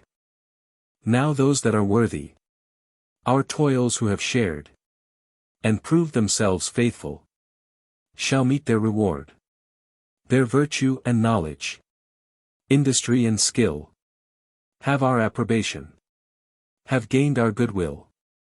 The brethren now all halt, and face inward to the altar, and beckon the candidate to come forward and join in the ceremonies. Which he does. We accept and receive them. Most excellent masters. Invested with honor. And power to preside. Among worthy craftsmen. Wherever assembled. The knowledge of masons. To spread far and wide. As they begin the next verses, each one throws up his hands and rolls his eyes upward, giving a sign of admiration or astonishment like that described, cp. 203, as having been expressed by the Queen of Sheba on first viewing Solomon's temple, and keeps them in that position while singing these 2 verses of the song, see figure 30. Almighty Jehovah, descend now, and fill this lodge with thy glory. Our hearts will goodwill. Preside at our meetings. Assist us to find true pleasure in teaching. Goodwill to mankind. Thy wisdom inspired. The great institution. Thy strength shall support. Till nature expire. And when the creation shall fall into ruin, its beauty shall rise through the midst of the fire. The brothers now all join hands as in opening, and while in this attitude the right worshipful master reads the following passage of Scripture, 2 Chron. 7. 1, 4.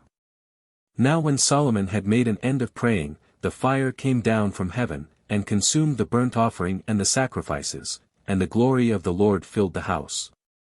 And the priests could not enter into the house of the Lord, because the glory of the Lord had filled the Lord's house.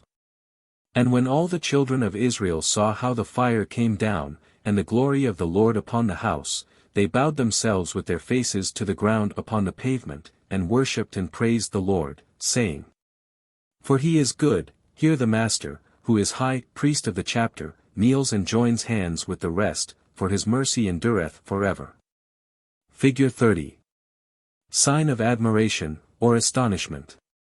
They all then repeat in concert the words, For he is good. Here one of the brethren, standing behind the candidate, throws a piece of blazing gum camphor or other combustible matter into the pot of incense standing on the altar, around which the brethren are kneeling, for his mercy endureth forever, 6 times, each time bowing their heads low toward the floor.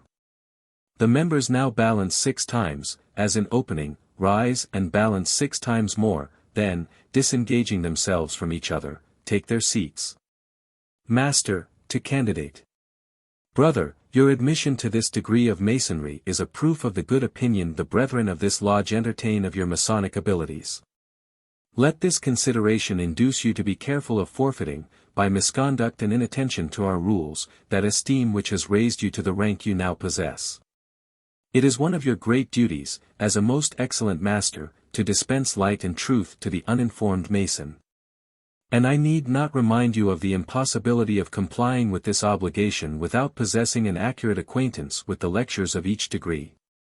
If you are not already completely conversant in all the degrees heretofore conferred on you, remember that an indulgence, prompted by a belief that you will apply yourself with double diligence to make yourself so, has induced the brethren to accept you.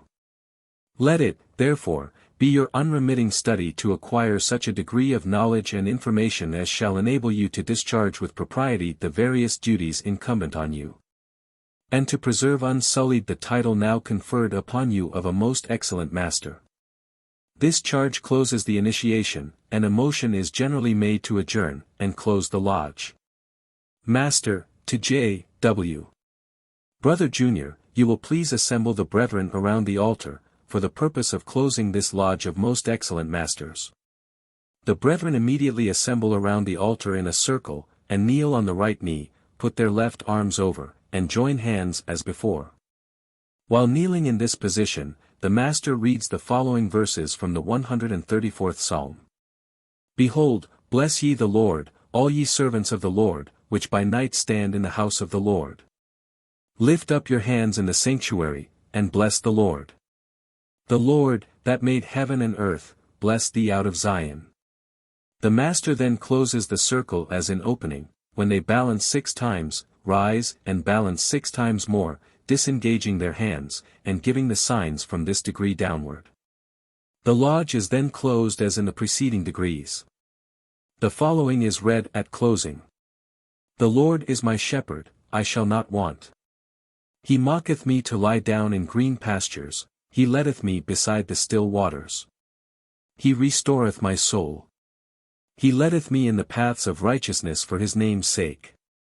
Yea, though I walk through the valley of the shadow of death, I will fear no evil, for thou art with me, thy rod and thy staff they comfort me. Thou preparest a table before me in the presence of mine enemies, thou anointest my head with oil, my cup runneth over. Surely goodness and mercy shall follow me all the days of my life, and I will dwell in the house of the Lord forever. Psalm 23.73. Lecture on the 6th, or Most Excellent Master's Degree. Question. Are you a most excellent master? Answer. I am. Try me. Q. How will you be tried? A. By the capstone. Q. Why by the capstone? A. Because it completed King Solomon's temple, upon the ceremonies of the dedication of which this degree is founded. Q. Where were you received and acknowledged as a most excellent master? A. In a regular and duly constituted lodge of most excellent masters. Q. How gained you admission?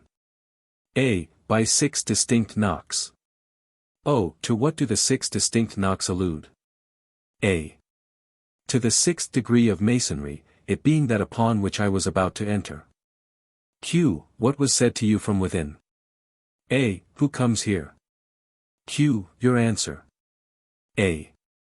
A worthy brother who has been duly initiated, passed to the degree of fellow craft, raised to the sublime degree of Master Mason, advanced to the degree of Mark Master, and regularly passed the chair, now wishes for further promotion in Masonry. By being received and acknowledged as a most excellent master. Q. What were you then asked?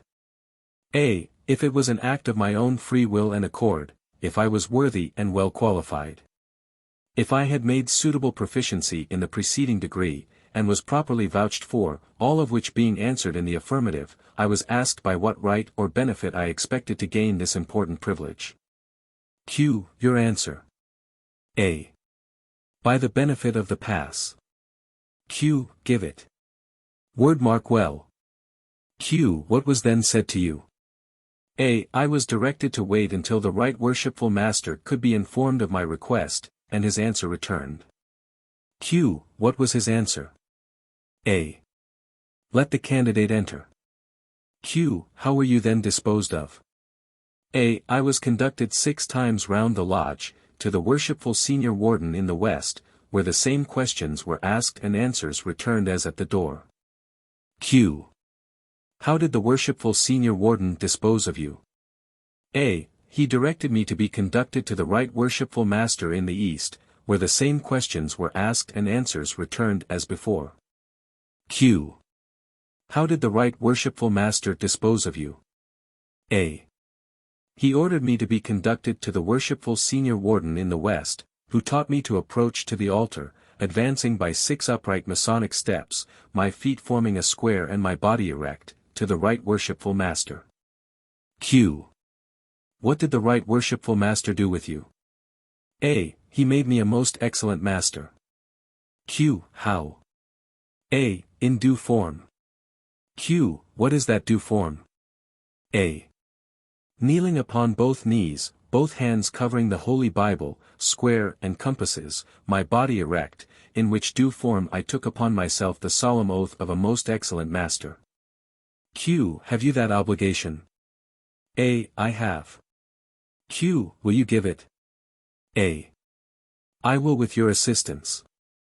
Q. Proceed. I, A, B, etc., etc. See obligation. Q. Have you a sign belonging to this degree? A. I have several. Q. Show me a sign. Give sign. Q. What is that called? A. A dugard. Q. Show me another sign. Give sign. Q. What is that called? A. The sign. Q. To what does it allude? A. To the penalty of my obligation, that I would have my breast torn open, my heart torn out and exposed to rot upon the dunghill, sooner than divulge any of the secrets of this degree unlawfully. Q. Show me another sign. Give sign of admiration. Q. What is that called? A. The sign of admiration. Q. To what does it allude? A. To the wonder and admiration of our ancient brethren who were present and permitted to view the interior of that magnificent edifice which King Solomon had erected, and was about to dedicate to the service of the Supreme Being. Q. Have you a grip? A. I have. Q. Communicate it to a brother. Give grip. Q. Has it a name? A. It has. Q. Give it. Rabboni. Q. What does it signify? A. Good master or most excellent master. Q. What is it otherwise called? A. The cover grip. Q. Why? A. Because as this covers grips of preceding degrees, so should we as most excellent masters, considering that man in his best estate is subject to frailties and errors, endeavor to cover his faults and imperfections with the broad mantle of charity and brotherly love. Q. When originated this grip? A. At the completion of the temple. When King Solomon entered, he was so well pleased with the master builder that he took him by the right hand and exclaimed, Hail, Rabboni, which signifies good master and most excellent master. Q. What followed? A. A procession was formed, the ark safely seated, the capstone placed in the principal arch, and lodge closed with solemn invocations to deity. Royal Arch, or 7th degree. The Royal Arch degree seems not to have been known to what are called modern Masons as late as about 1750. That portion of the old Freemasons who met at the famous Apple Tree Tavern, in 1717, and formed the society upon somewhat new principles, that is, so far as to admit into fellowship, indiscriminately, respectable individuals of all professions, were denominated, by the non-adherents to this plan, modern Masons. This affair caused the division of the Masonic Society into 2 parties, which continued till 1813, nearly 100 years. To the rivalry occasioned by this schism, Masonry, it is presumed, is mainly indebted for the great celebrity it has obtained in the world. It appears that the nonconformists to this new scheme, who considered themselves the orthodox party, by rummaging among the old records of the order, first discovered the Royal Arch degree, which had probably lain dormant for centuries. during which time, it would appear, the society had been confined almost exclusively to operative masons, who continued the ceremonies only of the apprentice, fellow craft or journeyman, and master mason, these being deemed appropriate to their occupation. A society of Royal Archmasons is called a chapter, and not a lodge, as in the previous degrees. All chapters of Royal Archmasons are dedicated to Zerubbabel, and the symbolic color of this degree is scarlet. The several degrees of Mark Master, Present or Past Master, and Most Excellent Master, are given only under the sanction of the Royal Arch Chapter. And a Master Mason who applies for these degrees usually enters the chapter also, and sometimes the 4 degrees are given at once. If he takes the 4, he is only balloted for once, viz., in the Mark Master's degree. Candidates receiving this degree are said to be exalted to the most sublime degree of the Royal Arch. It is a point of the Royal Arch degree not to assist, or be present, at the conferring of this degree upon more or less than 3 candidates at one time. If there are not 3 candidates present, 1 or 2 companions, as the case may be, volunteer to represent candidates, so as to make the requisite number, or a team, as it is technically styled, and accompany the candidate or candidates through all the stages of exaltation. At the destruction of Jerusalem by Nebuchadnezzar, 3 most excellent masters were carried captives to Babylon, where they remained 70 years, and were liberated by Cyrus, king of Persia. They returned to Jerusalem to assist in rebuilding the temple, after traveling over rugged roads on foot. They arrived at the outer veil of the tabernacle, which was erected near the ruins of the temple. This tabernacle was an oblong square, enclosed by 4 veils, or curtains, and divided into separate apartments by 4 cross veils, including the west end veil or entrance. The veils were parted in the center, and guarded by 4 guards, with drawn swords. At the east end of the tabernacle, Haggai, Joshua, and Zerubbabel usually sat in grand council, to examine all who wished to be employed in the noble and glorious work of rebuilding the temple. Since that time, every chapter of Royal Archmasons, if properly formed, represents the tabernacle erected by our ancient brethren, near the ruins of King Solomon's temple. And our engraving shows the interior arrangement of a chapter of the Royal Arch degree.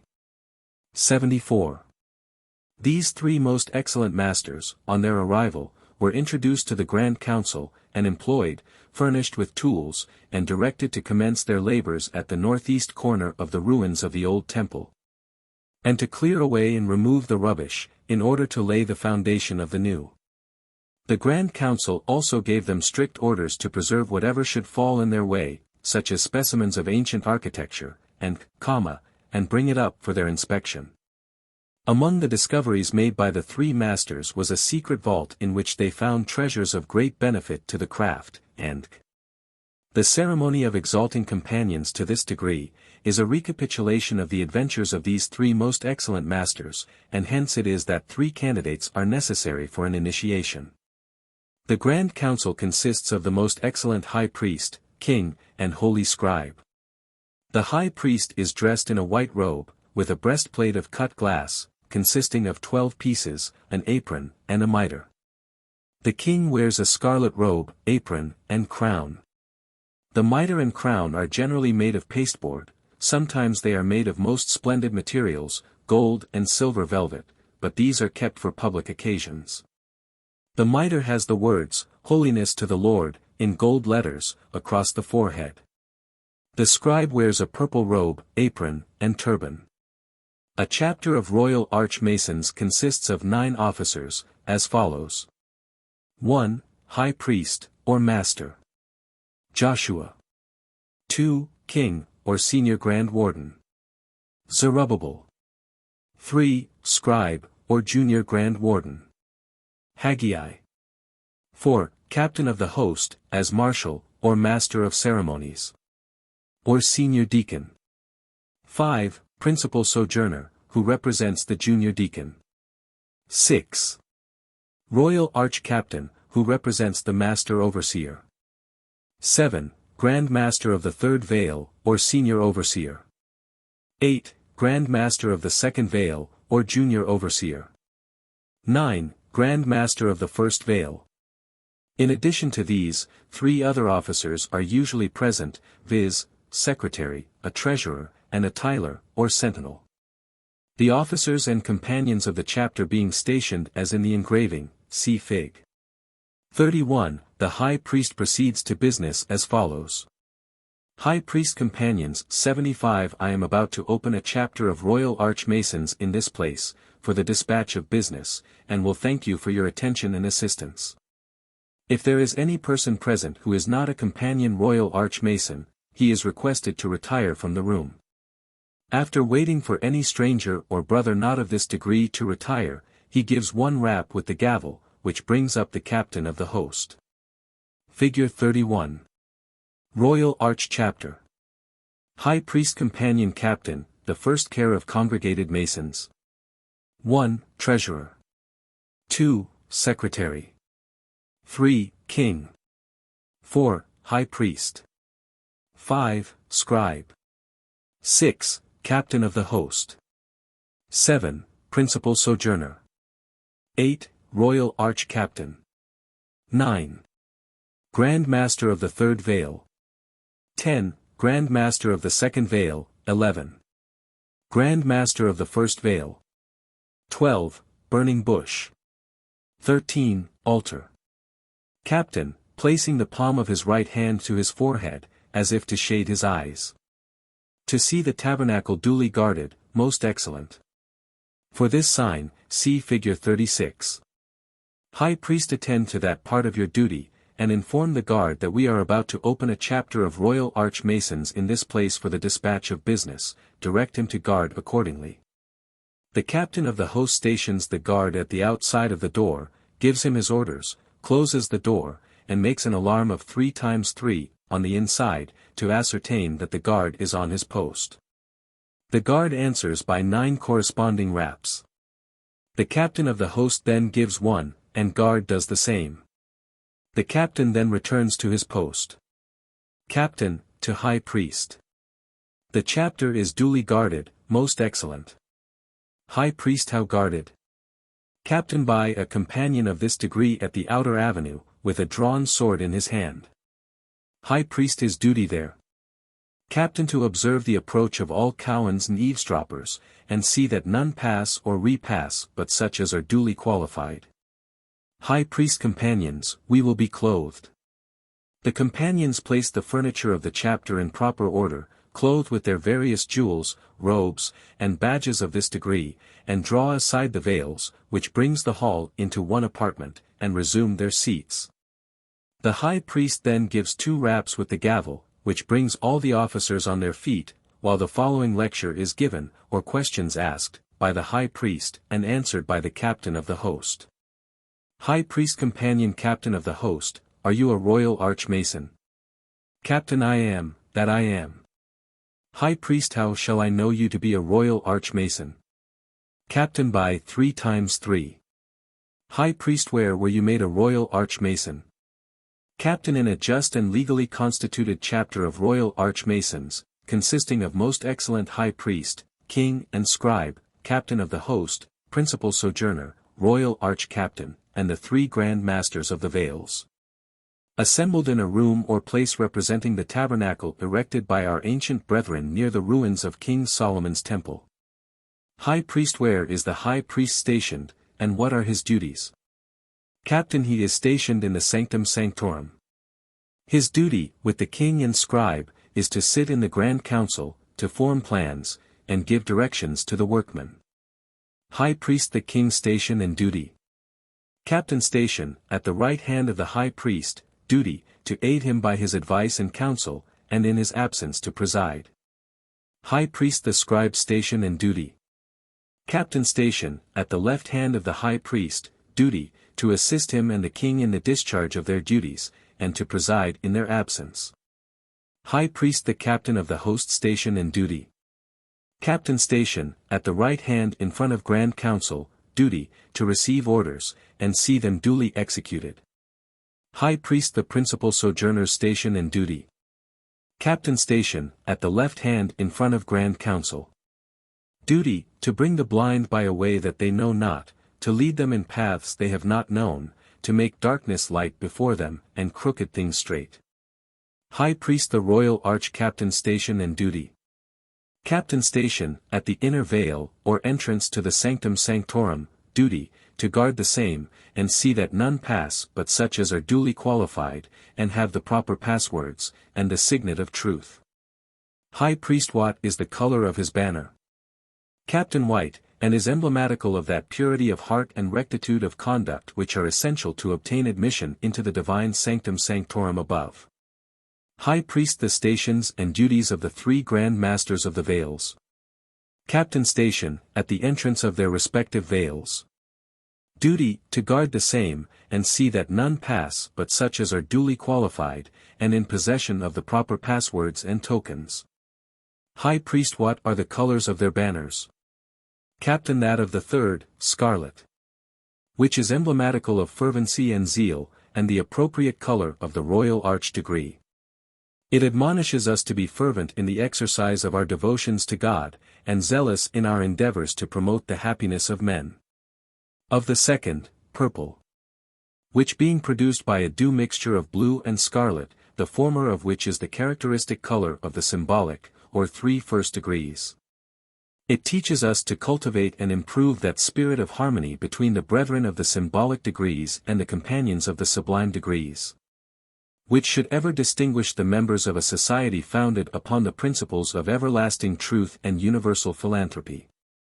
Of the first, blue, the peculiar color of the 3 ancient, or symbolical degrees. It is an emblem of universal friendship and benevolence, and instructs us that in the mind of a Mason those virtues should be as expansive as the blue arch of heaven itself. High Priest the Treasurer Station and Duty. Captain Station, at the right hand in rear of the captain of the host. His duty, to keep a just and regular account of all the property and funds of the chapter placed in his hands, and exhibit them to the chapter when called upon for that purpose. High Priest the Secretary's place in the chapter. Captain Station, at the left in rear of the principal sojourner. His duty, to issue the orders and notifications of his superior officers, record the proceedings of the chapter proper to be written, to receive all monies due the chapter, and pay them over to the treasurer. High Priest Guard's place and duty. Captain his station is at the outer avenue of the chapter, his duty, to guard against the approach of cowans and eavesdroppers, and suffer none to pass or repass, but such as are duly qualified. High Priest, addressing the chapter. Companions, you will assemble round the altar, for the purpose of assisting me in opening a chapter of Royal Arch-Masons. All the members present, except the Grand Council, approach the altar, and, forming a circle, kneel, each upon his right knee. An opening in the circle is left for the High Priest, the King, and the Scribe. The High Priest rises and reads from the second epistle of Paul to the Thessalonians, chapter 3, verses 6-18. Now we command you, brethren, in the name of our Lord Jesus Christ, that ye withdraw yourselves from every brother that walketh disorderly, and not after the tradition which ye have received of us. For yourselves know how ye ought to follow us, for we behaved not ourselves disorderly among you, neither did we eat any man's bread for naught, but wrought with labor and travail night and day, that we might not be chargeable to any of you. Not because we have not power, but to make ourselves an example unto you to follow us, and after the reading, the High Priest, the King, and the Scribe approach the altar and take their places in the circle, kneeling with the rest, the King on the right, and the Scribe on the left of the High Priest. Each one now crosses his arms and gives his right hand to his left-hand companion, and his left hand to his right-hand companion. This constitutes the living arch under which the grand omnific Royal Arch word must be given, but it must also be given by 3 times 3, as hereafter explained. The High Priest now whispers in the King's ear the password Rabboni. The King whispers it to the companion on his right, and he to the next one, and so on until it comes round to the Scribe, who whispers it to the High Priest. High Priest the word is right. The companions now all balance 3 times 3 with their arms, that is, they raise their arms and let them fall upon their knees 3 times in concert after a short pause, 3 times more, and after another pause, 3 times more. They then rise and give all the signs, from the entered apprentice up to this degree, after which they join in squads of 3 for giving the grand omnific royal arch word. As follows. Each one takes hold with his right hand of the right wrist of his companion on the left, and with his left hand takes hold of the left wrist of his companion on the right. Each one then places his right foot forward with the hollow in front, so that the toe touches the heel of his companion on the right. This is called 3 times 3. That is, 3 right feet forming a triangle, 3 left hands forming a triangle, and 3 right hands forming a triangle. In this position each repeats the following. As we 3 did agree. In peace, love, and unity. The sacred word to keep. So we 3 do agree. In peace, love, and unity. The sacred word to search. Until we 3. Or 3 such as we, shall agree. To close this royal arch. They then balance 3 times 3, bringing the right band with some violence down upon the left.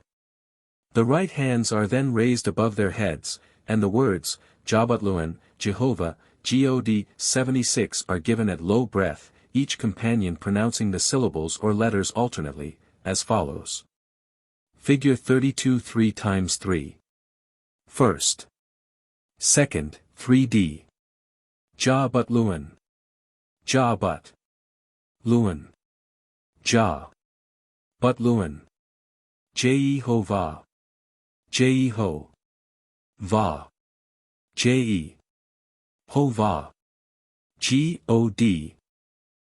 Go. D. G. OD.77. After the word is thus given, the high priest inquires if the word is right. Each squad replies that it is right. The officers and companions resume their seats. The high priest raps 3 times with his gavel, the king repeats it, as also the scribes, this is done 3 times. High priest, rising. I now declare this chapter of Royal Archmasons opened in due and ancient form. And I hereby forbid all improper conduct whereby the peace and harmony of this chapter may be disturbed, under no less penalties than the bylaws, or a majority of the chapter, may see fit to inflict. High Priest, to Captain of the Host. Companion Captain, please to inform the guard that the chapter is open. The captain proceeds on this duty, while the secretary reads the minutes of the last meeting. Should there be any candidates to be balloted for, this is the first business in order. If one or more candidates are waiting without, the principal sojourner goes to the preparation room to get them ready. If there are not 3 of them, a companion or companions volunteer to make the trio, as not less than 3 can perform the ceremonies. The 3 take off their coats, when the principal sojourner ties bandages over their eyes, and, taking a long rope, coils it 7 times round the body of each, leaving about 3 feet slack between. He then proceeds with them to the door of the chapter and gives 7 distinct knocks. Captain, rising. There is an alarm at the door, most excellent. High priest attend to the cause of it, and see who comes there. The captain of the host goes to the door and raps on it 9 times. The principal sojourner, outside, answers this by 3 times 3, and then gives 1 rap, which the captain answers by 1, and then partly opens the door. Captain, who comes there? Principal sojourner 3 worthy brothers, who have been initiated, passed, and raised to the sublime degree of Master Masons, advanced to the honorary degree of Mark Master, presided as Master in the chair, and at the completion and dedication of the temple, were received and acknowledged most excellent Masters. And now wish for further light in Masonry, by being exalted to the august sublime degree of the Holy Royal Arch. Captain, to candidates. Is it of your own free will and accord you make this request? First candidate, prompted. It is. Captain, to principal sojourner. Are they duly and truly prepared? Principal sojourner, they are. Captain, have they made suitable proficiency in the preceding degrees? Principal sojourner, they have. Captain, by what further right or benefit do they expect to gain admission to this chapter of Royal Archmasons? Principal sojourner, by the benefit of a pass. Captain have they that pass. Principal sojourner they have it not. But I have it for them. Captain advance and give it. Principal sojourner whispers in his ear the word Rabboni. Captain the word is right. You will wait a time, until the most excellent high priest be informed of their request, and his answer returned. The captain of the host closes the door, and returns to his place in the chapter, gives the alarm, which is answered by the high priest, who asks the same questions, and receives the same answers from the captain of the host, as were asked and given at the door. High priest, since this is the case, you will let them enter this chapter of royal archmasons, and be received under a giving arch. The captain of the host goes to the door, opens it, and says, Captain, it is our most excellent high priest's order, that the candidates enter this chapter of royal archmasons, and be received under a living arch. Principal sojourner, leading the candidates by the rope. Companions, you will follow me. Leads them in. I will bring the blind by a way they know not, I will lead them in paths they have not known, I will make darkness light before them, and crooked things straight. These things will I do unto them, and will not forsake them. Stoop low, brethren, he that humbleth himself shall be exalted. Meantime the brethren, or companions of the chapter, form two lines facing each other, from the door to the center of the room, and each one takes hold and locks his fingers with those of his opposite companion. As the candidates pass under this living arch, each couple place their knuckles upon the necks and backs of the candidates, kneading them pretty hard sometimes, and prostrating them on the floor. Thus they have a good deal of difficulty in forcing their way through. When they do get through, they are first conducted round the chapter, and then to the altar, where they must kneel to receive the obligation. Principal sojourner, to the candidates. Brethren, as you advance in Masonry, your obligation becomes more binding. You are now kneeling at the altar for the 7th time, and about to take a solemn oath, or obligation, which, like your former obligations, is not to interfere with the duty you owe to your country, or Maker. If you are willing to proceed, you will repeat your Christian and surname, and say after me. I, Peter Gabe, of my own free will and accord, in presence of Almighty God, and this chapter of Royal Archmasons, erected to God, and dedicated to Zerubbabel, do hereby and hereon most solemnly and sincerely promise and swear, in addition to my former obligations, that I will not reveal the secrets of this degree to any of an inferior degree, nor to any being in the known world, except it be to a true and lawful companion royal archmason, or within the body of a just and legally constituted chapter of such, and never unto him, or them, whom I shall hear so to be, but to him and them only whom I shall find so to be, after strict trial and due examination, or lawful information given. I furthermore promise and swear, that I will not wrong this chapter of royal archmasons, or a companion of this degree, out of the value of anything, myself, nor suffer it to be done by others, if in my power to prevent it. I furthermore promise and swear, that I will not reveal the key to the ineffable characters of this degree, nor retain it in my possession, but will destroy it whenever it comes to my sight.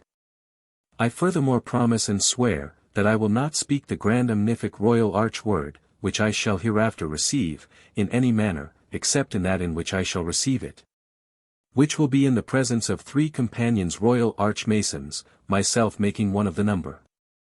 And then by 3 times 3, under a living arch, and at low breath. I furthermore promise and swear, that I will not be at the exaltation of candidates in a clandestine chapter, nor converse upon the secrets of this degree with a clandestine made Mason, or with one who has been expelled or suspended, while under that sentence. I furthermore promise and swear, that I will not assist or be present at the exaltation of a candidate to this degree, who has not received the degrees of entered apprentice, fellow craft, master mason, mark master, past master, and most excellent master. I furthermore promise and swear, that I will not be at the exaltation of more nor less than 3 candidates at one and the same time. I furthermore promise and swear, that I will not be at the forming or opening of a chapter of royal archmasons unless there be present 9 royal archmasons, myself making one of that number. I furthermore promise and swear, that I will not speak evil of a companion royal archmason, behind his back nor before his face, but will apprise him of all approaching danger, if in my power. I furthermore promise and swear, that I will support the Constitution of the General Grand Royal Arch Chapter of the United States of America, together with that of the Grand Chapter of this state, under which this chapter is holden. That I will stand to and abide by all the bylaws, rules, and regulations of this chapter, or of any other chapter of which I may hereafter become a member. I furthermore promise and swear, that I will answer and obey all due signs and summonses handed, sent, or thrown to me from a chapter of Royal Arch-Masons, or from a companion Royal Arch-Mason, if within the length of my cable tow. I furthermore promise and swear, that I will not strike a companion Royal Arch-Mason, so as to drew his blood, in anger. I furthermore promise and swear, that I will employ a companion Royal Arch-Mason in preference to any other person of equal qualifications. I furthermore promise and swear, that I will assist a companion Royal Arch-Mason when I see him engaged in any difficulty, and will espouse his cause so far as to extricate him from the same, whether he be right or wrong. I furthermore promise and swear, that I will keep all the secrets of a companion Royal Arch-Mason, when communicated so me as such, or I knowing them to be such, without exceptions. I furthermore promise and swear, that I will be aiding and assisting all poor and indigent companions Royal Arch-Masons, their widows and orphans, wheresoever dispersed around the globe. They making application to me as such, and I finding them worthy, and can do it without any material injury to myself or family. To all which I do most solemnly and sincerely promise and swear, with a firm and steadfast resolution to keep and perform the same, without any equivocation, mental reservation, or self-evasion of mind in me whatever. Binding myself under no less penalty, than to have my skull smote off, and my brains exposed to the scorching rays of the meridian sun.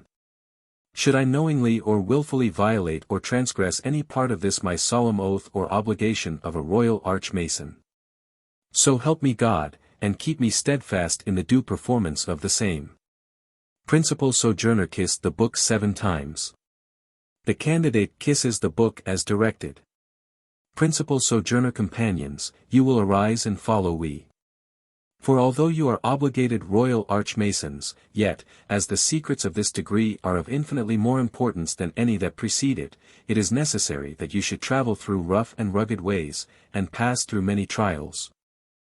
Testimony of your fidelity to the order, before you can be instructed in the more important secrets of this degree. The candidates are conducted once around the chapter, and then again directed to kneel, while the principal sojourner reads the following prayer.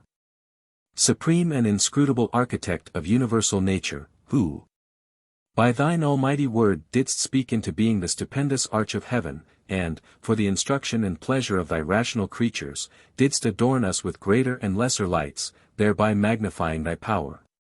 And endearing thy goodness unto the sons of men, we humbly adore and worship thine unspeakable perfection. We bless thee, that, when man had fallen from his innocence and his happiness, thou didst leave him the powers of reasoning, and capacity of improvement and pleasure. We thank thee, that, amid the pains and calamities of our present state, so many means of refreshment and satisfaction are reserved to us, while traveling the rugged path of life. Especially would we, at this time, render thee our thanksgiving and praise for the institution, as members of which we are at this time assembled, and for all the pleasures we have derived from it. We thank thee, that the few here assembled before thee have been favored with new inducements, and been laid under new and stronger obligations of virtue and holiness. May these obligations, O blessed Father, have their full effect upon us. Teach us, we pray thee, the true reverence of thy great, mighty, and terrible name. Inspire us with a firm and unshaken resolution in our virtuous pursuits. Give us grace diligently to search thy word in the book of nature, wherein the duties of our high vocation are inculcated with divine authority. May the solemnity of the ceremonies of our institution be duly impressed on our minds, and have a happy and lasting effect on our lives. O thou, who didst aforetime appear unto thy servant Moses in a flame of fire out of the midst of a bush, enkindle, we beseech thee, in each of our hearts, a flame of devotion to thee, of love to each other, and of charity to all mankind. May all thy miracles and mighty works fill us with thy dread, and thy goodness impress us with a love of thy holy name. May holiness to the Lord be engraven upon all our thoughts, words, and actions. May the incense of piety ascend continually unto thee from the altar of our hearts, and burn day and night, as a sacrifice of a sweet-smelling savour, well-pleasing unto thee. And since sin has destroyed within us the first temple of purity and innocence, may thy heavenly grace guide and assist us in rebuilding a second temple of reformation, and may the glory of this latter house be greater than the glory of the former. Amen, so mote it be. Principal Sojourner Companions, arise and follow me. He now conducts them once around the chapter, during which time he reads from the textbook the first 6 verses of the 3rd chapter of Exodus. Now Moses kept the flock of Jethro his father-in-law, the priest of Midian. And he led the flock to the back side of the desert, and came to the mountain of God, even to Horeb. And the angel of the Lord appeared unto him in a flame of fire out of the midst of a bush. And he looked, and behold, the bush burned with fire, and the bush was not consumed, and the reading of these verses is so timed, that just when they are finished the candidates have arrived in front of a representation of the burning bush, placed in a corner of the chapter. When the principal sojourner directs them to halt, and slips up the bandages from their eyes. One of the members now personates the deity, behind the bush, and calls out, Moses. Moses. Principal sojourner, answering for candidates. Here I am. Companion behind the bush, draw not nigh hither, put off thy shoes from off thy feet, for the place whereon thou standest is holy ground. I am the God of thy fathers, the God of Abraham, the God of Isaac, and the God of Jacob. Principal sojourner directs the candidates to kneel, and he covers their faces again, and then says, and Moses hid his face, for he was afraid to look upon God. Principal sojourner, to candidates. Arise, and follow me. He then leads them 3 times around the chapter, during which time he reads from the textbook 2 Chronicles, ch. 36, verses 11 to 20. Zedekiah was 21 years old when he began to reign, and he reigned 11 years in Jerusalem. And he did that which was evil in the sight of the Lord his God, and humbled not himself before Jeremiah the prophet, speaking from the mouth of the Lord. And he also rebelled against King Nebuchadnezzar, and stiffened his neck, and hardened his heart from turning unto the Lord God of Israel. Moreover, all the chief of the priests and the people transgressed very much, after all the abominations of the heathen, and polluted the house of the Lord, which he had hallowed in Jerusalem. And the Lord God of their fathers sent to them by his messengers, because he had compassion on his people, and on his dwelling place. But they mocked the messengers of God, and despised his word, and misused his prophets, until the wrath of the Lord arose against his people, till there was no remedy. Therefore he brought upon them the king of the Chaldees, who slew their young men with the sword, in the house of their sanctuary, and had no compassion upon young men or maidens, old men, or him that stooped for age, he gave them all into his hand. And all the vessels of the house of God, great and small, and the treasures of the house of the Lord, and the treasures of the king, and his princes, all these he brought to Babylon. And they burnt the house of God, and brake down the wall of Jerusalem, and burnt all the palaces thereof with fire, and destroyed all the goodly vessels thereof. And them that had escaped from the sword carried he away to Babylon, where they were servants to him and his sons, until the reign of the kingdom of Persia. When the principal sojourner arrives at that part of the above reading which alludes to the Chaldees killing the young men with the sword, the companions of the chapter begin to make all sorts of queer and unearthly noises, such as rolling cannonballs on the floor, clashing old swords, shouting, groaning, whistling, stamping, throwing down benches, and this noise continues during the remainder of the reading, the object being to represent the siege and destruction of Jerusalem. During this confusion the 3 candidates are seized, thrown upon the floor, bound hand and foot, and carried bodily into the preparation room, when the door is closed. In a few minutes the companions begin to shout, "Hurrah for the captives!" repeating it several times. Captain of the host goes and opens the door, and says, "Come forth. You are at liberty to return." For Cyrus has issued his proclamation to build a second temple at Jerusalem. Principal Sojourner, who is with the candidates? Will you read the proclamation? Captain of the host reads the first 3 verses of the first chapter of Ezra, as follows. Now in the first year of Cyrus, king of Persia, the Lord stirred up the spirit of Cyrus, king of Persia, that he made a proclamation throughout all his kingdom, and put it also in writing, saying, Proclamation. Thus saith Cyrus, king of Persia, the Lord God of heaven hath given me all the kingdoms of the earth. And he hath charged me to build him an house at Jerusalem, which is in Judah. Who is there among you of all his people? His God be with him, and let him go up to Jerusalem, which is in Judah, and build the house of the Lord God of Israel, which is in Jerusalem. Captain of the host, what say you to the proclamation? Are you willing to go up to Jerusalem? Principal Sojourner, consulting candidates. Yes, we are willing to go, but we have no password whereby to make ourselves known to the brethren when we get there. What shall we say to them? Captain of the host reads verses 13 and 14 of the 3rd chapter of Exodus. And Moses said unto God, Behold, when I come unto the children of Israel, and shall say unto them, The God of your fathers hath sent me unto you, and they shall say to me, What is his name? What shall I say to them? And God said unto Moses, I am that I am, and thus thou shalt say unto the children of Israel, I am hath sent me unto you. We were directed to use the words, I am that I am, as a password. Principal Sojourner, we will go up. Companions, you will follow me, our password is, I am that I am. As they enter the chapter, they again pass under the living arch. Principal Sojourner, stoop low, brethren. He that humbleth himself shall be exalted. On one side of the hall or chapter, the living arch is formed, as before described, on the other side is what is called the rugged road. This is generally made of blocks and logs of wood, old chairs, benches, and the companions who form the living arch press harder on the candidates each time they go through, and they now go through 3 times. While passing through, the Principal Sojourner says, Principal Sojourner, this is the way many great and good men have traveled before you, never deeming it derogatory to their dignity to level themselves with the fraternity. I have often traveled this road from Babylon to Jerusalem, and generally find it rough and rugged. However, I think I never saw it much smoother than it is at the present time. The candidates, after passing the living arch, stumble over the rugged road, and arrive again at the entrance of the arch.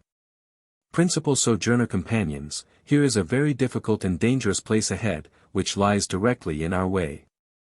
Before we attempt to pass it, we must kneel down and pray. Read Psalm Xi. Lord, I cry unto thee, make haste unto me, give ear unto my voice. Let my prayer be set forth before thee as incense, and the lifting up of my hands as the evening sacrifice. Set a watch, O Lord, before my mouth, keep the door of my lips. Incline not my heart to any evil thing, to practice wicked works with men that work iniquity. Let the righteous smite me, it shall be a kindness, and let him reprove me, it shall be an excellent oil. Mine eyes are unto thee, O God the Lord, in thee is my trust, leave not my soul destitute.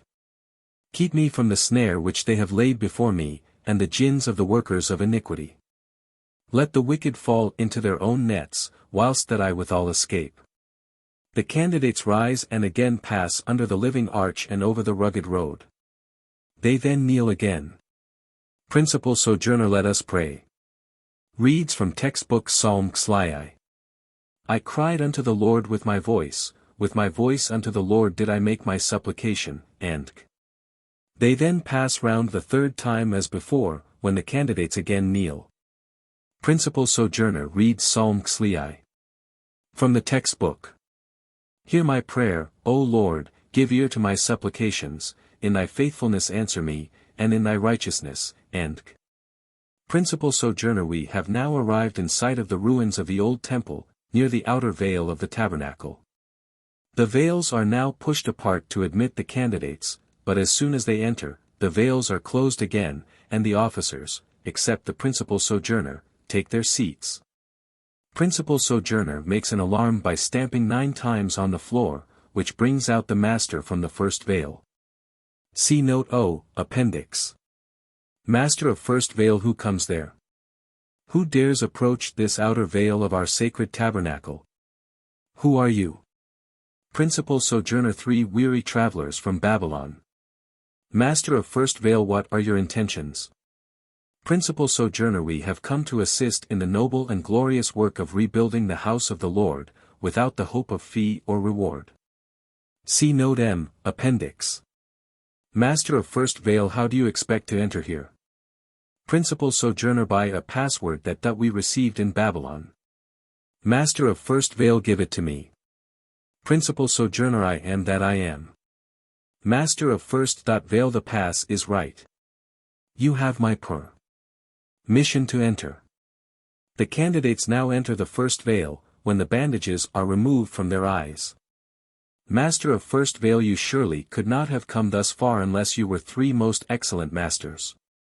But farther you cannot go without my words, sign, and word of exhortation. My words are Shem, Ham, and Japhet. My sign is this, holding out a cane, in imitation of one given by God to Moses, when he commanded him to cast his rod upon the ground, thus, casting down the cane, and it became a serpent. But putting forth his hand and taking it up by the tail, it became a rod in his hand as before. My word of exhortation is explanatory of this sign, and is to be found in the writings of Moses, viz., the first verses of the 4th chapter of Exodus. See Note N, Appendix. And the Lord said unto Moses, What is that in thy hand? And he said, A rod. And the Lord said, Cast it on the ground, and he cast it, and it became a serpent, and Moses fled from before it, and Principal sojourner companions, we have passed the first guard, and will make an alarm at the second veil. Stamps on the floor, as before. Master of second veil, who comes there? Who dares approach this second veil of our sacred tabernacle? Principal sojourner, 3 weary sojourners from Babylon, who have come to assist in rebuilding the house of the Lord, without the hope of fee or reward. Master of second veil, how do you expect to enter the second veil? Principal sojourner, by the words, sign, and word of exhortation of the master of the first veil. Figure 33. Sign of the master of the first veil. Master of second veil, give them. Principal sojourner, Shem, Ham, and Japhet. Gives the sign of casting down a cane and taking it up by the end, as before explained. Master of second veil, they are right. You have my permission to enter the second veil. The candidates, led by the principal sojourner, pass in. Master of second veil, 3 most excellent masters you must have been, or thus far you could not have come, but farther you cannot go without my words, sign, and word of exhortation. My words are Shem, Japhet, and Adoniram. My sign is this, thrusting his hand in his bosom, it is in imitation of one given by God to Moses, when he commanded him to thrust his hand into his bosom, and, taking it out, it became as leprous as snow. My word of exhortation is explanatory of this sign, and is found in the writings of Moses, viz., 4th chapter of Exodus. Figure 34. Sign of the master of the second veil. Figure 35. Sign of the master of the third veil.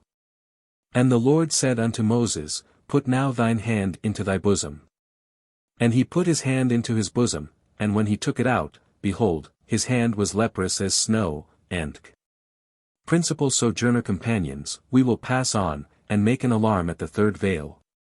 Stamps 9 times. Master of the third veil, who comes there? Who dares approach this third veil of our sacred tabernacle?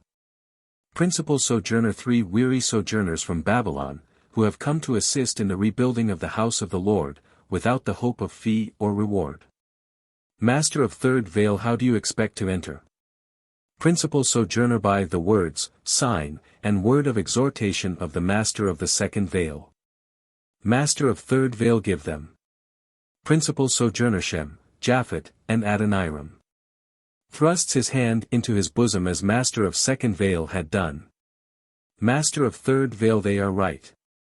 You can enter the third veil. The candidates enter. Master of third veil, to candidates. 3 most excellent masters you must have been, or thus far you could not have come. But you cannot go farther without my words, signs, and word of exhortation. My words are, Haggai, Joshua, and Zerubbabel. My sign is this, holds out a tumbler of water, and pours out a little on the floor. It is an imitation of one given by God to Moses, when he commanded him to pour water upon the dry land, and it became blood. My word of exhortation is explanatory of this sign, and is found in the writings of Moses, viz. The 4th chapter of Exodus. And it shall come to pass, if they will not believe in the 2 former signs, thou shalt take of the water of the river and pour it upon the dry land, and the water shall become blood upon the dry land. Master of third veil, I also present you with the signet of truth, which is that of Zerubbabel. Presents a triangular piece of metal, with Zerubbabel engraved on it. Principal sojourner, to candidates. Companions, we have now passed the third veil, let us make an alarm at the 4th. Stamps as before.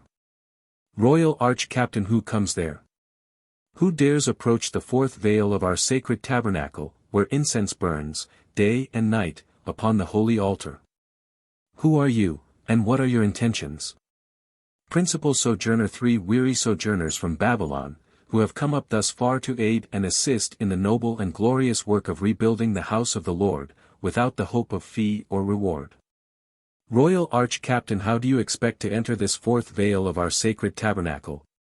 Principal sojourner, by the words, sign, and word of exhortation of the master of the third veil. Royal Arch-Captain, give them. Principal sojourner, Haggai, Joshua, and Zerubbabel, pours a little water from a tumbler, or cup, upon the floor, for the sign. Royal Arch-Captain, they are right. You have my permission to enter the 4th veil. The veils are now drawn aside, and the candidates enter amid a dazzling light, and behold the high priest, king, and scribe sitting in grand council. The light is usually made by igniting gum camphor in an urn upon the altar. Royal Arch-Captain, 3 most excellent masters you must have been, or thus far you could not have come. I will present you to the grand council. Stamps his foot 9 times. High priest, who comes here? Principal sojourner, 3 weary sojourners from Babylon, who have come up thus far to aid and assist in rebuilding the house of the Lord, without the hope of fee or reward. High priest, have you the signet of Zerubbabel? Principal sojourner, we have. Presents the signet given him by master of third veil. High priest takes it, and reads from the 2nd chapter of Haggai. In that day will I take thee, O Zerubbabel, my servant, the son of Shealtiel, saith the Lord, and will make thee a signet, for I have chosen thee. High priest, to king, showing him the signet. Companion, are you satisfied that this is the signet of Zerubbabel? King, taking the signet, and scrutinizing it. I am satisfied. Most excellent, that it is. High priest, showing signet to scribe. Companion scribe, think you this is the true signet of Zerubbabel? Scribe, looking shrewdly at it. I am satisfied that it is. Most excellent. High priest, drawing signet across his forehead, in imitation of the penalty, see figure 36. Signet of truth, and holiness to the Lord. The king and the scribe, each in turn, puts his hand to his forehead, repeating holiness to the Lord. High priest, to candidates. It is the opinion of the Grand Council, that you have presented the true signet of Zerubbabel. But, owing to difficulties having arisen from the introduction of strangers among the workmen, none are allowed to undertake in the noble and glorious work, but the true descendants of the 12 tribes. It is necessary you should be very particular in tracing your genealogy. Who are you, and what are your intentions? Principal sojourner, we are your own kindred, the descendants of those noble families of Gibeonites, who wrought so hard at the building of the first temple. We have been regularly initiated as entered apprentice masons, passed to the degree of fellow craft, raised to the sublime degree of master mason, advanced to the honorary degree of mark master, presided as master in the chair. And at the completion and dedication of the temple were acknowledged as most excellent masters. We were present at its destruction by Nebuchadnezzar, and by him were carried away captives to Babylon, where we remained servants to him and his successors until the reign of Cyrus, king of Persia, by whose proclamation we were liberated, and have come up thus far to aid and assist in the noble and glorious work of rebuilding the house of the Lord, without the hope of fee or reward. High Priest, let the captives be unbound, and brought to light. Companion King, I think we had better employ these sojourners. They look like good hardy men, just such men as we want about the building. What say you?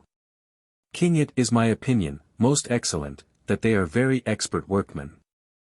I wish they might be examined. High Priest, what is your opinion, Companion Scribe? Scribe, if they can satisfy us they are Freemasons, I shall be in favor of employing them immediately. High Priest, you say you are entered Apprentice Masons. Satisfy the Grand Council. The three candidates give the signs of entered apprentice. See figures 1 and 2, pages 17, 18. High Priest, to King and Scribe. Companions, are you satisfied? The King bows gracefully, and the Scribe answers, we are satisfied, most excellent. High Priest, to candidates. The Grand Council are satisfied that you are entered Apprentice Masons. Have you been advanced to the Fellow Crafts degree? Candidates give the Fellow Craft signs, see figures 3 and 4, p. 17, when the High Priest asks his companions of the Grand Council if they are satisfied, as before, and then informs the candidates that the Grand Council approves them as true Fellow Crafts, and the same questions and answers are given in like manner as to each degree, up to and including that of Most Excellent Master, and the candidates give all the signs of those degrees to the Grand Council in detail. High Priest, after consultation with the King and Scribe. Companions, we are satisfied that you are three worthy Most Excellent Masters. As such, we will employ you on the temple. What part of the work will you undertake? Principal Sojourner, we will take any service, however servile or dangerous, for the sake of forwarding so great and noble an undertaking. High Priest, to Royal Arch-Captain. You will furnish them with the working tools, and direct them to repair to the northeast corner of the ruins of the old temple, with orders to remove the rubbish, preparatory to laying the foundation of the new temple. Advise them to carefully preserve everything of service to the craft that falls in their way, and bring it to the Grand Council. The candidates are presented, one with a pickaxe, one with a crow, and the other with a shovel, which are generally made of wood, and kept for the purpose in the lodge or chapter. Working tools of a Royal Arch-Mason. Principal Sojourner, to the candidates. Follow me. Each candidate shoulders his working tools and follows the Principal Sojourner, going single file to a corner of the room where a quantity of blocks or bricks are scattered around. These they stir up a little, when they come to a ring in a trapdoor, which they pull up, and find it shaped like a keystone of an arch. Each one examines it, and then looks down the trap, when the Principal Sojourner suggests that it be at once taken up to the Grand Council. He then leads the candidates back. High Priest, Companion King, have you further business to lay before this Grand Council? King, I have nothing, most excellent. High Priest, to Scribe. Have you anything, worthy companion? Scribe, I know of nothing, most excellent. High Priest, I know of nothing, unless the workmen from the ruins have articles for inspection. The workmen will please come forward and give an account of their labors.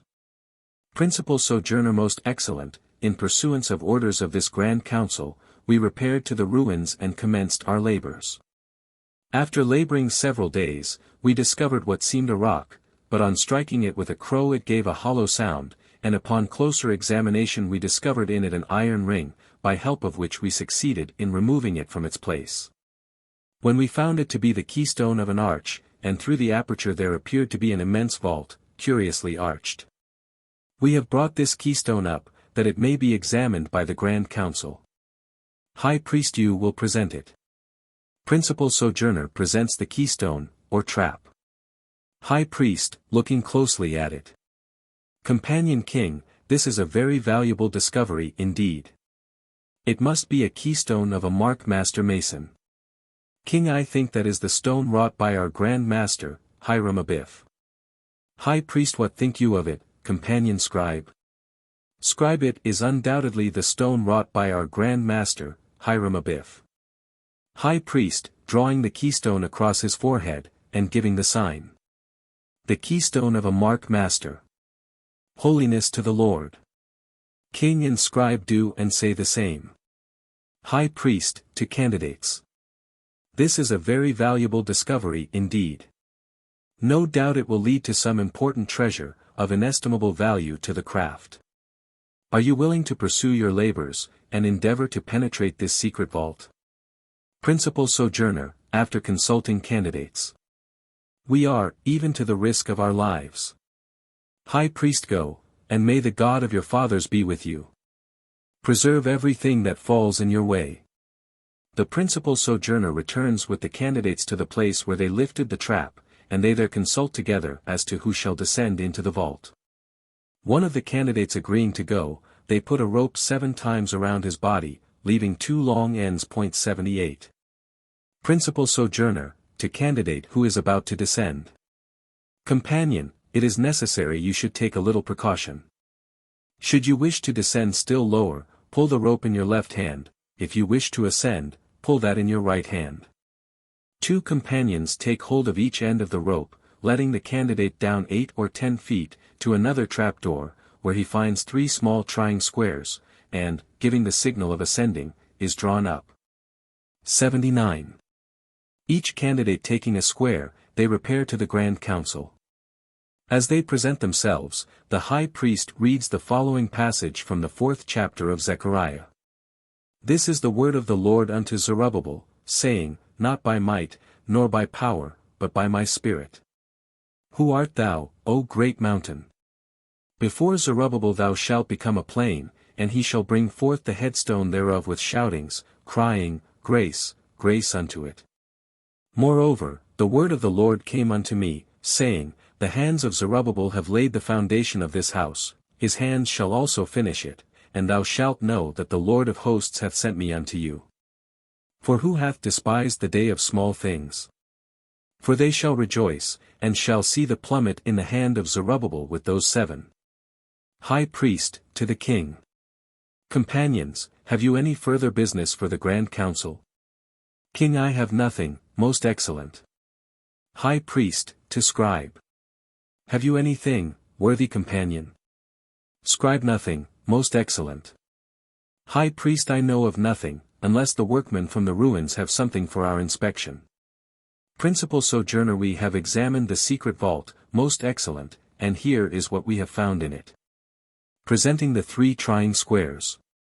High Priest, drawing one of the squares across his forehead.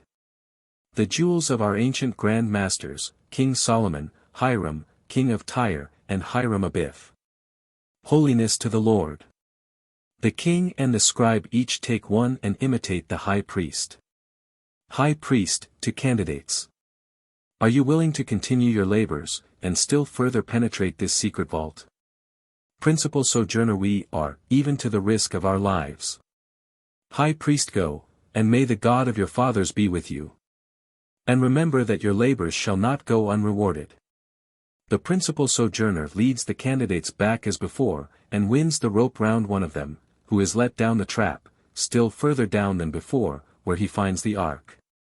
When he gives the signal and is drawn up, the party immediately return to the Grand Council, 2 of them carrying the ark, where they present themselves in the same manner as before. And the High Priest directs them to come forward and give an account of their labors. Principal Sojourner, most excellent, in pursuance of your orders, we repaired to the secret vault, and let down one of our companions.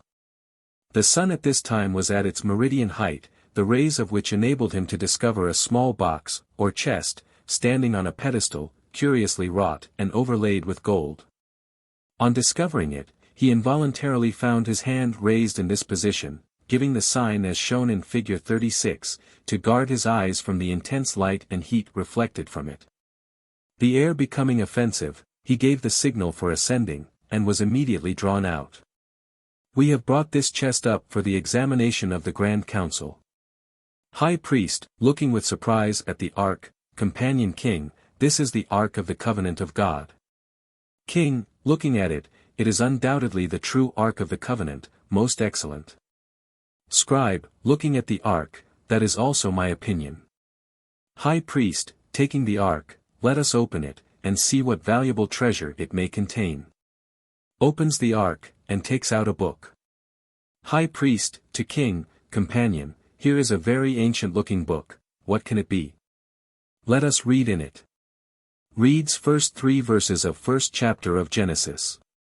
In the beginning, God created the heaven and the earth, and after reading these verses, the High Priest turns over to Deuteronomy 31. And reads from the 24th to the 26th verses, as follows. And it came to pass, when Moses had made an end of writing the words of this law in a book, until they were finished, that Moses commanded the Levites, which bear the ark of the covenant of the Lord, saying, Take this book of the law, and put it in the side of the ark of the covenant of the Lord your God, that it may be there for a witness against thee. Emblems of the royal arch-degree. The High Priest then turns back to Exodus 25, and reads the 21st verse, as follows. 1. The keystone. 2. The 3 jewels of the ancient Grand Masters. 3. The Arkansas. 4. The Book of the Law.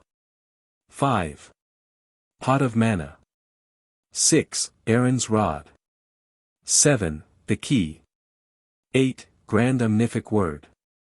And thou shalt put the mercy seat above upon the ark, and in the ark thou shalt put the testimony that I shall give thee. High Priest, this is a book of the law long lost, but now found. Holiness to the Lord. He repeats this again, twice. King, a book of the law long lost, but now found. Holiness to the Lord. Scribe repeats the same. High Priest, to candidates. You now see that the world is indebted to Masonry for the preservation of this sacred volume. Had it not been for the wisdom and precaution of our ancient brethren, this, the only remaining copy of the law, would have been destroyed at the destruction of Jerusalem. 80. High Priest, taking a little pot out of the Arkansas. Companion King, what can this be? A pot of manna? We will read in the book of the law, and see what that says. Reads, Exodus 16. 32-34. And Moses said, This is the thing which the Lord commandeth, fill an omer of the manna to be kept for your generations, that they may see the bread wherewith I have fed you in the wilderness, when I brought you forth from the land of Egypt. And Moses said unto Aaron, Take a pot, and put an omer full of manna therein, and lay it up before the Lord, to be kept for your generations.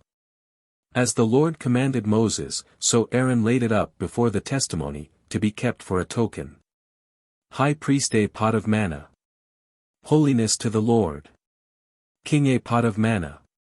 Holiness to the Lord. Scribe repeats the same. High Priest, companions, we read in the book of the law, that he that overcometh, will I give to eat of the hidden manna. Come forward, companions, you are entitled to it. Each one receives a small lump of sugar.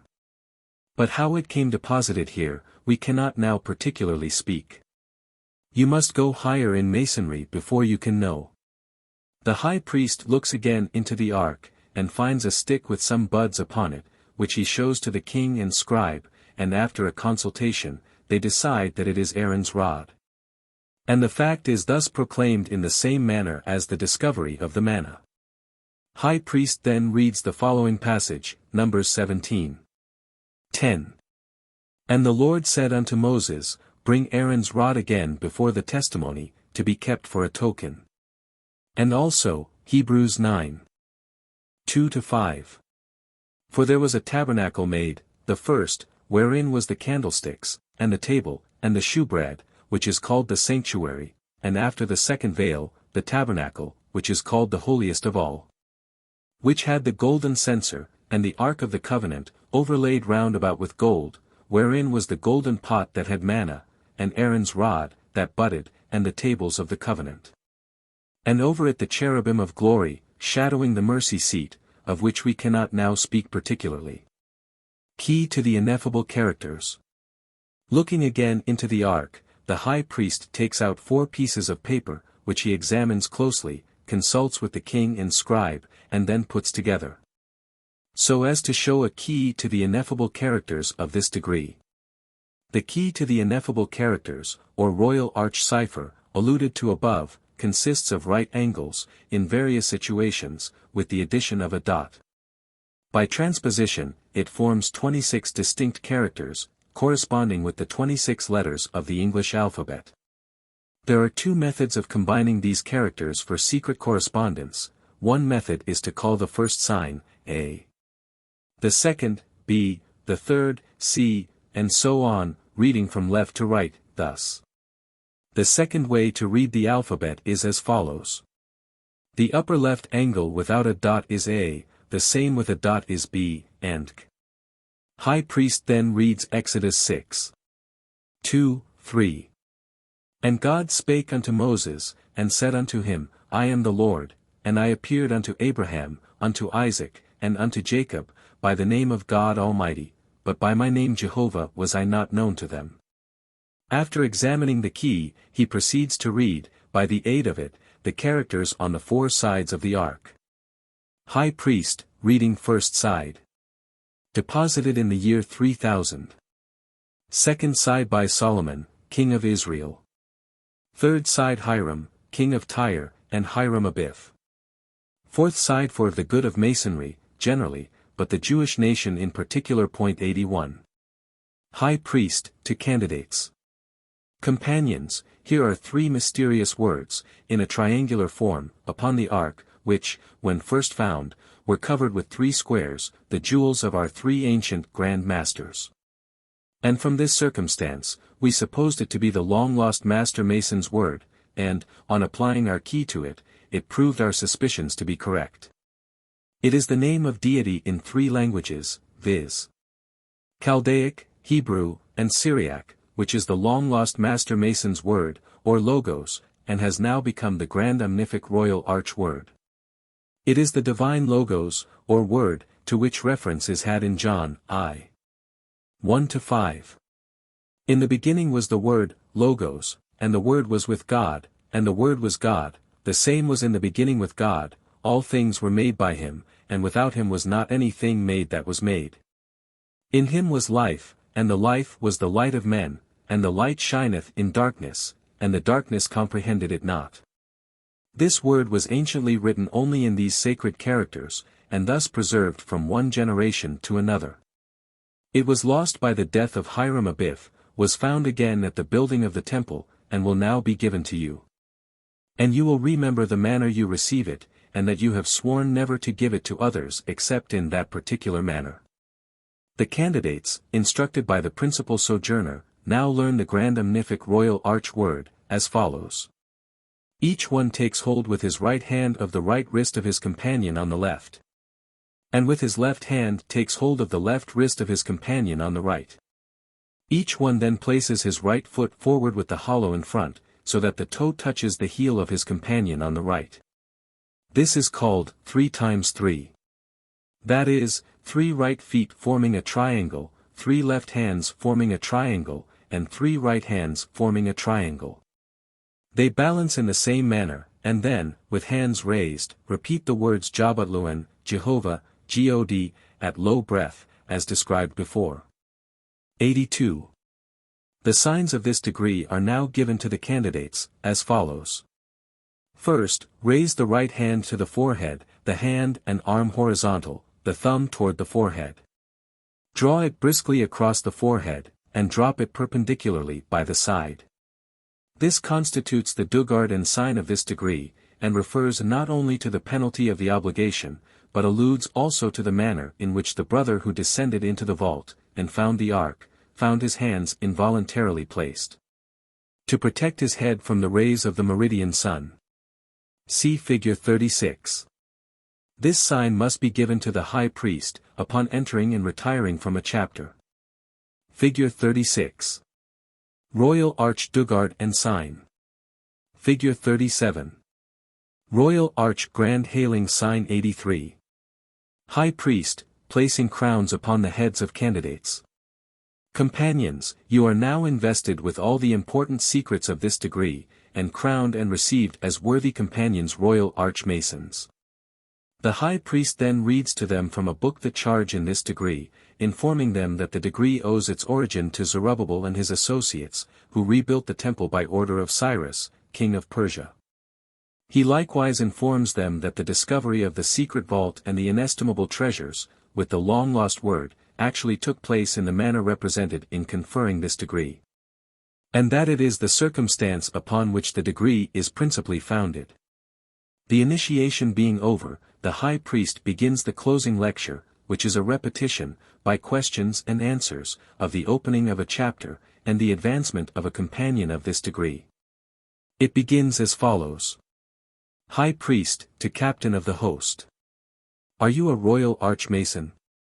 Captain, I am that I am. High Priest, how shall I know you to be a royal archmason? Captain of Host, by 3 times 3. High Priest, where were you made a royal archmason? Captain of the Host, in a just and legally constituted chapter of royal archmasons, consisting of most excellent High Priest, King and Scribe, Captain of the Host, Principal Sojourner, Royal Arch-Captain, and the 3 Grand Masters of the Veils. Assembled in a room or place representing the tabernacle erected by our ancient brethren, near the ruins of King Solomon's temple. The high priest continues his questions as to the station and duties of each officer of the chapter, and every particular relative to the organization thereof, the initiation or advancement of candidates, and the captain of the host rehearses or describes the whole precisely as we have given it. These closing lectures are intended to perfect members in the full understanding of each degree. After the lecture, the chapter is closed in the same manner as the opening, up to the raising of the living arch. The companions join hands by 3s, in the same manner, and say in concert. As we 3 did agree. The sacred word to keep. As we 3 did agree. The sacred word to search. So we 3 do agree. To close this royal arch. They then break, and the high priest reads the following prayer. By the wisdom of the Supreme High Priest may we be directed, by his strength may we be enabled. And by the beauty of virtue may we be incited to perform the obligations here enjoined upon us, to keep inviolable the mysteries here unfolded to us, and invariably to practice all those duties out of the chapter which are inculcated in it. Companion, so mote it be. Amen. High Priest, I now declare this chapter of Royal Archmasons closed. 84. It is generally conceded by Masonic writers, that ancient Masonry closes with the Royal Arch. In an edition of The Illustrations of Masonry, by Mr. Preston, published in London, 1829, the editor, Mr. Oliver, observes. All degrees beyond the Royal Arch ought to be carefully separated from genuine Masonry, as they are mostly founded on vague and uncertain traditions, which possess not the shadow of authority to recommend them to our notice. 85. The additional degrees, including those considered legitimate, amount to upward of 50. These are founded partly upon astronomical principles, agreeing with the ancient worship of the Egyptians, and partly upon the Hebrew and Christian doctrines. It may be remarked in general, that many of the degrees of knights are founded on the Christian knighthoods got up in the time of the Crusades, in the 12th century. And that the ceremonies thereof are an imitation of those superstitious establishments. A former Grand High Priest of the chapters in the state of New York informs me, that he initiated a French gentleman into the degree of Knight of Malta, who told him he was a member of the ancient order of that name. And that the ceremonies were very similar. At the time those old knighthoods were founded, superstition mingled in every public and private action of life. In the holy wars it sanctified the profession of arms. And the order of chivalry was assimilated in its rights and privileges to the sacred orders of priesthood. The bath and the white garment of the novice were an indecent copy of the regeneration of baptism. His sword, which he offered on the altar, was blessed by the ministers of religion. His solemn reception was preceded by fasts and vigils, and he was created a knight in the name of God, of St. George and of St. Michael the Archangel. Reza Cycl. The emblem of the Royal Arch degree is called the Triple Tau, and is a figure consisting of 3 Tau crosses. It was adopted at Chicago, 1859, by the General Grand Chapter of the United States, and is worn printed on all aprons of the Royal Arch degree. Lecture on the 7th, or Royal Arch degree, Section 1st. Question. Are you a Royal Arch Mason? Answer. I am that I am. Q. How shall I know you to be a Royal Arch Mason? A. By 3 times 3. Q. Where were you exalted to the most sublime degree of a Royal Arch Mason? A. In a regularly and duly constituted chapter of Royal Arch Masons assembled in a place representing a tabernacle, erected by our ancient brethren near the ruins of King Solomon's Temple. Q. How many constitute a chapter of Royal Arch Masons? A. 9 regular Royal Arch Masons consisting of Most Excellent High Priest, Excellent King, and Scribe, Captain of the Host, Principal Sojourner, Royal Arch Captain, and 3 Masters of the Veils. Q. Who do the 3 former represent? A. Those of our ancient brethren who formed the first most grand council at Jerusalem, and held their meetings in a tabernacle. Q. Who did the 3 latter represent? A. Those of our ancient brethren, who directed and brought to light the principal secrets of this degree, after they had lain buried in darkness from the death of our Grand Master Hiram Abiff, until the erection of the Second Temple. And as a reward for their zeal, fortitude and attachment to Masonry, were exalted to become the 3 Grand Masters of the Veils. Q. How many veils were they? A. 4. Q. What were their colors? A. Blue, purple, scarlet and white. Q. What does blue denote? A. Friendship, and is the principal color of a Master Mason. Q. What does purple denote? A. It being composed of blue and scarlet, it is placed before the first and third veils of the colors, to denote the intimate connection between this most sublime degree, and ancient craft Masonry. Q. What does scarlet denote? A. That fervency and zeal which should actuate all Royal Arch Masons, and is the peculiar color of this degree. Q. What does white denote? A.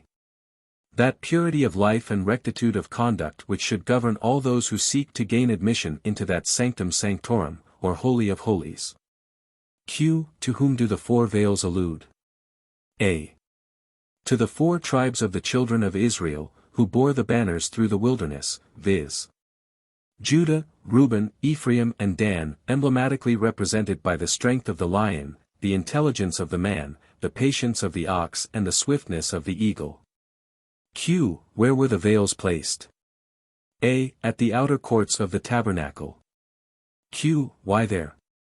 A. To serve as a covering for the tabernacle and stations for the guards. Q. Why were guards stationed there? A.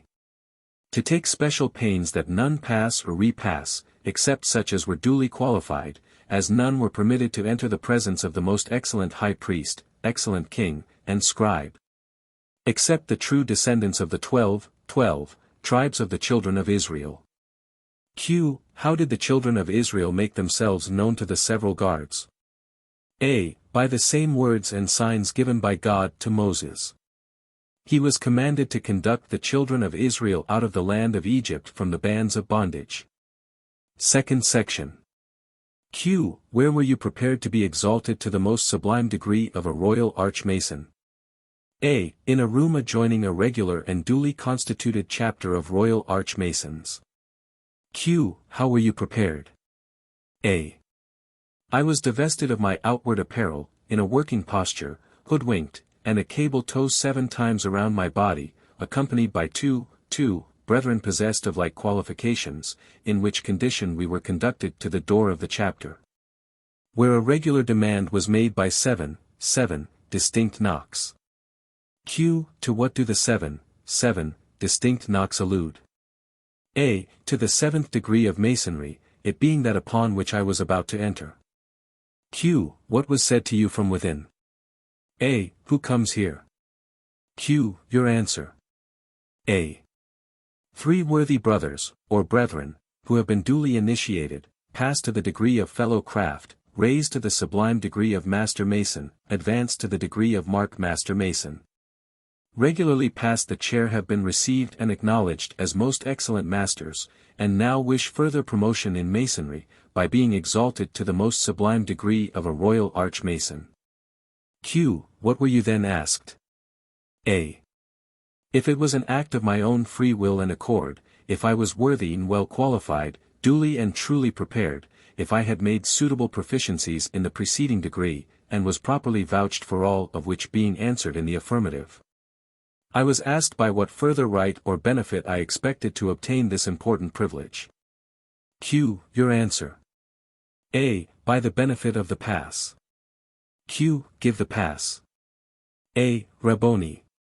Q. What does it signify? A. Good master, or most excellent master. Q. What was then said to you? A. We were directed to wait until the captain of the host could be informed of our request, and his answer returned. Q. What was his answer when returned? A. Let the candidates enter and be received in due and ancient form. Q. How were you received in a chapter of Royal Archmasons? A. Under a living arch. Q. Why under a living arch? A. To imprint upon my mind in the most solemn manner that the principal secrets of this degree should be communicated only under a living arch. Q. How were you then disposed of? A. We were conducted once around the outer courts of the tabernacle, there caused to kneel at the altar and invoke a blessing from deity. Q. After invoking a blessing from deity, how were you then disposed of? A. We were again conducted around the outer courts of the tabernacle, where we were met by the captain of the host, who demanded of us who comes here, and what were our intentions. Q. Your answer. A. As at the door. Q. Of what did the captain of the host inform you? A.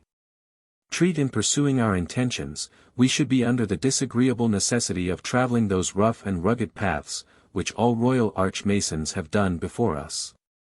But before pursuing further it would be necessary for us to kneel at the altar in due form, and take upon ourselves the solemn oath or obligation of a Royal Archmason. Q. What was that due form? A. Kneeling upon both knees, both hands covering the Holy Bible, square and compasses, in which due form I took upon myself the solemn oath or obligation of a Royal Archmason. Q. Have you that oath? A. I have. Q. Will you give it? A. I will with your assistance. Q. Proceed. I, A, B, etc., etc. Q. After the oath how were you then disposed of? A. We were again conducted around the outer courts of the tabernacle, where was exhibited the symbol of the burning bush. Q. Why was the symbol of the burning bush exhibited to you at this point of your exaltation? A.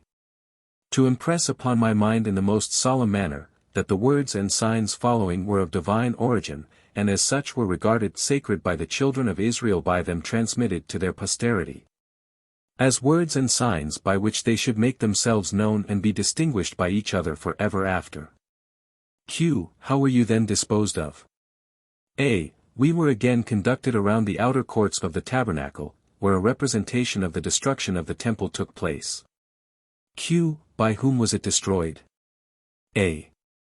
By Nebuchadnezzar, king of Babylon, who in the 11th year of Zedekiah, king of Jerusalem, went up, besieged and took the city, seized on all the holy vessels, together with the 2 brazen pillars.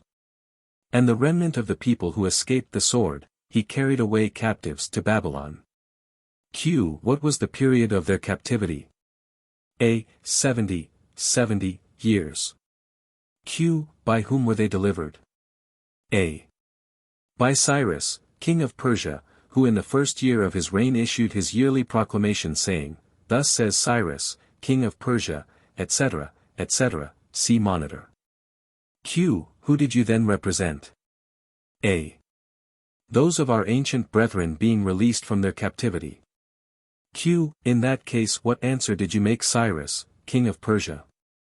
A. But behold, when I come unto the children of Israel, etc., etc., monitorial. Q. What answer did you receive from the captain of the host? A. I am that I am hath sent me unto you. Q. Did you pursue your journey? A. We did, the rough and rugged paths. Q. What do the rough and rugged paths denote? A. The sojourning of the children of Israel through the wilderness. Q. Did you meet with any obstructions? A. We did, several. Q. Where did you meet with the first obstruction? A. At the first veil, where on making the regular demand, we heard the master of that veil exclaim, Who dares approach this first veil of our sacred tabernacle? And he, supposing an enemy to be approaching, hailed his companions, who on being assembled demanded, Who comes here? Q. Your answer. A. We are of your own brethren and kin-children of the captivity descendants of those noble Gibeonites. We were received and acknowledged most excellent masters at the completion and dedication of the first temple, were present at the destruction of that temple by Nebuchadnezzar, by whom we were carried captives to Babylon. Where we remained servants to him and his successors, until the reign of Cyrus, king of Persia, by whose order we have been liberated, and have now come up to help, aid, and assist in rebuilding the house of the Lord. Without the hope of fee or reward. Q. What were you then asked?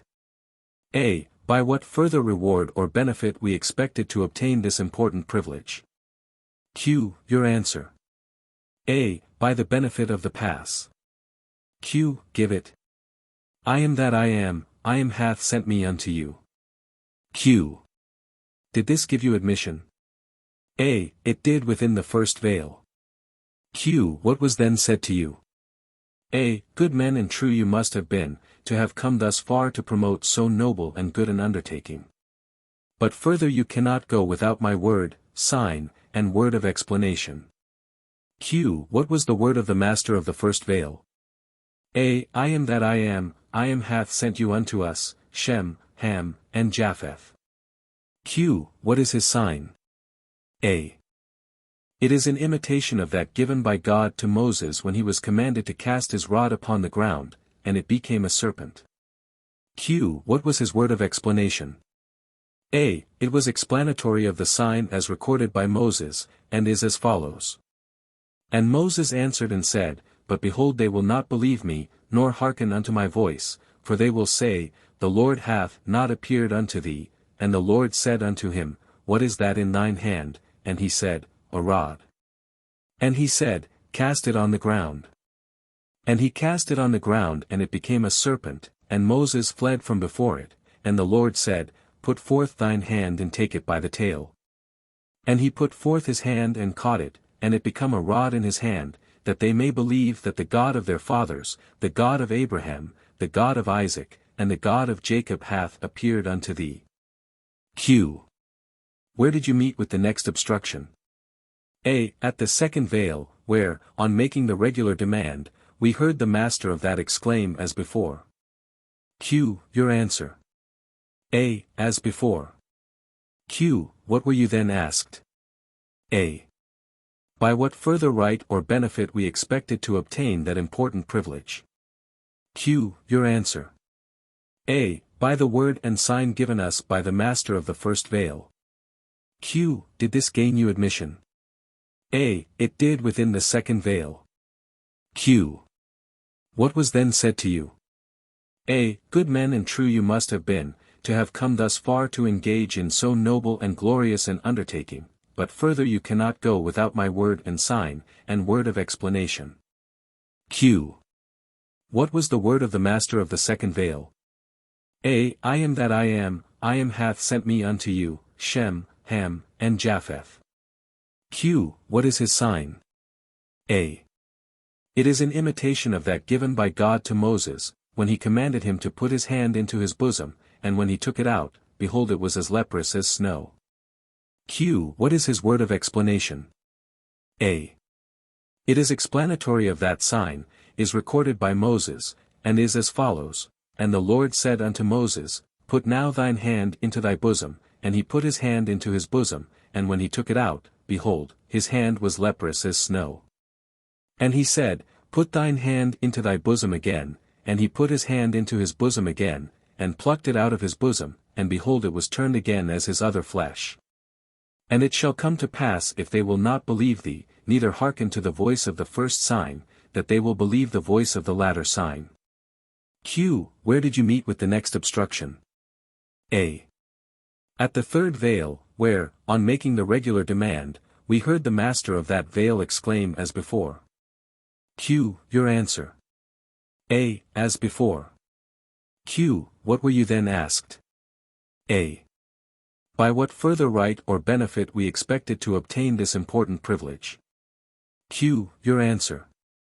A. By the benefit of the word and sign given us by the masters of the first and second veils. Q. Did they gain you admission? A. They did within the third veil. Q. What was then said to you? A. Good men and true you must have been, to have come thus far to promote so noble and good an undertaking, but further you cannot go without my sign and word of explanation and signet. Q. What was his sign? A. It is an imitation of that given by God to Moses, when he commanded him to take of the water of the river and pour it upon the dry land. Q. What is his word of explanation? A. It is explanatory of that sign, is recorded by Moses, and is as follows, and it shall come to pass if they will not believe also these two signs, neither hearken unto thy voice. That thou shalt take of the water of the river and pour it upon the dry land, and the water which thou takest out of the river shall become blood upon the dry land. Q. Where did you meet with the next obstruction? A. At the fourth veil or sanctuary, where on making the regular demand, we heard the royal arch-captain exclaim, Who dares approach the fourth veil or sanctuary, where incense burns upon our holy altar both day and night? Who comes here? Q. Your answer. A. 3 worthy sojourners, who have come up to help, aid, and assist in the rebuilding of the house of the Lord, without the hope of fee or reward. Q. What were you then asked? A. Whence came you? Q. Your answer. A. From Babylon. Q. Of what were you then informed? A.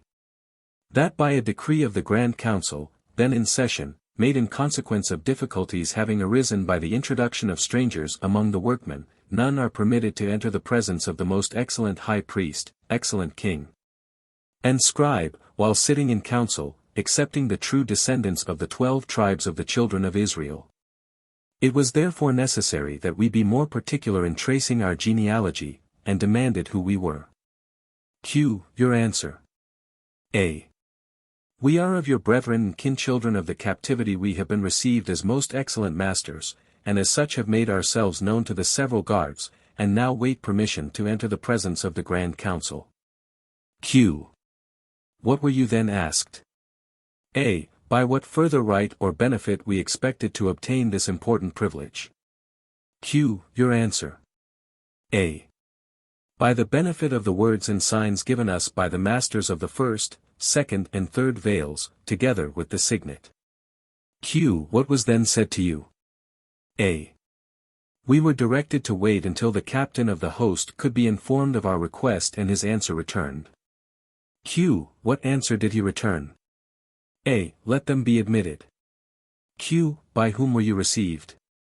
A. By the captain of the host, who conducted us into the presence of the Grand Council, who examined us as to our proficiency in the preceding degree, and expressed satisfaction at our meeting. After which we were asked what part of the work we were willing to undertake. Q. Your answer. A. Any part, even the most servile, to promote so noble and glorious an undertaking. Q. Of what were you then informed? A. That from the specimens of skill which we had exhibited, the Grand Council had confidence and belief that we were able to undertake any part, even the most difficult. But that it was necessary that some more of the rubbish he removed from the northeast part of the ruins, and they instructed us to observe and preserve everything that we might discover of value. For they had no doubt that there were many valuable monuments of art there which would be essential to the craft. Q. What followed? A. The captain of the host furnished us with the necessary working tools, and we repaired to the place as directed, where we wrought diligently 4 days without discovering anything of interest. excepting passing the ruins of several columns of the order of architecture. On the 5th, still pursuing our labors, we experienced that which we at first supposed to be an impenetrable rock, but on my companion striking it with his crow, it reverberated a hollow sound, upon which we redoubled our assiduity. And removing some more of the rubbish, we found it to resemble the top of an arch, in the apex of which was a stone having on it certain characters which by length of time were nearly effaced. Night now drawing on, we repaired with it to the Grand Council. Q. What was their opinion of the stone? A. That it was the keystone to the principal arch of King Solomon's temple, and from the place in which it was found, they had no doubt it would lead to important discoveries. Upon which we were asked if we were willing on the morrow to descend the arch in search of them. Q. Your answer. A. That the task would be attended with difficulties and dangers, yet we were willing even at the risk of our lives to promote so noble and glorious an undertaking. Q. What followed? A. We repaired to the place as before, and removed some more of the rubbish, after which we placed a cable tow 7 times around the body of one of my companions to assist him in descending, and it was agreed, should the place become offensive, either to health or sight, he should swing it to the right as a signal to ascend. But should he wish to descend he should swing it to the left. In this manner he descended and found 3 squares, which they had no doubt had long been concealed. He gave the signal and ascended, and with them we repaired to the Grand Council. Q. What was their opinion of the squares? A. That they were masters' jewels, most probably worn by our ancient Grand Masters, Solomon, King of Israel, Hiram, King of Tyre, and Hiram Abiff. And from the place in which they were found they had no doubt they would lead to still further and more important discoveries, upon which we were asked if willing again to descend the arch in search of the treasures. Q. Your answer. As before. Q. What followed? A. We repaired to the place as before, which I descended as before. The sun shone forth with such redoubled splendor that I was enabled to descend. In the easternmost part thereof was a trunk of curious form, overlaid with gold, having on its top and side certain mysterious characters. Availing myself of this I gave the signal, and ascended.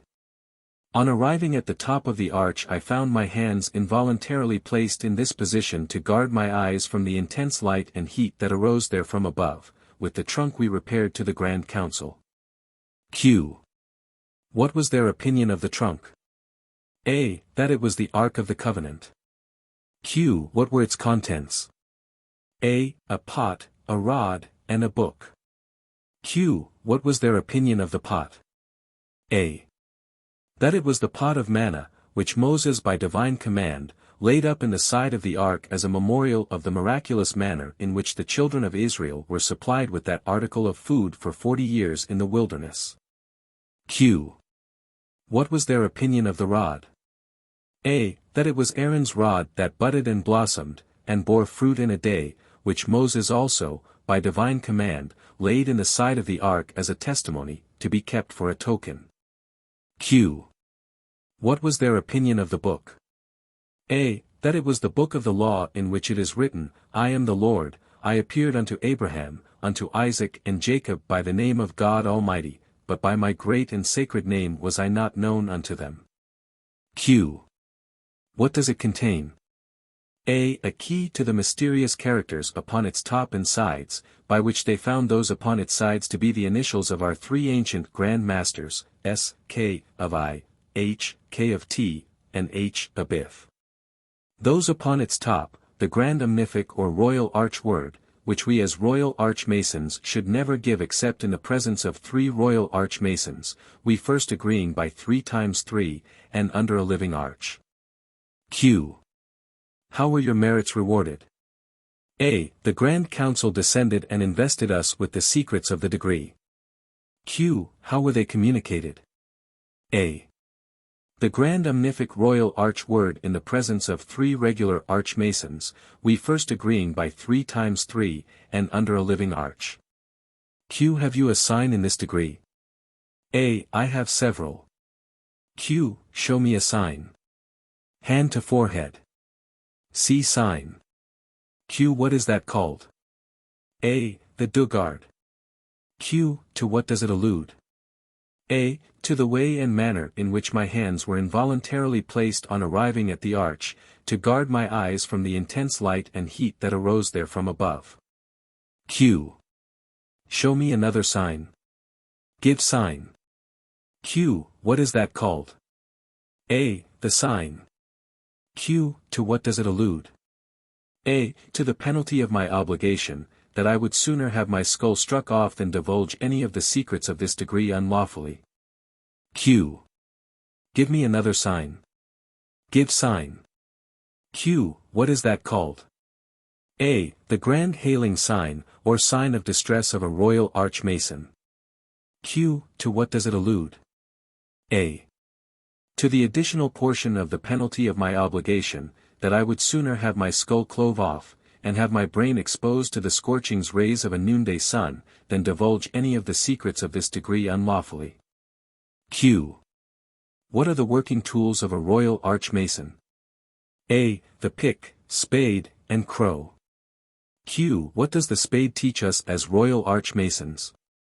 Monitorial. Q. What is the use of the crow? A.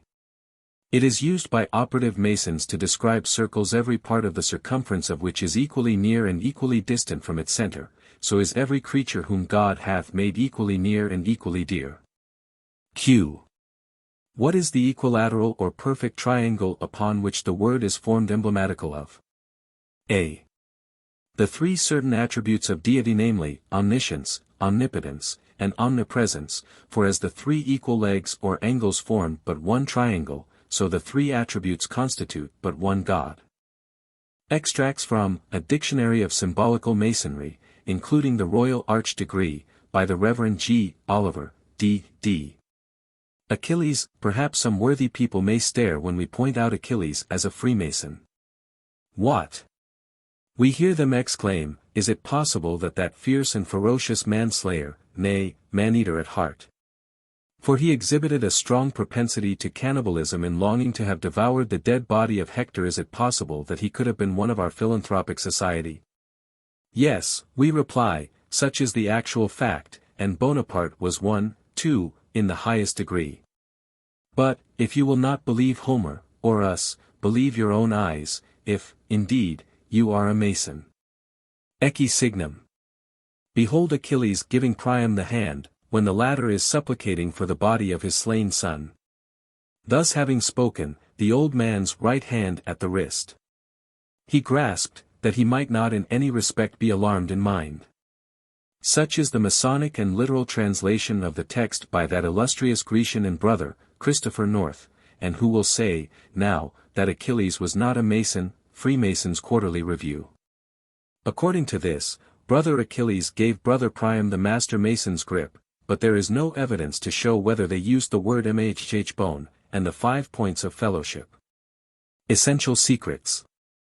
The essential secrets of Masonry consist of nothing more than the signs, grips, passwords, and tokens, essential to the preservation of the society from the inroads of impostors. Together with certain symbolical emblems, the technical terms appertaining to which served as a sort of universal language, by which the members of the fraternity could distinguish each other. In all places and countries where lodges were instituted. Stone. Eyesight. He who has been temporarily deprived of his sight is reduced to the condition of a newborn babe, or of one of those unfortunate individuals whose natural infirmity renders the presence of a conductor indispensably necessary. But when there are no outward objects to distract his attention, it is then that with the eye of reflection he probes into the deepest and darkest recesses of his own heart, and discovers his natural imperfections and impurities much more readily than he could possibly have done had he not been deprived of his sight. This short deprivation of sight has kindled in his heart a spark of the brightest and purest flame. We must further admit, that those who have been deprived of their sight, and who have hopes of being restored to it, strive most industriously and diligently to obtain it. That they have no greater desire, and that they will most readily pledge themselves to do all that can be required of them, in order to obtain that inestimable blessing. A man who has been deprived of his sight may be introduced into places where he is surrounded by the strangest and the rarest objects, without a possibility of his becoming a traitor. At the same time, those who are in possession of their sight cannot feel the care of their guides so much as those who are hoodwinked, and who feel that without the constant attention of their conductors they would be much more helpless than they now are. But, however many proofs of attention and care they may receive, there is still something left to wish for, and to the question, what is your chief desire? The answer will ever assuredly be, light. Gaelic. 5 Points of Fellowship. The 5 points of fellowship were thus illustrated in the lectures used by the Athol Masons of the last century. 1. When the necessities of a brother call for my support, I will be ever ready to lend him a helping hand to save him from sinking, if I find him worthy thereof. 2. Indolence shall not cause my footsteps to halt, nor wrath to turn them aside. But, forgetting every selfish consideration, I will be ever swift of foot to save, help, and execute benevolence to a fellow creature in distress, but more particularly to a brother Mason. 3. When I offer up my ejaculations to Almighty God, I will remember my brother's welfare, even as my own. For as the voice of babes and sucklings ascends to the throne of grace, so, most assuredly, will the breathings of a fervent heart ascend to the mansions of bliss. 4. A brother's secret, delivered to me as such, I will keep as I would my own, because, if I betray the trust which has been reposed in me, I might do him an irreparable injury. It would be like the villainy of an assassin, who lurks in darkness to stab his adversary when unarmed and least prepared to meet an enemy. 5. A brother's character I will support in his absence, as I would in his presence. I will not revile him myself, nor suffer it to be done by others, if it is in my power to prevent it. Thus, by the 5 points of fellowship, we are linked together in one indivisible chain of sincere affection, brotherly love, relief, and truth. Guttural. The guttural sign alludes to temperance, which demands such a cautious habit of restraint, as may be necessary to preserve us from the risk of violating our obligation and incurring its penalty, hemming. This alludes to the dugard of an entered apprentice. Landmarks. What are the landmarks? Is a question often asked, but never determinately answered. In ancient times, boundary stones were used as landmarks, before title deeds were known, the removal of which was strictly forbidden by law. With respect to the landmarks of Masonry, some restrict them to the O.B. signs, tokens, and words. Others include the ceremonies of initiation, passing, and raising, and the form, dimensions, and support, the ground, situation, and covering, the ornaments, furniture, and jewels of a lodge, or their characteristic symbols. Some think that the order has no landmarks beyond its peculiar secrets. It is quite clear, however, that the order against removing or altering the landmarks was universally observed in all ages of the craft. Metal. Many men dote on the metals silver and gold with their whole souls, and know no other standard whereby to estimate their own worth, or the worth of their fellow beings, but by the quantity of these metals they possess, thereby debasing and degrading those qualities of the mind or spirit by which alone mankind ought to be estimated. He who wishes to be initiated into Freemasonry must be willing to relinquish all descriptions of metal, and all the adventitious circumstances of rank and fortune, for it is the man that is received into Freemasonry, and not his rank or riches. Gaelic. Original points. Ancient Masonry admitted 12 original points, which constitute the basis of the entire system, and without which no person ever did or can be legally received into the order. Every candidate is obliged to pass through all these essential forms and ceremonies, otherwise his initiation would not be legal.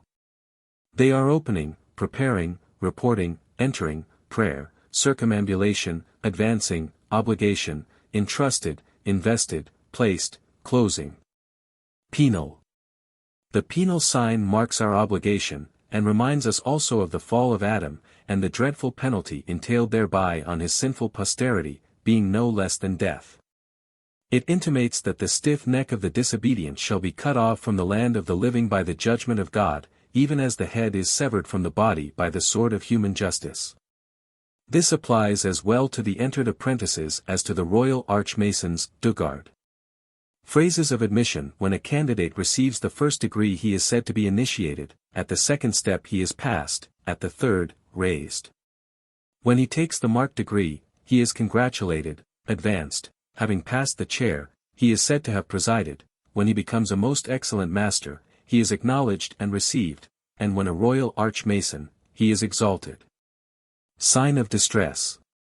In a society whose members ought fraternally to love and assist each other, it is to be expected that they should have a sign whereby they could make themselves known immediately to their brethren. In however distressed circumstances they might be placed, and thereby at the same time claim their assistance and protection. This is the sign of distress, in conjunction with a few words. He who falls into the greatest difficulty and danger, and supposes that there is a brother within sight or hearing, let him use this sign, and a true and faithful brother must spring to his assistance. Gaelic. Uniformity. It is almost unnecessary to argue the question in relation to uniformity of work, because such can never be, we say never, as long as we live up to the teachings of the Fathers and communicate, orally, the mysteries to candidates. To obtain uniformity, the work must be written, and that will never be done, so long as Freemasons regard their obligations. A general G. Lodge should be, if the fraternity, at any time foolish enough to sanction such an organization, which they never will, might, in imitation of such bodies among modern associations, attempt for the sake of having uniformity. By its dicta authorize the work to be written, but under no other circumstances could or would such a thing be attempted. And even in that case there would be a general uprising of the craft to prevent such a violation of obligation. Uniformity in all things is not absolutely necessary, nor was it ever so considered. It cannot be expected that different persons will communicate the same ideas in precisely the same language, besides language changes in its import and ideas change with the progress of science and advance of philosophy. It was well enough for the ancients to advance that the sun rises in the east, that this earth is stationary as a tree or a house is stationary, and that the sun moves around this little globe of ours, but the day of these ideas is past. Now, by a change of verbiage, the ideas are expressed consistent with sound philosophical principles, as the sun in the east opens and adorns the day, etc., and thus it must necessarily be in relation to Masonic language and Masonic ideas. The language used to express an idea several thousand years ago, or even a few hundred years ago, would be unintelligible, and not understood. To expect uniformity of language for all time, is a vain expectation, and can never be attained. Keystone. Vaults are found in every country of the world as well as in Judea, and were used for secret purposes. Thus Stevens, speaking of some ruins in Yucatan, says, the only way of descending was to tie a rope around the body, and be lowered by the Indians. In this way I was let down, and almost before my head had passed through the hole, my feet touched the top of a heap of rubbish, high directly under the hole, and falling off at the sides. Clambering down it, I found myself in a round chamber, so filled with rubbish that I could not stand upright. With a candle in my hand, I crawled all round on my hands and knees. The chamber was in the shape of a dome, and had been coated with plaster, most of which had fallen, and now encumbered the ground. The depth could not be ascertained without clearing out the interior. Wages. The tradition respecting the payment of the workmen's wages at the building of Solomon's temple, may or may not be accurate, as I am ignorant of the authority on which the calculations are founded. Indeed the probability is, that the tradition has been fabricated in a subsequent age, without the existence of any documents to attest its authenticity. The Triple Tau. Appendix. Note A, page 12. In some lodges the tiler takes the sword from the altar. Note B, page 18, some masters repeat the words, O Lord my God, 3 times. Note C, page 19, masters differ about the proper manner of placing the 3 lights around the altar. In most lodges they are placed as represented in the engraving, page 19. But many masters have them placed thus.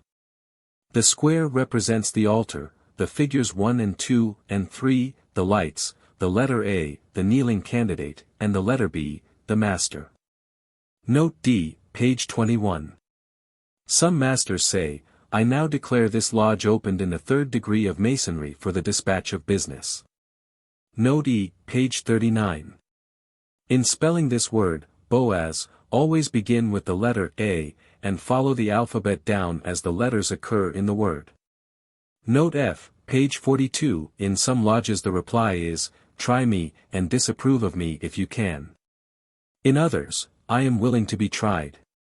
Note G, page 43, some say, in an anteroom adjacent to a lodge of entered apprentice masons. Note H, page 44, some say, 3 times around the lodge. Note I, page 51. Some say, on the highest hills and lowest valleys.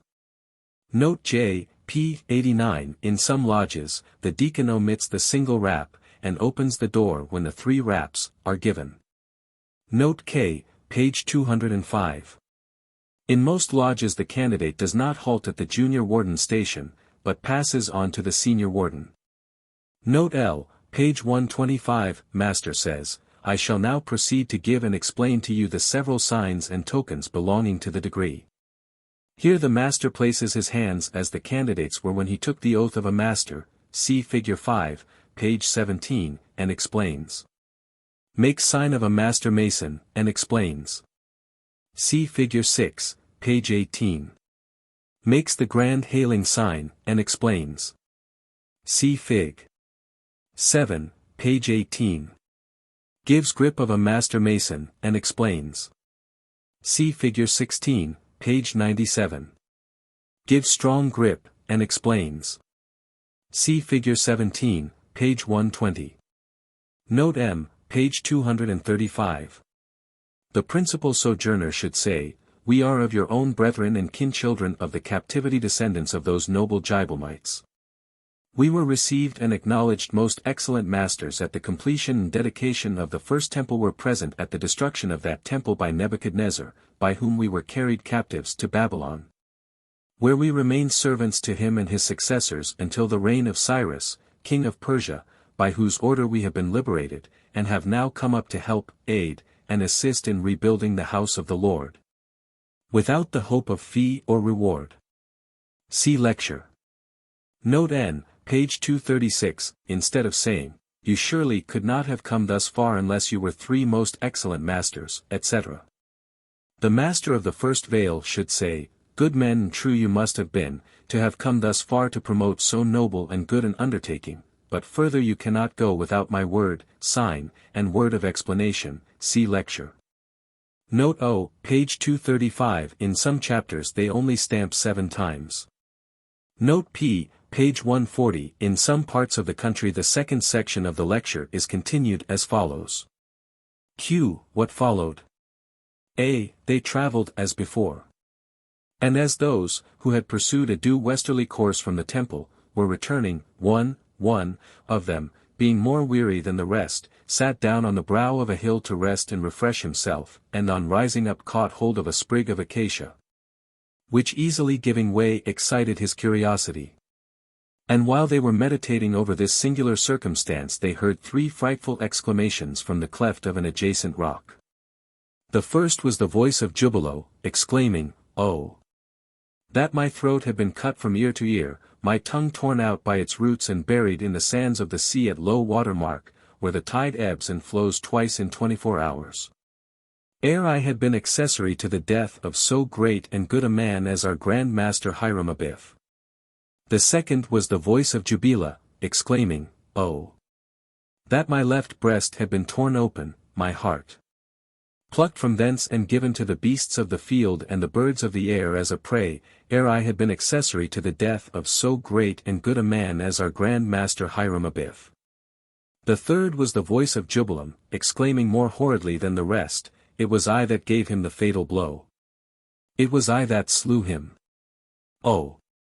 That my body had been severed in twain, my bowels taken from thence and burnt to ashes, the ashes scattered before the four winds of heavens, that no more resemblance might be had, among men or masons, of so vile a wretch as I am. Ere I had been accessory to the death of so great and good a man as our Grand Master Hiram Abiff. Upon which, they rushed in, seized, bound, and brought them before King Solomon, who ordered them to be taken without the gates of the city and executed according to their imprecations. They were accordingly put to death. Q. What followed? A. King Solomon ordered the 12 fellow crafts to go in search of the body, and if found, to observe whether the master's word, or a key to it, was on or about it. Q. Where was the body of our Grand Master Hiram Abiff found? A. A due westerly course from the temple, on the brow of the hill, where our weary brother sat down to rest and refresh himself. Q. Was the master's word, or a key to it, on or about it? A. It was not. Q. What followed? A. King Solomon then ordered them to go with him to endeavor to raise the body, and ordered that as the master's word was then lost, that the first sign given at the grave, and the first word spoken after the body should be raised, should be adopted for the regulation of all master masons' lodges until future ages should find out the right. Q. What followed? A. They returned to the grave, when King Solomon ordered them to take the body by the entered apprentice grip and see if it could be raised. But on taking the body so it was putrid, it having been dead 15 days, the skin slipped from the flesh, and it could not be raised. Q. What followed? A. King Solomon then ordered them to take it by the fellow craft grip and see if it could be so raised, but on taking the body by that grip the flesh cleft from the bone, and it could not be so raised. Q. What followed? A. King Solomon then took it by the strong grip of a master mason, or lion's paw, and raised it on the five points of fellowship, which are foot to foot, knee to knee, breast to breast, hand to back, cheek to cheek, or mouth to ear. Foot to foot, that we will never hesitate to go on foot, and out of our way, to assist a suffering and needy brother. Knee to knee, that we will ever remember a brother's welfare in all our adorations to deity. Breast to breast, that we will ever keep in our own breasts a brother's secrets, when communicated to us as such, murder and treason excepted. Hand to back, that we will ever be ready to stretch forth our hand to aid and support a fallen brother. Cheek to cheek, or mouth to ear, that we will ever whisper good counsel in the ear of a brother, and in the most tender manner remind him of his faults, and endeavor to aid his reformation. And will give him due and timely notice that he may ward off all approaching danger. Q. What did they do with the body? A. They carried it to the temple and buried it in due form. And Masonic tradition informs us that there was a marble column erected to his memory, upon which was delineated a beautiful virgin weeping. Before her lay a book open, in her right hand a sprig of acacia, in her left an urn, and behind her stood Time with his fingers unfolding the ringlets of her hair. Q. What do these hieroglyphical figures denote? A. The broken column denotes the untimely death of our Grand Master Hiram Abiff, the beautiful virgin weeping, the temple unfinished, the book open before her, that his virtues lie on perpetual record. The sprig of acacia in her right hand, the timely discovery of his body, the urn in her left, that his ashes were then safely deposited to perpetuate the remembrance of so distinguished a character. Time unfolding the ringlets of her hair, that time, patience, and perseverance accomplish all things. Q. Have you a sign belonging to this degree? A. I have several. Q. Give me a sign. Penalty. Q. What is that called? A. The dugard of a master mason. Q. Is that an allusion? A. It has, to the penalty of my obligation, and when our ancient brethren returned to the grave of our Grand Master Hiram Abiff, they found their hands placed in this position to guard their nostrils from the disagreeable effluvia that arose there from the grave. Q. Give me a token. Pass grip. Q. What is that called? A. The pass grip from a fellow craft to a master mason. Q. What is its name? A. Tubal Cain. Q. Who was Tubal Cain? A. The first known artificer or cunning worker in metals. Q. Pass that. Strong grip. Q. What is that? A. The strong grip of a master mason, or lion's paw. Q. Has it a name? A. It has. Q. Give it me. A. I cannot, nor can it be given except on the 5 5 points of fellowship, and heard then in a low breath. Q. Advance and give it. A. The word is right. Q. How many grand Masonic pillars are there? A. 3. Q. What are they called? A. Wisdom, strength and beauty. Q. Why are they so called? A. Because it is necessary there should be wisdom to contrive, strength to support, and beauty to adorn, all great and important undertakings. Q. By whom are they represented? A. By Solomon, king of Israel, Hiram, king of Tyre, and Hiram Abiff, who were our first 3 most excellent Grand Masters. Q. Why are they said to represent them? A. Solomon, king of Israel, represents the pillars of wisdom, because by his wisdom he contrived the superb model of excellence that immortalized his name. Hiram, king of Tyre, represents the pillar of strength, because he supported King Solomon in this great and important undertaking. Hiram Abiff represents the pillar of beauty, because by his cunning workmanship, the temple was beautified and adorned. Q. What supported the temple? A. It was supported by 1453 columns and 2,906 pilasters, all hewn from the finest Parian marble. Q. How many were employed in building the temple? A.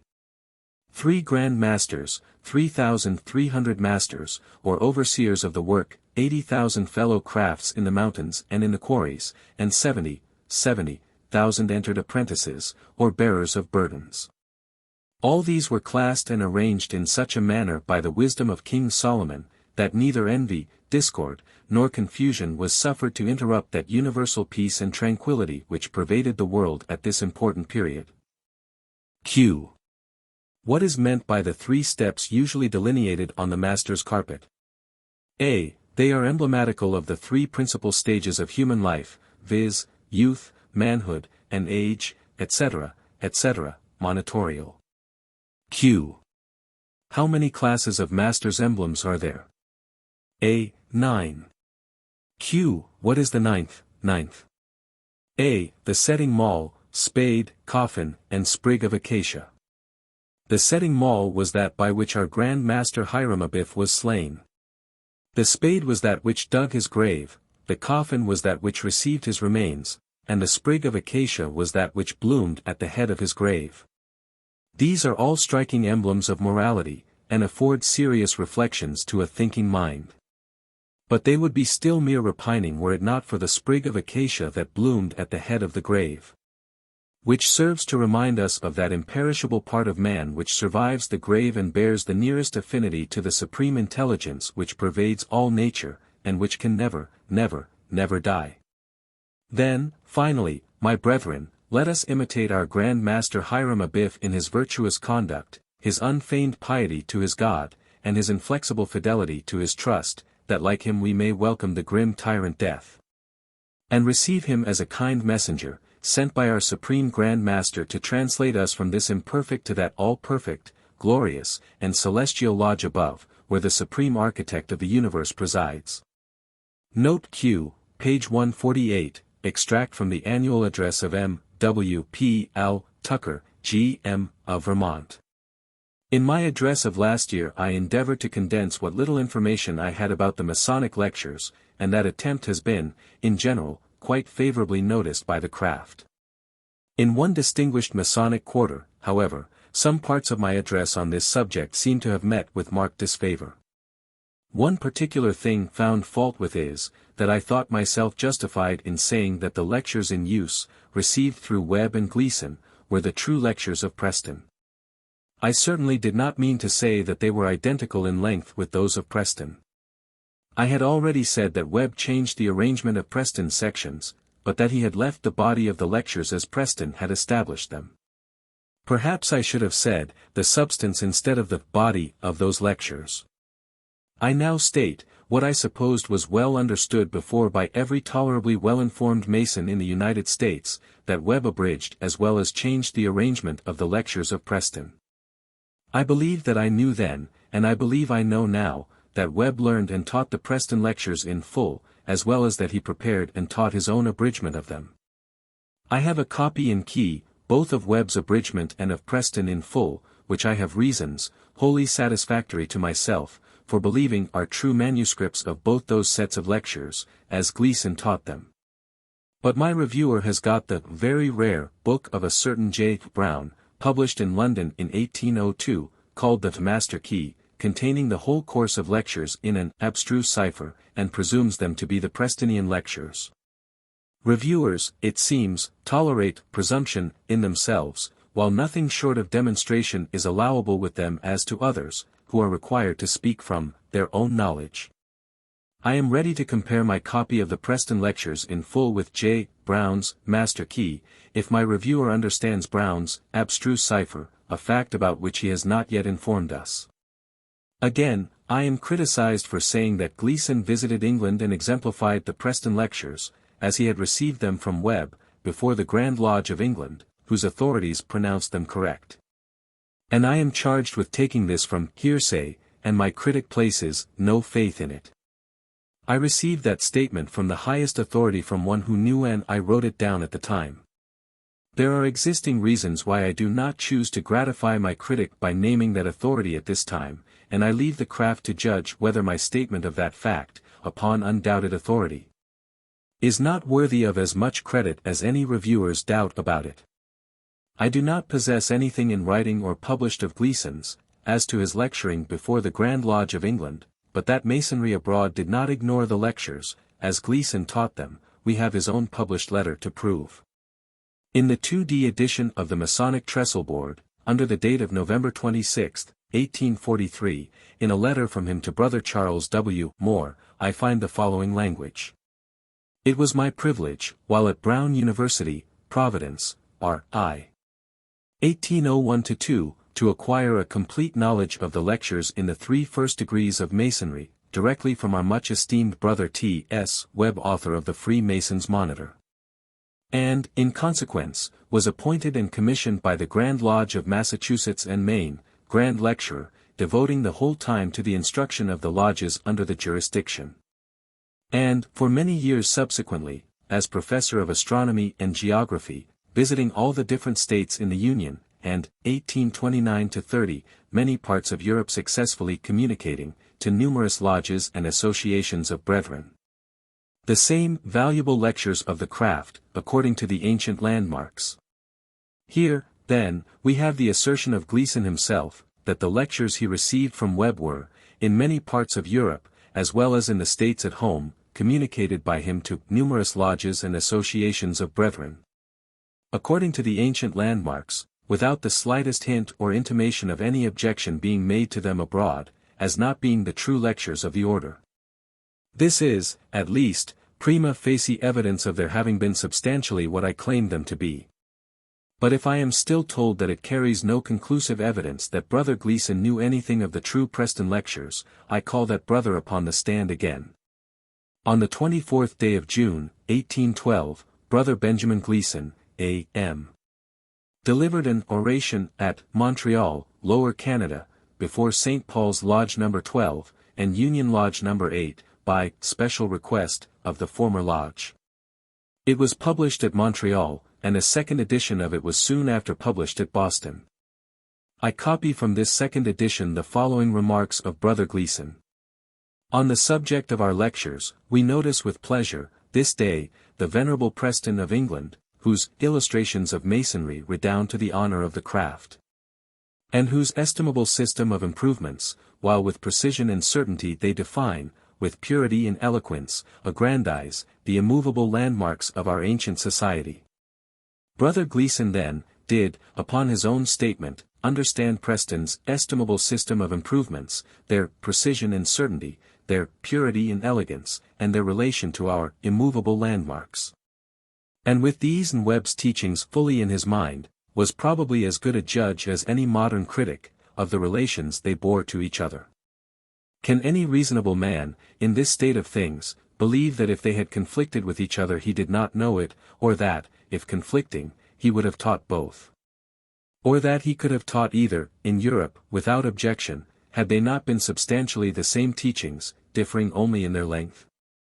But my critic says, it is wrong to talk in this careless strain of the Prestonian lectures as existing in the United States, while in all probability they never did, and most certainly never will. It is time to quit writing Masonic history in this loose and random style. It is no part of my purpose to convince my reviewer that the Prestonian lectures exist in the United States, or to persuade him that, though confessedly a strong Masonic writer, he does not quite embody in his learning all the Masonry of this Western continent.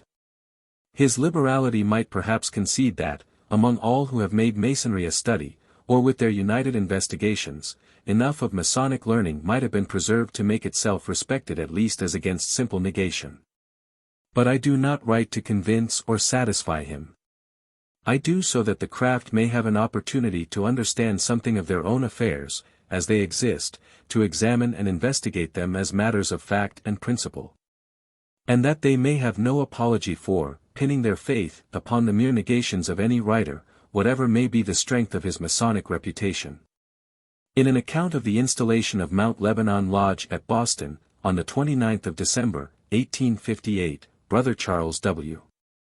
Moore, editor of the Freemasons' Monthly Magazine, has the following remarks: "Among the past masters of this lodge we notice the name of the late Benjamin Gleason, Esq., who was the associate and co-laborer of the late Thomas Smith Webb, in introducing into the lodges of New England, and subsequently into other sections of the country, what is known as the Prestonian system of work and lectures.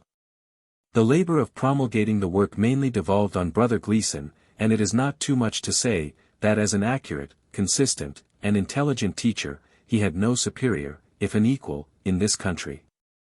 He was a thoroughly educated man, and he understood the literary as well as the mental requirements necessary to a faithful and creditable discharge of the important duty he had assumed. In 1804, the Grand Lodge of Massachusetts adopted the Preston ritual as its standard of work, and employed Brother Gleason to communicate it to the lodges under its jurisdiction, then including what is now the state of Maine.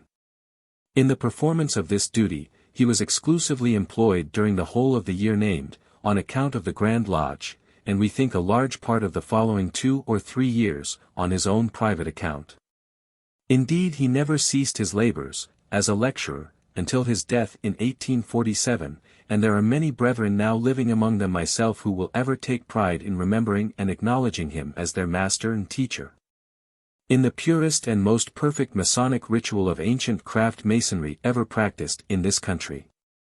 It was the work of Masonry, as revived by Preston, and approved and sanctioned by the Grand Lodge of England, near the close of the last century, and practiced by authority of that body, until the Union, in 1813, when, for the purpose of reconciliation, it was subjugated to a revision, which, in some respects, proved to be an unfortunate one, inasmuch as the revised system, though exceedingly beautiful, has so many incongruities and departures from the original, and is so elaborate withal, that it has never met with that cordial approval, even among our English brethren, which is necessary to its recognition and acceptance as a universal system.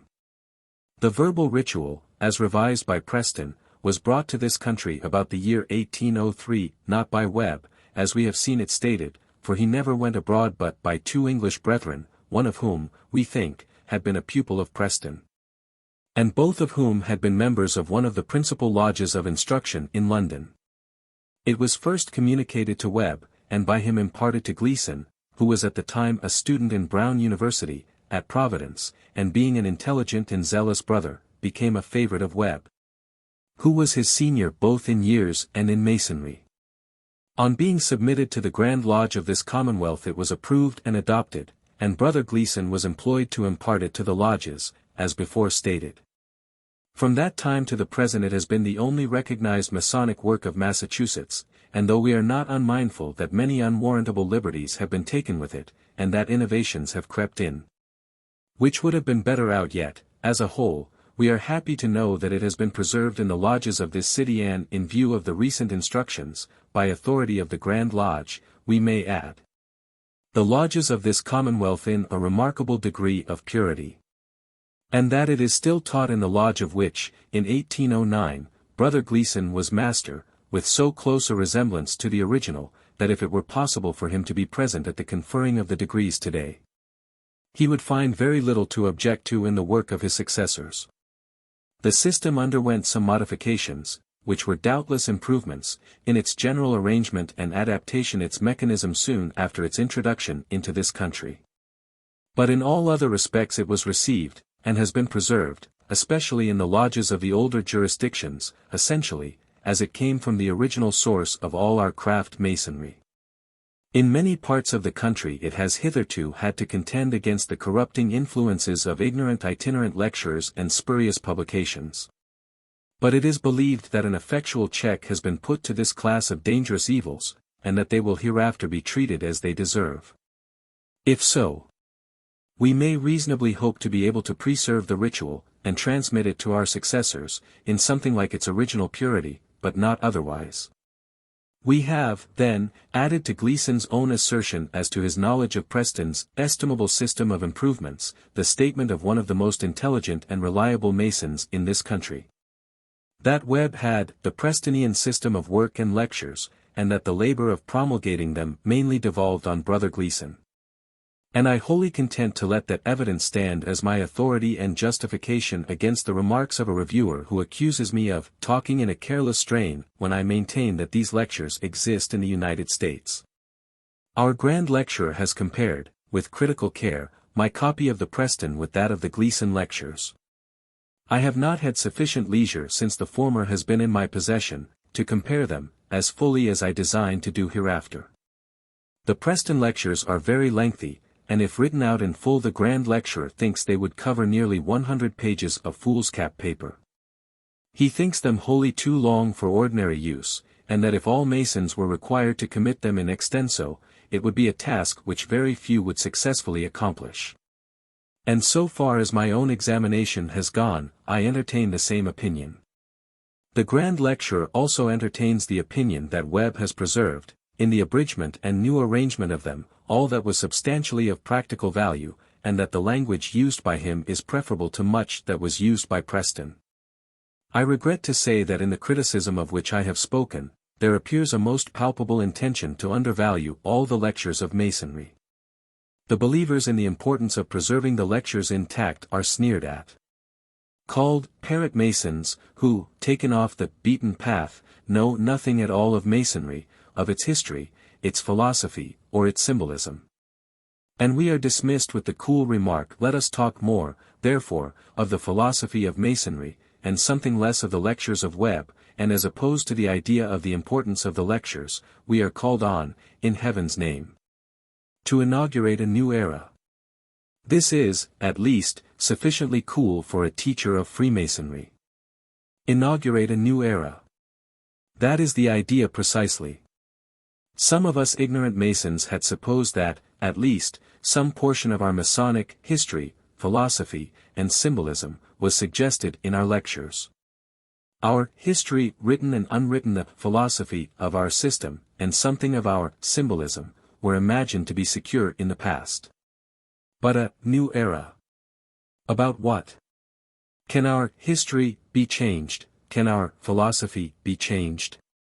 Not a million of critics, however distinguished, can brush the first particle of consecrated dust from either. There they stand, and there they will stand forever unshaken by the tests of human scrutiny, of talents and of time.